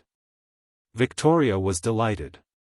"The position of my beloved lord and master," she told the baron, "has been defined for once and for all, and his merits have been acknowledged on all sides most duly. There was an immense concourse of people assembled when we went to the House of Lords, and the people were very friendly. 255 Immediately afterwards, the country finally plunged into the Crimean War. In the struggle that followed, Albert's patriotism was put beyond a doubt, and the animosities of the past were forgotten. But the war had another consequence, less gratifying to the royal couple: it crowned the ambition of Lord Palmerston. In 1855, the man who 5 years before had been pronounced by Lord John Russell to be too old to do much in the future, became Prime Minister of England, and, with one short interval, remained in that position for 10 years. Chapter 6. Last Years of Prince Consort. Chapter 1. The weak-willed youth who took no interest in polities and never read a newspaper had grown into a man of unbending determination whose tireless energies were incessantly concentrated upon the laborious business of government and the highest questions of state. He was busy now from morning till night. In the winter, before the dawn, he was to be seen, seated at his writing table, working by the light of the green reading lamp which he had brought over with him from Germany, and the construction of which he had much improved by an ingenious device. Victoria was early too, but she was not so early as Albert. And when, in the chill darkness, she took her seat at her own writing table, placed side by side with his, she invariably found upon it a neat pile of papers arranged for her inspection and her signature. 256 The day, thus begun, continued in unremitting industry. At breakfast, the newspapers, the once hated newspapers, made their appearance, and the prince, absorbed in their perusal, would answer no questions, or, if an article struck him, would read it aloud. After that there were ministers and secretaries to interview, there was a vast correspondence to be carried on, there were numerous memoranda to be made. Victoria, treasuring every word, preserving every letter, was all breathless attention and eager obedience. Sometimes Albert would actually ask her advice. He consulted her about his English, "Lace recht aufmerksam, und sage when irgend ein Fehler ist," 257 he would say. Or, as he handed her a draft for her signature, he would observe, "Ich hab dar hier ein Draft gemacht, lass es mal. Ich dacht es were recht so." 258 Thus the diligent, scrupulous, absorbing hours passed by. Fewer and fewer grew the moments of recreation and of exercise. The demands of society were narrowed down to the smallest limits, and even then but grudgingly attended to. It was no longer a mere pleasure, it was a positive necessity, to go to bed as early as possible in order to be up and at work on the morrow betimes. 259. The important and exacting business of government, which became at last the dominating preoccupation in Albert's mind, still left unimpaired his old tastes and interests. He remained devoted to art, to science, to philosophy, and a multitude of subsidiary activities showed how his energies increased as the demands upon them grew. For whenever duty called, the prince was all alertness. With indefatigable perseverance he opened museums, laid the foundation stones of hospitals, made speeches to the Royal Agricultural Society, and attended meetings of the British Association. 260 The National Gallery particularly interested him. He drew up careful regulations for the arrangement of the pictures according to schools. And he attempted, though in vain, to have the whole collection transported to South Kensington. 261 Feodora, now the Princess Hohenlohe, after a visit to England, expressed in a letter to Victoria her admiration of Albert both as a private and a public character. Nor did she rely only on her own opinion. "I must just copy out," she said, "what Mr. Clump wrote to me some little time ago. And which is quite true, Prince Albert is one of the few royal personages who can sacrifice to any principle, as soon as it has become evident to them to be good and noble, all those notions, or sentiments, to which others, owing to their narrow-mindedness, or to the prejudices of their rank, are so thoroughly inclined strongly to cling. There is something so truly religious in this," the princess added, "as well as humane and just, most soothing to my feelings which are so often hurt and disturbed by what I hear and see." 262. Victoria, from the depth of her heart, subscribed to all the eulogies of Theodora and Mr. Clump. She only found that they were insufficient. As she watched her beloved Albert, after toiling with state documents and public functions, devoting every spare moment of his time to domestic duties, to artistic appreciation, and to intellectual improvements. As she listened to him cracking his jokes at the luncheon table, or playing Mendelssohn on the organ, or pointing out the merits of Sir Edwin Landseer's pictures. As she followed him round while he gave instructions about the breeding of cattle, or decided that the Gainsboroughs must be hung higher up so that the Winterhalters might be properly seen, she felt perfectly certain that no other wife had ever had such a husband. His mind was apparently capable of everything, and she was hardly surprised to learn that he had made an important discovery for the conversion of sewage into agricultural manure. Filtration from below upwards, he explained, through some appropriate medium, which retained the solids and set free the fluid sewage for irrigation, was the principle of the scheme. All previous plans, he said, would have cost millions, mine costs next to nothing. Unfortunately, owing to a slight miscalculation, the invention proved to be impracticable. But Albert's intelligence was unrebuffed, and he passed on, to plunge with all his accustomed ardor into a prolonged study of the rudiments of lithography. 263. But naturally it was upon his children that his private interests and those of Victoria were concentrated most vigorously. The royal nurseries showed no sign of emptying. The birth of the Prince Arthur in 1850 was followed, 3 years later, by that of the Prince Leopold, and in 1857 the Princess Beatrice was born. A family of 9 must be, in any circumstances, a grave responsibility, and the prince realized to the full how much the high destinies of his offspring intensified the need of parental care. It was inevitable that he should believe profoundly in the importance of education. He himself had been the product of education. Stockmar had made him what he was. It was for him, in his turn, to be a Stockmar, to be even more than a Stockmar, to the young creatures he had brought into the world. Victoria would assist him. A Stockmar, no doubt, she could hardly be, but she could be perpetually vigilant, she could mingle strictness with her affection, and she could always set a good example. These considerations, of course, applied preeminently to the education of the Prince of Wales. How tremendous was the significance of every particle of influence which went to the making of the future King of England. Albert set to work with a will. But, watching with Victoria the minutest details of the physical, intellectual, and moral training of his children, he soon perceived, to his distress, that there was something unsatisfactory in the development of his eldest son. The Princess Royal was an extremely intelligent child, but Bertie, though he was good-humored and gentle, seemed to display a deep-seated repugnance to every form of mental exertion. This was most regrettable, but the remedy was obvious: the parental efforts must be redoubled, instruction must be multiplied. Not for a single instant must the educational pressure be allowed to relax. Accordingly, more tutors were selected, the curriculum was revised, the timetable of studies was rearranged, elaborate memoranda dealing with every possible contingency were drawn up.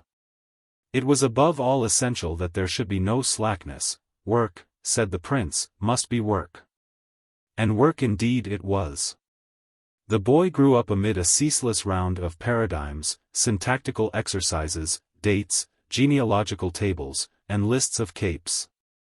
Constant notes flew backwards and forwards between the prince, the queen, and the tutors, with inquiries, with reports of progress, with detailed recommendations. And these notes were all carefully preserved for future reference. It was, besides, vital that the heir to the throne should be protected from the slightest possibility of contamination from the outside world. The Prince of Wales was not as other boys. He might, occasionally, be allowed to invite some sons of the nobility, boys of good character, to play with him in the garden of Buckingham Palace. But his father presided, with alarming precision, over their sports. In short, every possible precaution was taken, every conceivable effort was made. Yet, strange to say, the object of all this vigilance and solicitude continued to be unsatisfactory, appeared, in fact, to be positively growing worse. It was certainly very odd. The more lessons that Bertie had to do, the less he did them. And the more carefully he was guarded against excitements and frivolities, the more desirous of mere amusement he seemed to become. Albert was deeply grieved and Victoria was sometimes very angry. But grief and anger produced no more effect than supervision and timetables. The Prince of Wales, in spite of everything, grew up into manhood without the faintest sign of adherence to and perseverance in the plan both of studies and life, as one of the royal memoranda put it, which had been laid down with such extraordinary forethought by his father. 264.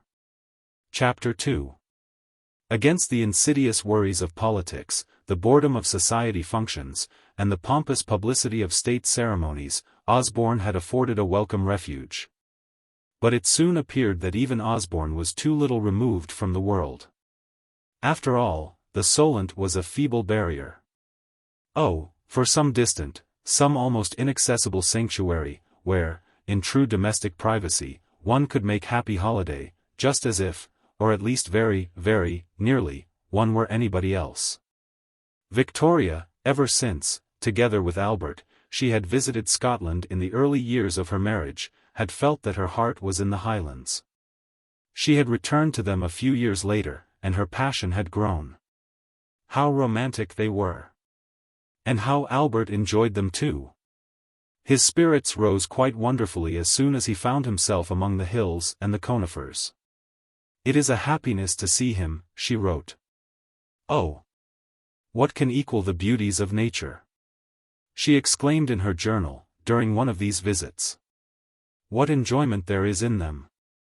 Albert enjoys it so much, he is in ecstasies here." Albert said, she noted next day, that the chief beauty of mountain scenery consists in its frequent changes. "We came home at 6 o'clock. Then she went on a longer expedition, up to the very top of a high hill. It was quite romantic. Here we were with only this Highlander behind us holding the ponies, for we got off twice and walked about. We came home at 11:30, the most delightful, most romantic ride and walk I ever had. I had never been up such a mountain, and then the day was so fine. The Highlanders, too, were such astonishing people. They never make difficulties," she noted, "but are cheerful, and happy, and merry, and ready to walk, and run, and do anything." As for Albert, he highly appreciated the good breeding, simplicity, and intelligence, which make it so pleasant and even instructive to talk to them. "We were always in the habit," wrote Her Majesty, "of conversing with the Highlanders, with whom one comes so much in contact in the Highlands." She loved everything about them, their customs, their dress, their dances, even their musical instruments. "There were 9 pipers at the castle," she wrote after staying with Lord Breadalbane. "Sometimes 1 and sometimes 3 played. They always played about breakfast time, again during the morning, at luncheon, and also whenever we went in and out.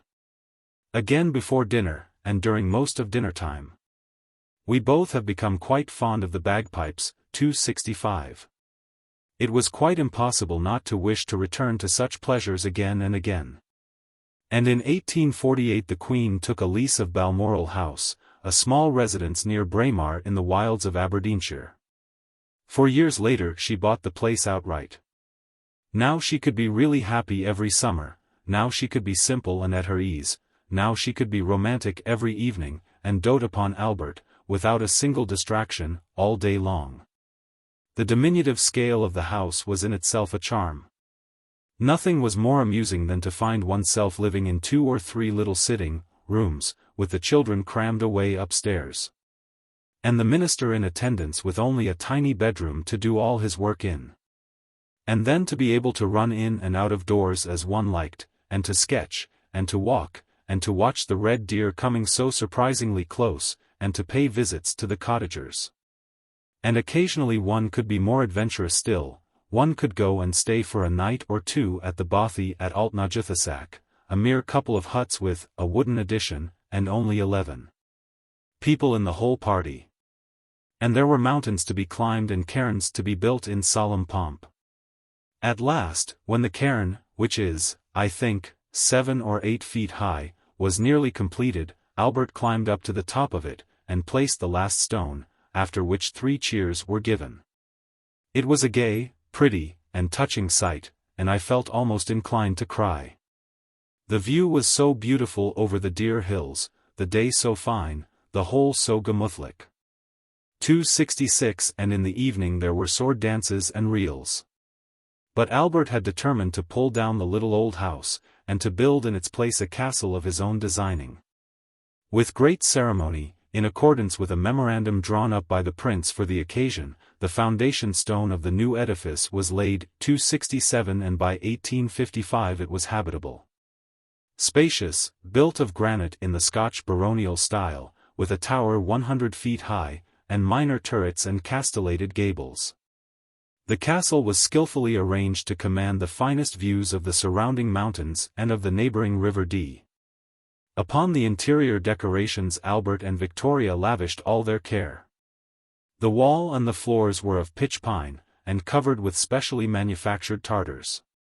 The Balmoral tartan, in red and grey, designed by the prince, and the Victoria tartan, with a white stripe, designed by the Queen, were to be seen in every room. There were tartan curtains, and tartan chair covers, and even tartan linoleums. Occasionally the royal Stuart tartan appeared, for Her Majesty always maintained that she was an ardent Jacobite. Watercolor sketches by Victoria hung upon the walls, together with innumerable stag's antlers, and the head of a boar, which had been shot by Albert in Germany. In an alcove in the hall, stood a life-sized statue of Albert in Highland dress. 268. Victoria declared that it was perfection. Every year, she wrote, my heart becomes more fixed in this dear paradise, and so much more so now, that all has become my dear Albert's own creation, own work, own building, own layout, and his great taste, and the impress of his dear hand, have been stamped everywhere. 269. And here, in very truth, her happiest days were passed. In after years, when she looked back upon them, a kind of glory, a radiance as of an unearthly holiness, seemed to glow about these golden hours. Each hallowed moment stood out clear, beautiful, eternally significant. For, at the time, every experience there, sentimental, or grave, or trivial, had come upon her with a peculiar vividness, like a flashing of marvelous lights. Albert's stockings, an evening walk when she lost her way, Vicky sitting down on a wasp's nest, a torchlight dance, with what intensity such things, and 10,000 like them, impressed themselves upon her eager consciousness. And how she flew to her journal to note them down. The news of the Duke's death. What a moment, when, as she sat sketching after a picnic by a loch in the lonely hills, Lord Derby's letter had been brought to her, and she had learnt that England's, or rather Britain's pride, her glory, her hero, the greatest man she had ever produced, was no more. For such were her reflections upon the bold rebel of former days. But that past had been utterly obliterated, no faintest memory of it remained. For years she had looked up to the Duke as a figure almost superhuman. Had he not been a supporter of good Sir Robert? Had he not asked Albert to succeed him as Commander-in-Chief? And what a proud moment it had been when he stood as sponsor to her son Arthur, who was born on his 81st birthday. So now she filled a whole page of her diary with panegyrical regrets. His position was the highest a subject ever had, above party, looked up to by all, revered by the whole nation, the friend of the sovereign. The crown never possessed, and I fear never will, so devoted, loyal, and faithful a subject, so staunch a supporter. To us his loss is irreparable. To Albert he showed the greatest kindness and the utmost confidence. Not an eye will be dry in the whole country. 270 These were serious thoughts. But they were soon succeeded by others hardly less moving, by events as impossible to forget, by Mr. MacLeod's sermon on Nicodemus, by the gift of a red flannel petticoat to Mrs. P. Farquharson, and another to old Kitty Keir. 271. But, without doubt, most memorable, most delightful of all were the expeditions, the rare, exciting expeditions up distant mountains, across broad rivers, through strange country, and lasting several days. With only 2 gillies, Grant and Brown, for servants, and with assumed names. It was more like something in a story than real life. We had decided to call ourselves Lord and Lady Churchill and party, Lady Churchill passing as Miss Spencer and General Grey as Dr. Grey. Brown once forgot this and called me Your Majesty as I was getting into the carriage, and Grant on the box once called Albert Your Royal Highness, which set us off laughing. But no one observed it. Strong, vigorous, enthusiastic, bringing, so it seemed, good fortune with her, the Highlanders declared she had, a lucky foot, she relished everything, the scrambles and the views and the contretemps and the rough inns with their coarse fare and Brown and Grant waiting at table. She could have gone on for ever and ever, absolutely happy with Albert beside her and Brown at her pony's head. But the time came for turning homewards, alas. The time came for going back to England. She could hardly bear it, she sat disconsolate in her room and watched the snow falling. The last day. Oh! If only she could be snowed up. 272. Chapter 3. The Crimean War brought new experiences, and most of them were pleasant ones. It was pleasant to be patriotic and pugnacious, to look out appropriate prayers to be read in the churches, to have news of glorious victories, and to know oneself, more proudly than ever, the representative of England. With that spontaneity of feeling which was so peculiarly her own, Victoria poured out her emotion, her admiration, her pity, her love, upon her dear soldiers. When she gave them their medals her exultation knew no bounds. Noble fellows, she wrote to the King of the Belgians, I own I feel as if these were my own children. My heart beats for them as for my nearest and dearest. They were so touched, so pleased. Many, I hear, cried, and they won't hear of giving up their medals to have their names engraved upon them for fear they should not receive the identical one put into their hands by me. Which is quite touching. Several came by in a sadly mutilated state. 273 She and they were at one. They felt that she had done them a splendid honor, and she, with perfect genuineness, shared their feeling. Albert's attitude toward such things was different. There was an austerity in him which quite prohibited the expansions of emotion. When General Williams returned from the heroic defense of Kars and was presented at court, the quick, stiff, distant bow with which the prince received him struck like ice upon the beholders. 274 He was a stranger still. But he had other things to occupy him, more important, surely, than the personal impressions of military officers and people who went to court. He was at work, ceaselessly at work, on the tremendous task of carrying through the war to a successful conclusion. State papers, dispatches, memoranda, poured from him in an overwhelming stream. Between 1853 and 1857 50-folio volumes were filled with the comments of his pen upon the Eastern question. 275 Nothing would induce him to stop. Weary ministers staggered under the load of his advice, but his advice continued, piling itself up over their writing tables, and flowing out upon them from red box after red box. Nor was it advice to be ignored. The talent for administration which had reorganized the royal palaces and planned the great exhibition asserted itself no less in the confused complexities of war. Again and again the prince's suggestions, rejected or unheeded at first, were adopted under the stress of circumstances and found to be full of value.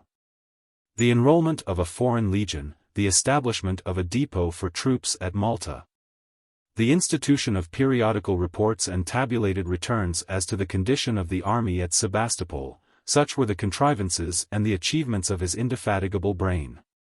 He went further. In a lengthy minute he laid down the lines for a radical reform in the entire administration of the army.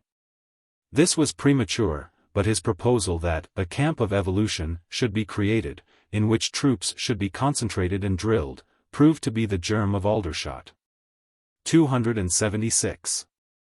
Meanwhile Victoria had made a new friend. She had suddenly been captivated by Napoleon III. Her dislike of him had been strong at first. She considered that he was a disreputable adventurer who had usurped the throne of poor old Louis Philippe, and besides he was hand-in-glove with Lord Palmerston. For a long time, although he was her ally, she was unwilling to meet him, but at last a visit of the Emperor and Empress to England was arranged. Directly he appeared at Windsor her heart began to soften. She found that she was charmed by his quiet manners, his low, soft voice, and by the soothing simplicity of his conversation. The goodwill of England was essential to the Emperor's position in Europe, and he had determined to fascinate the Queen. He succeeded. There was something deep within her which responded immediately and vehemently to natures that offered a romantic contrast with her own. Her adoration of Lord Melbourne was intimately interwoven with her half-unconscious appreciation of the exciting unlikeness between herself and that sophisticated, subtle, aristocratical old man. Very different was the quality of her unlikeness to Napoleon, but its quantity was at least as great. From behind the vast solidity of her respectability, her conventionality, her established happiness, she peered out with a strange delicious pleasure at that unfamiliar, darkly glittering foreign object, moving so meteorically before her, an ambiguous creature of willfulness and destiny. And, to her surprise, where she had dreaded antagonisms, she discovered only sympathies. He was, she said, so quiet, so simple, naïf even, so pleased to be informed about things he does not know, so gentle, so full of tact, dignity, and modesty, so full of kind attention towards us. Never saying a word, or doing a thing, which could put me out. There is something fascinating, melancholy, and engaging which draws you to him, in spite of any prevention you may have against him. And certainly without the assistance of any outward appearance, though I like his face. She observed that he rode extremely well, and looks well on horseback, as he sits high. And he danced, with great dignity and spirit. Above all, he listened to Albert. Listened with the most respectful attention, showed, in fact, how pleased he was to be informed about things he did not know. And afterwards was heard to declare that he had never met the prince's equal. On one occasion, indeed, but only on one, he had seemed to grow slightly restive. In a diplomatic conversation, I expatiated a little on the Holstein question, wrote the prince in a memorandum, which appeared to bore the emperor as très compliqué. 277. Victoria, too, became much attached to the empress, whose looks and graces she admired without a touch of jealousy. Eugenie, indeed, in the plenitude of her beauty, exquisitely dressed in wonderful Parisian crinolines which set off to perfection her tall and willowy figure, might well have caused some heartburning in the breast of her hostess, who, very short, rather stout, quite plain, in garish middle-class garments, could hardly be expected to feel at her best in such company. But Victoria had no misgivings. To her it mattered nothing that her face turned red in the heat and that her purple pork-pie hat was of last year's fashion, while Eugenie, cool and modish, floated in an infinitude of flounces by her side. She was Queen of England, and was not that enough? It certainly seemed to be. True majesty was hers, and she knew it.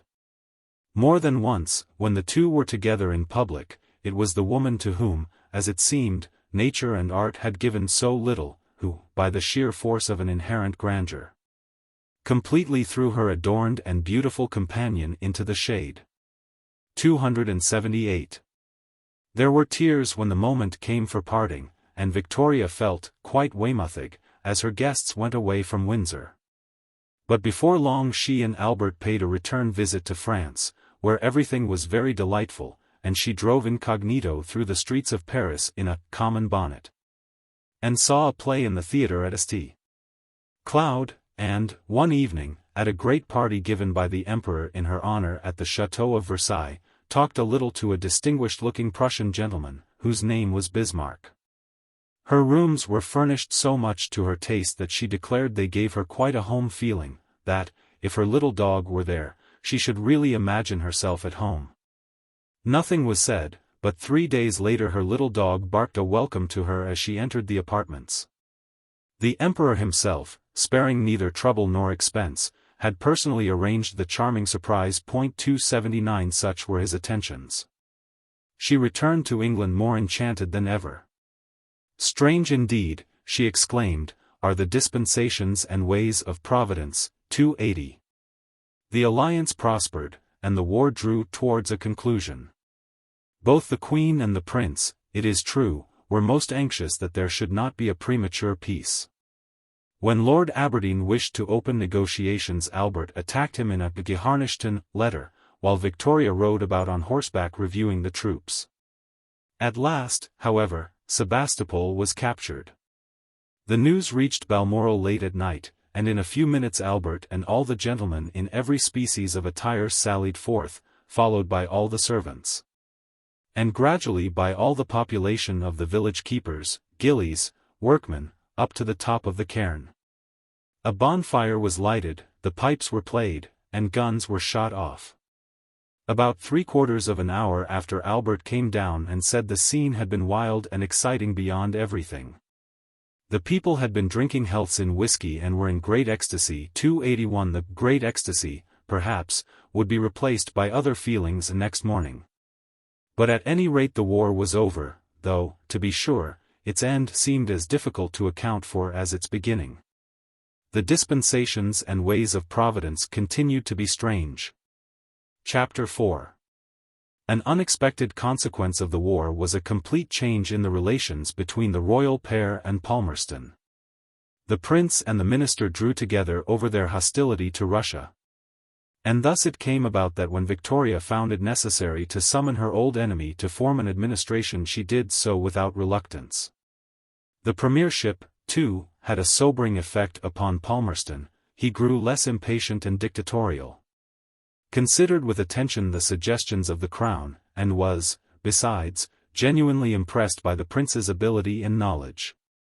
282 Friction, no doubt, there still occasionally was, for, while the Queen and the Prince devoted themselves to foreign politics as much as ever, their views, when the war was over, became once more antagonistic to those of the Prime Minister. This was especially the case with regard to Italy.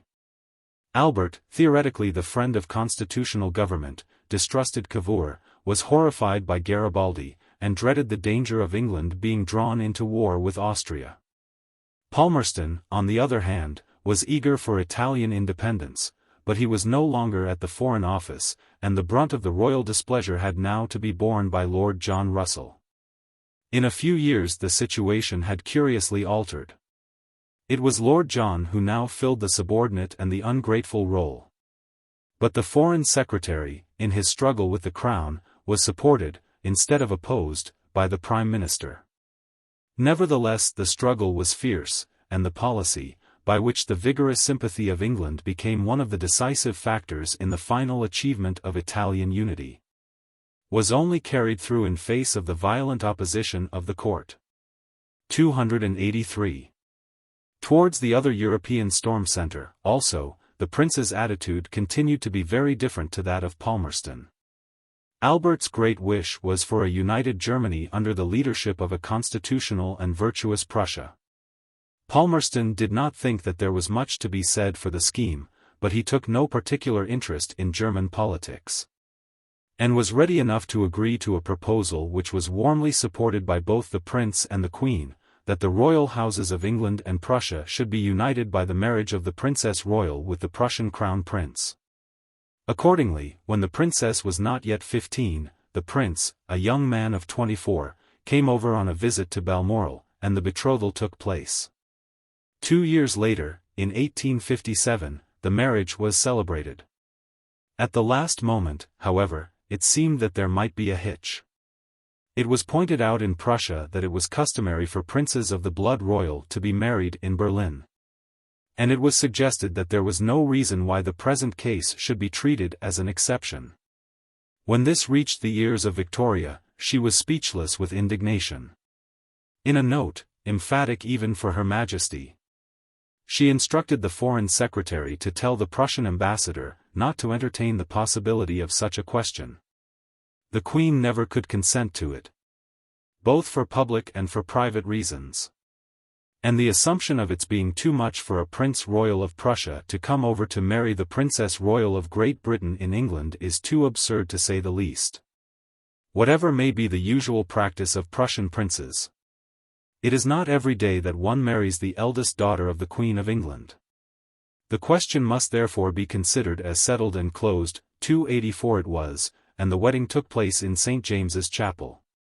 There were great festivities, illuminations, state concerts, immense crowds, and general rejoicings. At Windsor a magnificent banquet was given to the bride and bridegroom in the Waterloo Room, at which, Victoria noted in her diary, everybody was most friendly and kind about Vicky and full of the universal enthusiasm, of which the Duke of Buccleuch gave us most pleasing instances, he having been in the very thick of the crowd and among the lowest of the low.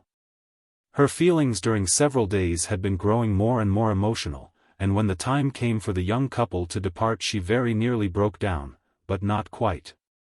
Poor dear child! She wrote afterwards.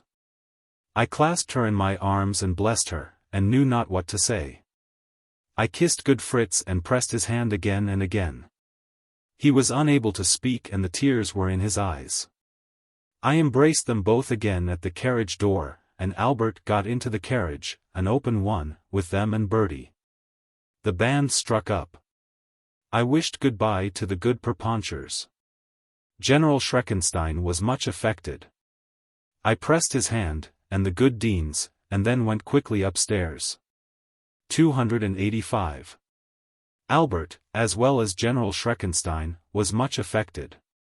He was losing his favorite child, whose opening intelligence had already begun to display a marked resemblance to his own, an adoring pupil, who, in a few years, might have become an almost adequate companion.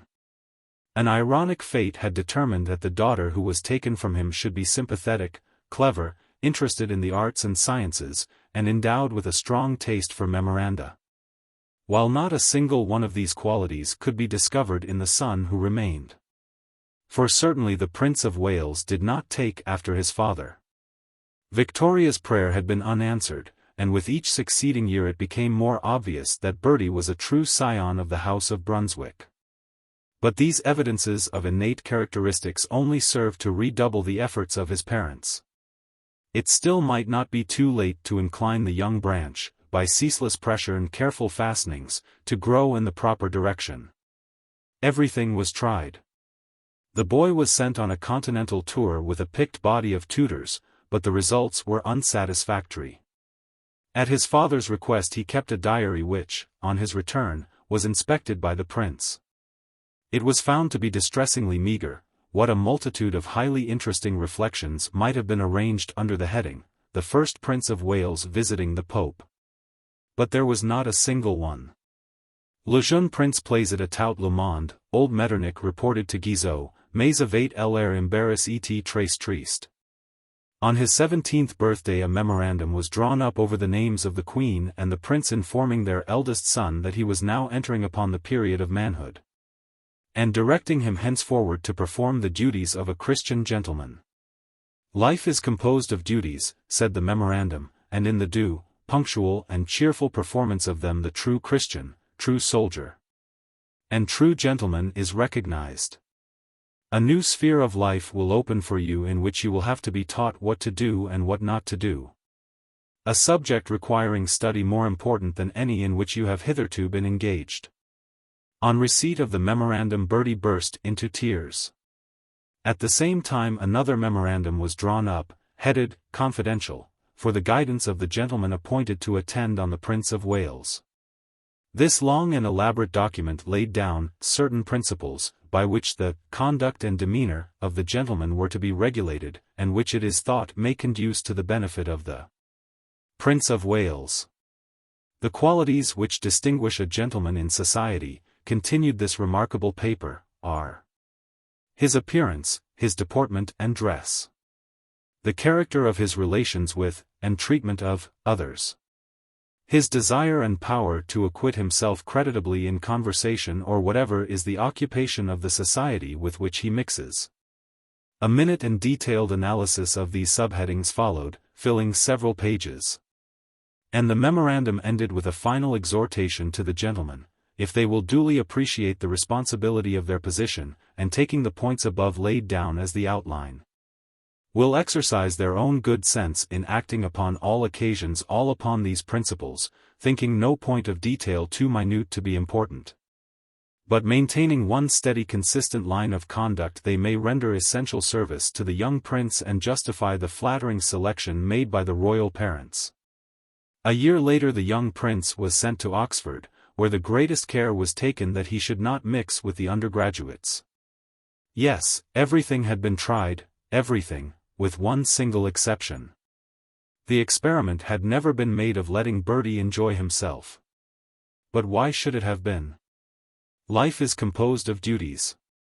What possible place could there be for enjoyment in the existence of a Prince of Wales?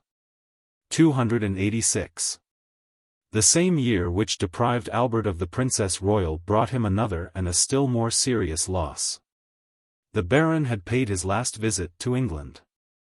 For 20 years, as he himself said in a letter to the King of the Belgians, he had performed the laborious and exhausting office of a paternal friend and trusted adviser to the Prince and the Queen.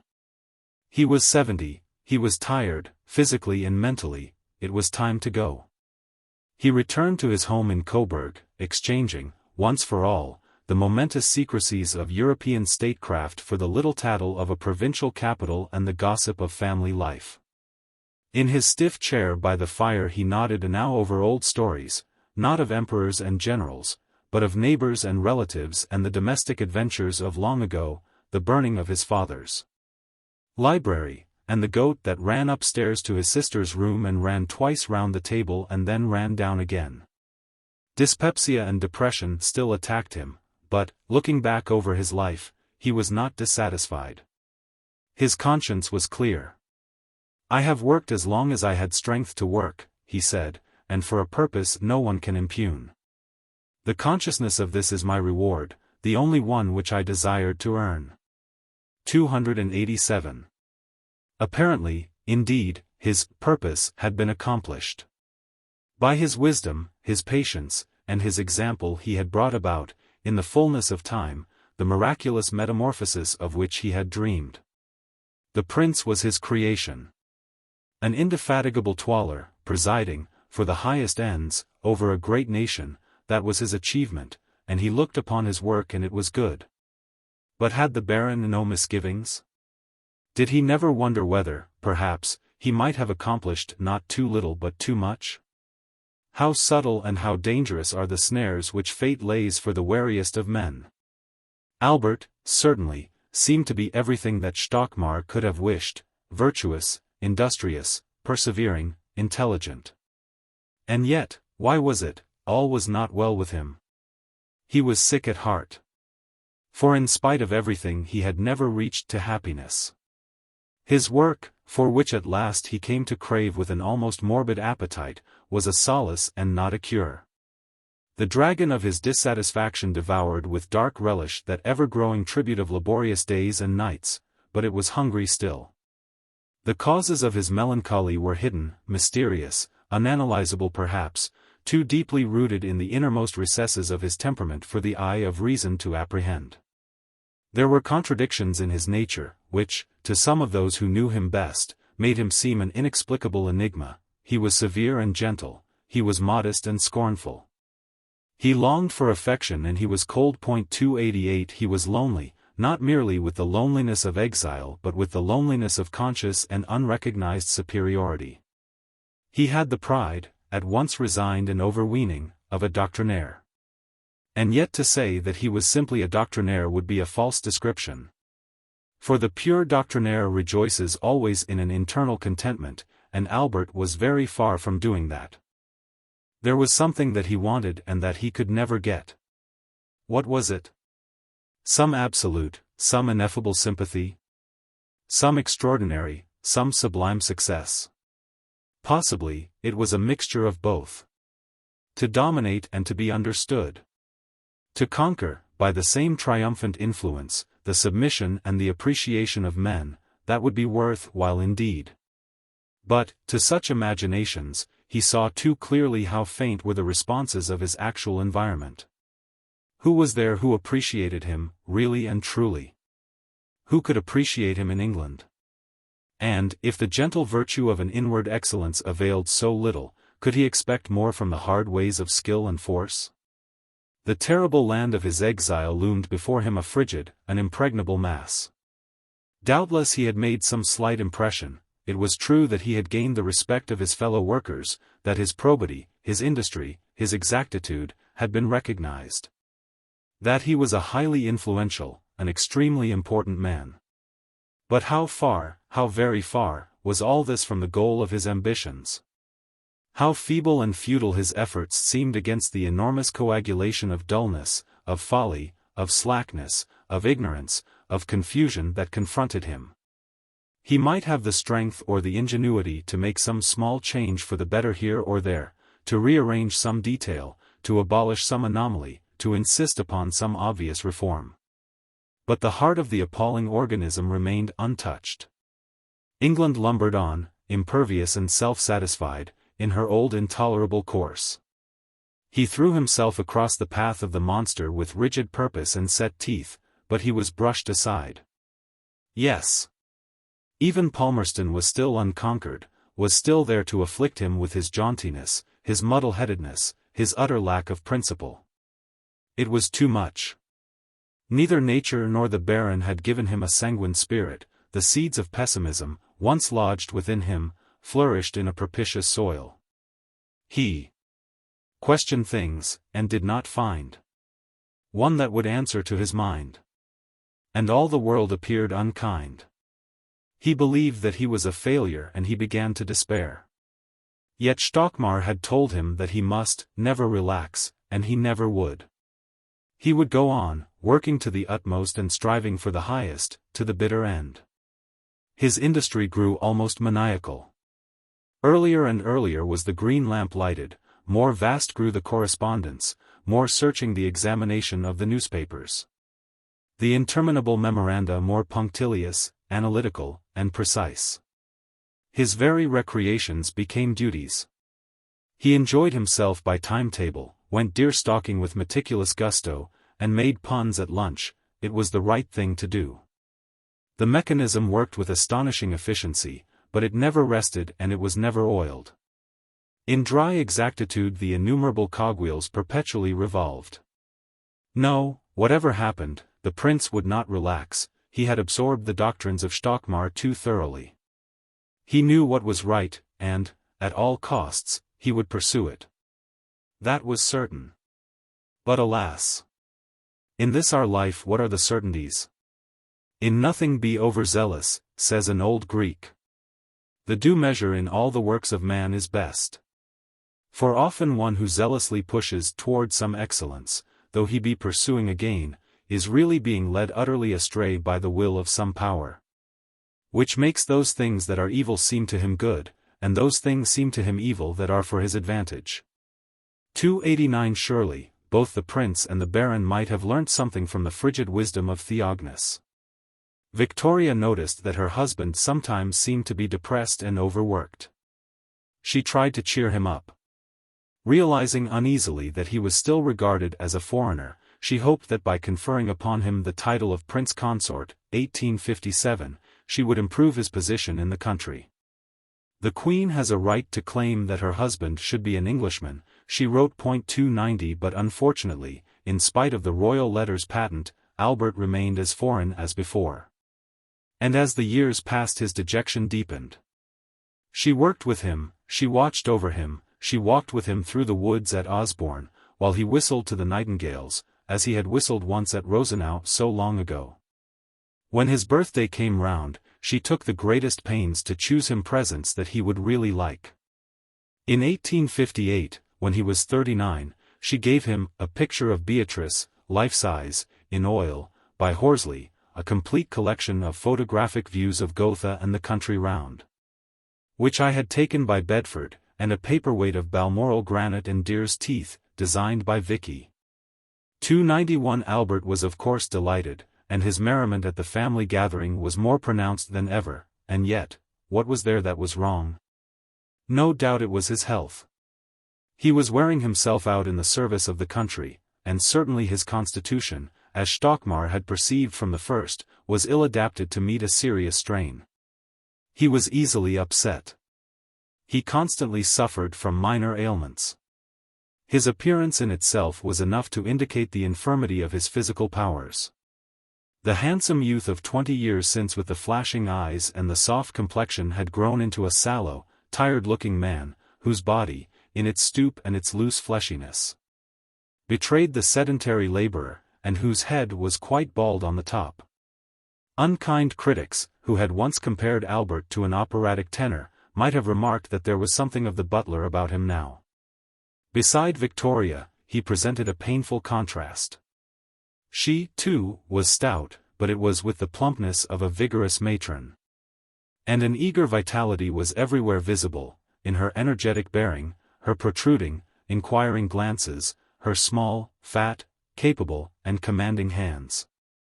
If only, by some sympathetic magic, she could have conveyed into that portly, flabby figure, that desiccated and discouraged brain, a measure of the stamina and the self-assurance which were so preeminently hers.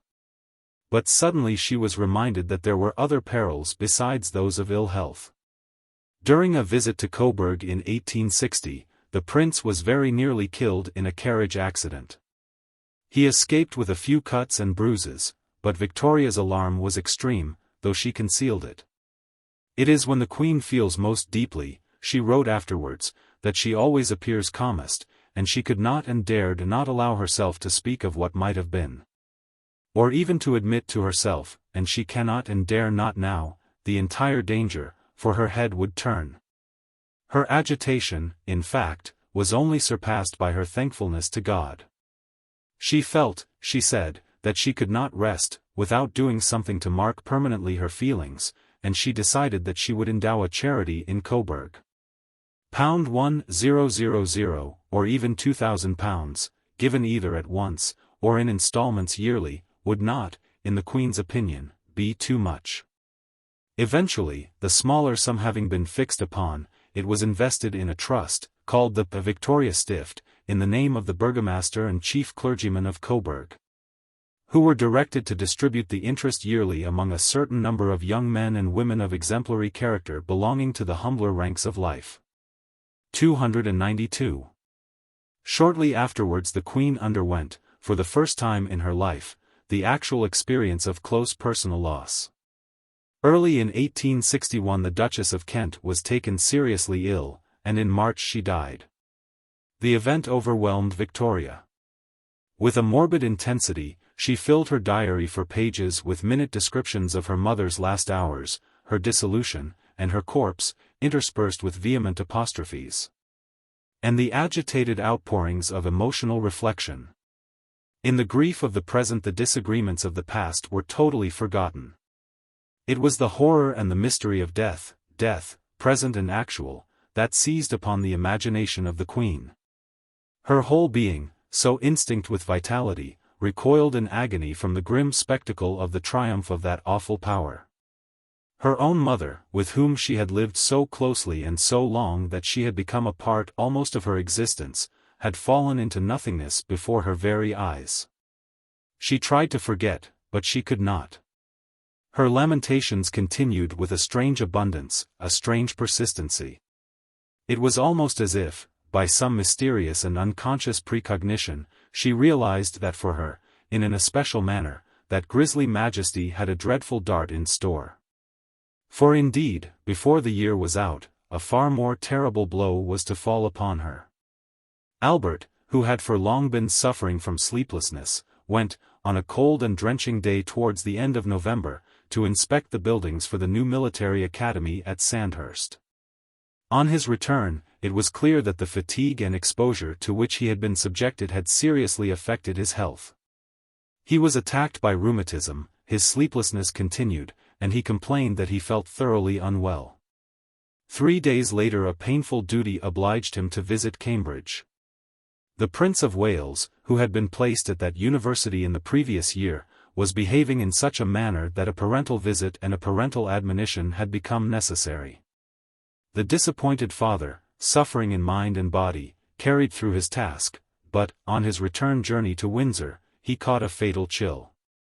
293 During the next week he gradually grew weaker and more miserable. Yet, depressed and enfeebled as he was, he continued to work. It so happened that at that very moment a grave diplomatic crisis had arisen. Civil war had broken out in America, and it seemed as if England, owing to a violent quarrel with the northern states, was upon the point of being drawn into the conflict. A severe dispatch by Lord John Russell was submitted to the Queen, and the Prince perceived that, if it was sent off unaltered, war would be the almost inevitable consequence. At 7 o'clock on the morning of December 1st, he rose from his bed, and with a quavering hand wrote a series of suggestions for the alteration of the draft, by which its language might be softened, and a way left open for a peaceful solution of the question. These changes were accepted by the government, and war was averted. It was the Prince's last memorandum. He had always declared that he viewed the prospect of death with equanimity. "I do not cling to life," he had once said to Victoria. "You do, but I set no store by it." And then he had added, "I am sure, if I had a severe illness, I should give up at once, I should not struggle for life. I have no tenacity of life." He had judged correctly. Before he had been ill many days, he told a friend that he was convinced he would not recover. 294 He sank and sank. Nevertheless, if his case had been properly understood and skillfully treated from the first, he might conceivably have been saved, but the doctors failed to diagnose his symptoms. And it is noteworthy that his principal physician was Sir James Clark. When it was suggested that other advice should be taken, Sir James pooh-poohed the idea. There was no cause for alarm, he said. But the strange illness grew worse. At last, after a letter of fierce remonstrance from Palmerston, Dr. Watson was sent for, and Dr. Watson saw at once that he had come too late. The Prince was in the grip of typhoid fever. "I think that everything so far is satisfactory," said Sir James Clark. 295. The restlessness and the acute suffering of the earlier days gave place to a settled torpor and an ever-deepening gloom. Once the failing patient asked for music, a fine chorale at a distance. And a piano having been placed in the adjoining room, Princess Alice played on it some of Luther's hymns, after which the Prince repeated "The Rock of Ages." Sometimes his mind wandered. Sometimes the distant past came rushing upon him. He heard the birds in the early morning, and was at Rosenau again, a boy. Or Victoria would come and read to him Peveril of the Peak, and he showed that he could follow the story, and then she would bend over him, and he would murmur Liebes Frauchen and Gutes Weibchen, stroking her cheek. Her distress and her agitation were great, but she was not seriously frightened. Buoyed up by her own abundant energies, she would not believe that Albert's might prove unequal to the strain. She refused to face such a hideous possibility. She declined to see Dr. Watson. Why should she? Had not Sir James Clark assured her that all would be well? Only 2 days before the end, which was seen now to be almost inevitable by everyone about her, she wrote, full of apparent confidence. To the King of the Belgians, "I do not sit up with him at night," she said, "as I could be of no use. And there is nothing to cause alarm." 296 The Princess Alice tried to tell her the truth, but her hopefulness would not be daunted. On the morning of December 14th, Albert, just as she had expected, seemed to be better. Perhaps the crisis was over. But in the course of the day there was a serious relapse. Then at last she allowed herself to see that she was standing on the edge of an appalling gulf. The whole family was summoned, and, one after another, the children took a silent farewell of their father. It was a terrible moment, Victoria wrote in her diary, but, thank God, I was able to command myself, and to be perfectly calm, and remained sitting by his side. He murmured something, but she could not hear what it was. She thought he was speaking in French. Then all at once he began to arrange his hair, just as he used to do when well and he was dressing. "Es kleines Frauchen," she whispered to him, and he seemed to understand. For a moment, towards the evening, she went into another room, but was immediately called back. She saw at a glance that a ghastly change had taken place. As she knelt by the bed, he breathed deeply, breathed gently, breathed at last no more. His features became perfectly rigid. She shrieked one long wild shriek that rang through the terror-stricken castle and understood that she had lost him forever. 297. Chapter 7. Widowhood. Chapter 1. The death of the Prince Consort was the central turning point in the history of Queen Victoria. She herself felt that her true life had ceased with her husband's, and that the remainder of her days upon earth was of a twilight nature, an epilogue to a drama that was done. Nor is it possible that her biographer should escape a similar impression. For him, too, there is a darkness over the latter half of that long career. The first 42 years of the Queen's life are illuminated by a great and varied quantity of authentic information. With Albert's death a veil descends. Only occasionally, at fitful and disconnected intervals, does it lift for a moment or two. A few main outlines, a few remarkable details may be discerned, the rest is all conjecture and ambiguity. Thus, though the Queen survived her great bereavement for almost as many years as she had lived before it, the chronicle of those years can bear no proportion to the tale of her earlier life. We must be content in our ignorance with a brief and summary relation. The sudden removal of the prince was not merely a matter of overwhelming personal concern to Victoria. It was an event of national, of European importance. He was only 42, and in the ordinary course of nature he might have been expected to live at least 30 years longer. Had he done so, it can hardly be doubted that the whole development of the English polity would have been changed. Already at the time of his death he filled a unique place in English public life. Already among the inner circle of politicians he was accepted as a necessary and useful part of the mechanism of the state. Lord Clarendon, for instance, spoke of his death as a national calamity of far greater importance than the public dream of, and lamented the loss of his sagacity and foresight, which, he declared, would have been more than ever valuable in the event of an American war. 298 And, as time went on, the prince's influence must have enormously increased. For, in addition to his intellectual and moral qualities, he enjoyed, by virtue of his position, one supreme advantage which every other holder of high office in the country was without: he was permanent. Politicians came and went, but the prince was perpetually installed at the center of affairs.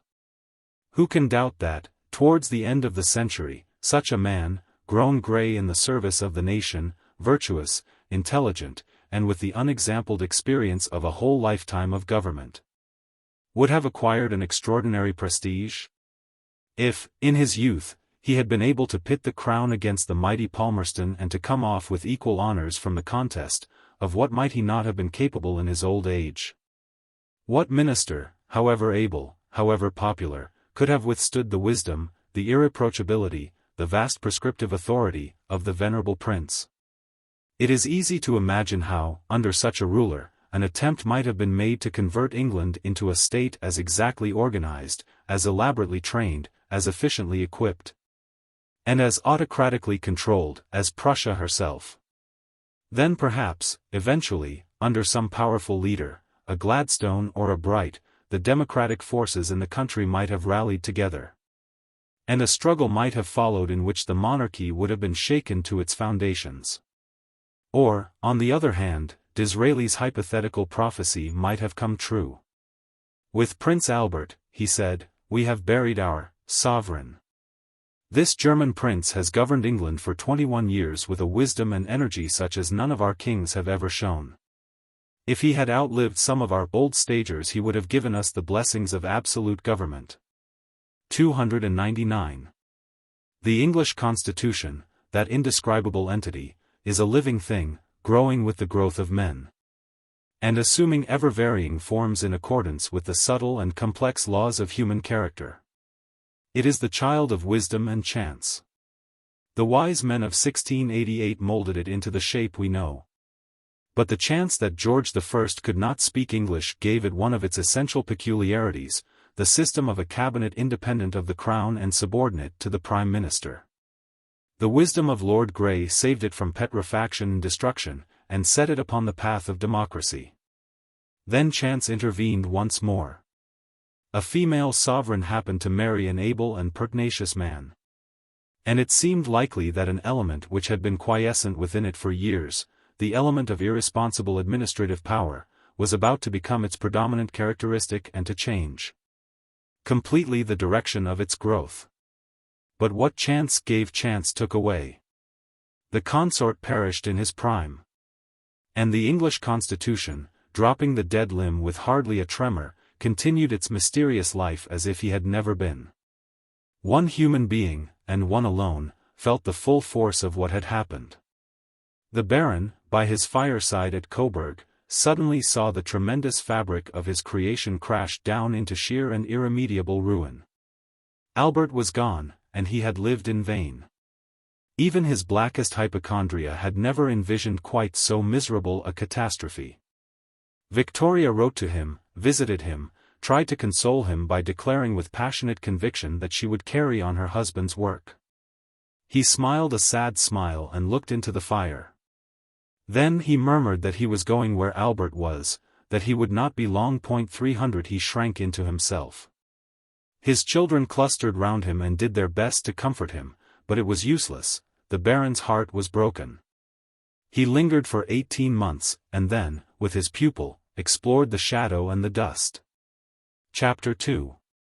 With appalling suddenness Victoria had exchanged the serene radiance of happiness for the utter darkness of woe. In the first dreadful moments those about her had feared that she might lose her reason, but the iron strain within her held firm. And in the intervals between the intense paroxysms of grief it was observed that the Queen was calm. She remembered, too, that Albert had always disapproved of exaggerated manifestations of feeling, and her one remaining desire was to do nothing but what he would have wished. Yet there were moments when her royal anguish would brook no restraints. One day she sent for the Duchess of Sutherland, and, leading her to the prince's room, fell prostrate before his clothes in a flood of weeping. While she adjured the Duchess to tell her whether the beauty of Albert's character had ever been surpassed. 301 At other times a feeling akin to indignation swept over her. The poor fatherless baby of 8 months, she wrote to the King of the Belgians, is now the utterly heartbroken and crushed widow of 42. My life as a happy one is ended. The world is gone for me. Oh! To be cut off in the prime of life, to see our pure, happy, quiet, domestic life, which alone enabled me to bear my much disliked position. Cut off at 42, when I had hoped with such instinctive certainty that God never would part us, and would let us grow old together, though he always talked of the shortness of life, is too awful, too cruel. 302 The tone of outraged majesty seems to be discernible. Did she wonder in her heart of hearts how the deity could have dared? But all other emotions gave way before her overmastering determination to continue, absolutely unchanged, and for the rest of her life on earth, her reverence, her obedience, her idolatry. I am anxious to repeat one thing, she told her uncle, and that one is my firm resolve, my irrevocable decision, viz. That his wishes, his plans, about everything, his views about everything are to be my law. And no human power will make me swerve from what he decided and wished. She grew fierce, she grew furious, at the thought of any possible intrusion between her and her desire. Her uncle was coming to visit her, and it flashed upon her that he might try to interfere with her and seek to rule the roost as of old. She would give him a hint. I am also determined, she wrote, that no one person, may he be ever so good, ever so devoted among my servants, is to lead or guide or dictate to me. I know how he would disapprove it. Though miserably weak and utterly shattered, my spirit rises when I think any wish or plan of his is to be touched or changed. Or I am to be made to do anything. She ended her letter in grief and affection. She was, she said, his ever wretched but devoted child, Victoria R. And then she looked at the date, it was the 24th of December. An agonizing pang assailed her, and she dashed down a postscript, what a Christmas. I won't think of it. 303. At first, in the tumult of her distresses, she declared that she could not see her ministers, and the Princess Alice, assisted by Sir Charles Phipps, the keeper of the privy purse, performed, to the best of her ability, the functions of an intermediary. After a few weeks, however, the cabinet, through Lord John Russell, ventured to warn the Queen that this could not continue. 304 She realized that they were right, Albert would have agreed with them. And so she sent for the Prime Minister. But when Lord Palmerston arrived at Osborne, in the pink of health, brisk, with his whiskers freshly dyed, and dressed in a brown overcoat, light grey trousers, green gloves, and blue studs, he did not create a very good impression. 305. Nevertheless, she had grown attached to her old enemy, and the thought of a political change filled her with agitated apprehensions. The government, she knew, might fall at any moment. She felt she could not face such an eventuality. And therefore, 6 months after the death of the prince, she took the unprecedented step of sending a private message to Lord Derby, the leader of the opposition, to tell him that she was not in a fit state of mind or body to undergo the anxiety of a change of government, and that if he turned the present ministers out of office it would be at the risk of sacrificing her life, or her reason. When this message reached Lord Derby he was considerably surprised. "Dear me," was his cynical comment. "I didn't think she was so fond of them as that." 306.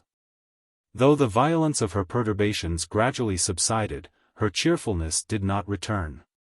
For months, for years, she continued in settled gloom. Her life became one of almost complete seclusion. Arrayed in thickest crape, she passed dolefully from Windsor to Osborne, from Osborne to Balmoral, rarely visiting the capital, refusing to take any part in the ceremonies of state, shutting herself off from the slightest intercourse with society. She became almost as unknown to her subjects as some potentate of the East. They might murmur, but they did not understand. What had she to do with empty shows and vain enjoyments? No. She was absorbed by very different preoccupations. She was the devoted guardian of a sacred trust. Her place was in the inmost shrine of the house of mourning, where she alone had the right to enter, where she could feel the effluence of a mysterious presence, and interpret, however faintly and feebly, the promptings of a still living soul. That, and that only was her glorious, her terrible duty. For terrible indeed it was. As the years passed her depression seemed to deepen and her loneliness to grow more intense. "I am on a dreary sad pinnacle of solitary grandeur," she said. 307 Again and again she felt that she could bear her situation no longer, that she would sink under the strain. And then, instantly, that voice spoke, and she braced herself once more to perform, with minute conscientiousness, her grim and holy task. Above all else, what she had to do was to make her own the master impulse of Albert's life. She must work, as he had worked, in the service of the country. That vast burden of toil which he had taken upon his shoulders it was now for her to bear. She assumed the gigantic load, and naturally she staggered under it. While he had lived, she had worked, indeed, with regularity and conscientiousness, but it was work made easy, made delicious, by his care, his forethought, his advice, and his infallibility. The mere sound of his voice, asking her to sign a paper, had thrilled her. In such a presence she could have labored gladly forever. But now there was a hideous change. Now there were no neat piles and docketings under the green lamp, now there were no simple explanations of difficult matters, now there was nobody to tell her what was right and what was wrong. She had her secretaries, no doubt, there were Sir Charles Phipps, and General Grey, and Sir Thomas Biddulph, and they did their best. But they were mere subordinates. The whole weight of initiative and responsibility rested upon her alone. For so it had to be. "I am determined," had she not declared it? "That no one person is to lead or guide or dictate to me, anything else would be a betrayal of her trust." She would follow the prince in all things. He had refused to delegate authority. He had examined into every detail with his own eyes, he had made it a rule never to sign a paper without having first, not merely read it, but made notes on it too. She would do the same. She sat from morning till night surrounded by huge heaps of dispatch, boxes, reading and writing at her desk, alas, which stood alone now in the room. 308. Within 2 years of Albert's death, a violent disturbance in foreign politics put Victoria's faithfulness to a crucial test. The fearful Schleswig-Holstein dispute, which had been smoldering for more than a decade, showed signs of bursting out into conflagration. The complexity of the questions at issue was indescribable. "Only 3 people," said Palmerston, "have ever really understood the Schleswig-Holstein business: the Prince Consort, who is dead, a German professor, who has gone mad, and I, who have forgotten all about it." 309. But, though the prince might be dead, had he not left a vicegerent behind him? Victoria threw herself into the seething embroilment with the vigor of inspiration. She devoted hours daily to the study of the affair in all its windings. But she had a clue through the labyrinth. Whenever the question had been discussed, Albert, she recollected it perfectly, had always taken the side of Prussia. Her course was clear. She became an ardent champion of the Prussian point of view. It was a legacy from the prince, she said. 310. She did not realize that the Prussia of the prince's day was dead, and that a new Prussia, the Prussia of Bismarck, was born. Perhaps Palmerston, with his queer prescience, instinctively apprehended the new danger. At any rate, he and Lord John were agreed upon the necessity of supporting Denmark against Prussia's claims. But opinion was sharply divided, not only in the country but in the cabinet. For 18 months the controversy raged. While the Queen, with persistent vehemence, opposed the Prime Minister and the Foreign Secretary. When at last the final crisis arose, when it seemed possible that England would join forces with Denmark in a war against Prussia, Victoria's agitation grew febrile in its intensity. Towards her German relatives she preserved a discreet appearance of impartiality, but she poured out upon her ministers a flood of appeals, protests, and expostulations. She invoked the sacred cause of peace. "The only chance of preserving peace for Europe," she wrote, "is by not assisting Denmark, who has brought this entirely upon herself. The Queen suffers much, and her nerves are more and more totally shattered. But though all this anxiety is wearing her out, it will not shake her firm purpose of resisting any attempt to involve this country in a mad and useless combat." She was, she declared, prepared to make a stand, even if the resignation of the Foreign Secretary should follow. 311. The Queen, she told Lord Granville, is completely exhausted by the anxiety and suspense, and misses her beloved husband's help, advice, support, and love in an overwhelming manner. She was so worn out by her efforts for peace that she could hardly hold up her head or hold her pen. 312. England did not go to war, and Denmark was left to her fate. But how far the attitude of the Queen contributed to this result it is impossible, with our present knowledge, to say. On the whole, however, it seems probable that the determining factor in the situation was the powerful peace party in the cabinet rather than the imperious and pathetic pressure of Victoria. It is, at any rate, certain that the Queen's enthusiasm for the sacred cause of peace was short-lived. Within a few months her mind had completely altered. Her eyes were opened to the true nature of Prussia, whose designs upon Austria were about to culminate in the 7 Weeks' War. Veering precipitately from one extreme to the other, she now urged her ministers to interfere by force of arms in support of Austria. But she urged in vain. 313. Her political activity, no more than her social seclusion, was approved by the public. As the years passed, and the royal mourning remained as unrelieved as ever, the animadversions grew more general and more severe. It was observed that the Queen's protracted privacy not only cast a gloom over high society, not only deprived the populace of its pageantry, but also exercised a highly deleterious effect upon the dressmaking, millinery, and hosiery trades. This latter consideration carried great weight. At last, early in 1864, the rumor spread that Her Majesty was about to go out of mourning, and there was much rejoicing in the newspapers. But unfortunately it turned out that the rumor was quite without foundation. Victoria, with her own hand, wrote a letter to the Times to say so. This idea, she declared, cannot be too explicitly contradicted. The Queen, the letter continued, heartily appreciates the desire of her subjects to see her, and whatever she can do to gratify them in this loyal and affectionate wish, she will do. But there are other and higher duties than those of mere representation which are now thrown upon the Queen. Alone and unassisted, duties which she cannot neglect without injury to the public service, which weigh unceasingly upon her, overwhelming her with work and anxiety. 314 The justification might have been considered more cogent had it not been known that those other and higher duties emphasized by the Queen consisted for the most part of an attempt to counteract the foreign policy of Lord Palmerston and Lord John Russell.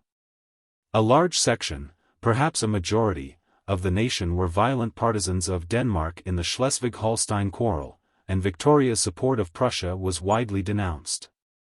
A wave of unpopularity, which reminded old observers of the period preceding the Queen's marriage more than 25 years before, was beginning to rise. The press was rude. Lord Ellenborough attacked the Queen in the House of Lords. There were curious whispers in high quarters that she had had thoughts of abdicating, whispers followed by regrets that she had not done so. 315 Victoria, outraged and injured, felt that she was misunderstood. She was profoundly unhappy. After Lord Ellenborough's speech, General Grey declared that he had never seen the Queen so completely upset. "Oh, how fearful it is," she herself wrote to Lord Granville, "to be suspected, uncheered, unguided and unadvised, and how alone the poor Queen feels." 316 Nevertheless, suffer as she might, she was as resolute as ever. She would not move by a hair's breadth from the course that a supreme obligation marked out for her. She would be faithful to the end. And so, when Schleswig-Holstein was forgotten, and even the image of the prince had begun to grow dim in the fickle memories of men, the solitary watcher remained immutably concentrated at her peculiar task. The world's hostility, steadily increasing, was confronted and outfaced by the impenetrable weeds of Victoria. Would the world never understand? It was not mere sorrow that kept her so strangely sequestered, it was devotion, it was self-immolation, it was the laborious legacy of love. Unceasingly the pen moved over the black-edged paper. The flesh might be weak, but that vast burden must be borne. And fortunately, if the world would not understand, there were faithful friends who did. There was Lord Granville, and there was kind Mr. Theodore Martin. Perhaps Mr. Martin, who was so clever, would find means to make people realize the facts. She would send him a letter, pointing out her arduous labors and the difficulties under which she struggled, and then he might write an article for one of the magazines. "It is not," she told him in 1863, "the Queen's sorrow that keeps her secluded. It is her overwhelming work and her health, which is greatly shaken by her sorrow, and the totally overwhelming amount of work and responsibility, work which she feels really wears her out." Alice Helps was wonderfully struck at the Queen's room, and if Mrs. Martin will look at it, she can tell Mr. Martin what surrounds her. From the hour she gets out of bed till she gets into it again there is work, work, work, letterboxes, questions, etc., which are dreadfully exhausting, and if she had not comparative rest and quiet in the evening she would most likely not be alive. Her brain is constantly overtaxed. 317 It was too true. Chapter 3. To carry on Albert's work, that was her first duty. But there was another, second only to that, and yet nearer, if possible, to her heart, to impress the true nature of his genius and character upon the minds of her subjects. She realized that during his life he had not been properly appreciated, the full extent of his powers, the supreme quality of his goodness, had been necessarily concealed. But death had removed the need of barriers, and now her husband, in his magnificent entirety, should stand revealed to all. She set to work methodically. She directed Sir Arthur Helps to bring out a collection of the prince's speeches and addresses, and the weighty tome appeared in 1862. Then she commanded General Grey to write an account of the prince's early years, from his birth to his marriage. She herself laid down the design of the book, contributed a number of confidential documents, and added numerous notes. General Grey obeyed, and the work was completed in 1866. But the principal part of the story was still untold, and Mr. Martin was forthwith instructed to write a complete biography of the Prince Consort. Mr. Martin labored for 14 years. The mass of material with which he had to deal was almost incredible, but he was extremely industrious, and he enjoyed throughout the gracious assistance of Her Majesty. The first bulky volume was published in 1874, 4 others slowly followed, so that it was not until 1880 that the monumental work was finished. 318. Mr. Martin was rewarded by a knighthood. And yet it was sadly evident that neither Sir Theodore nor his predecessors had achieved the purpose which the Queen had in view. Perhaps she was unfortunate in her coadjutors, but, in reality, the responsibility for the failure must lie with Victoria herself. Sir Theodore and the others faithfully carried out the task which she had set them, faithfully put before the public the very image of Albert that filled her own mind. The fatal drawback was that the public did not find that image attractive. Victoria's emotional nature, far more remarkable for vigor than for subtlety, rejecting utterly the qualifications which perspicuity, or humor, might suggest, could be satisfied with nothing but the absolute and the categorical. When she disliked she did so with an unequivocal emphasis which swept the object of her repugnance at once and finally outside the pale of consideration. And her feelings of affection were equally unmitigated. In the case of Albert her passion for superlatives reached its height. To have conceived of him as anything short of perfect, perfect in virtue, in wisdom, in beauty, in all the glories and graces of man, would have been an unthinkable blasphemy. Perfect he was. And perfect he must be shown to have been. And so, Sir Arthur, Sir Theodore, and the General painted him. In the circumstances, and under such supervision, to have done anything else would have required talents considerably more distinguished than any that those gentlemen possessed. But that was not all. By a curious mischance Victoria was also able to press into her service another writer, the distinction of whose talents was this time beyond a doubt. The poet laureate, adopting, either from complaisance or conviction, the tone of his sovereign, joined in the chorus, and endowed the royal formula with the magical resonance of verse. This settled the matter. Henceforward it was impossible to forget that Albert had worn the white flower of a blameless life. The result was doubly unfortunate. Victoria, disappointed and chagrined, bore a grudge against her people for their refusal, in spite of all her efforts, to rate her husband at his true worth. She did not understand that the picture of an embodied perfection is distasteful to the majority of mankind. The cause of this is not so much an envy of the perfect being as a suspicion that he must be inhuman. And thus it happened that the public, when it saw displayed for its admiration a figure resembling the sugary hero of a moral storybook rather than a fellow man of flesh and blood, turned away with a shrug, a smile, and a flippant ejaculation. But in this the public was the loser as well as Victoria. For in truth Albert was a far more interesting personage than the public dreamed. By a curious irony an impeccable waxwork had been fixed by the Queen's love in the popular imagination, while the creature whom it represented, the real creature, so full of energy and stress and torment, so mysterious and so unhappy, and so fallible and so very human, had altogether disappeared. Chapter 4. Words and books may be ambiguous memorials, but who can misinterpret the visible solidity of bronze and stone? At Frogmore, near Windsor, where her mother was buried, Victoria constructed, at the cost of £200,000, a vast and elaborate mausoleum for herself and her husband. But that was a private and domestic monument, and the Queen desired that wherever her subjects might be gathered together they should be reminded of the prince. Her desire was gratified.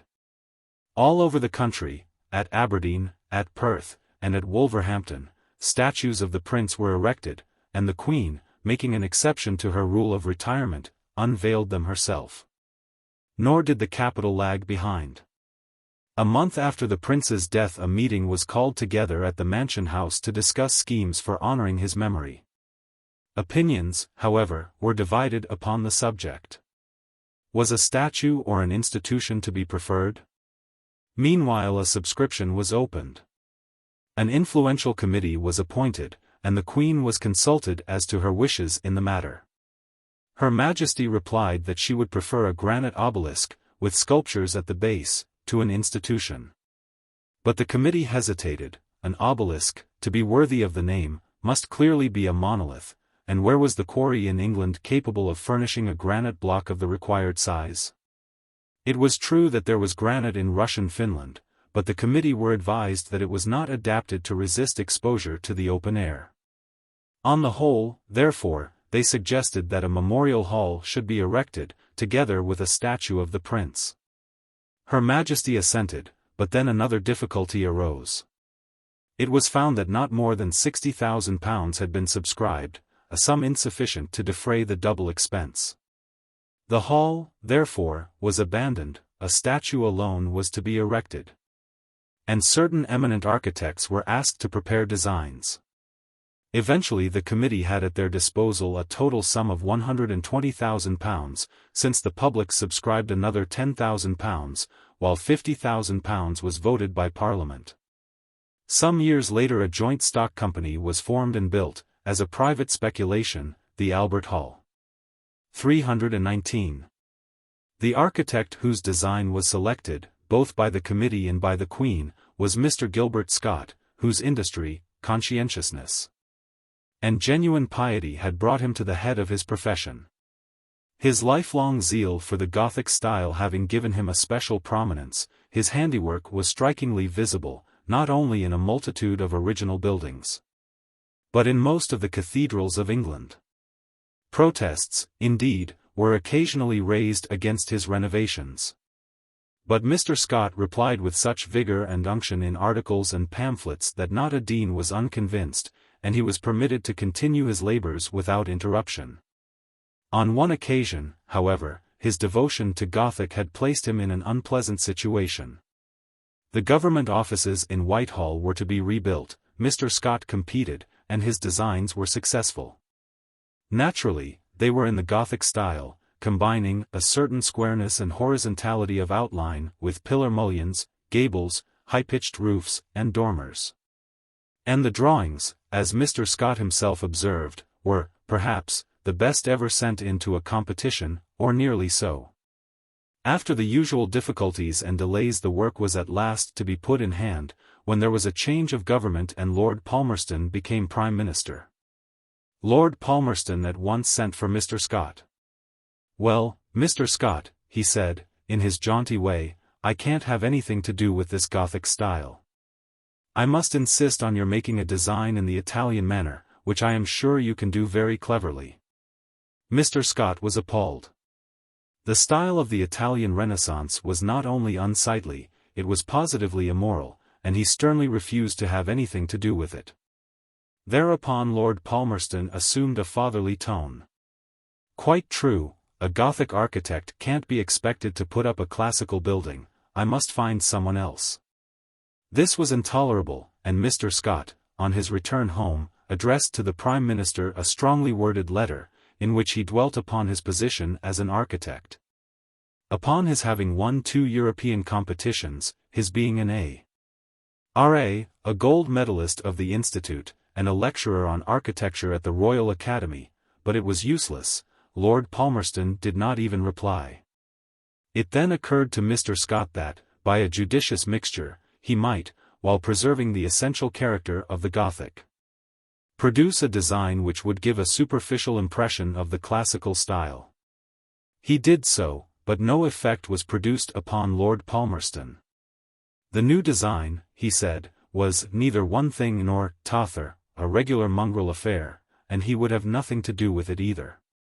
After that Mr. Scott found it necessary to recruit for 2 months at Scarborough, with a course of quinine. He recovered his tone at last, but only at the cost of his convictions. For the sake of his family he felt that it was his unfortunate duty to obey the Prime Minister, and, shuddering with horror, he constructed the government offices in a strictly Renaissance style. Shortly afterwards Mr. Scott found some consolation in building the St. Pancras Hotel in a style of his own. 320. And now another and yet more satisfactory task was his. My idea in designing the memorial, he wrote, was to erect a kind of ciborium to protect a statue of the prince. And its special characteristic was that the ciborium was designed in some degree on the principles of the ancient shrines. These shrines were models of imaginary buildings, such as had never in reality been erected. And my idea was to realize one of these imaginary structures with its precious materials, its inlaying, its enamels, etc. etc. 321. His idea was particularly appropriate since it chanced that a similar conception, though in the reverse order of magnitude, had occurred to the prince himself, who had designed and executed several silver cruet stands upon the same model. At the Queen's request a site was chosen in Kensington Gardens as near as possible to that of the Great Exhibition, and in May, 1864, the first sod was turned. The work was long, complicated, and difficult. A great number of workmen were employed, besides several subsidiary sculptors and metal workers under Mr. Scott's direction, while at every stage sketches and models were submitted to Her Majesty, who criticized all the details with minute care, and constantly suggested improvements. The frieze, which encircled the base of the monument, was in itself a very serious piece of work. This, said Mr. Scott, taken as a whole, is perhaps one of the most laborious works of sculpture ever undertaken, consisting, as it does, of a continuous range of figure sculpture of the most elaborate description, in the highest alto relievo of life size, of more than 200 feet in length, containing about 170 figures, and executed in the hardest marble which could be procured. After 3 years of toil the memorial was still far from completion, and Mr. Scott thought it advisable to give a dinner to the workmen, as a substantial recognition of his appreciation of their skill and energy. 2 long tables, we are told, constructed of scaffold planks, were arranged in the workshops, and covered with newspapers, for want of tablecloths. Upwards of 80 men sat down. Beef and mutton, plum pudding and cheese were supplied in abundance, and each man who desired it had 3 pints of beer, ginger beer and lemonade being provided for the teetotalers, who formed a very considerable proportion. Several toasts were given and many of the workmen spoke, almost all of them commencing by thanking God that they enjoyed good health. Some alluded to the temperance that prevailed amongst them, others observed how little swearing was ever heard, whilst all said how pleased and proud they were to be engaged on so great a work. Gradually the edifice approached completion. The 170th life-size figure in the frieze was chiseled, the granite pillars arose, the mosaics were inserted in the allegorical pediments. The 4 colossal statues representing the greater Christian virtues, the 4 other colossal statues representing the greater moral virtues, were hoisted into their positions. The 8 bronzes representing the greater sciences, astronomy, chemistry, geology, geometry, rhetoric, medicine, philosophy, and physiology, were fixed on their glittering pinnacles, high in air. The statue of physiology was particularly admired. On her left arm, the official description informs us, she bears a newborn infant, as a representation of the development of the highest and most perfect of physiological forms. Her hand points towards a microscope, the instrument which lends its assistance for the investigation of the minuter forms of animal and vegetable organisms. At last the gilded cross crowned the dwindling galaxies of superimposed angels, the 4 continents in white marble stood at the 4 corners of the base, and, 7 years after its inception, in July, 1872, the monument was thrown open to the public. But 4 more years were to elapse before the central figure was ready to be placed under its starry canopy. It was designed by Mr. Foley, though in one particular the sculptor's freedom was restricted by Mr. Scott. I have chosen the sitting posture, Mr. Scott said, as best conveying the idea of dignity befitting a royal personage. Mr. Foley ably carried out the conception of his principle. In the attitude and expression, he said, the aim has been, with the individuality of portraiture, to embody rank, character, and enlightenment. And to convey a sense of that responsive intelligence indicating an active, rather than a passive, interest in those pursuits of civilization illustrated in the surrounding figures, groups, and relievos. To identify the figure with one of the most memorable undertakings of the public life of the prince, the International Exhibition of 1851, a catalogue of the works collected in that first gathering of the industry of all nations, is placed in the right hand. The statue was of bronze gilt and weighed nearly 10 tons. It was rightly supposed that the simple word Albert, cast on the base, would be a sufficient means of identification. 322. Chapter 8. Gladstone and Lord Beaconsfield. Chapter 1. Lord Palmerston's laugh, a queer metallic ha. Ha. Ha. With reverberations in it from the days of Pitt and the Congress of Vienna, was heard no more in Piccadilly. 323. Lord John Russell dwindled into senility, Lord Derby tottered from the stage. A new scene opened, and new protagonists, Mr. Gladstone and Mr. Disraeli, struggled together in the limelight. Victoria, from her post of vantage, watched these developments with that passionate and personal interest which she invariably imported into politics. Her prepossessions were of an unexpected kind. Mr. Gladstone had been the disciple of her revered Peel, and had won the approval of Albert. Mr. Disraeli had hounded Sir Robert to his fall with hideous virulence, and the prince had pronounced that he had not one single element of a gentleman in his composition. 324. Yet she regarded Mr. Gladstone with a distrust and dislike which steadily deepened, while upon his rival she lavished an abundance of confidence, esteem, and affection such as Lord Melbourne himself had hardly known. Her attitude towards the Tory minister had suddenly changed when she found that he alone among public men had divined her feelings at Albert's death. Of the others she might have said, "They pity me and not my grief," but Mr. Disraeli had understood, and all his condolences had taken the form of reverential eulogies of the departed. The Queen declared that he was the only person who appreciated the prince. 325. She began to show him special favour, gave him and his wife 2 of the coveted seats in St. George's Chapel at the Prince of Wales's wedding, and invited him to stay a night at Windsor. When the grant for the Albert Memorial came before the House of Commons, Disraeli, as leader of the opposition, eloquently supported the project. He was rewarded by a copy of the prince's speeches, bound in white morocco, with an inscription in the royal hand.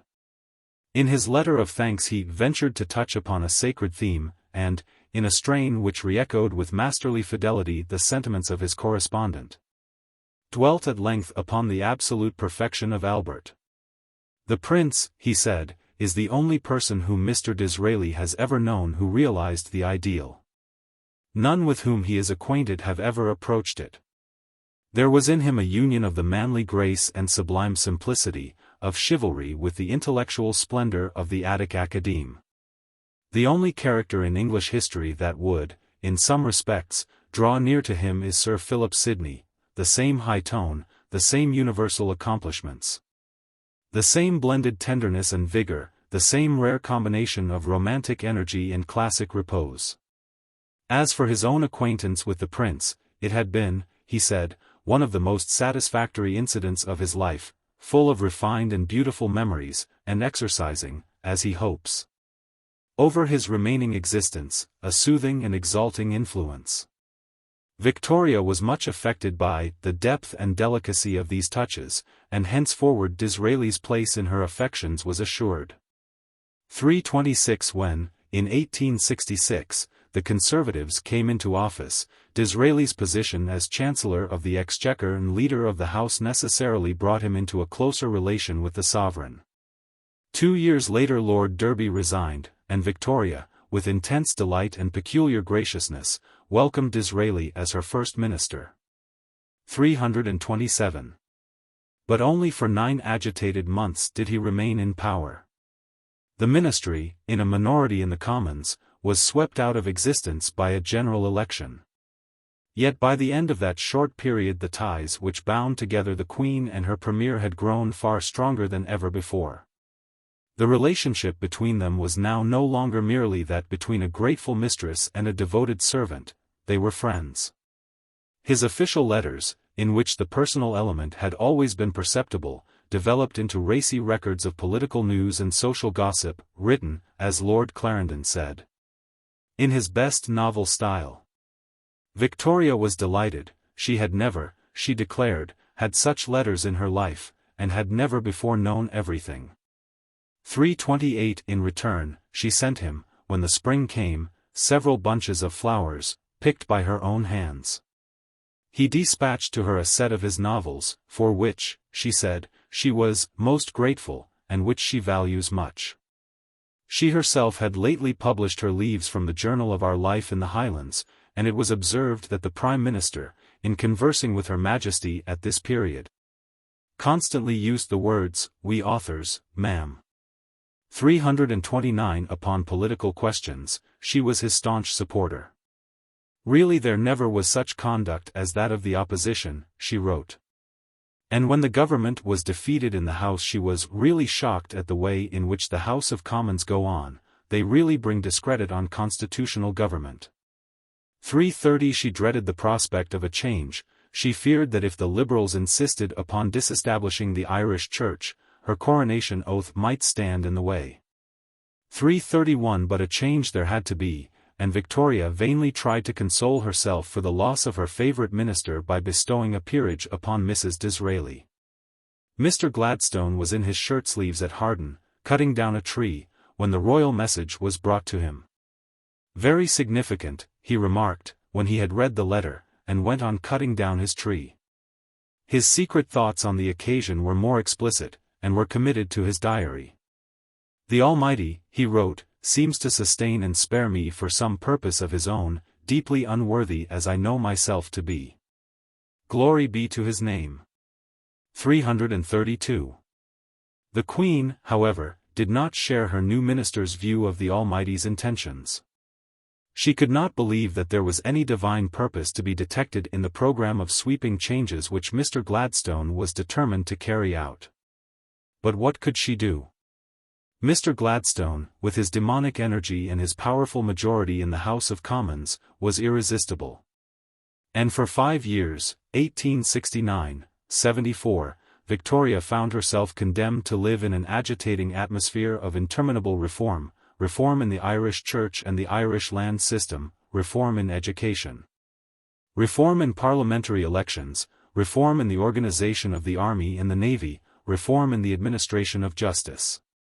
She disapproved, she struggled, she grew very angry, she felt that if Albert had been living things would never have happened so, but her protests and her complaints were alike unavailing. The mere effort of grappling with the mass of documents which poured in upon her in an ever-growing flood was terribly exhausting.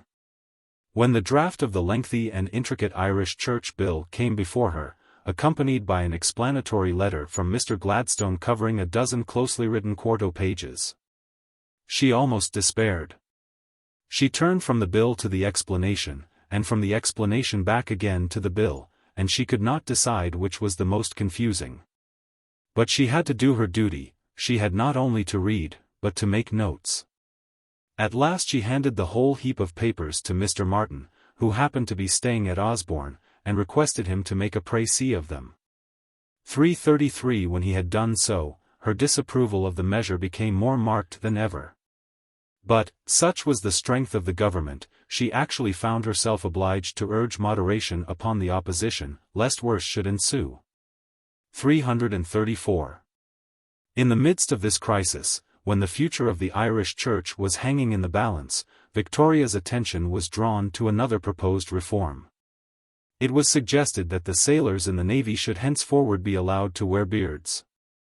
Has Mr. Childers ascertained anything on the subject of the beards? The Queen wrote anxiously to the First Lord of the Admiralty. On the whole, Her Majesty was in favour of the change. Her own personal feeling, she wrote, would be for the beards without the moustaches, as the latter have rather a soldier-like appearance, but then the object in view would not be obtained, viz. to prevent the necessity of shaving. Therefore it had better be as proposed, the entire beard, only it should be kept short and very clean. After thinking over the question for another week, the Queen wrote a final letter. She wished, she said, to make one additional observation respecting the beards, viz. that on no account should moustaches be allowed without beards. That must be clearly understood. 335. Changes in the navy might be tolerated, to lay hands upon the army was a more serious matter. From time immemorial there had been a particularly close connection between the army and the crown. And Albert had devoted even more time and attention to the details of military business than to the processes of fresco painting or the planning of sanitary cottages for the deserving poor. But now there was to be a great alteration. Mr. Gladstone's fiat had gone forth, and the commander-in-chief was to be removed from his direct dependence upon the sovereign, and made subordinate to Parliament and the Secretary of State for War. Of all the liberal reforms this was the one which aroused the bitterest resentment in Victoria. She considered that the change was an attack upon her personal position, almost an attack upon the personal position of Albert. But she was helpless, and the Prime Minister had his way. When she heard that the dreadful man had yet another reform in contemplation, that he was about to abolish the purchase of military commissions, she could only feel that it was just what might have been expected. For a moment she hoped that the House of Lords would come to the rescue. The peers opposed the change with unexpected vigor. But Mr. Gladstone, more conscious than ever of the support of the Almighty, was ready with an ingenious device. The purchase of commissions had been originally allowed by royal warrant. It should now be disallowed by the same agency. Victoria was faced by a curious dilemma. She abominated the abolition of purchase. But she was asked to abolish it by an exercise of sovereign power which was very much to her taste. She did not hesitate for long. And when the cabinet, in a formal minute, advised her to sign the warrant, she did so with a good grace. 336. Unacceptable as Mr. Gladstone's policy was, there was something else about him which was even more displeasing to Victoria. She disliked his personal demeanour towards herself. It was not that Mr. Gladstone, in his intercourse with her, was in any degree lacking in courtesy or respect. On the contrary, an extraordinary reverence impregnated his manner, both in his conversation and his correspondence with the sovereign. Indeed, with that deep and passionate conservatism which, to the very end of his incredible career, gave such an unexpected colouring to his inexplicable character. Mr. Gladstone viewed Victoria through a haze of awe which was almost religious, as a sacrosanct embodiment of venerable traditions, a vital element in the British Constitution, a queen by Act of Parliament. But unfortunately the lady did not appreciate the compliment. The well-known complaint, "He speaks to me as if I were a public meeting," whether authentic or no, and the turn of the sentence is surely a little too epigrammatic to be genuinely Victorian, undoubtedly expresses the essential element of her antipathy. She had no objection to being considered as an institution, she was one, and she knew it. But she was a woman too, and to be considered only as an institution, that was unbearable. And thus all Mr. Gladstone's zeal and devotion, his ceremonious phrases, his low bows, his punctilious correctitudes, were utterly wasted. And when, in the excess of his loyalty, he went further, and imputed to the object of his veneration, with obsequious blindness, the subtlety of intellect, the wide reading, the grave enthusiasm, which he himself possessed, the misunderstanding became complete. The discordance between the actual Victoria and this strange divinity made in Mr. Gladstone's image produced disastrous results. Her discomfort and dislike turned at last into positive animosity, and, though her manners continued to be perfect, she never for a moment unbent. While he on his side was overcome with disappointment, perplexity, and mortification. 337. Yet his fidelity remained unshaken. When the cabinet met, the Prime Minister, filled with his beatific vision, would open the proceedings by reading aloud the letters which he had received from the Queen upon the questions of the hour. The assembly sat in absolute silence while, one after another, the royal missives, with their emphases, their ejaculations, and their grammatical peculiarities, boomed forth in all the deep solemnity of Mr. Gladstone's utterance. Not a single comment, of any kind, was ever hazarded, and, after a fitting pause, the Cabinet proceeded with the business of the day. 338. Chapter 2.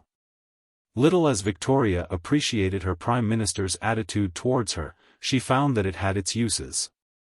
The popular discontent at her uninterrupted seclusion had been gathering force for many years, and now burst out in a new and alarming shape. Republicanism was in the air. Radical opinion in England, stimulated by the fall of Napoleon III and the establishment of a republican government in France, suddenly grew more extreme than it ever had been since 1848. It also became for the first time almost respectable. Chartism had been entirely an affair of the lower classes. But now members of Parliament, learned professors, and ladies of title openly avowed the most subversive views. The monarchy was attacked both in theory and in practice. And it was attacked at a vital point: it was declared to be too expensive. What benefits, it was asked, did the nation reap to counterbalance the enormous sums which were expended upon the sovereign? Victoria's retirement gave an unpleasant handle to the argument. It was pointed out that the ceremonial functions of the crown had virtually lapsed. And the awkward question remained whether any of the other functions which it did continue to perform were really worth £385,000 per annum. The royal balance sheet was curiously examined. An anonymous pamphlet entitled, "What Does She Do With It?" appeared, setting forth the financial position with malicious clarity. The Queen, it stated, was granted by the civil list £60,000 a year for her private use. But the rest of her vast annuity was given, as the Act declared, to enable her to defray the expenses of her royal household and to support the honour and dignity of the Crown. Now it was obvious that, since the death of the Prince, the expenditure for both these purposes must have been very considerably diminished. And it was difficult to resist the conclusion that a large sum of money was diverted annually from the uses for which it had been designed by Parliament, to swell the private fortune of Victoria. The precise amount of that private fortune it was impossible to discover, but there was reason to suppose that it was gigantic. Perhaps it reached a total of £5 million. The pamphlet protested against such a state of affairs, and its protests were repeated vigorously in newspapers and at public meetings. Though it is certain that the estimate of Victoria's riches was much exaggerated, it is equally certain that she was an exceedingly wealthy woman. She probably saved £20,000 a year from the civil list. The revenues of the Duchy of Lancaster were steadily increasing. She had inherited a considerable property from the Prince Consort. And she had been left, in 1852, an estate of £500,000 by Mr. John Neild, an eccentric miser. In these circumstances it was not surprising that when, in 1871, Parliament was asked to vote a dowry of £30,000 to the Princess Louise on her marriage with the eldest son of the Duke of Argyll. Together with an annuity of £6,000, there should have been a serious outcry. 339. In order to conciliate public opinion, the Queen opened Parliament in person, and the vote was passed almost unanimously. But a few months later another demand was made. The Prince Arthur had come of age, and the nation was asked to grant him an annuity of £15,000. The outcry was redoubled. The newspapers were filled with angry articles. Bradlaugh thundered against princely paupers to one of the largest crowds that had ever been seen in Trafalgar Square. And Sir Charles Dilke expounded the case for a republic in a speech to his constituents at Newcastle. The prince's annuity was ultimately sanctioned in the House of Commons by a large majority. But a minority of 50 members voted in favour of reducing the sum to £10,000. Towards every aspect of this distasteful question, Mr. Gladstone presented an iron front.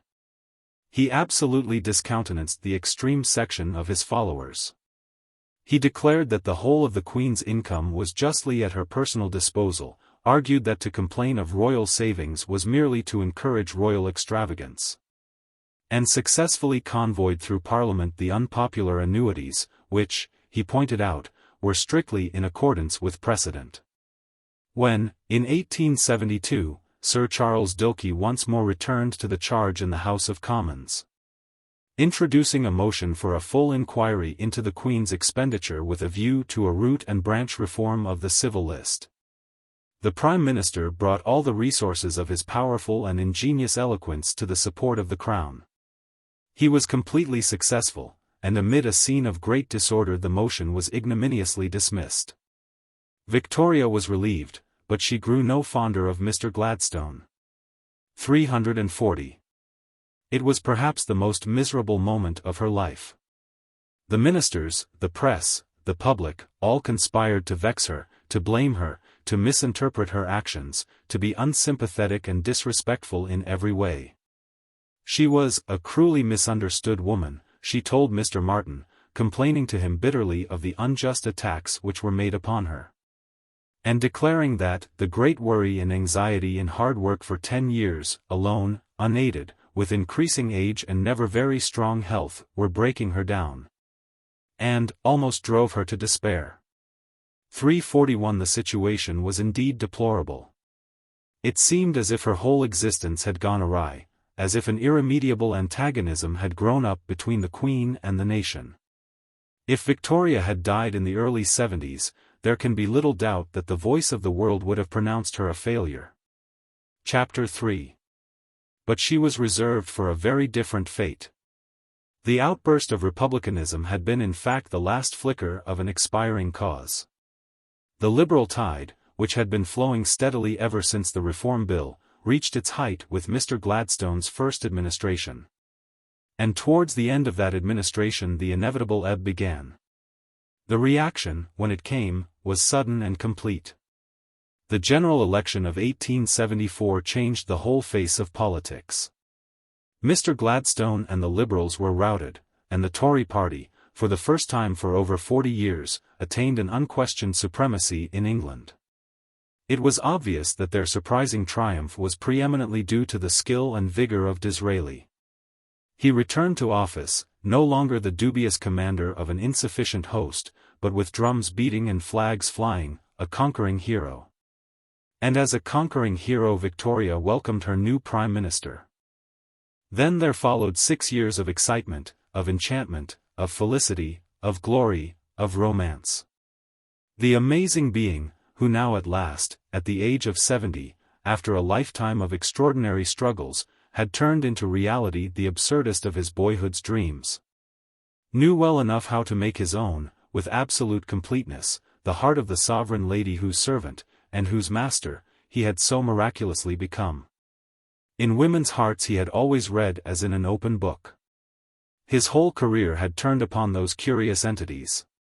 And the more curious they were, the more intimately at home with them he seemed to be. But Lady Beaconsfield, with her cracked idolatry, and Mrs. Bridges Williams, with her clogs, her corpulence, and her legacy, were gone. An even more remarkable phenomenon stood in their place. He surveyed what was before him with the eye of a past master, and he was not for a moment at a loss. He realized everything, the interacting complexities of circumstance and character, the pride of place mingled so inextricably with personal arrogance, the superabundant emotionalism, the ingenuousness of outlook, the solid, the laborious respectability, shot through so incongruously by temperamental cravings for the colored and the strange, the singular intellectual limitations, and the mysteriously essential female elements impregnating every particle of the whole. A smile hovered over his impassive features, and he dubbed Victoria the Fairy. The name delighted him, for, with that epigrammatic ambiguity so dear to his heart, it precisely expressed his vision of the Queen. The Spenserian allusion was very pleasant, the elegant evocations of Gloriana. But there was more in it than that, there was the suggestion of a diminutive creature, endowed with magical, and mythical, properties, and a portentousness almost ridiculously out of keeping with the rest of her makeup. The Fairy, he determined, should henceforward wave her wand for him alone. Detachment is always a rare quality, and rarest of all, perhaps, among politicians. But that veteran egotist possessed it in a supreme degree. Not only did he know what he had to do, not only did he do it, he was in the audience as well as on the stage. And he took in with the rich relish of a connoisseur every feature of the entertaining situation, every phase of the delicate drama, and every detail of his own consummate performance. The smile hovered and vanished, and, bowing low with oriental gravity and oriental submissiveness, he set himself to his task. He had understood from the first that in dealing with the fairy the appropriate method of approach was the very antithesis of the Gladstonian, and such a method was naturally his. It was not his habit to harangue and exhort and expatiate in official conscientiousness. He liked to scatter flowers along the path of business, to compress a weighty argument into a happy phrase, to insinuate what was in his mind with an air of friendship and confidential courtesy. He was nothing if not personal, and he had perceived that personality was the key that opened the fairy's heart. Accordingly, he never for a moment allowed his intercourse with her to lose the personal tone. He invested all the transactions of state with the charms of familiar conversation. She was always the royal lady, the adored and revered mistress, he the devoted and respectful friend. When once the personal relation was firmly established, every difficulty disappeared. But to maintain that relation uninterruptedly in a smooth and even course a particular care was necessary, the bearings had to be most assiduously oiled. Nor was Disraeli in any doubt as to the nature of the lubricant. "You have heard me called a flatterer," he said to Matthew Arnold, "and it is true. Everyone likes flattery, and when you come to royalty you should lay it on with a trowel." 342 He practiced what he preached. His adulation was incessant, and he applied it in the very thickest slabs. "There is no honor and no reward," he declared, "that with him can ever equal the possession of your Majesty's kind thoughts. All his own thoughts and feelings and duties and affections are now concentrated in your Majesty, and he desires nothing more for his remaining years than to serve your Majesty, or, if that service ceases, to live still on its memory as a period of his existence most interesting and fascinating." 343 In life, he told her, one must have for one's thoughts a sacred depository, and Lord Beaconsfield ever presumes to seek that in his sovereign mistress. 344 She was not only his own solitary support, she was the one prop of the state. "If your Majesty is ill," he wrote during a grave political crisis, "he is sure he will himself break down. All, really, depends upon your Majesty. He lives only for her," he asseverated, "and works only for her, and without her all is lost." 345 When her birthday came he produced an elaborate confection of hyperbolic compliment. Today Lord Beaconsfield ought fitly, perhaps, to congratulate a powerful sovereign on her imperial sway, the vastness of her empire, and the success and strength of her fleets and armies. But he cannot, his mind is in another mood. He can only think of the strangeness of his destiny, that it has come to pass that he should be the servant of one so great, and whose infinite kindness, the brightness of whose intelligence and the firmness of whose will, have enabled him to undertake labors to which he otherwise would be quite unequal, and supported him in all things by a condescending sympathy, which in the hour of difficulty alike charms and inspires. Upon the sovereign of many lands and many hearts may an omnipotent providence shed every blessing that the wise can desire and the virtuous deserve. 346 In those expert hands the trowel seemed to assume the qualities of some lofty Masonic symbol, to be the ornate and glittering vehicle of verities unrealized by the profane. Such tributes were delightful, but they remained in the nebulous region of words, and Disraeli had determined to give his blandishments a more significant solidity. He deliberately encouraged those high views of her own position which had always been native to Victoria's mind and had been reinforced by the principles of Albert and the doctrines of Stockmar. He professed to a belief in a theory of the Constitution which gave the sovereign a leading place in the councils of government, but his pronouncements upon the subject were indistinct. And when he emphatically declared that there ought to be a real throne, it was probably with the mental addition that that throne would be a very unreal one indeed, whose occupant was unamenable to his cajoleries. But the vagueness of his language was in itself an added stimulant to Victoria. Skillfully confusing the woman and the Queen, he threw, with a grandiose gesture, the government of England at her feet, as if in doing so he were performing an act of personal homage. In his first audience after returning to power, he assured her that, whatever she wished should be done. 347 When the intricate public worship regulation bill was being discussed by the cabinet, he told the Fairy that his only object was to further your Majesty's wishes in this matter. 348 When he brought off his great coup over the Suez Canal, he used expressions which implied that the only gainer by the transaction was Victoria. It is just settled, he wrote in triumph. You have it, madam. For millions sterling. And almost immediately. There was only one firm that could do it, Rothschild's. They behaved admirably. Advanced the money at a low rate, and the entire interest of the Khedive is now yours, madam. 349 Nor did he limit himself to highly spiced insinuations. Writing with all the authority of his office, he advised the Queen that she had the constitutional right to dismiss a ministry which was supported by a large majority in the House of Commons. He even urged her to do so, if, in her opinion, your Majesty's government have from willfulness, or even from weakness, deceived your Majesty. 350 To the horror of Mr. Gladstone, he not only kept the Queen informed as to the general course of business in the cabinet, but revealed to her the part taken in its discussions by individual members of it. 351 Lord Derby, the son of the late Prime Minister and Disraeli's Foreign Secretary, viewed these developments with grave mistrust. Is there not, he ventured to write to his chief, just a risk of encouraging her in too large ideas of her personal power, and too great indifference to what the public expects? I only ask. It is for you to judge. 352. As for Victoria, she accepted everything, compliments, flatteries, Elizabethan prerogatives, without a single qualm. After the long gloom of her bereavement, after the chill of the Gladstonian discipline, she expanded to the rays of Disraeli's devotion like a flower in the sun. The change in her situation was indeed miraculous. No longer was she obliged to puzzle for hours over the complicated details of business, for now she had only to ask Mr. Disraeli for an explanation, and he would give it her in the most concise, in the most amusing, way.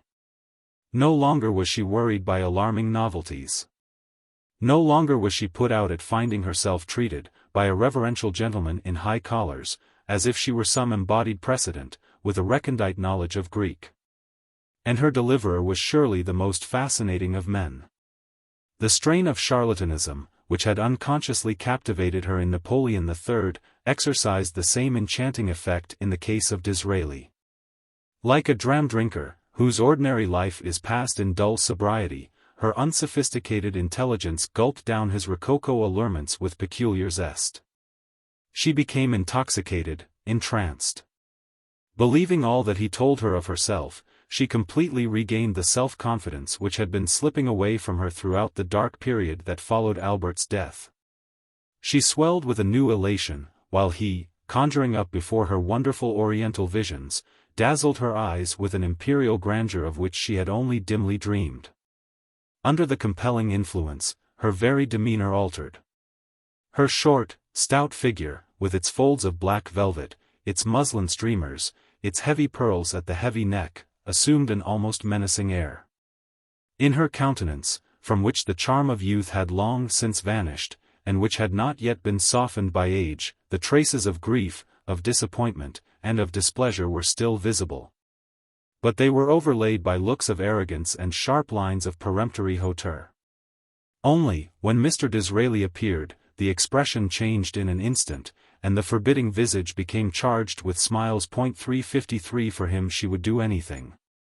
Yielding to his encouragements, she began to emerge from her seclusion. She appeared in London in semi-state, at hospitals and concerts. She opened Parliament.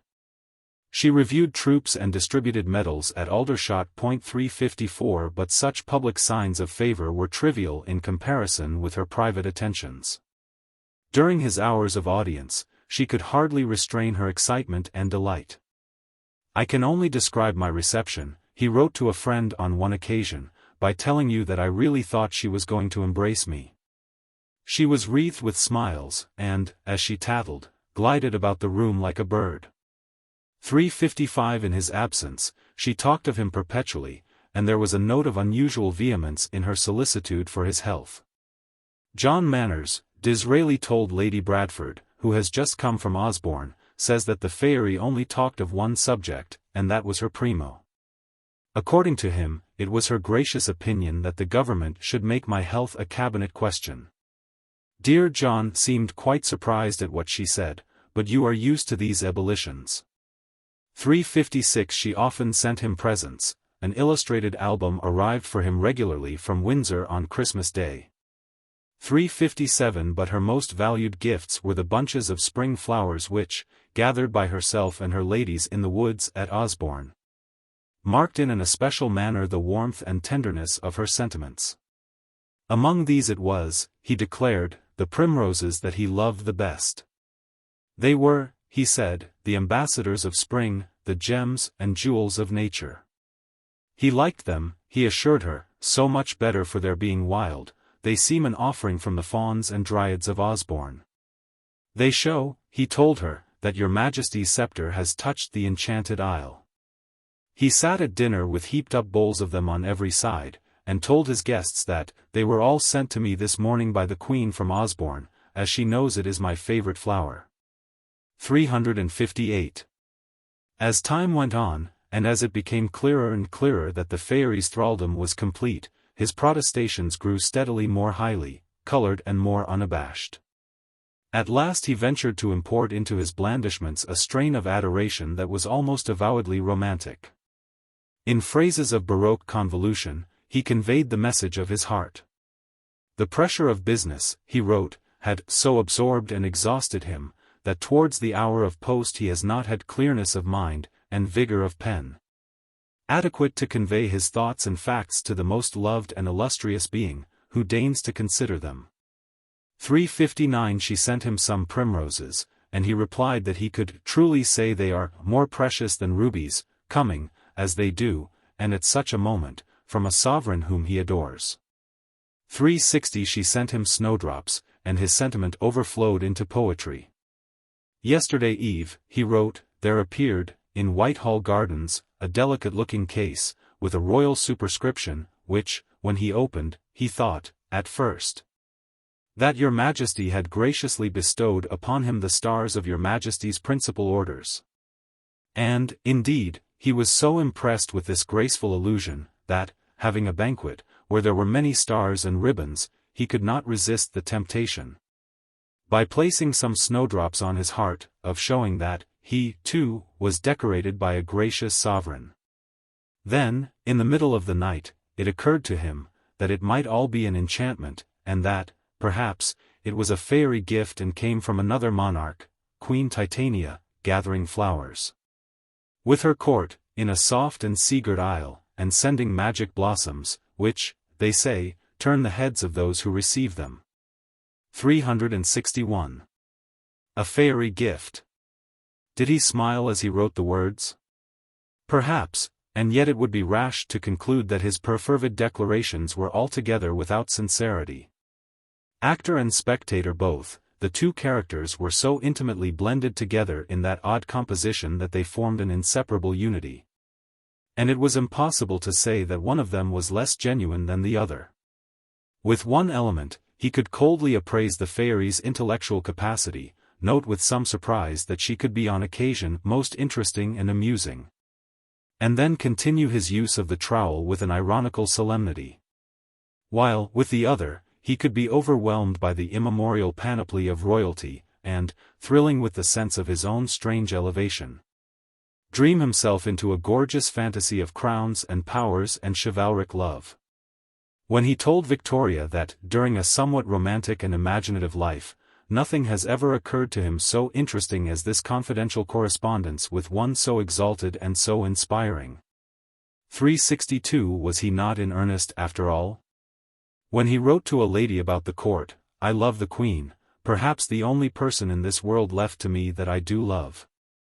363 Was he not creating for himself an enchanted palace out of the Arabian Nights, full of melancholy and spangles, in which he actually believed? Victoria's state of mind was far more simple, untroubled by imaginative yearnings, she never lost herself in that nebulous region of the spirit where feeling and fancy grow confused. Her emotions, with all their intensity and all their exaggeration, retained the plain prosaic texture of everyday life. And it was fitting that her expression of them should be equally commonplace. She was, she told her Prime Minister, at the end of an official letter, yours affably V.R. and I. In such a phrase the deep reality of her feeling is instantly manifest. The Fairy's feet were on the solid earth, it was the ruse cynic who was in the air. He had taught her, however, a lesson, which she had learnt with alarming rapidity. A second Gloriana, did he call her? Very well, then, she would show that she deserved the compliment. Disquieting symptoms followed fast. In May, 1874, the Tsar, whose daughter had just been married to Victoria's second son, the Duke of Edinburgh, was in London, and, by an unfortunate error, it had been arranged that his departure should not take place until 2 days after the date on which his royal hostess had previously decided to go to Balmoral. Her Majesty refused to modify her plans. It was pointed out to her that the Tsar would certainly be offended, that the most serious consequences might follow. Lord Derby protested. Lord Salisbury, the Secretary of State for India, was much perturbed. But the Fairy was unconcerned. She had settled to go to Balmoral on the 18th, and on the 18th she would go. At last Disraeli, exercising all his influence, induced her to agree to stay in London for 2 days more.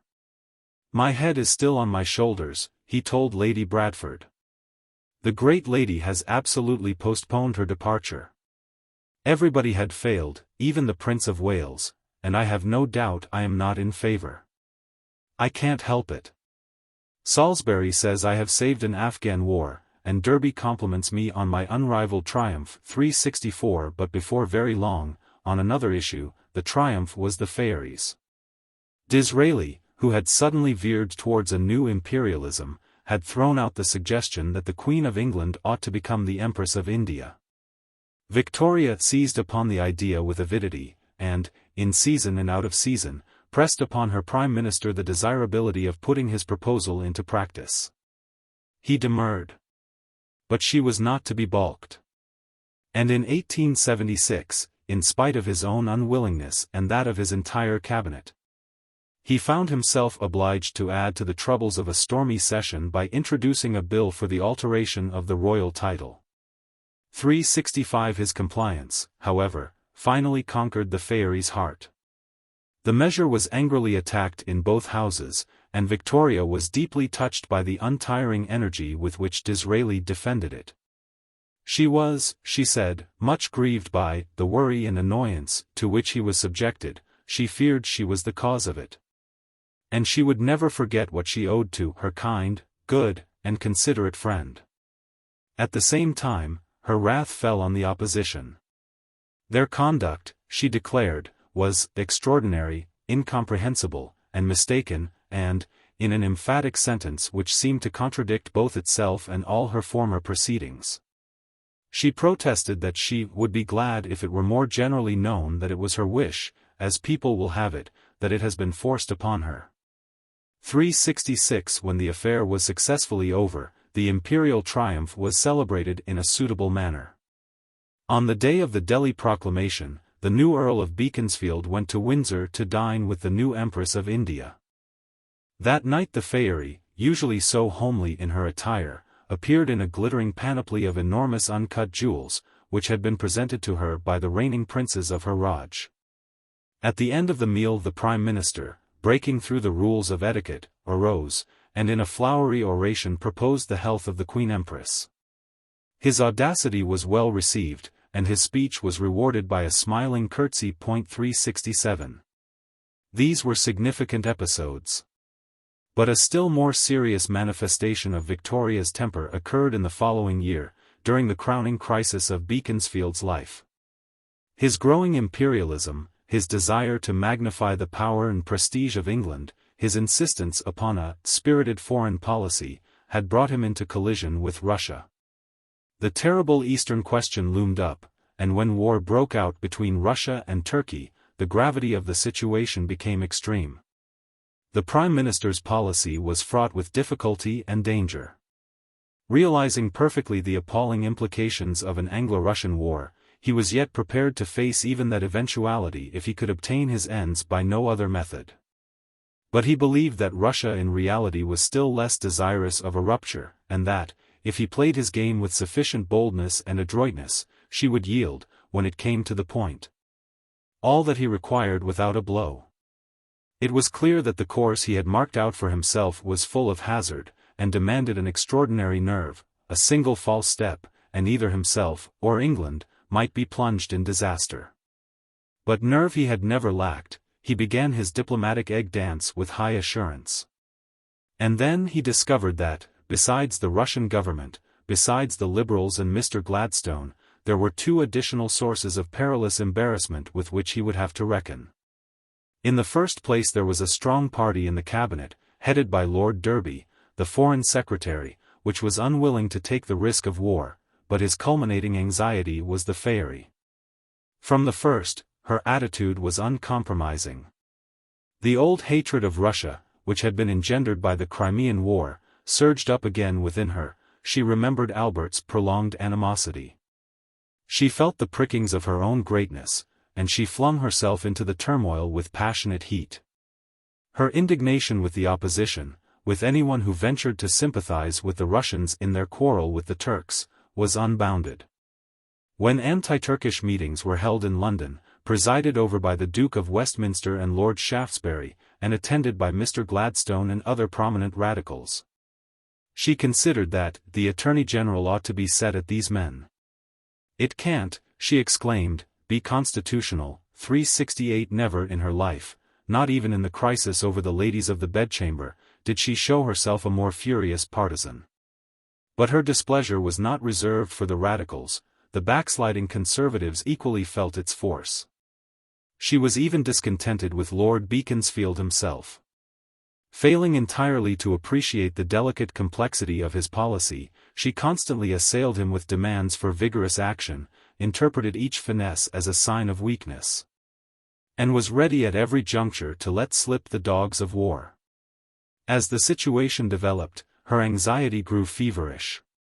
"The Queen," she wrote, "is feeling terribly anxious lest delay should cause us to be too late and lose our prestige forever. It worries her night and day." 369. The Faery, Beaconsfield told Lady Bradford, writes every day and telegraphs every hour. This is almost literally the case. 370. She raged loudly against the Russians. "And the language," she cried, "the insulting language, used by the Russians against us. It makes the Queen's blood boil." 371. "Oh," she wrote a little later, "if the Queen were a man, she would like to go and give those Russians, whose word one cannot believe, such a beating. We shall never be friends again till we have it out. This the Queen feels sure of." 372. The unfortunate Prime Minister, urged on to violence by Victoria on one side, had to deal, on the other, with a Foreign Secretary who was fundamentally opposed to any policy of active interference at all. Between the Queen and Lord Derby he held a harassed course. He gained, indeed, some slight satisfaction in playing on the one against the other, in stimulating Lord Derby with the Queen's missives, and in appeasing the Queen by repudiating Lord Derby's opinions. On one occasion he actually went so far as to compose, at Victoria's request, a letter bitterly attacking his colleague, which Her Majesty forthwith signed, and sent, without alteration, to the Foreign Secretary. 373. But such devices only gave a temporary relief, and it soon became evident that Victoria's martial ardor was not to be sidetracked by hostilities against Lord Derby. Hostilities against Russia were what she wanted, what she would, what she must, have. For now, casting aside the last relics of moderation, she began to attack her friend with a series of extraordinary threats. Not once, not twice, but many times she held over his head the formidable menace of her imminent abdication. "If England," she wrote to Beaconsfield, "is to kiss Russia's feet, she will not be a party to the humiliation of England and would lay down her crown, and she added that the Prime Minister might, if he thought fit, repeat her words to the cabinet. 374. This delay, she ejaculated, this uncertainty by which, abroad, we are losing our prestige and our position, while Russia is advancing and will be before Constantinople in no time.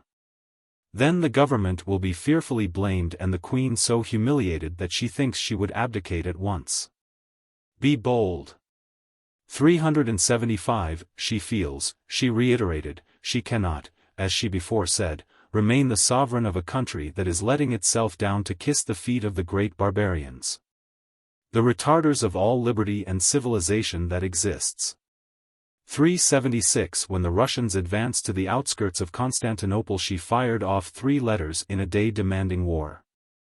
And when she learnt that the cabinet had only decided to send the fleet to Gallipoli, she declared that her first impulse was to lay down the thorny crown, which she feels little satisfaction in retaining if the position of this country is to remain as it is now. 377. It is easy to imagine the agitating effect of such a correspondence upon Beaconsfield. This was no longer the fairy. It was a genie whom he had rashly called out of her bottle, and who was now intent upon showing her supernal power. More than once, perplexed, dispirited, shattered by illness, he had thoughts of withdrawing altogether from the game. One thing alone, he told Lady Bradford, with a wry smile, prevented him. If I could only, he wrote, face the scene which would occur at headquarters if I resigned, would do so at once. 378. He held on, however, to emerge victorious at last. The Queen was pacified. Lord Derby was replaced by Lord Salisbury, and at the Congress of Berlin der Alte Jude carried all before him. He returned to England in triumph, and assured the delighted Victoria that she would very soon be, if she was not already, the dictatress of Europe. 379. But soon there was an unexpected reverse. At the general election of 1880 the country, mistrustful of the forward policy of the Conservatives, and carried away by Mr. Gladstone's oratory, returned the Liberals to power. Victoria was horrified, but within a year she was to be yet more nearly hit. The grand romance had come to its conclusion. Lord Beaconsfield, worn out with age and maladies, but moving still, an assiduous mummy, from dinner party to dinner party, suddenly moved no longer. When she knew that the end was inevitable, she seemed, by a pathetic instinct, to divest herself of her royalty, and to shrink, with hushed gentleness, beside him, a woman and nothing more. I send some Osborne primroses, she wrote to him with touching simplicity, and I meant to pay you a little visit this week, but I thought it better you should be quite quiet and not speak. And I beg you will be very good and obey the doctors. She would see him, she said, when we come back from Osborne, which won't be long. Everyone is so distressed at your not being well, she added, and she was, ever yours very affably V.R.I. When the royal letter was given him, the strange old comedian, stretched on his bed of death, poised it in his hand, appeared to consider deeply, and then whispered to those about him. This ought to be read to me by a privy councillor. 380. Chapter 9. Old Age. Chapter 1. Meanwhile in Victoria's private life many changes and developments had taken place. With the marriages of her elder children her family circle widened. Grandchildren appeared, and a multitude of new domestic interests sprang up. The death of King Leopold in 1865 had removed the predominant figure of the older generation. And the functions he had performed as the center and advisor of a large group of relatives in Germany and in England devolved upon Victoria. These functions she discharged with unremitting industry, carrying on an enormous correspondence, and following with absorbed interest every detail in the lives of the ever-ramifying cousinhood. And she tasted to the full both the joys and the pains of family affection. She took a particular delight in her grandchildren, to whom she showed an indulgence which their parents had not always enjoyed, though, even to her grandchildren, she could be, when the occasion demanded it, severe. The eldest of them, the little Prince Wilhelm of Prussia, was a remarkably headstrong child. He dared to be impertinent even to his grandmother. And once, when she told him to bow to a visitor at Osborne, he disobeyed her outright. This would not do, the order was sternly repeated, and the naughty boy, noticing that his grandmamma had suddenly turned into a most terrifying lady, submitted his will to hers. And bowed very low indeed. 381. It would have been well if all the Queen's domestic troubles could have been got over as easily. Among her more serious distresses was the conduct of the Prince of Wales. The young man was now independent and married, he had shaken the parental yoke from his shoulders, he was positively beginning to do as he liked. Victoria was much perturbed, and her worst fears seemed to be justified, and in 1870 he appeared as a witness in a society divorce case. It was clear that the heir to the throne had been mixing with people of whom she did not at all approve. What was to be done? She saw that it was not only her son that was to blame, that it was the whole system of society. And so she dispatched a letter to Mr. Delane, the editor of the Times, asking him if he would frequently write articles pointing out the immense danger and evil of the wretched frivolity and levity of the views and lives of the higher classes. And 5 years later Mr. Delane did write an article upon that very subject. 382 Yet it seemed to have very little effect. Ah! If only the higher classes would learn to live as she lived in the domestic sobriety of her sanctuary at Balmoral. For more and more did she find solace and refreshment in her Highland domain. And twice yearly, in the spring and in the autumn, with a sigh of relief, she set her face northwards, in spite of the humble protests of ministers, who murmured vainly in the royal ears that to transact the affairs of state over an interval of 600 miles added considerably to the cares of government. Her ladies, too, felt occasionally a slight reluctance to set out, for, especially in the early days, the long pilgrimage was not without its drawbacks. For many years the Queen's conservatism forbade the continuation of the railway up Deeside, so that the last stages of the journey had to be accomplished in carriages. But, after all, carriages had their good points. They were easy, for instance, to get in and out of, which was an important consideration, for the royal train remained for long immune from modern conveniences, and when it drew up on some border moorland, far from any platform, the high-bred dames were obliged to descend to earth by the perilous footboard, the only pair of folding steps being reserved for Her Majesty's saloon. In the days of crinolines such moments were sometimes awkward. And it was occasionally necessary to summon Mr. John Stone, the short and sturdy manager of the Caledonian Railway, who, more than once, in a high gale and drenching rain with great difficulty, pushed up, as he himself described it, some unlucky Lady Blanche or Lady Agatha into her compartment. 383 But Victoria cared for none of these things. She was only intent upon regaining, with the utmost swiftness, her enchanted castle, where every spot was charged with memories, where every memory was sacred, and where life was passed in an incessant and delightful round of absolutely trivial events. And it was not only the place that she loved, she was equally attached to the simple mountaineers, from whom, she said, she learnt many a lesson of resignation and faith. 384 Smith and Grant and Ross and Thompson, she was devoted to them all, but, beyond the rest, she was devoted to John Brown. The Princess Gilly had now become the Queen's personal attendant, a body servant from whom she was never parted, who accompanied her on her drives, waited on her during the day, and slept in a neighboring chamber at night. She liked his strength, his solidity, the sense he gave her of physical security, she even liked his rugged manners and his rough unaccommodating speech. She allowed him to take liberties with her which would have been unthinkable from anybody else. To bully the Queen, to order her about, to reprimand her, who could dream of venturing upon such audacities? And yet, when she received such treatment from John Brown, she positively seemed to enjoy it. The eccentricity appeared to be extraordinary. But, after all, it is no uncommon thing for an autocratic dowager to allow some trusted indispensable servant to adopt towards her an attitude of authority which is jealously forbidden to relatives or friends. The power of a dependent still remains.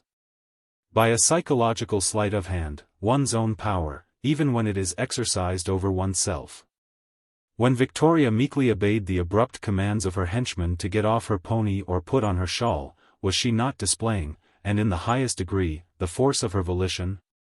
People might wonder, she could not help that, this was the manner in which it pleased her to act, and there was an end of it. To have submitted her judgment to a son or a minister might have seemed wiser or more natural, but if she had done so, she instinctively felt, she would indeed have lost her independence. And yet upon somebody she longed to depend. Her days were heavy with the long process of domination. As she drove in silence over the moors she leaned back in the carriage, oppressed and weary. But what a relief, John Brown was behind on the rumble, and his strong arm would be there for her to lean upon when she got out. He had, too, in her mind, a special connection with Albert. In their expeditions the prince had always trusted him more than anyone. The gruff, kind, hairy Scotsman was, she felt, in some mysterious way, a legacy from the dead. She came to believe at last, or so it appeared, that the spirit of Albert was nearer when Brown was near. Often, when seeking inspiration over some complicated question of political or domestic import, she would gaze with deep concentration at her late husband's bust. But it was also noticed that sometimes in such moments of doubt and hesitation Her Majesty's looks would fix themselves upon John Brown. Eventually, the simple mountaineer became almost a state personage. The influence which he wielded was not to be overlooked. Lord Beaconsfield was careful, from time to time, to send courteous messages to Mr. Brown, in his letters to the Queen. And the French government took particular pains to provide for his comfort during the visits of the English sovereign to France. It was only natural that among the elder members of the royal family he should not have been popular, and that his failings, for failings he had. Though Victoria would never notice his too acute appreciation of Scotch whisky, should have been the subject of acrimonious comment at court. But he served his mistress faithfully, and to ignore him would be a sign of disrespect to her biographer. For the Queen, far from making a secret of her affectionate friendship, took care to publish it to the world. By her orders 2 gold medals were struck in his honor. On his death, in 1883, a long and eulogistic obituary notice of him appeared in the court circular. And a brown memorial brooch, of gold, with the late Gillies' head on one side and the royal monogram on the other, was designed by Her Majesty for presentation to her Highland servants and cottagers.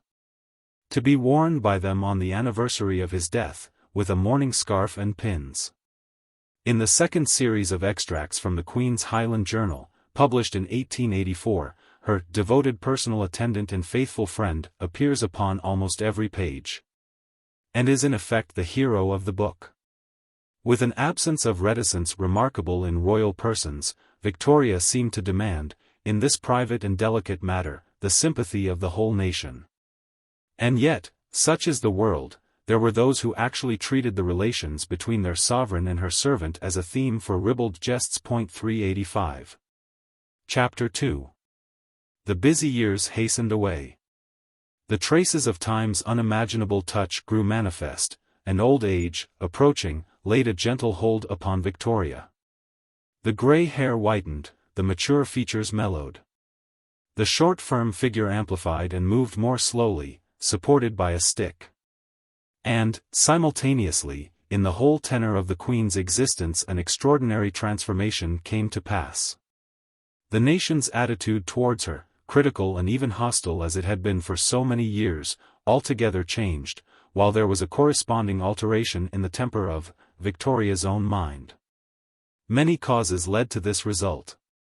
Among them were the repeated strokes of personal misfortune which befell the Queen during a cruelly short space of years. In 1878 the Princess Alice, who had married in 1862 the Prince Louis of Hesse-Darmstadt, died in tragic circumstances. In the following year the Prince Imperial, the only son of the Empress Eugenie, to whom Victoria, since the catastrophe of 1870, had become devotedly attached, was killed in the Zulu War. 2 years later, in 1881, the Queen lost Lord Beaconsfield, and, in 1883, John Brown. In 1884 the Prince Leopold, Duke of Albany, who had been an invalid from birth, died prematurely, shortly after his marriage. Victoria's cup of sorrows was indeed overflowing. And the public, as it watched the widowed mother weeping for her children and her friends, displayed a constantly increasing sympathy. An event which occurred in 1882 revealed and accentuated the feelings of the nation. As the Queen, at Windsor, was walking from the train to her carriage, a youth named Roderick Maclean fired a pistol at her from a distance of a few yards. An Eton boy struck up Maclean's arm with an umbrella before the pistol went off, no damage was done, and the culprit was at once arrested. This was the last of a series of 7 attempts upon the Queen, attempts which, taking place at sporadic intervals over a period of 40 years, resembled one another in a curious manner. All, with a single exception, were perpetrated by adolescents, whose motives were apparently not murderous, since, save in the case of Maclean, none of their pistols was loaded. These unhappy youths, who, after buying their cheap weapons, stuffed them with gunpowder and paper, and then went off, with the certainty of immediate detection, to click them in the face of royalty, present a strange problem to the psychologist. But, though in each case their actions and their purposes seemed to be so similar, their fates were remarkably varied.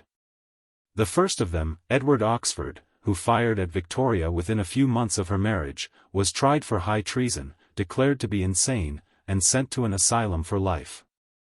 It appears, however, that this sentence did not commend itself to Albert, for when, 2 years later, John Francis committed the same offence, and was tried upon the same charge, the prince propounded that there was no insanity in the matter. The wretched creature, he told his father, was not out of his mind, but a thorough scamp. I hope, he added, his trial will be conducted with the greatest strictness. Apparently it was. At any rate, the jury shared the view of the prince, the plea of insanity was set aside, and Francis was found guilty of high treason and condemned to death.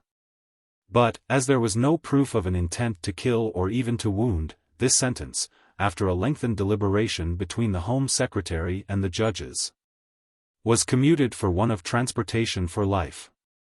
As the law stood, these assaults, futile as they were, could only be treated as high treason. The discrepancy between the actual deed and the tremendous penalties involved was obviously grotesque. And it was, besides, clear that a jury, knowing that a verdict of guilty implied a sentence of death, would tend to the alternative course, and find the prisoner not guilty but insane, a conclusion which, on the face of it, would have appeared to be the more reasonable. In 1842, therefore, an act was passed making any attempt to hurt the Queen a misdemeanor, punishable by transportation for 7 years, or imprisonment, with or without hard labor, for a term not exceeding 3 years, the misdemeanant, at the discretion of the court, to be publicly or privately whipped, as often, and in such manner and form, as the court shall direct, not exceeding thrice. 386. The 4 subsequent attempts were all dealt with under this new law. William Bean, in 1842, was sentenced to 18 months' imprisonment. William Hamilton, in 1849, was transported for 7 years, and, in 1850, the same sentence was passed upon Lieutenant Robert Pate, who struck the Queen on the head with his cane in Piccadilly.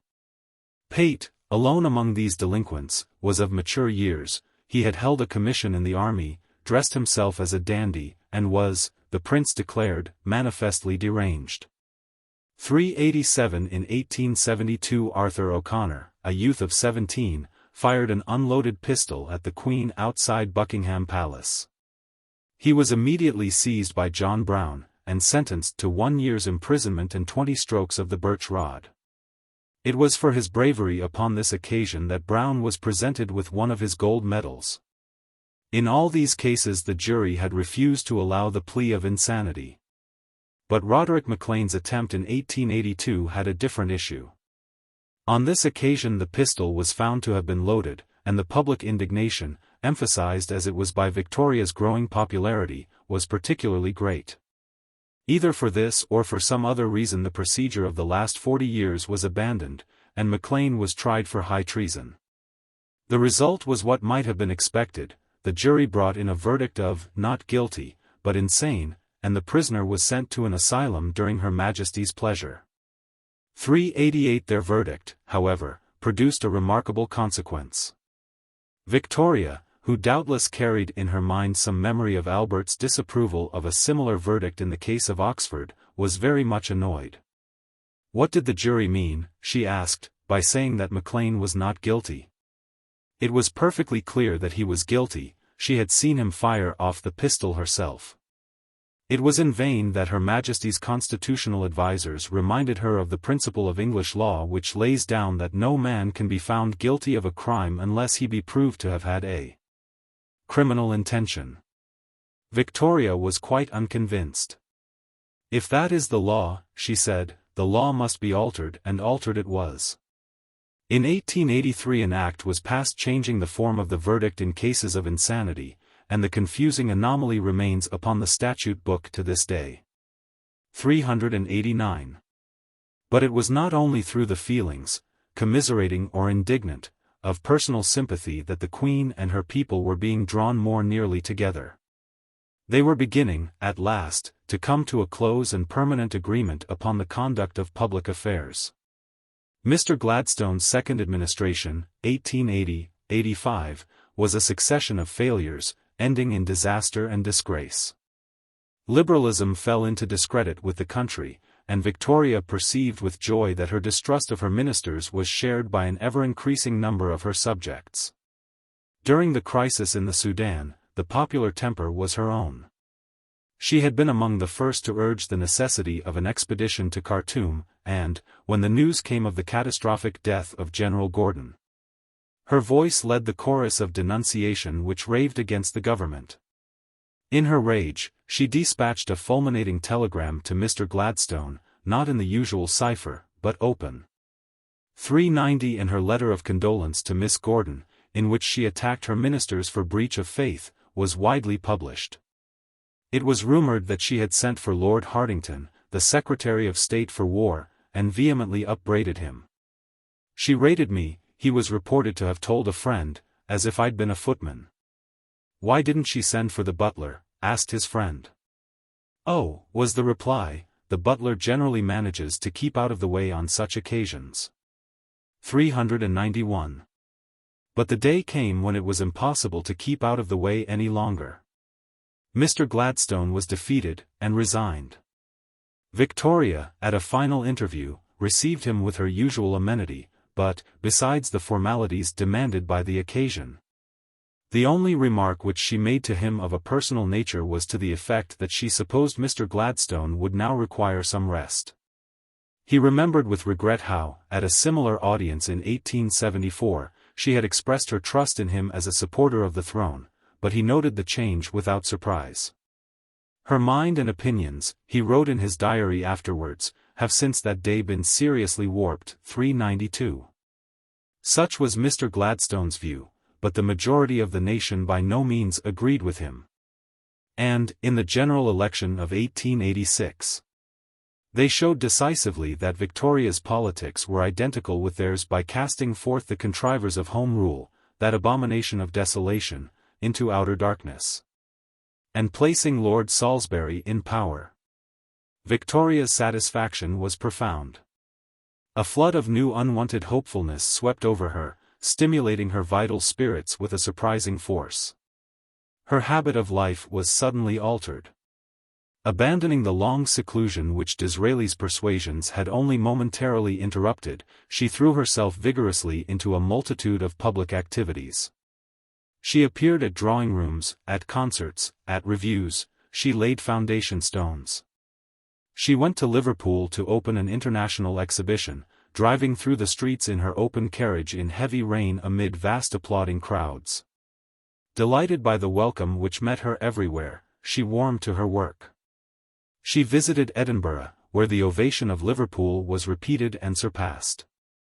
In London, she opened in high state the Colonial and Indian Exhibition at South Kensington. On this occasion the ceremonial was particularly magnificent. A blare of trumpets announced the approach of Her Majesty, the national anthem followed. And the Queen, seated on a gorgeous throne of hammered gold, replied with her own lips to the address that was presented to her. Then she rose, and, advancing upon the platform with regal port, acknowledged the acclamations of the great assembly by a succession of curtsies, of elaborate and commanding grace. 393.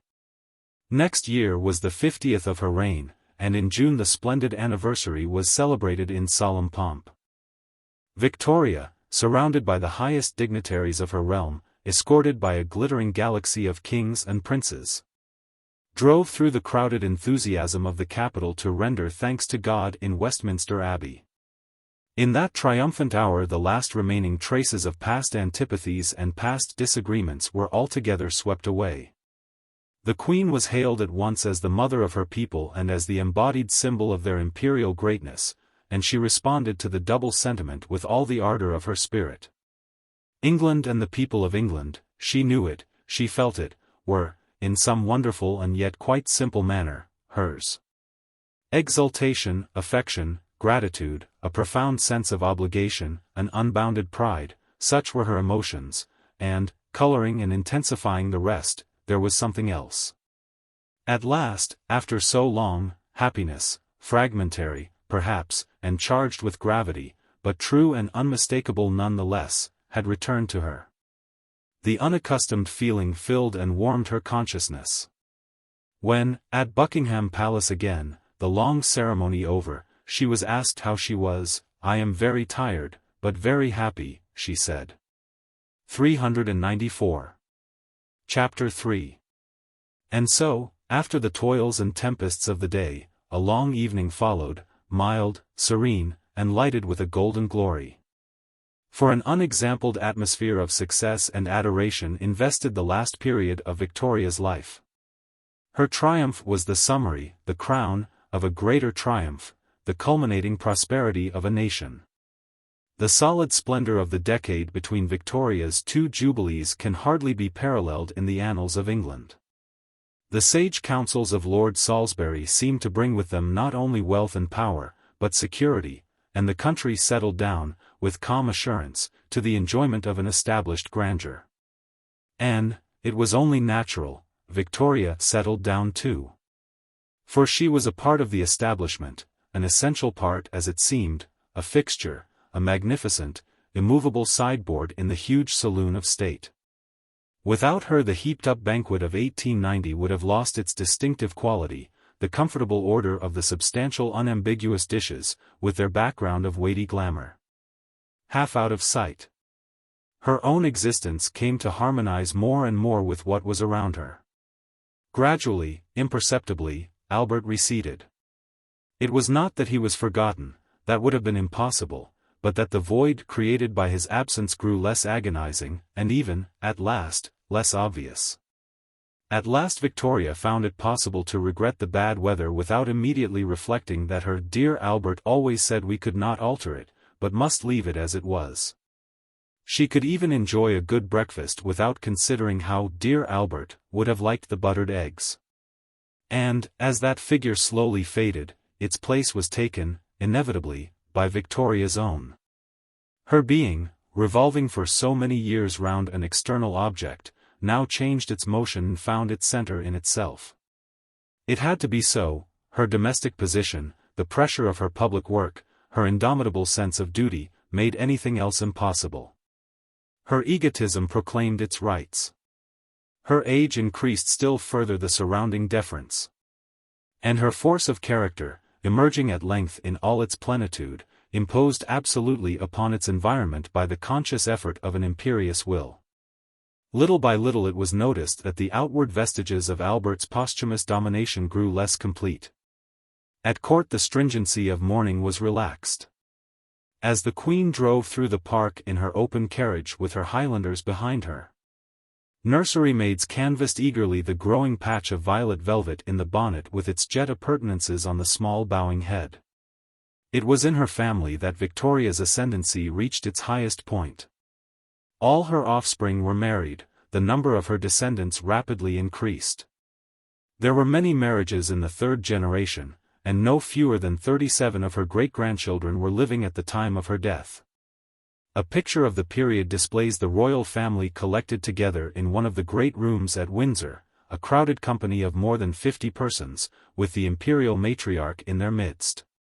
Over them all she ruled with a most potent sway. The small concerns of the youngest aroused her passionate interest, and the oldest she treated as if they were children still. The Prince of Wales, in particular, stood in tremendous awe of his mother. She had steadily refused to allow him the slightest participation in the business of government. And he had occupied himself in other ways. Nor could it be denied that he enjoyed himself, out of her sight, but, in that redoubtable presence, his abounding manhood suffered a miserable eclipse. Once, at Osborne, when, owing to no fault of his, he was too late for a dinner party, he was observed standing behind a pillar and wiping the sweat from his forehead, trying to nerve himself to go up to the Queen. When at last he did so, she gave him a stiff nod, whereupon he vanished immediately behind another pillar, and remained there until the party broke up. At the time of this incident the Prince of Wales was over 50 years of age. 395. It was inevitable that the Queen's domestic activities should occasionally trench upon the domain of high diplomacy. And this was especially the case when the interests of her eldest daughter, the Crown Princess of Prussia, were at stake. The Crown Prince held liberal opinions, he was much influenced by his wife. And both were detested by Bismarck, who declared with scurrilous emphasis that the Englishwoman and her mother were a menace to the Prussian state. The feud was still further intensified when, on the death of the old emperor, 1888, the Crown Prince succeeded to the throne. A family entanglement brought on a violent crisis. One of the daughters of the new empress had become betrothed to Prince Alexander of Battenberg, who had lately been ejected from the throne of Bulgaria owing to the hostility of the Tsar. Victoria, as well as the empress, highly approved of the match. Of the two brothers of Prince Alexander, the elder had married another of her granddaughters, and the younger was the husband of her daughter, the Princess Beatrice. She was devoted to the handsome young man, and she was delighted by the prospect of the third brother, on the whole the handsomest, she thought, of the three, also becoming a member of her family. Unfortunately, however, Bismarck was opposed to the scheme. He perceived that the marriage would endanger the friendship between Germany and Russia, which was vital to his foreign policy, and he announced that it must not take place. A fierce struggle between the Empress and the Chancellor followed. Victoria, whose hatred of her daughter's enemy was unbounded, came over to Charlottenburg to join in the fray. Bismarck, over his pipe and lager, snorted out his alarm. The Queen of England's object, he said, was clearly political. She wished to estrange Germany and Russia, and very likely she would have her way. In family matters, he added, she is not used to contradiction. She would bring the parson with her in her traveling bag and the bridegroom in her trunk, and the marriage would come off on the spot. But the man of blood and iron was not to be thwarted so easily, and he asked for a private interview with the Queen. The details of their conversation are unknown. But it is certain that in the course of it Victoria was forced to realize the meaning of resistance to that formidable personage. And that she promised to use all her influence to prevent the marriage. The engagement was broken off, and in the following year Prince Alexander of Battenberg united himself to Fräulein Luisinger, an actress at the Court Theatre of Darmstadt. 396. But such painful incidents were rare. Victoria was growing very old. With no Albert to guide her, with no Beaconsfield to inflame her, she was willing enough to abandon the dangerous questions of diplomacy to the wisdom of Lord Salisbury, and to concentrate her energies upon objects which touched her more nearly and over which she could exercise an undisputed control. Her home, her court, the monuments at Balmoral, the livestock at Windsor, the organization of her engagements, the supervision of the multitudinous details of her daily routine, such matters played now an even greater part in her existence than before. Her life passed in an extraordinary exactitude. Every moment of her day was mapped out beforehand, the succession of her engagements was immutably fixed. The dates of her journeys, to Osborne, to Balmoral, to the south of France, to Windsor, to London, were hardly altered from year to year. She demanded from those who surrounded her a rigid precision in details, and she was preternaturally quick in detecting the slightest deviation from the rules which she had laid down. Such was the irresistible potency of her personality, that anything but the most implicit obedience to her wishes was felt to be impossible, but sometimes somebody was unpunctual. And unpunctuality was one of the most heinous of sins. Then her displeasure, her dreadful displeasure, became all too visible. At such moments there seemed nothing surprising in her having been the daughter of a martinet. 397. But these storms, unnerving as they were while they lasted, were quickly over, and they grew more and more exceptional. With the return of happiness a gentle benignity flowed from the aged queen. Her smile, once so rare a visitant to those saddened features, flitted over them with an easy alacrity, the blue eyes beamed. The whole face, starting suddenly from its pendulous expressionlessness, brightened and softened and cast over those who watched it an unforgettable charm. For in her last years there was a fascination in Victoria's amiability which had been lacking even from the vivid impulse of her youth. Over all who approached her, or very nearly all, she threw a peculiar spell. Her grandchildren adored her, her ladies waited upon her with a reverential love. The honor of serving her obliterated 1,000 inconveniences, the monotony of a court existence, the fatigue of standing. The necessity for a superhuman attentiveness to the minutiae, of time and space. As one did one's wonderful duty one could forget that one's legs were aching from the infinitude of the passages at Windsor, or that one's bare arms were turning blue in the Balmoral cold. What, above all, seemed to make such service delightful was the detailed interest which the Queen took in the circumstances of those around her.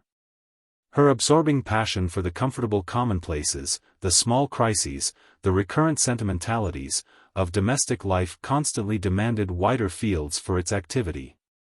The sphere of her own family, vast as it was not enough. She became the eager confidant of the household affairs of her ladies, her sympathies reached out to the palace domestics. Even the housemaids and scullions, so it appeared, were the objects of her searching inquiries, and of her heartfelt solicitude when their lovers were ordered to a foreign station. Or their aunts suffered from an attack of rheumatism which was more than usually acute. 398. Nevertheless the due distinctions of rank were immaculately preserved. The Queen's mere presence was enough to ensure that, but, in addition, the dominion of court etiquette was paramount. For that elaborate code, which had kept Lord Melbourne stiff upon the sofa and ranged the other guests in silence about the round table according to the order of precedence, was as punctiliously enforced as ever. Every evening after dinner, the hearth-rug, sacred to royalty, loomed before the profane in inaccessible glory, or, on one or two terrific occasions, actually lured them magnetically forward to the very edge of the abyss. The Queen, at the fitting moment, moved towards her guests, one after the other they were led up to her. And, while dialogue followed dialogue in constraint and embarrassment, the rest of the assembly stood still, without a word. 399 Only in one particular was the severity of the etiquette allowed to lapse. Throughout the greater part of the reign the rule that ministers must stand during their audiences with the Queen had been absolute.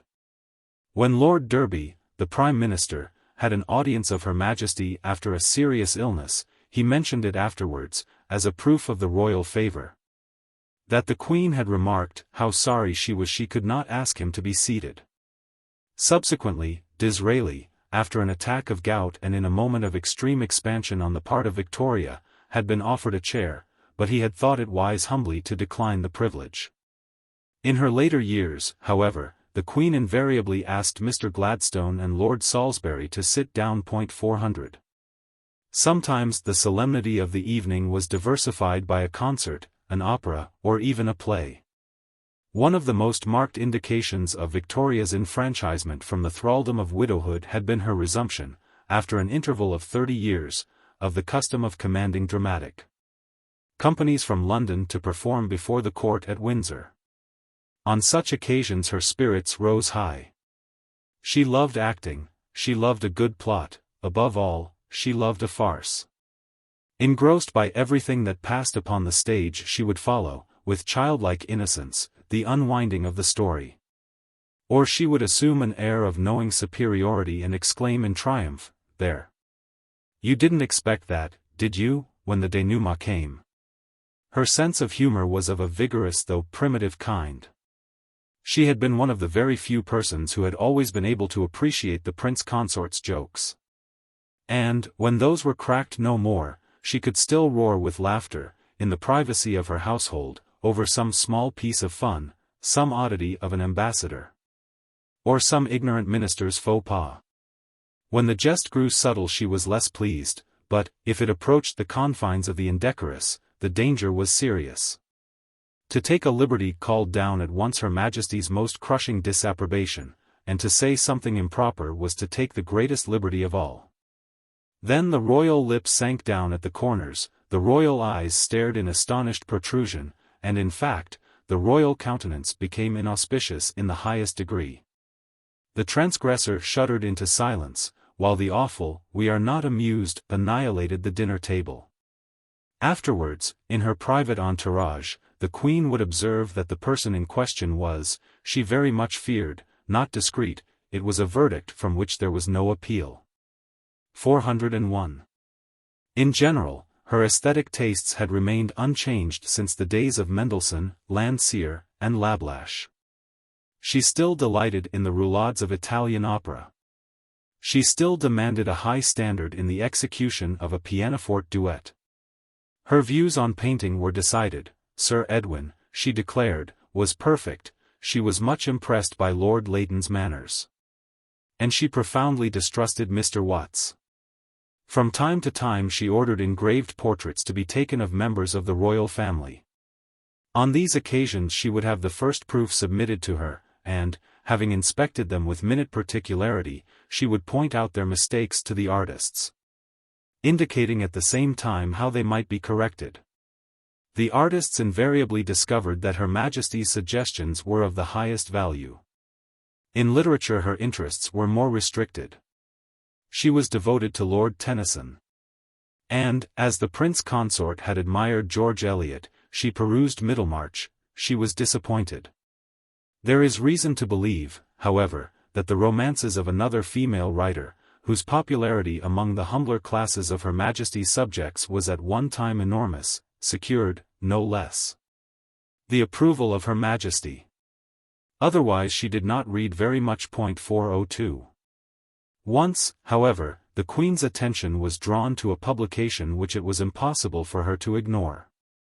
The Greville Memoirs, filled with a mass of historical information of extraordinary importance, but filled also with descriptions, which were by no means flattering, of George IV, William IV, and other royal persons, was brought out by Mr. Reeve. Victoria read the book, and was appalled.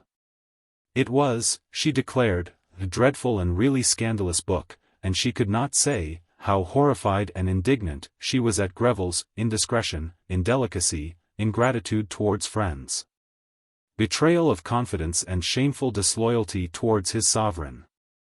She wrote to Disraeli to tell him that in her opinion it was very important that the book should be severely censured and discredited.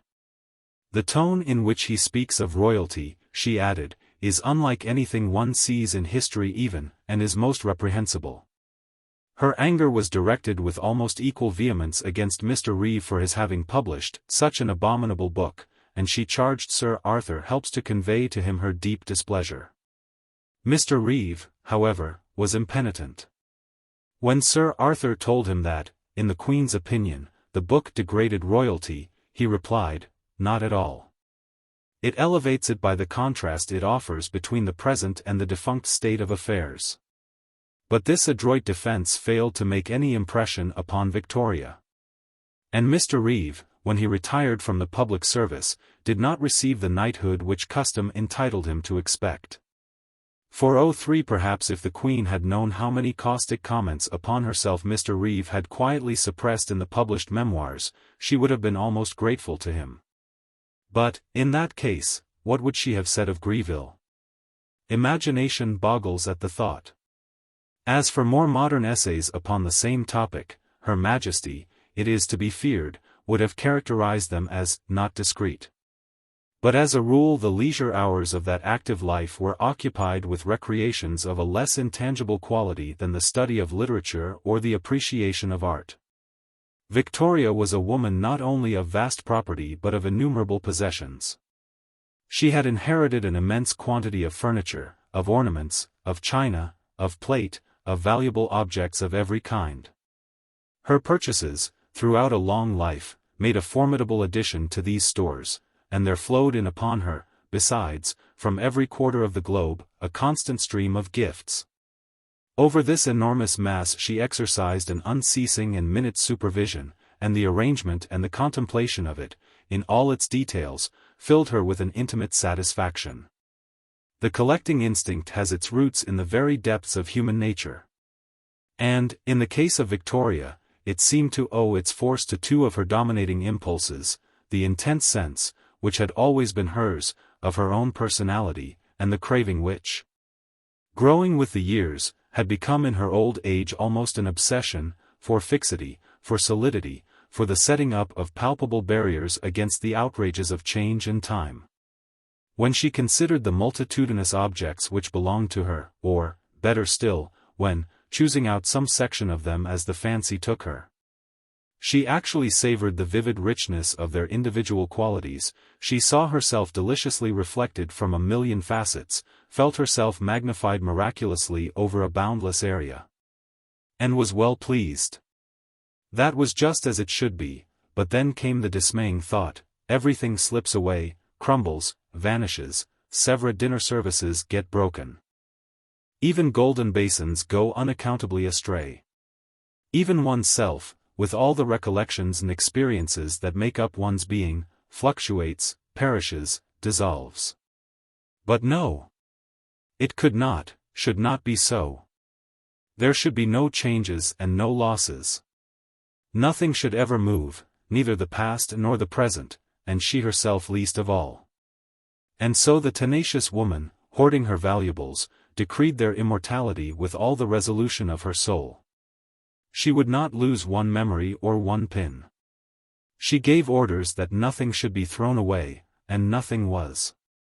There, in drawer after drawer, in wardrobe after wardrobe, reposed the dresses of 70 years. But not only the dresses, the furs and the mantles and subsidiary frills and the muffs and the parasols and the bonnets, all were ranged in chronological order, dated and complete. A great cupboard was devoted to the dolls. In the china room at Windsor a special table held the mugs of her childhood, and her children's mugs as well. Mementos of the past surrounded her in serried accumulations. In every room the tables were powdered thick with the photographs of relatives.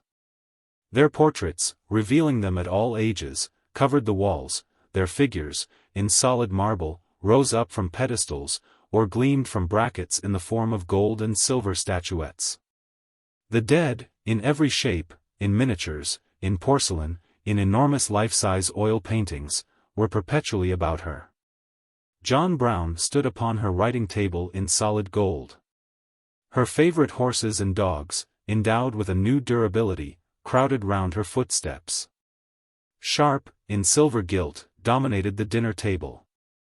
Boy and Boz lay together among unfading flowers, in bronze. And it was not enough that each particle of the past should be given the stability of metal or of marble, the whole collection, in its arrangement, no less than its entity, should be immutably fixed. There might be additions, but there might never be alterations. No chintz might change, no carpet, no curtain, be replaced by another. Or, if long use at last made it necessary, the stuffs and the patterns must be so identically reproduced that the keenest eye might not detect the difference.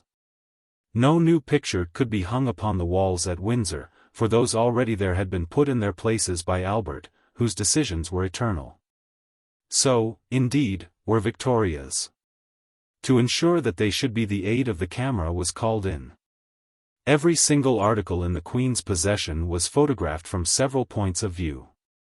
These photographs were submitted to Her Majesty, and when, after careful inspection, she had approved of them, they were placed in a series of albums, richly bound. Then, opposite each photograph, an entry was made, indicating the number of the article, the number of the room in which it was kept, its exact position in the room and all its principal characteristics. The fate of every object which had undergone this process was henceforth irrevocably sealed. The whole multitude, once and for all, took up its steadfast station.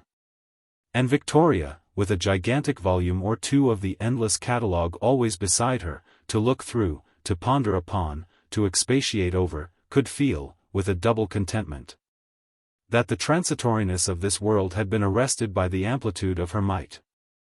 404.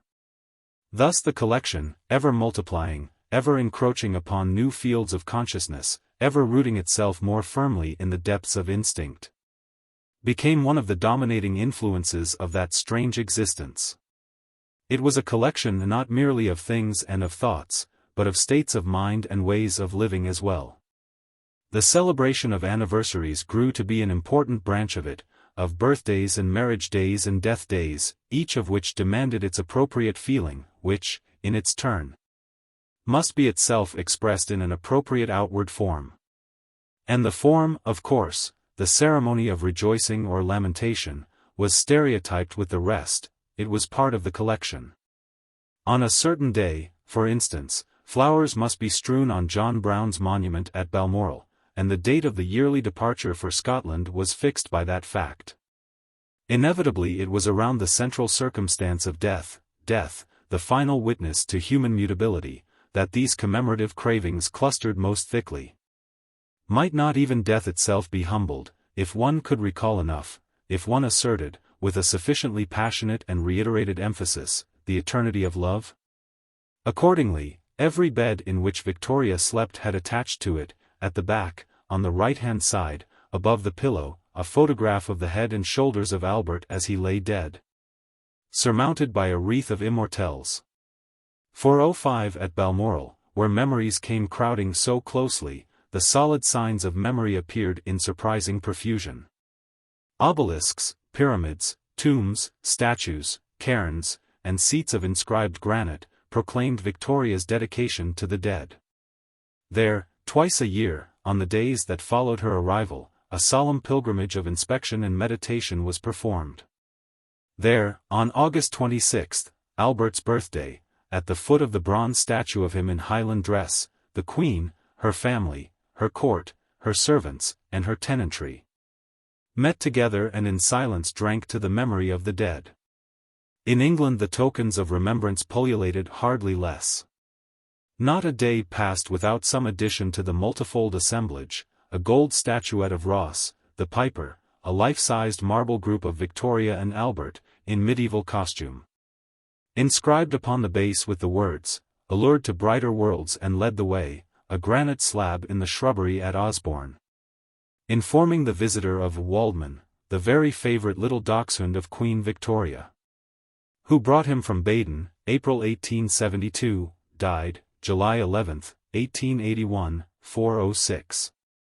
At Frogmore, the great mausoleum, perpetually enriched, was visited almost daily by the Queen when the court was at Windsor.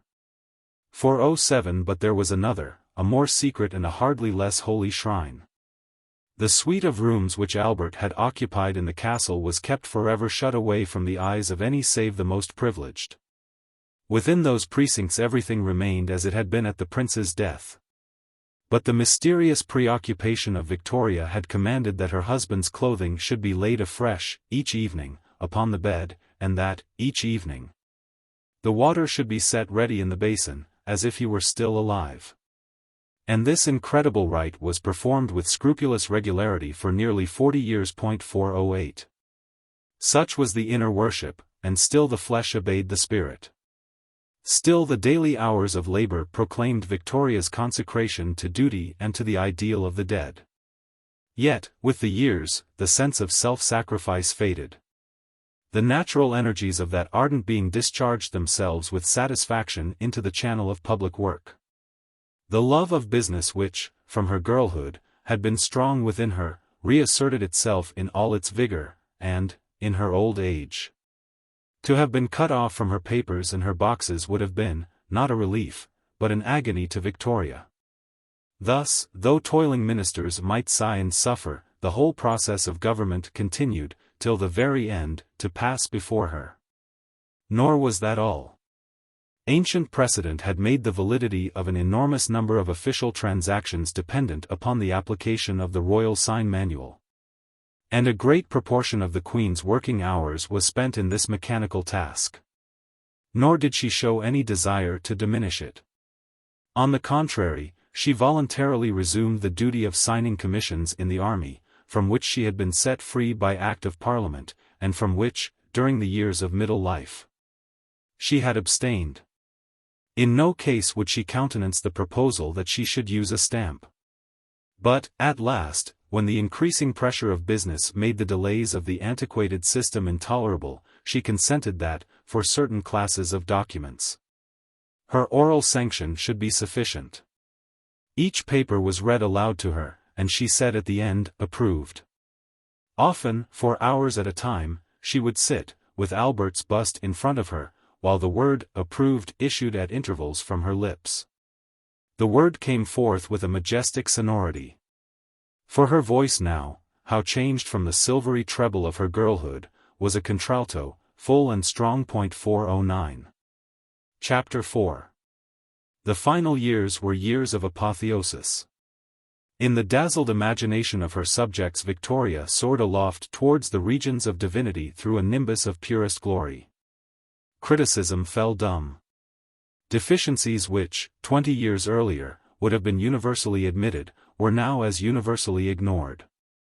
That the nation's idol was a very incomplete representative of the nation was a circumstance that was hardly noticed, and yet it was conspicuously true. For the vast changes which, out of the England of 1837, had produced the England of 1897, seemed scarcely to have touched the Queen. The immense industrial development of the period, the significance of which had been so thoroughly understood by Albert, meant little indeed to Victoria. The amazing scientific movement, which Albert had appreciated no less, left Victoria perfectly cold. Her conception of the universe, and of man's place in it, and of the stupendous problems of nature and philosophy remained, throughout her life, entirely unchanged. Her religion was the religion which she had learnt from the Baroness Lezen and the Duchess of Kent. Here, too, it might have been supposed that Albert's views might have influenced her. For Albert, in matters of religion, was advanced. Disbelieving altogether in evil spirits, he had had his doubts about the miracle of the Gadarene swine. For Ten Stockmar, even, had thrown out, in a remarkable memorandum on the education of the Prince of Wales, the suggestion that while the child must unquestionably be brought up in the creed of the Church of England, it might nevertheless be in accordance with the spirit of the times to exclude from his religious training the inculcation of a belief in the supernatural doctrines of Christianity. For this, however, would have been going too far, and all the royal children were brought up in complete orthodoxy. Anything else would have grieved Victoria, though her own conceptions of the orthodox were not very precise. But her nature, in which imagination and subtlety held so small a place, made her instinctively recoil from the intricate ecstasies of high Anglicanism. And she seemed to feel most at home in the simple faith of the Presbyterian Church of Scotland. 412 This was what might have been expected. For Lezen was the daughter of a Lutheran pastor, and the Lutherans and the Presbyterians have much in common. For many years Dr. Norman MacLeod, an innocent Scotch minister, was her principal spiritual adviser. And, when he was taken from her, she drew much comfort from quiet chats about life and death with the cottagers at Balmoral. For 13 her piety, absolutely genuine, found what it wanted in the sober exhortations of old John Grant and the devout saws of Mrs. P. Farquharson.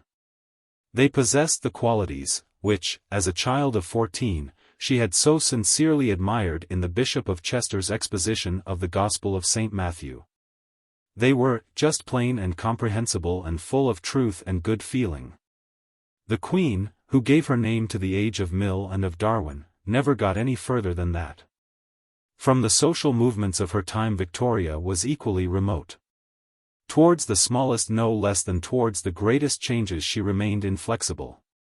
During her youth and middle age smoking had been forbidden in polite society, and so long as she lived she would not withdraw her anathema against it.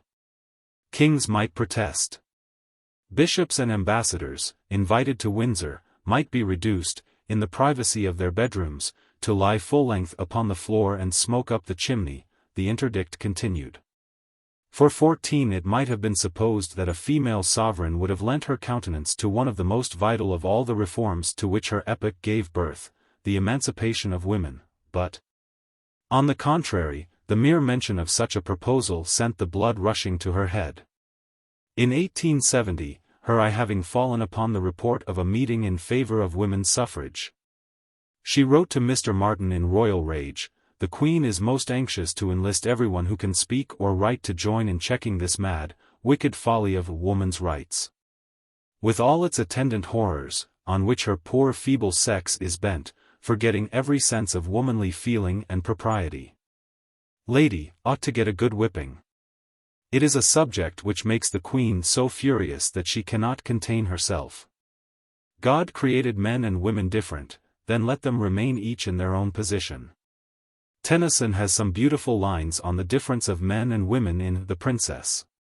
Woman would become the most hateful, heartless, and disgusting of human beings were she allowed to unsex herself, and where would be the protection which man was intended to give the weaker sex? The Queen is sure that Mrs. Martin agrees with her, for 15 the argument was irrefutable, Mrs. Martin agreed, and yet the canker spread. In another direction Victoria's comprehension of the spirit of her age has been constantly asserted. It was for long the custom for courtly historians and polite politicians to compliment the Queen upon the correctness of her attitude towards the Constitution. But such praises seem hardly to be justified by the facts. In her later years Victoria more than once alluded with regret to her conduct during the bedchamber crisis, and let it be understood that she had grown wiser since. For 16 yet in truth it is difficult to trace any fundamental change either in her theory or her practice in constitutional matters throughout her life. The same despotic and personal spirit which led her to break off the negotiations with Peel is equally visible in her animosity towards Palmerston, in her threats of abdication to Disraeli, and in her desire to prosecute the Duke of Westminster for attending a meeting upon Bulgarian atrocities. The complex and delicate principles of the Constitution cannot be said to have come within the compass of her mental faculties. And in the actual developments which it underwent during her reign she played a passive part. From 1840 to 1861 the power of the Crown steadily increased in England. From 1861 to 1901 it steadily declined. The first process was due to the influence of the Prince Consort, the second to that of a series of great ministers. During the first Victoria was in effect a mere accessory. During the second the threads of power, which Albert had so laboriously collected, inevitably fell from her hands into the vigorous grasp of Mr. Gladstone, Lord Beaconsfield, and Lord Salisbury. Perhaps, absorbed as she was in routine, and difficult as she found it to distinguish at all clearly between the trivial and the essential, she was only dimly aware of what was happening. Yet, at the end of her reign, the Crown was weaker than at any other time in English history. Paradoxically enough, Victoria received the highest eulogiums for assenting to a political evolution, which, had she completely realized its import, would have filled her with supreme displeasure. Nevertheless it must not be supposed that she was a second George III. Her desire to impose her will, vehement as it was, and unlimited by any principle, was yet checked by a certain shrewdness. She might oppose her ministers with extraordinary violence, she might remain utterly impervious to arguments and supplications, the pertinacity of her resolution might seem to be unconquerable. But, at the very last moment of all, her obstinacy would give way. Her innate respect and capacity for business, and perhaps, too, the memory of Albert's scrupulous avoidance of extreme courses, prevented her from ever entering an impasse. By instinct she understood when the facts were too much for her, and to them she invariably yielded. After all, what else could she do? But if, in all these ways, the Queen and her epoch were profoundly separated, the points of contact between them also were not few. Victoria understood very well the meaning and the attractions of power and property, and in such learning the English nation, too, had grown to be more and more proficient. During the last 15 years of the reign, for the short Liberal administration of 1892 was a mere interlude, imperialism was the dominant creed of the country. It was Victoria's as well. In this direction, if in no other, she had allowed her mind to develop. Under Disraeli's tutelage the British dominions over the seas had come to mean much more to her than ever before, and, in particular, she had grown enamored of the East. The thought of India fascinated her. She set to, and learnt a little Hindustani.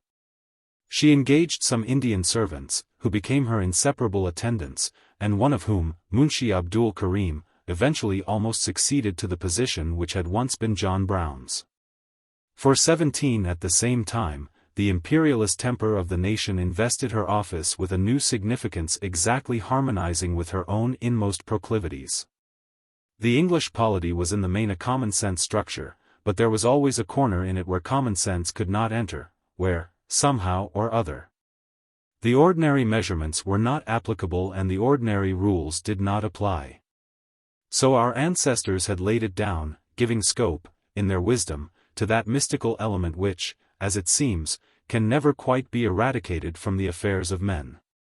Naturally it was in the Crown that the mysticism of the English polity was concentrated, the Crown, with its venerable antiquity, its sacred associations, its imposing spectacular array. But, for nearly 2 centuries, common sense had been predominant in the great building, and the little, unexplored, inexplicable corner had attracted small attention. Then, with the rise of imperialism, there was a change. For imperialism is a faith as well as a business. As it grew, the mysticism in English public life grew with it. And simultaneously a new importance began to attach to the Crown.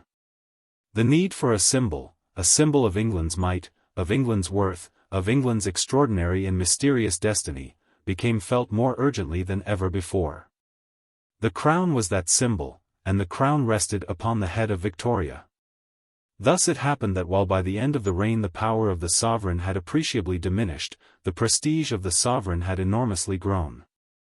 Yet this prestige was not merely the outcome of public changes, it was an intensely personal matter, too. Victoria was the Queen of England, the Empress of India, the quintessential pivot round which the whole magnificent machine was revolving, but how much more besides? For one thing, she was of a great age, an almost indispensable qualification for popularity in England. She had given proof of one of the most admired characteristics of the race, persistent vitality. She had reigned for 60 years, and she was not out. And then, she was a character. The outlines of her nature were firmly drawn, and, even through the mists which envelop royalty, clearly visible.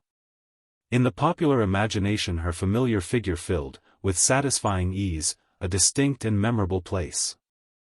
It was, besides, the kind of figure which naturally called forth the admiring sympathy of the great majority of the nation.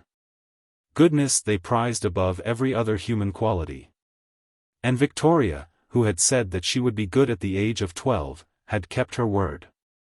Duty, conscience, morality, yes. In the light of those high beacons the Queen had always lived. She had passed her days in work and not in pleasure, in public responsibilities and family cares. The standard of solid virtue which had been set up so long ago amid the domestic happiness of Osborne had never been lowered for an instant. For more than half a century no divorced lady had approached the precincts of the court. Victoria, indeed, in her enthusiasm for wifely fidelity, had laid down a still stricter ordinance. She frowned severely upon any widow who married again. For 18 considering that she herself was the offspring of a widow's second marriage, this prohibition might be regarded as an eccentricity, but, no doubt, it was an eccentricity on the right side. The middle classes, firm in the triple brass of their respectability, rejoiced with a special joy over the most respectable of queens. They almost claimed her, indeed, as one of themselves. But this would have been an exaggeration. For, though many of her characteristics were most often found among the middle classes, in other respects, in her manners, for instance, Victoria was decidedly aristocratic. And, in one important particular, she was neither aristocratic nor middle class. Her attitude toward herself was simply regal.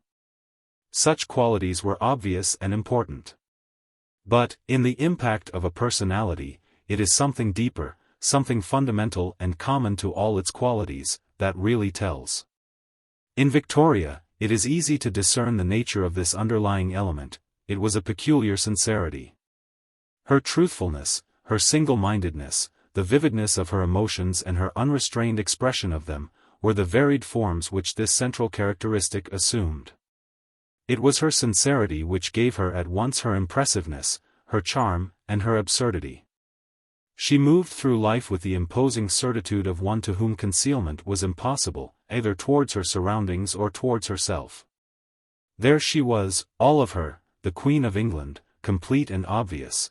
The world might take her or leave her, she had nothing more to show, or to explain, or to modify.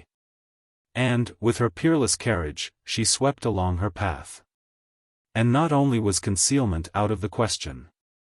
Reticence, reserve, even dignity itself, as it sometimes seemed, might be very well dispensed with. As Lady Lyttelton said, there is a transparency in her truth that is very striking, not a shade of exaggeration in describing feelings or facts, like very few other people I ever knew. Many may be as true, but I think it goes often along with some reserve. She talks all out, just as it is, no more and no less. For 19 she talked all out, and she wrote all out, too. Her letters, in the surprising jet of their expression, remind one of a turned-on tap. What is within pours forth in an immediate, spontaneous rush. Her utterly unliterary style has at least the merit of being a vehicle exactly suited to her thoughts and feelings. And even the platitude of her phraseology carries with it a curiously personal flavor. Undoubtedly it was through her writings that she touched the heart of the public. Not only in her Highland journals where the mild chronicle of her private proceedings was laid bare without a trace either of affectation or of embarrassment, but also in those remarkable messages to the nation which, from time to time, she published in the newspapers. Her people found her very close to them indeed. They felt instinctively Victoria's irresistible sincerity, and they responded. And in truth it was an endearing trait. The personality and the position, too, the wonderful combination of them, that, perhaps, was what was finally fascinating in the case. The little old lady, with her white hair and her plain mourning clothes, in her wheeled chair or her donkey carriage, one saw her so. And then, close behind, with their immediate suggestion of singularity, of mystery, and of power, the Indian servants. That was the familiar vision, and it was admirable. But, at chosen moments, it was right that the widow of Windsor should step forth apparent queen. The last and the most glorious of such occasions was the Jubilee of 1897. Then, as the splendid procession passed along, escorting Victoria through the thronged re-echoing streets of London on her progress of Thanksgiving to St. Paul's Cathedral, the greatness of her realm and the adoration of her subjects blazed out together. The tears welled to her eyes, and, while the multitude roared round her, "How kind they are to me! How kind they are!" she repeated over and over again. 420 That night her message flew over the empire. "From my heart I thank my beloved people. May God bless them." The long journey was nearly done. But the traveler, who had come so far, and through such strange experiences, moved on with the old unfaltering step. The girl, the wife, the aged woman, were the same. Vitality, conscientiousness, pride, and simplicity were hers to the latest hour. Chapter 10. The End. The evening had been golden, but, after all, the day was to close in cloud and tempest. Imperial needs, imperial ambitions, involved the country in the South African War. There were checks, reverses, bloody disasters. For a moment the nation was shaken, and the public distresses were felt with intimate solicitude by the Queen. But her spirit was high, and neither her courage nor her confidence wavered for a moment. Throwing herself heart and soul into the struggle, she labored with redoubled vigor, interested herself in every detail of the hostilities, and sought by every means in her power to render service to the national cause. In April 1900, when she was in her 81st year, she made the extraordinary decision to abandon her annual visit to the south of France, and to go instead to Ireland, which had provided a particularly large number of recruits to the armies in the field. She stayed for 3 weeks in Dublin, driving through the streets, in spite of the warnings of her advisers, without an armed escort, and the visit was a complete success. But, in the course of it, she began, for the first time, to show signs of the fatigue of age. 421. For the long strain and the unceasing anxiety, brought by the war, made themselves felt at last. Endowed by nature with a robust constitution, Victoria, though in periods of depression she had sometimes supposed herself an invalid, had in reality throughout her life enjoyed remarkably good health. In her old age, she had suffered from a rheumatic stiffness of the joints, which had necessitated the use of a stick, and, eventually, a wheeled chair. But no other ailments attacked her, until, in 1898, her eyesight began to be affected by incipient cataract. After that, she found reading more and more difficult, though she could still sign her name, and even, with some difficulty, write letters. In the summer of 1900, however, more serious symptoms appeared. Her memory, in whose strength and precision she had so long prided herself, now sometimes deserted her.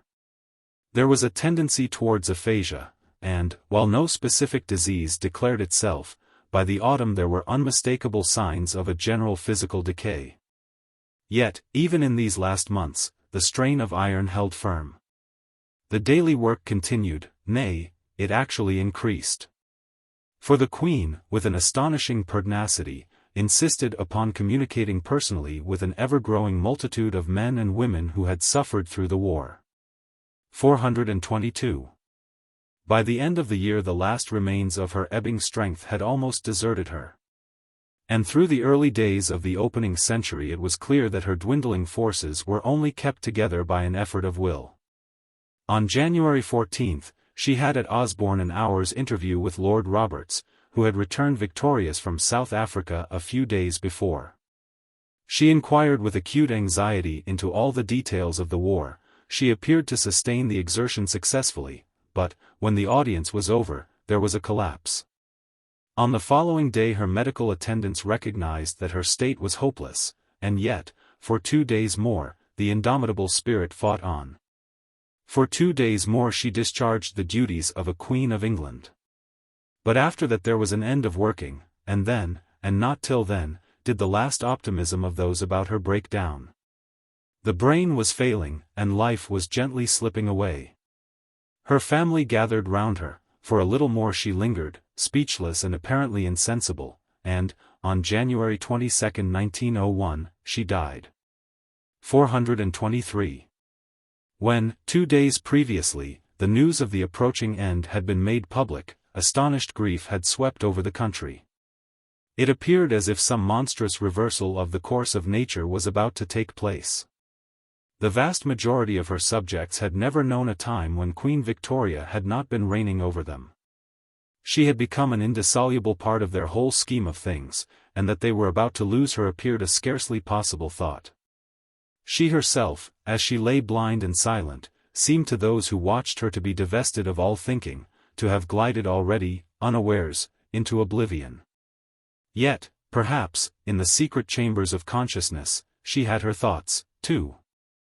Perhaps her fading mind called up once more the shadows of the past to float before it, and retraced, for the last time, the vanished visions of that long history, passing back and back. Through the cloud of years, to older and ever older memories, to the spring woods at Osborne, so full of primroses for Lord Beaconsfield, to Lord Palmerston's queer clothes and high demeanour. And Albert's face under the green lamp, and Albert's first stag at Balmoral, and Albert in his blue and silver uniform, and the Baron coming in through a doorway, and Lord M. dreaming at Windsor with the rooks cawing in the elm trees, and the Archbishop of Canterbury on his knees in the dawn, and the old King's turkey-cock ejaculations. And Uncle Leopold's soft voice at Claremont, and leaden with the globes, and her mother's feathers sweeping down towards her, and a great old repeater watch of her father's in its tortoise-shell case. And a yellow rug, and some friendly flounces of sprigged muslin, and the trees and the grass at Kensington.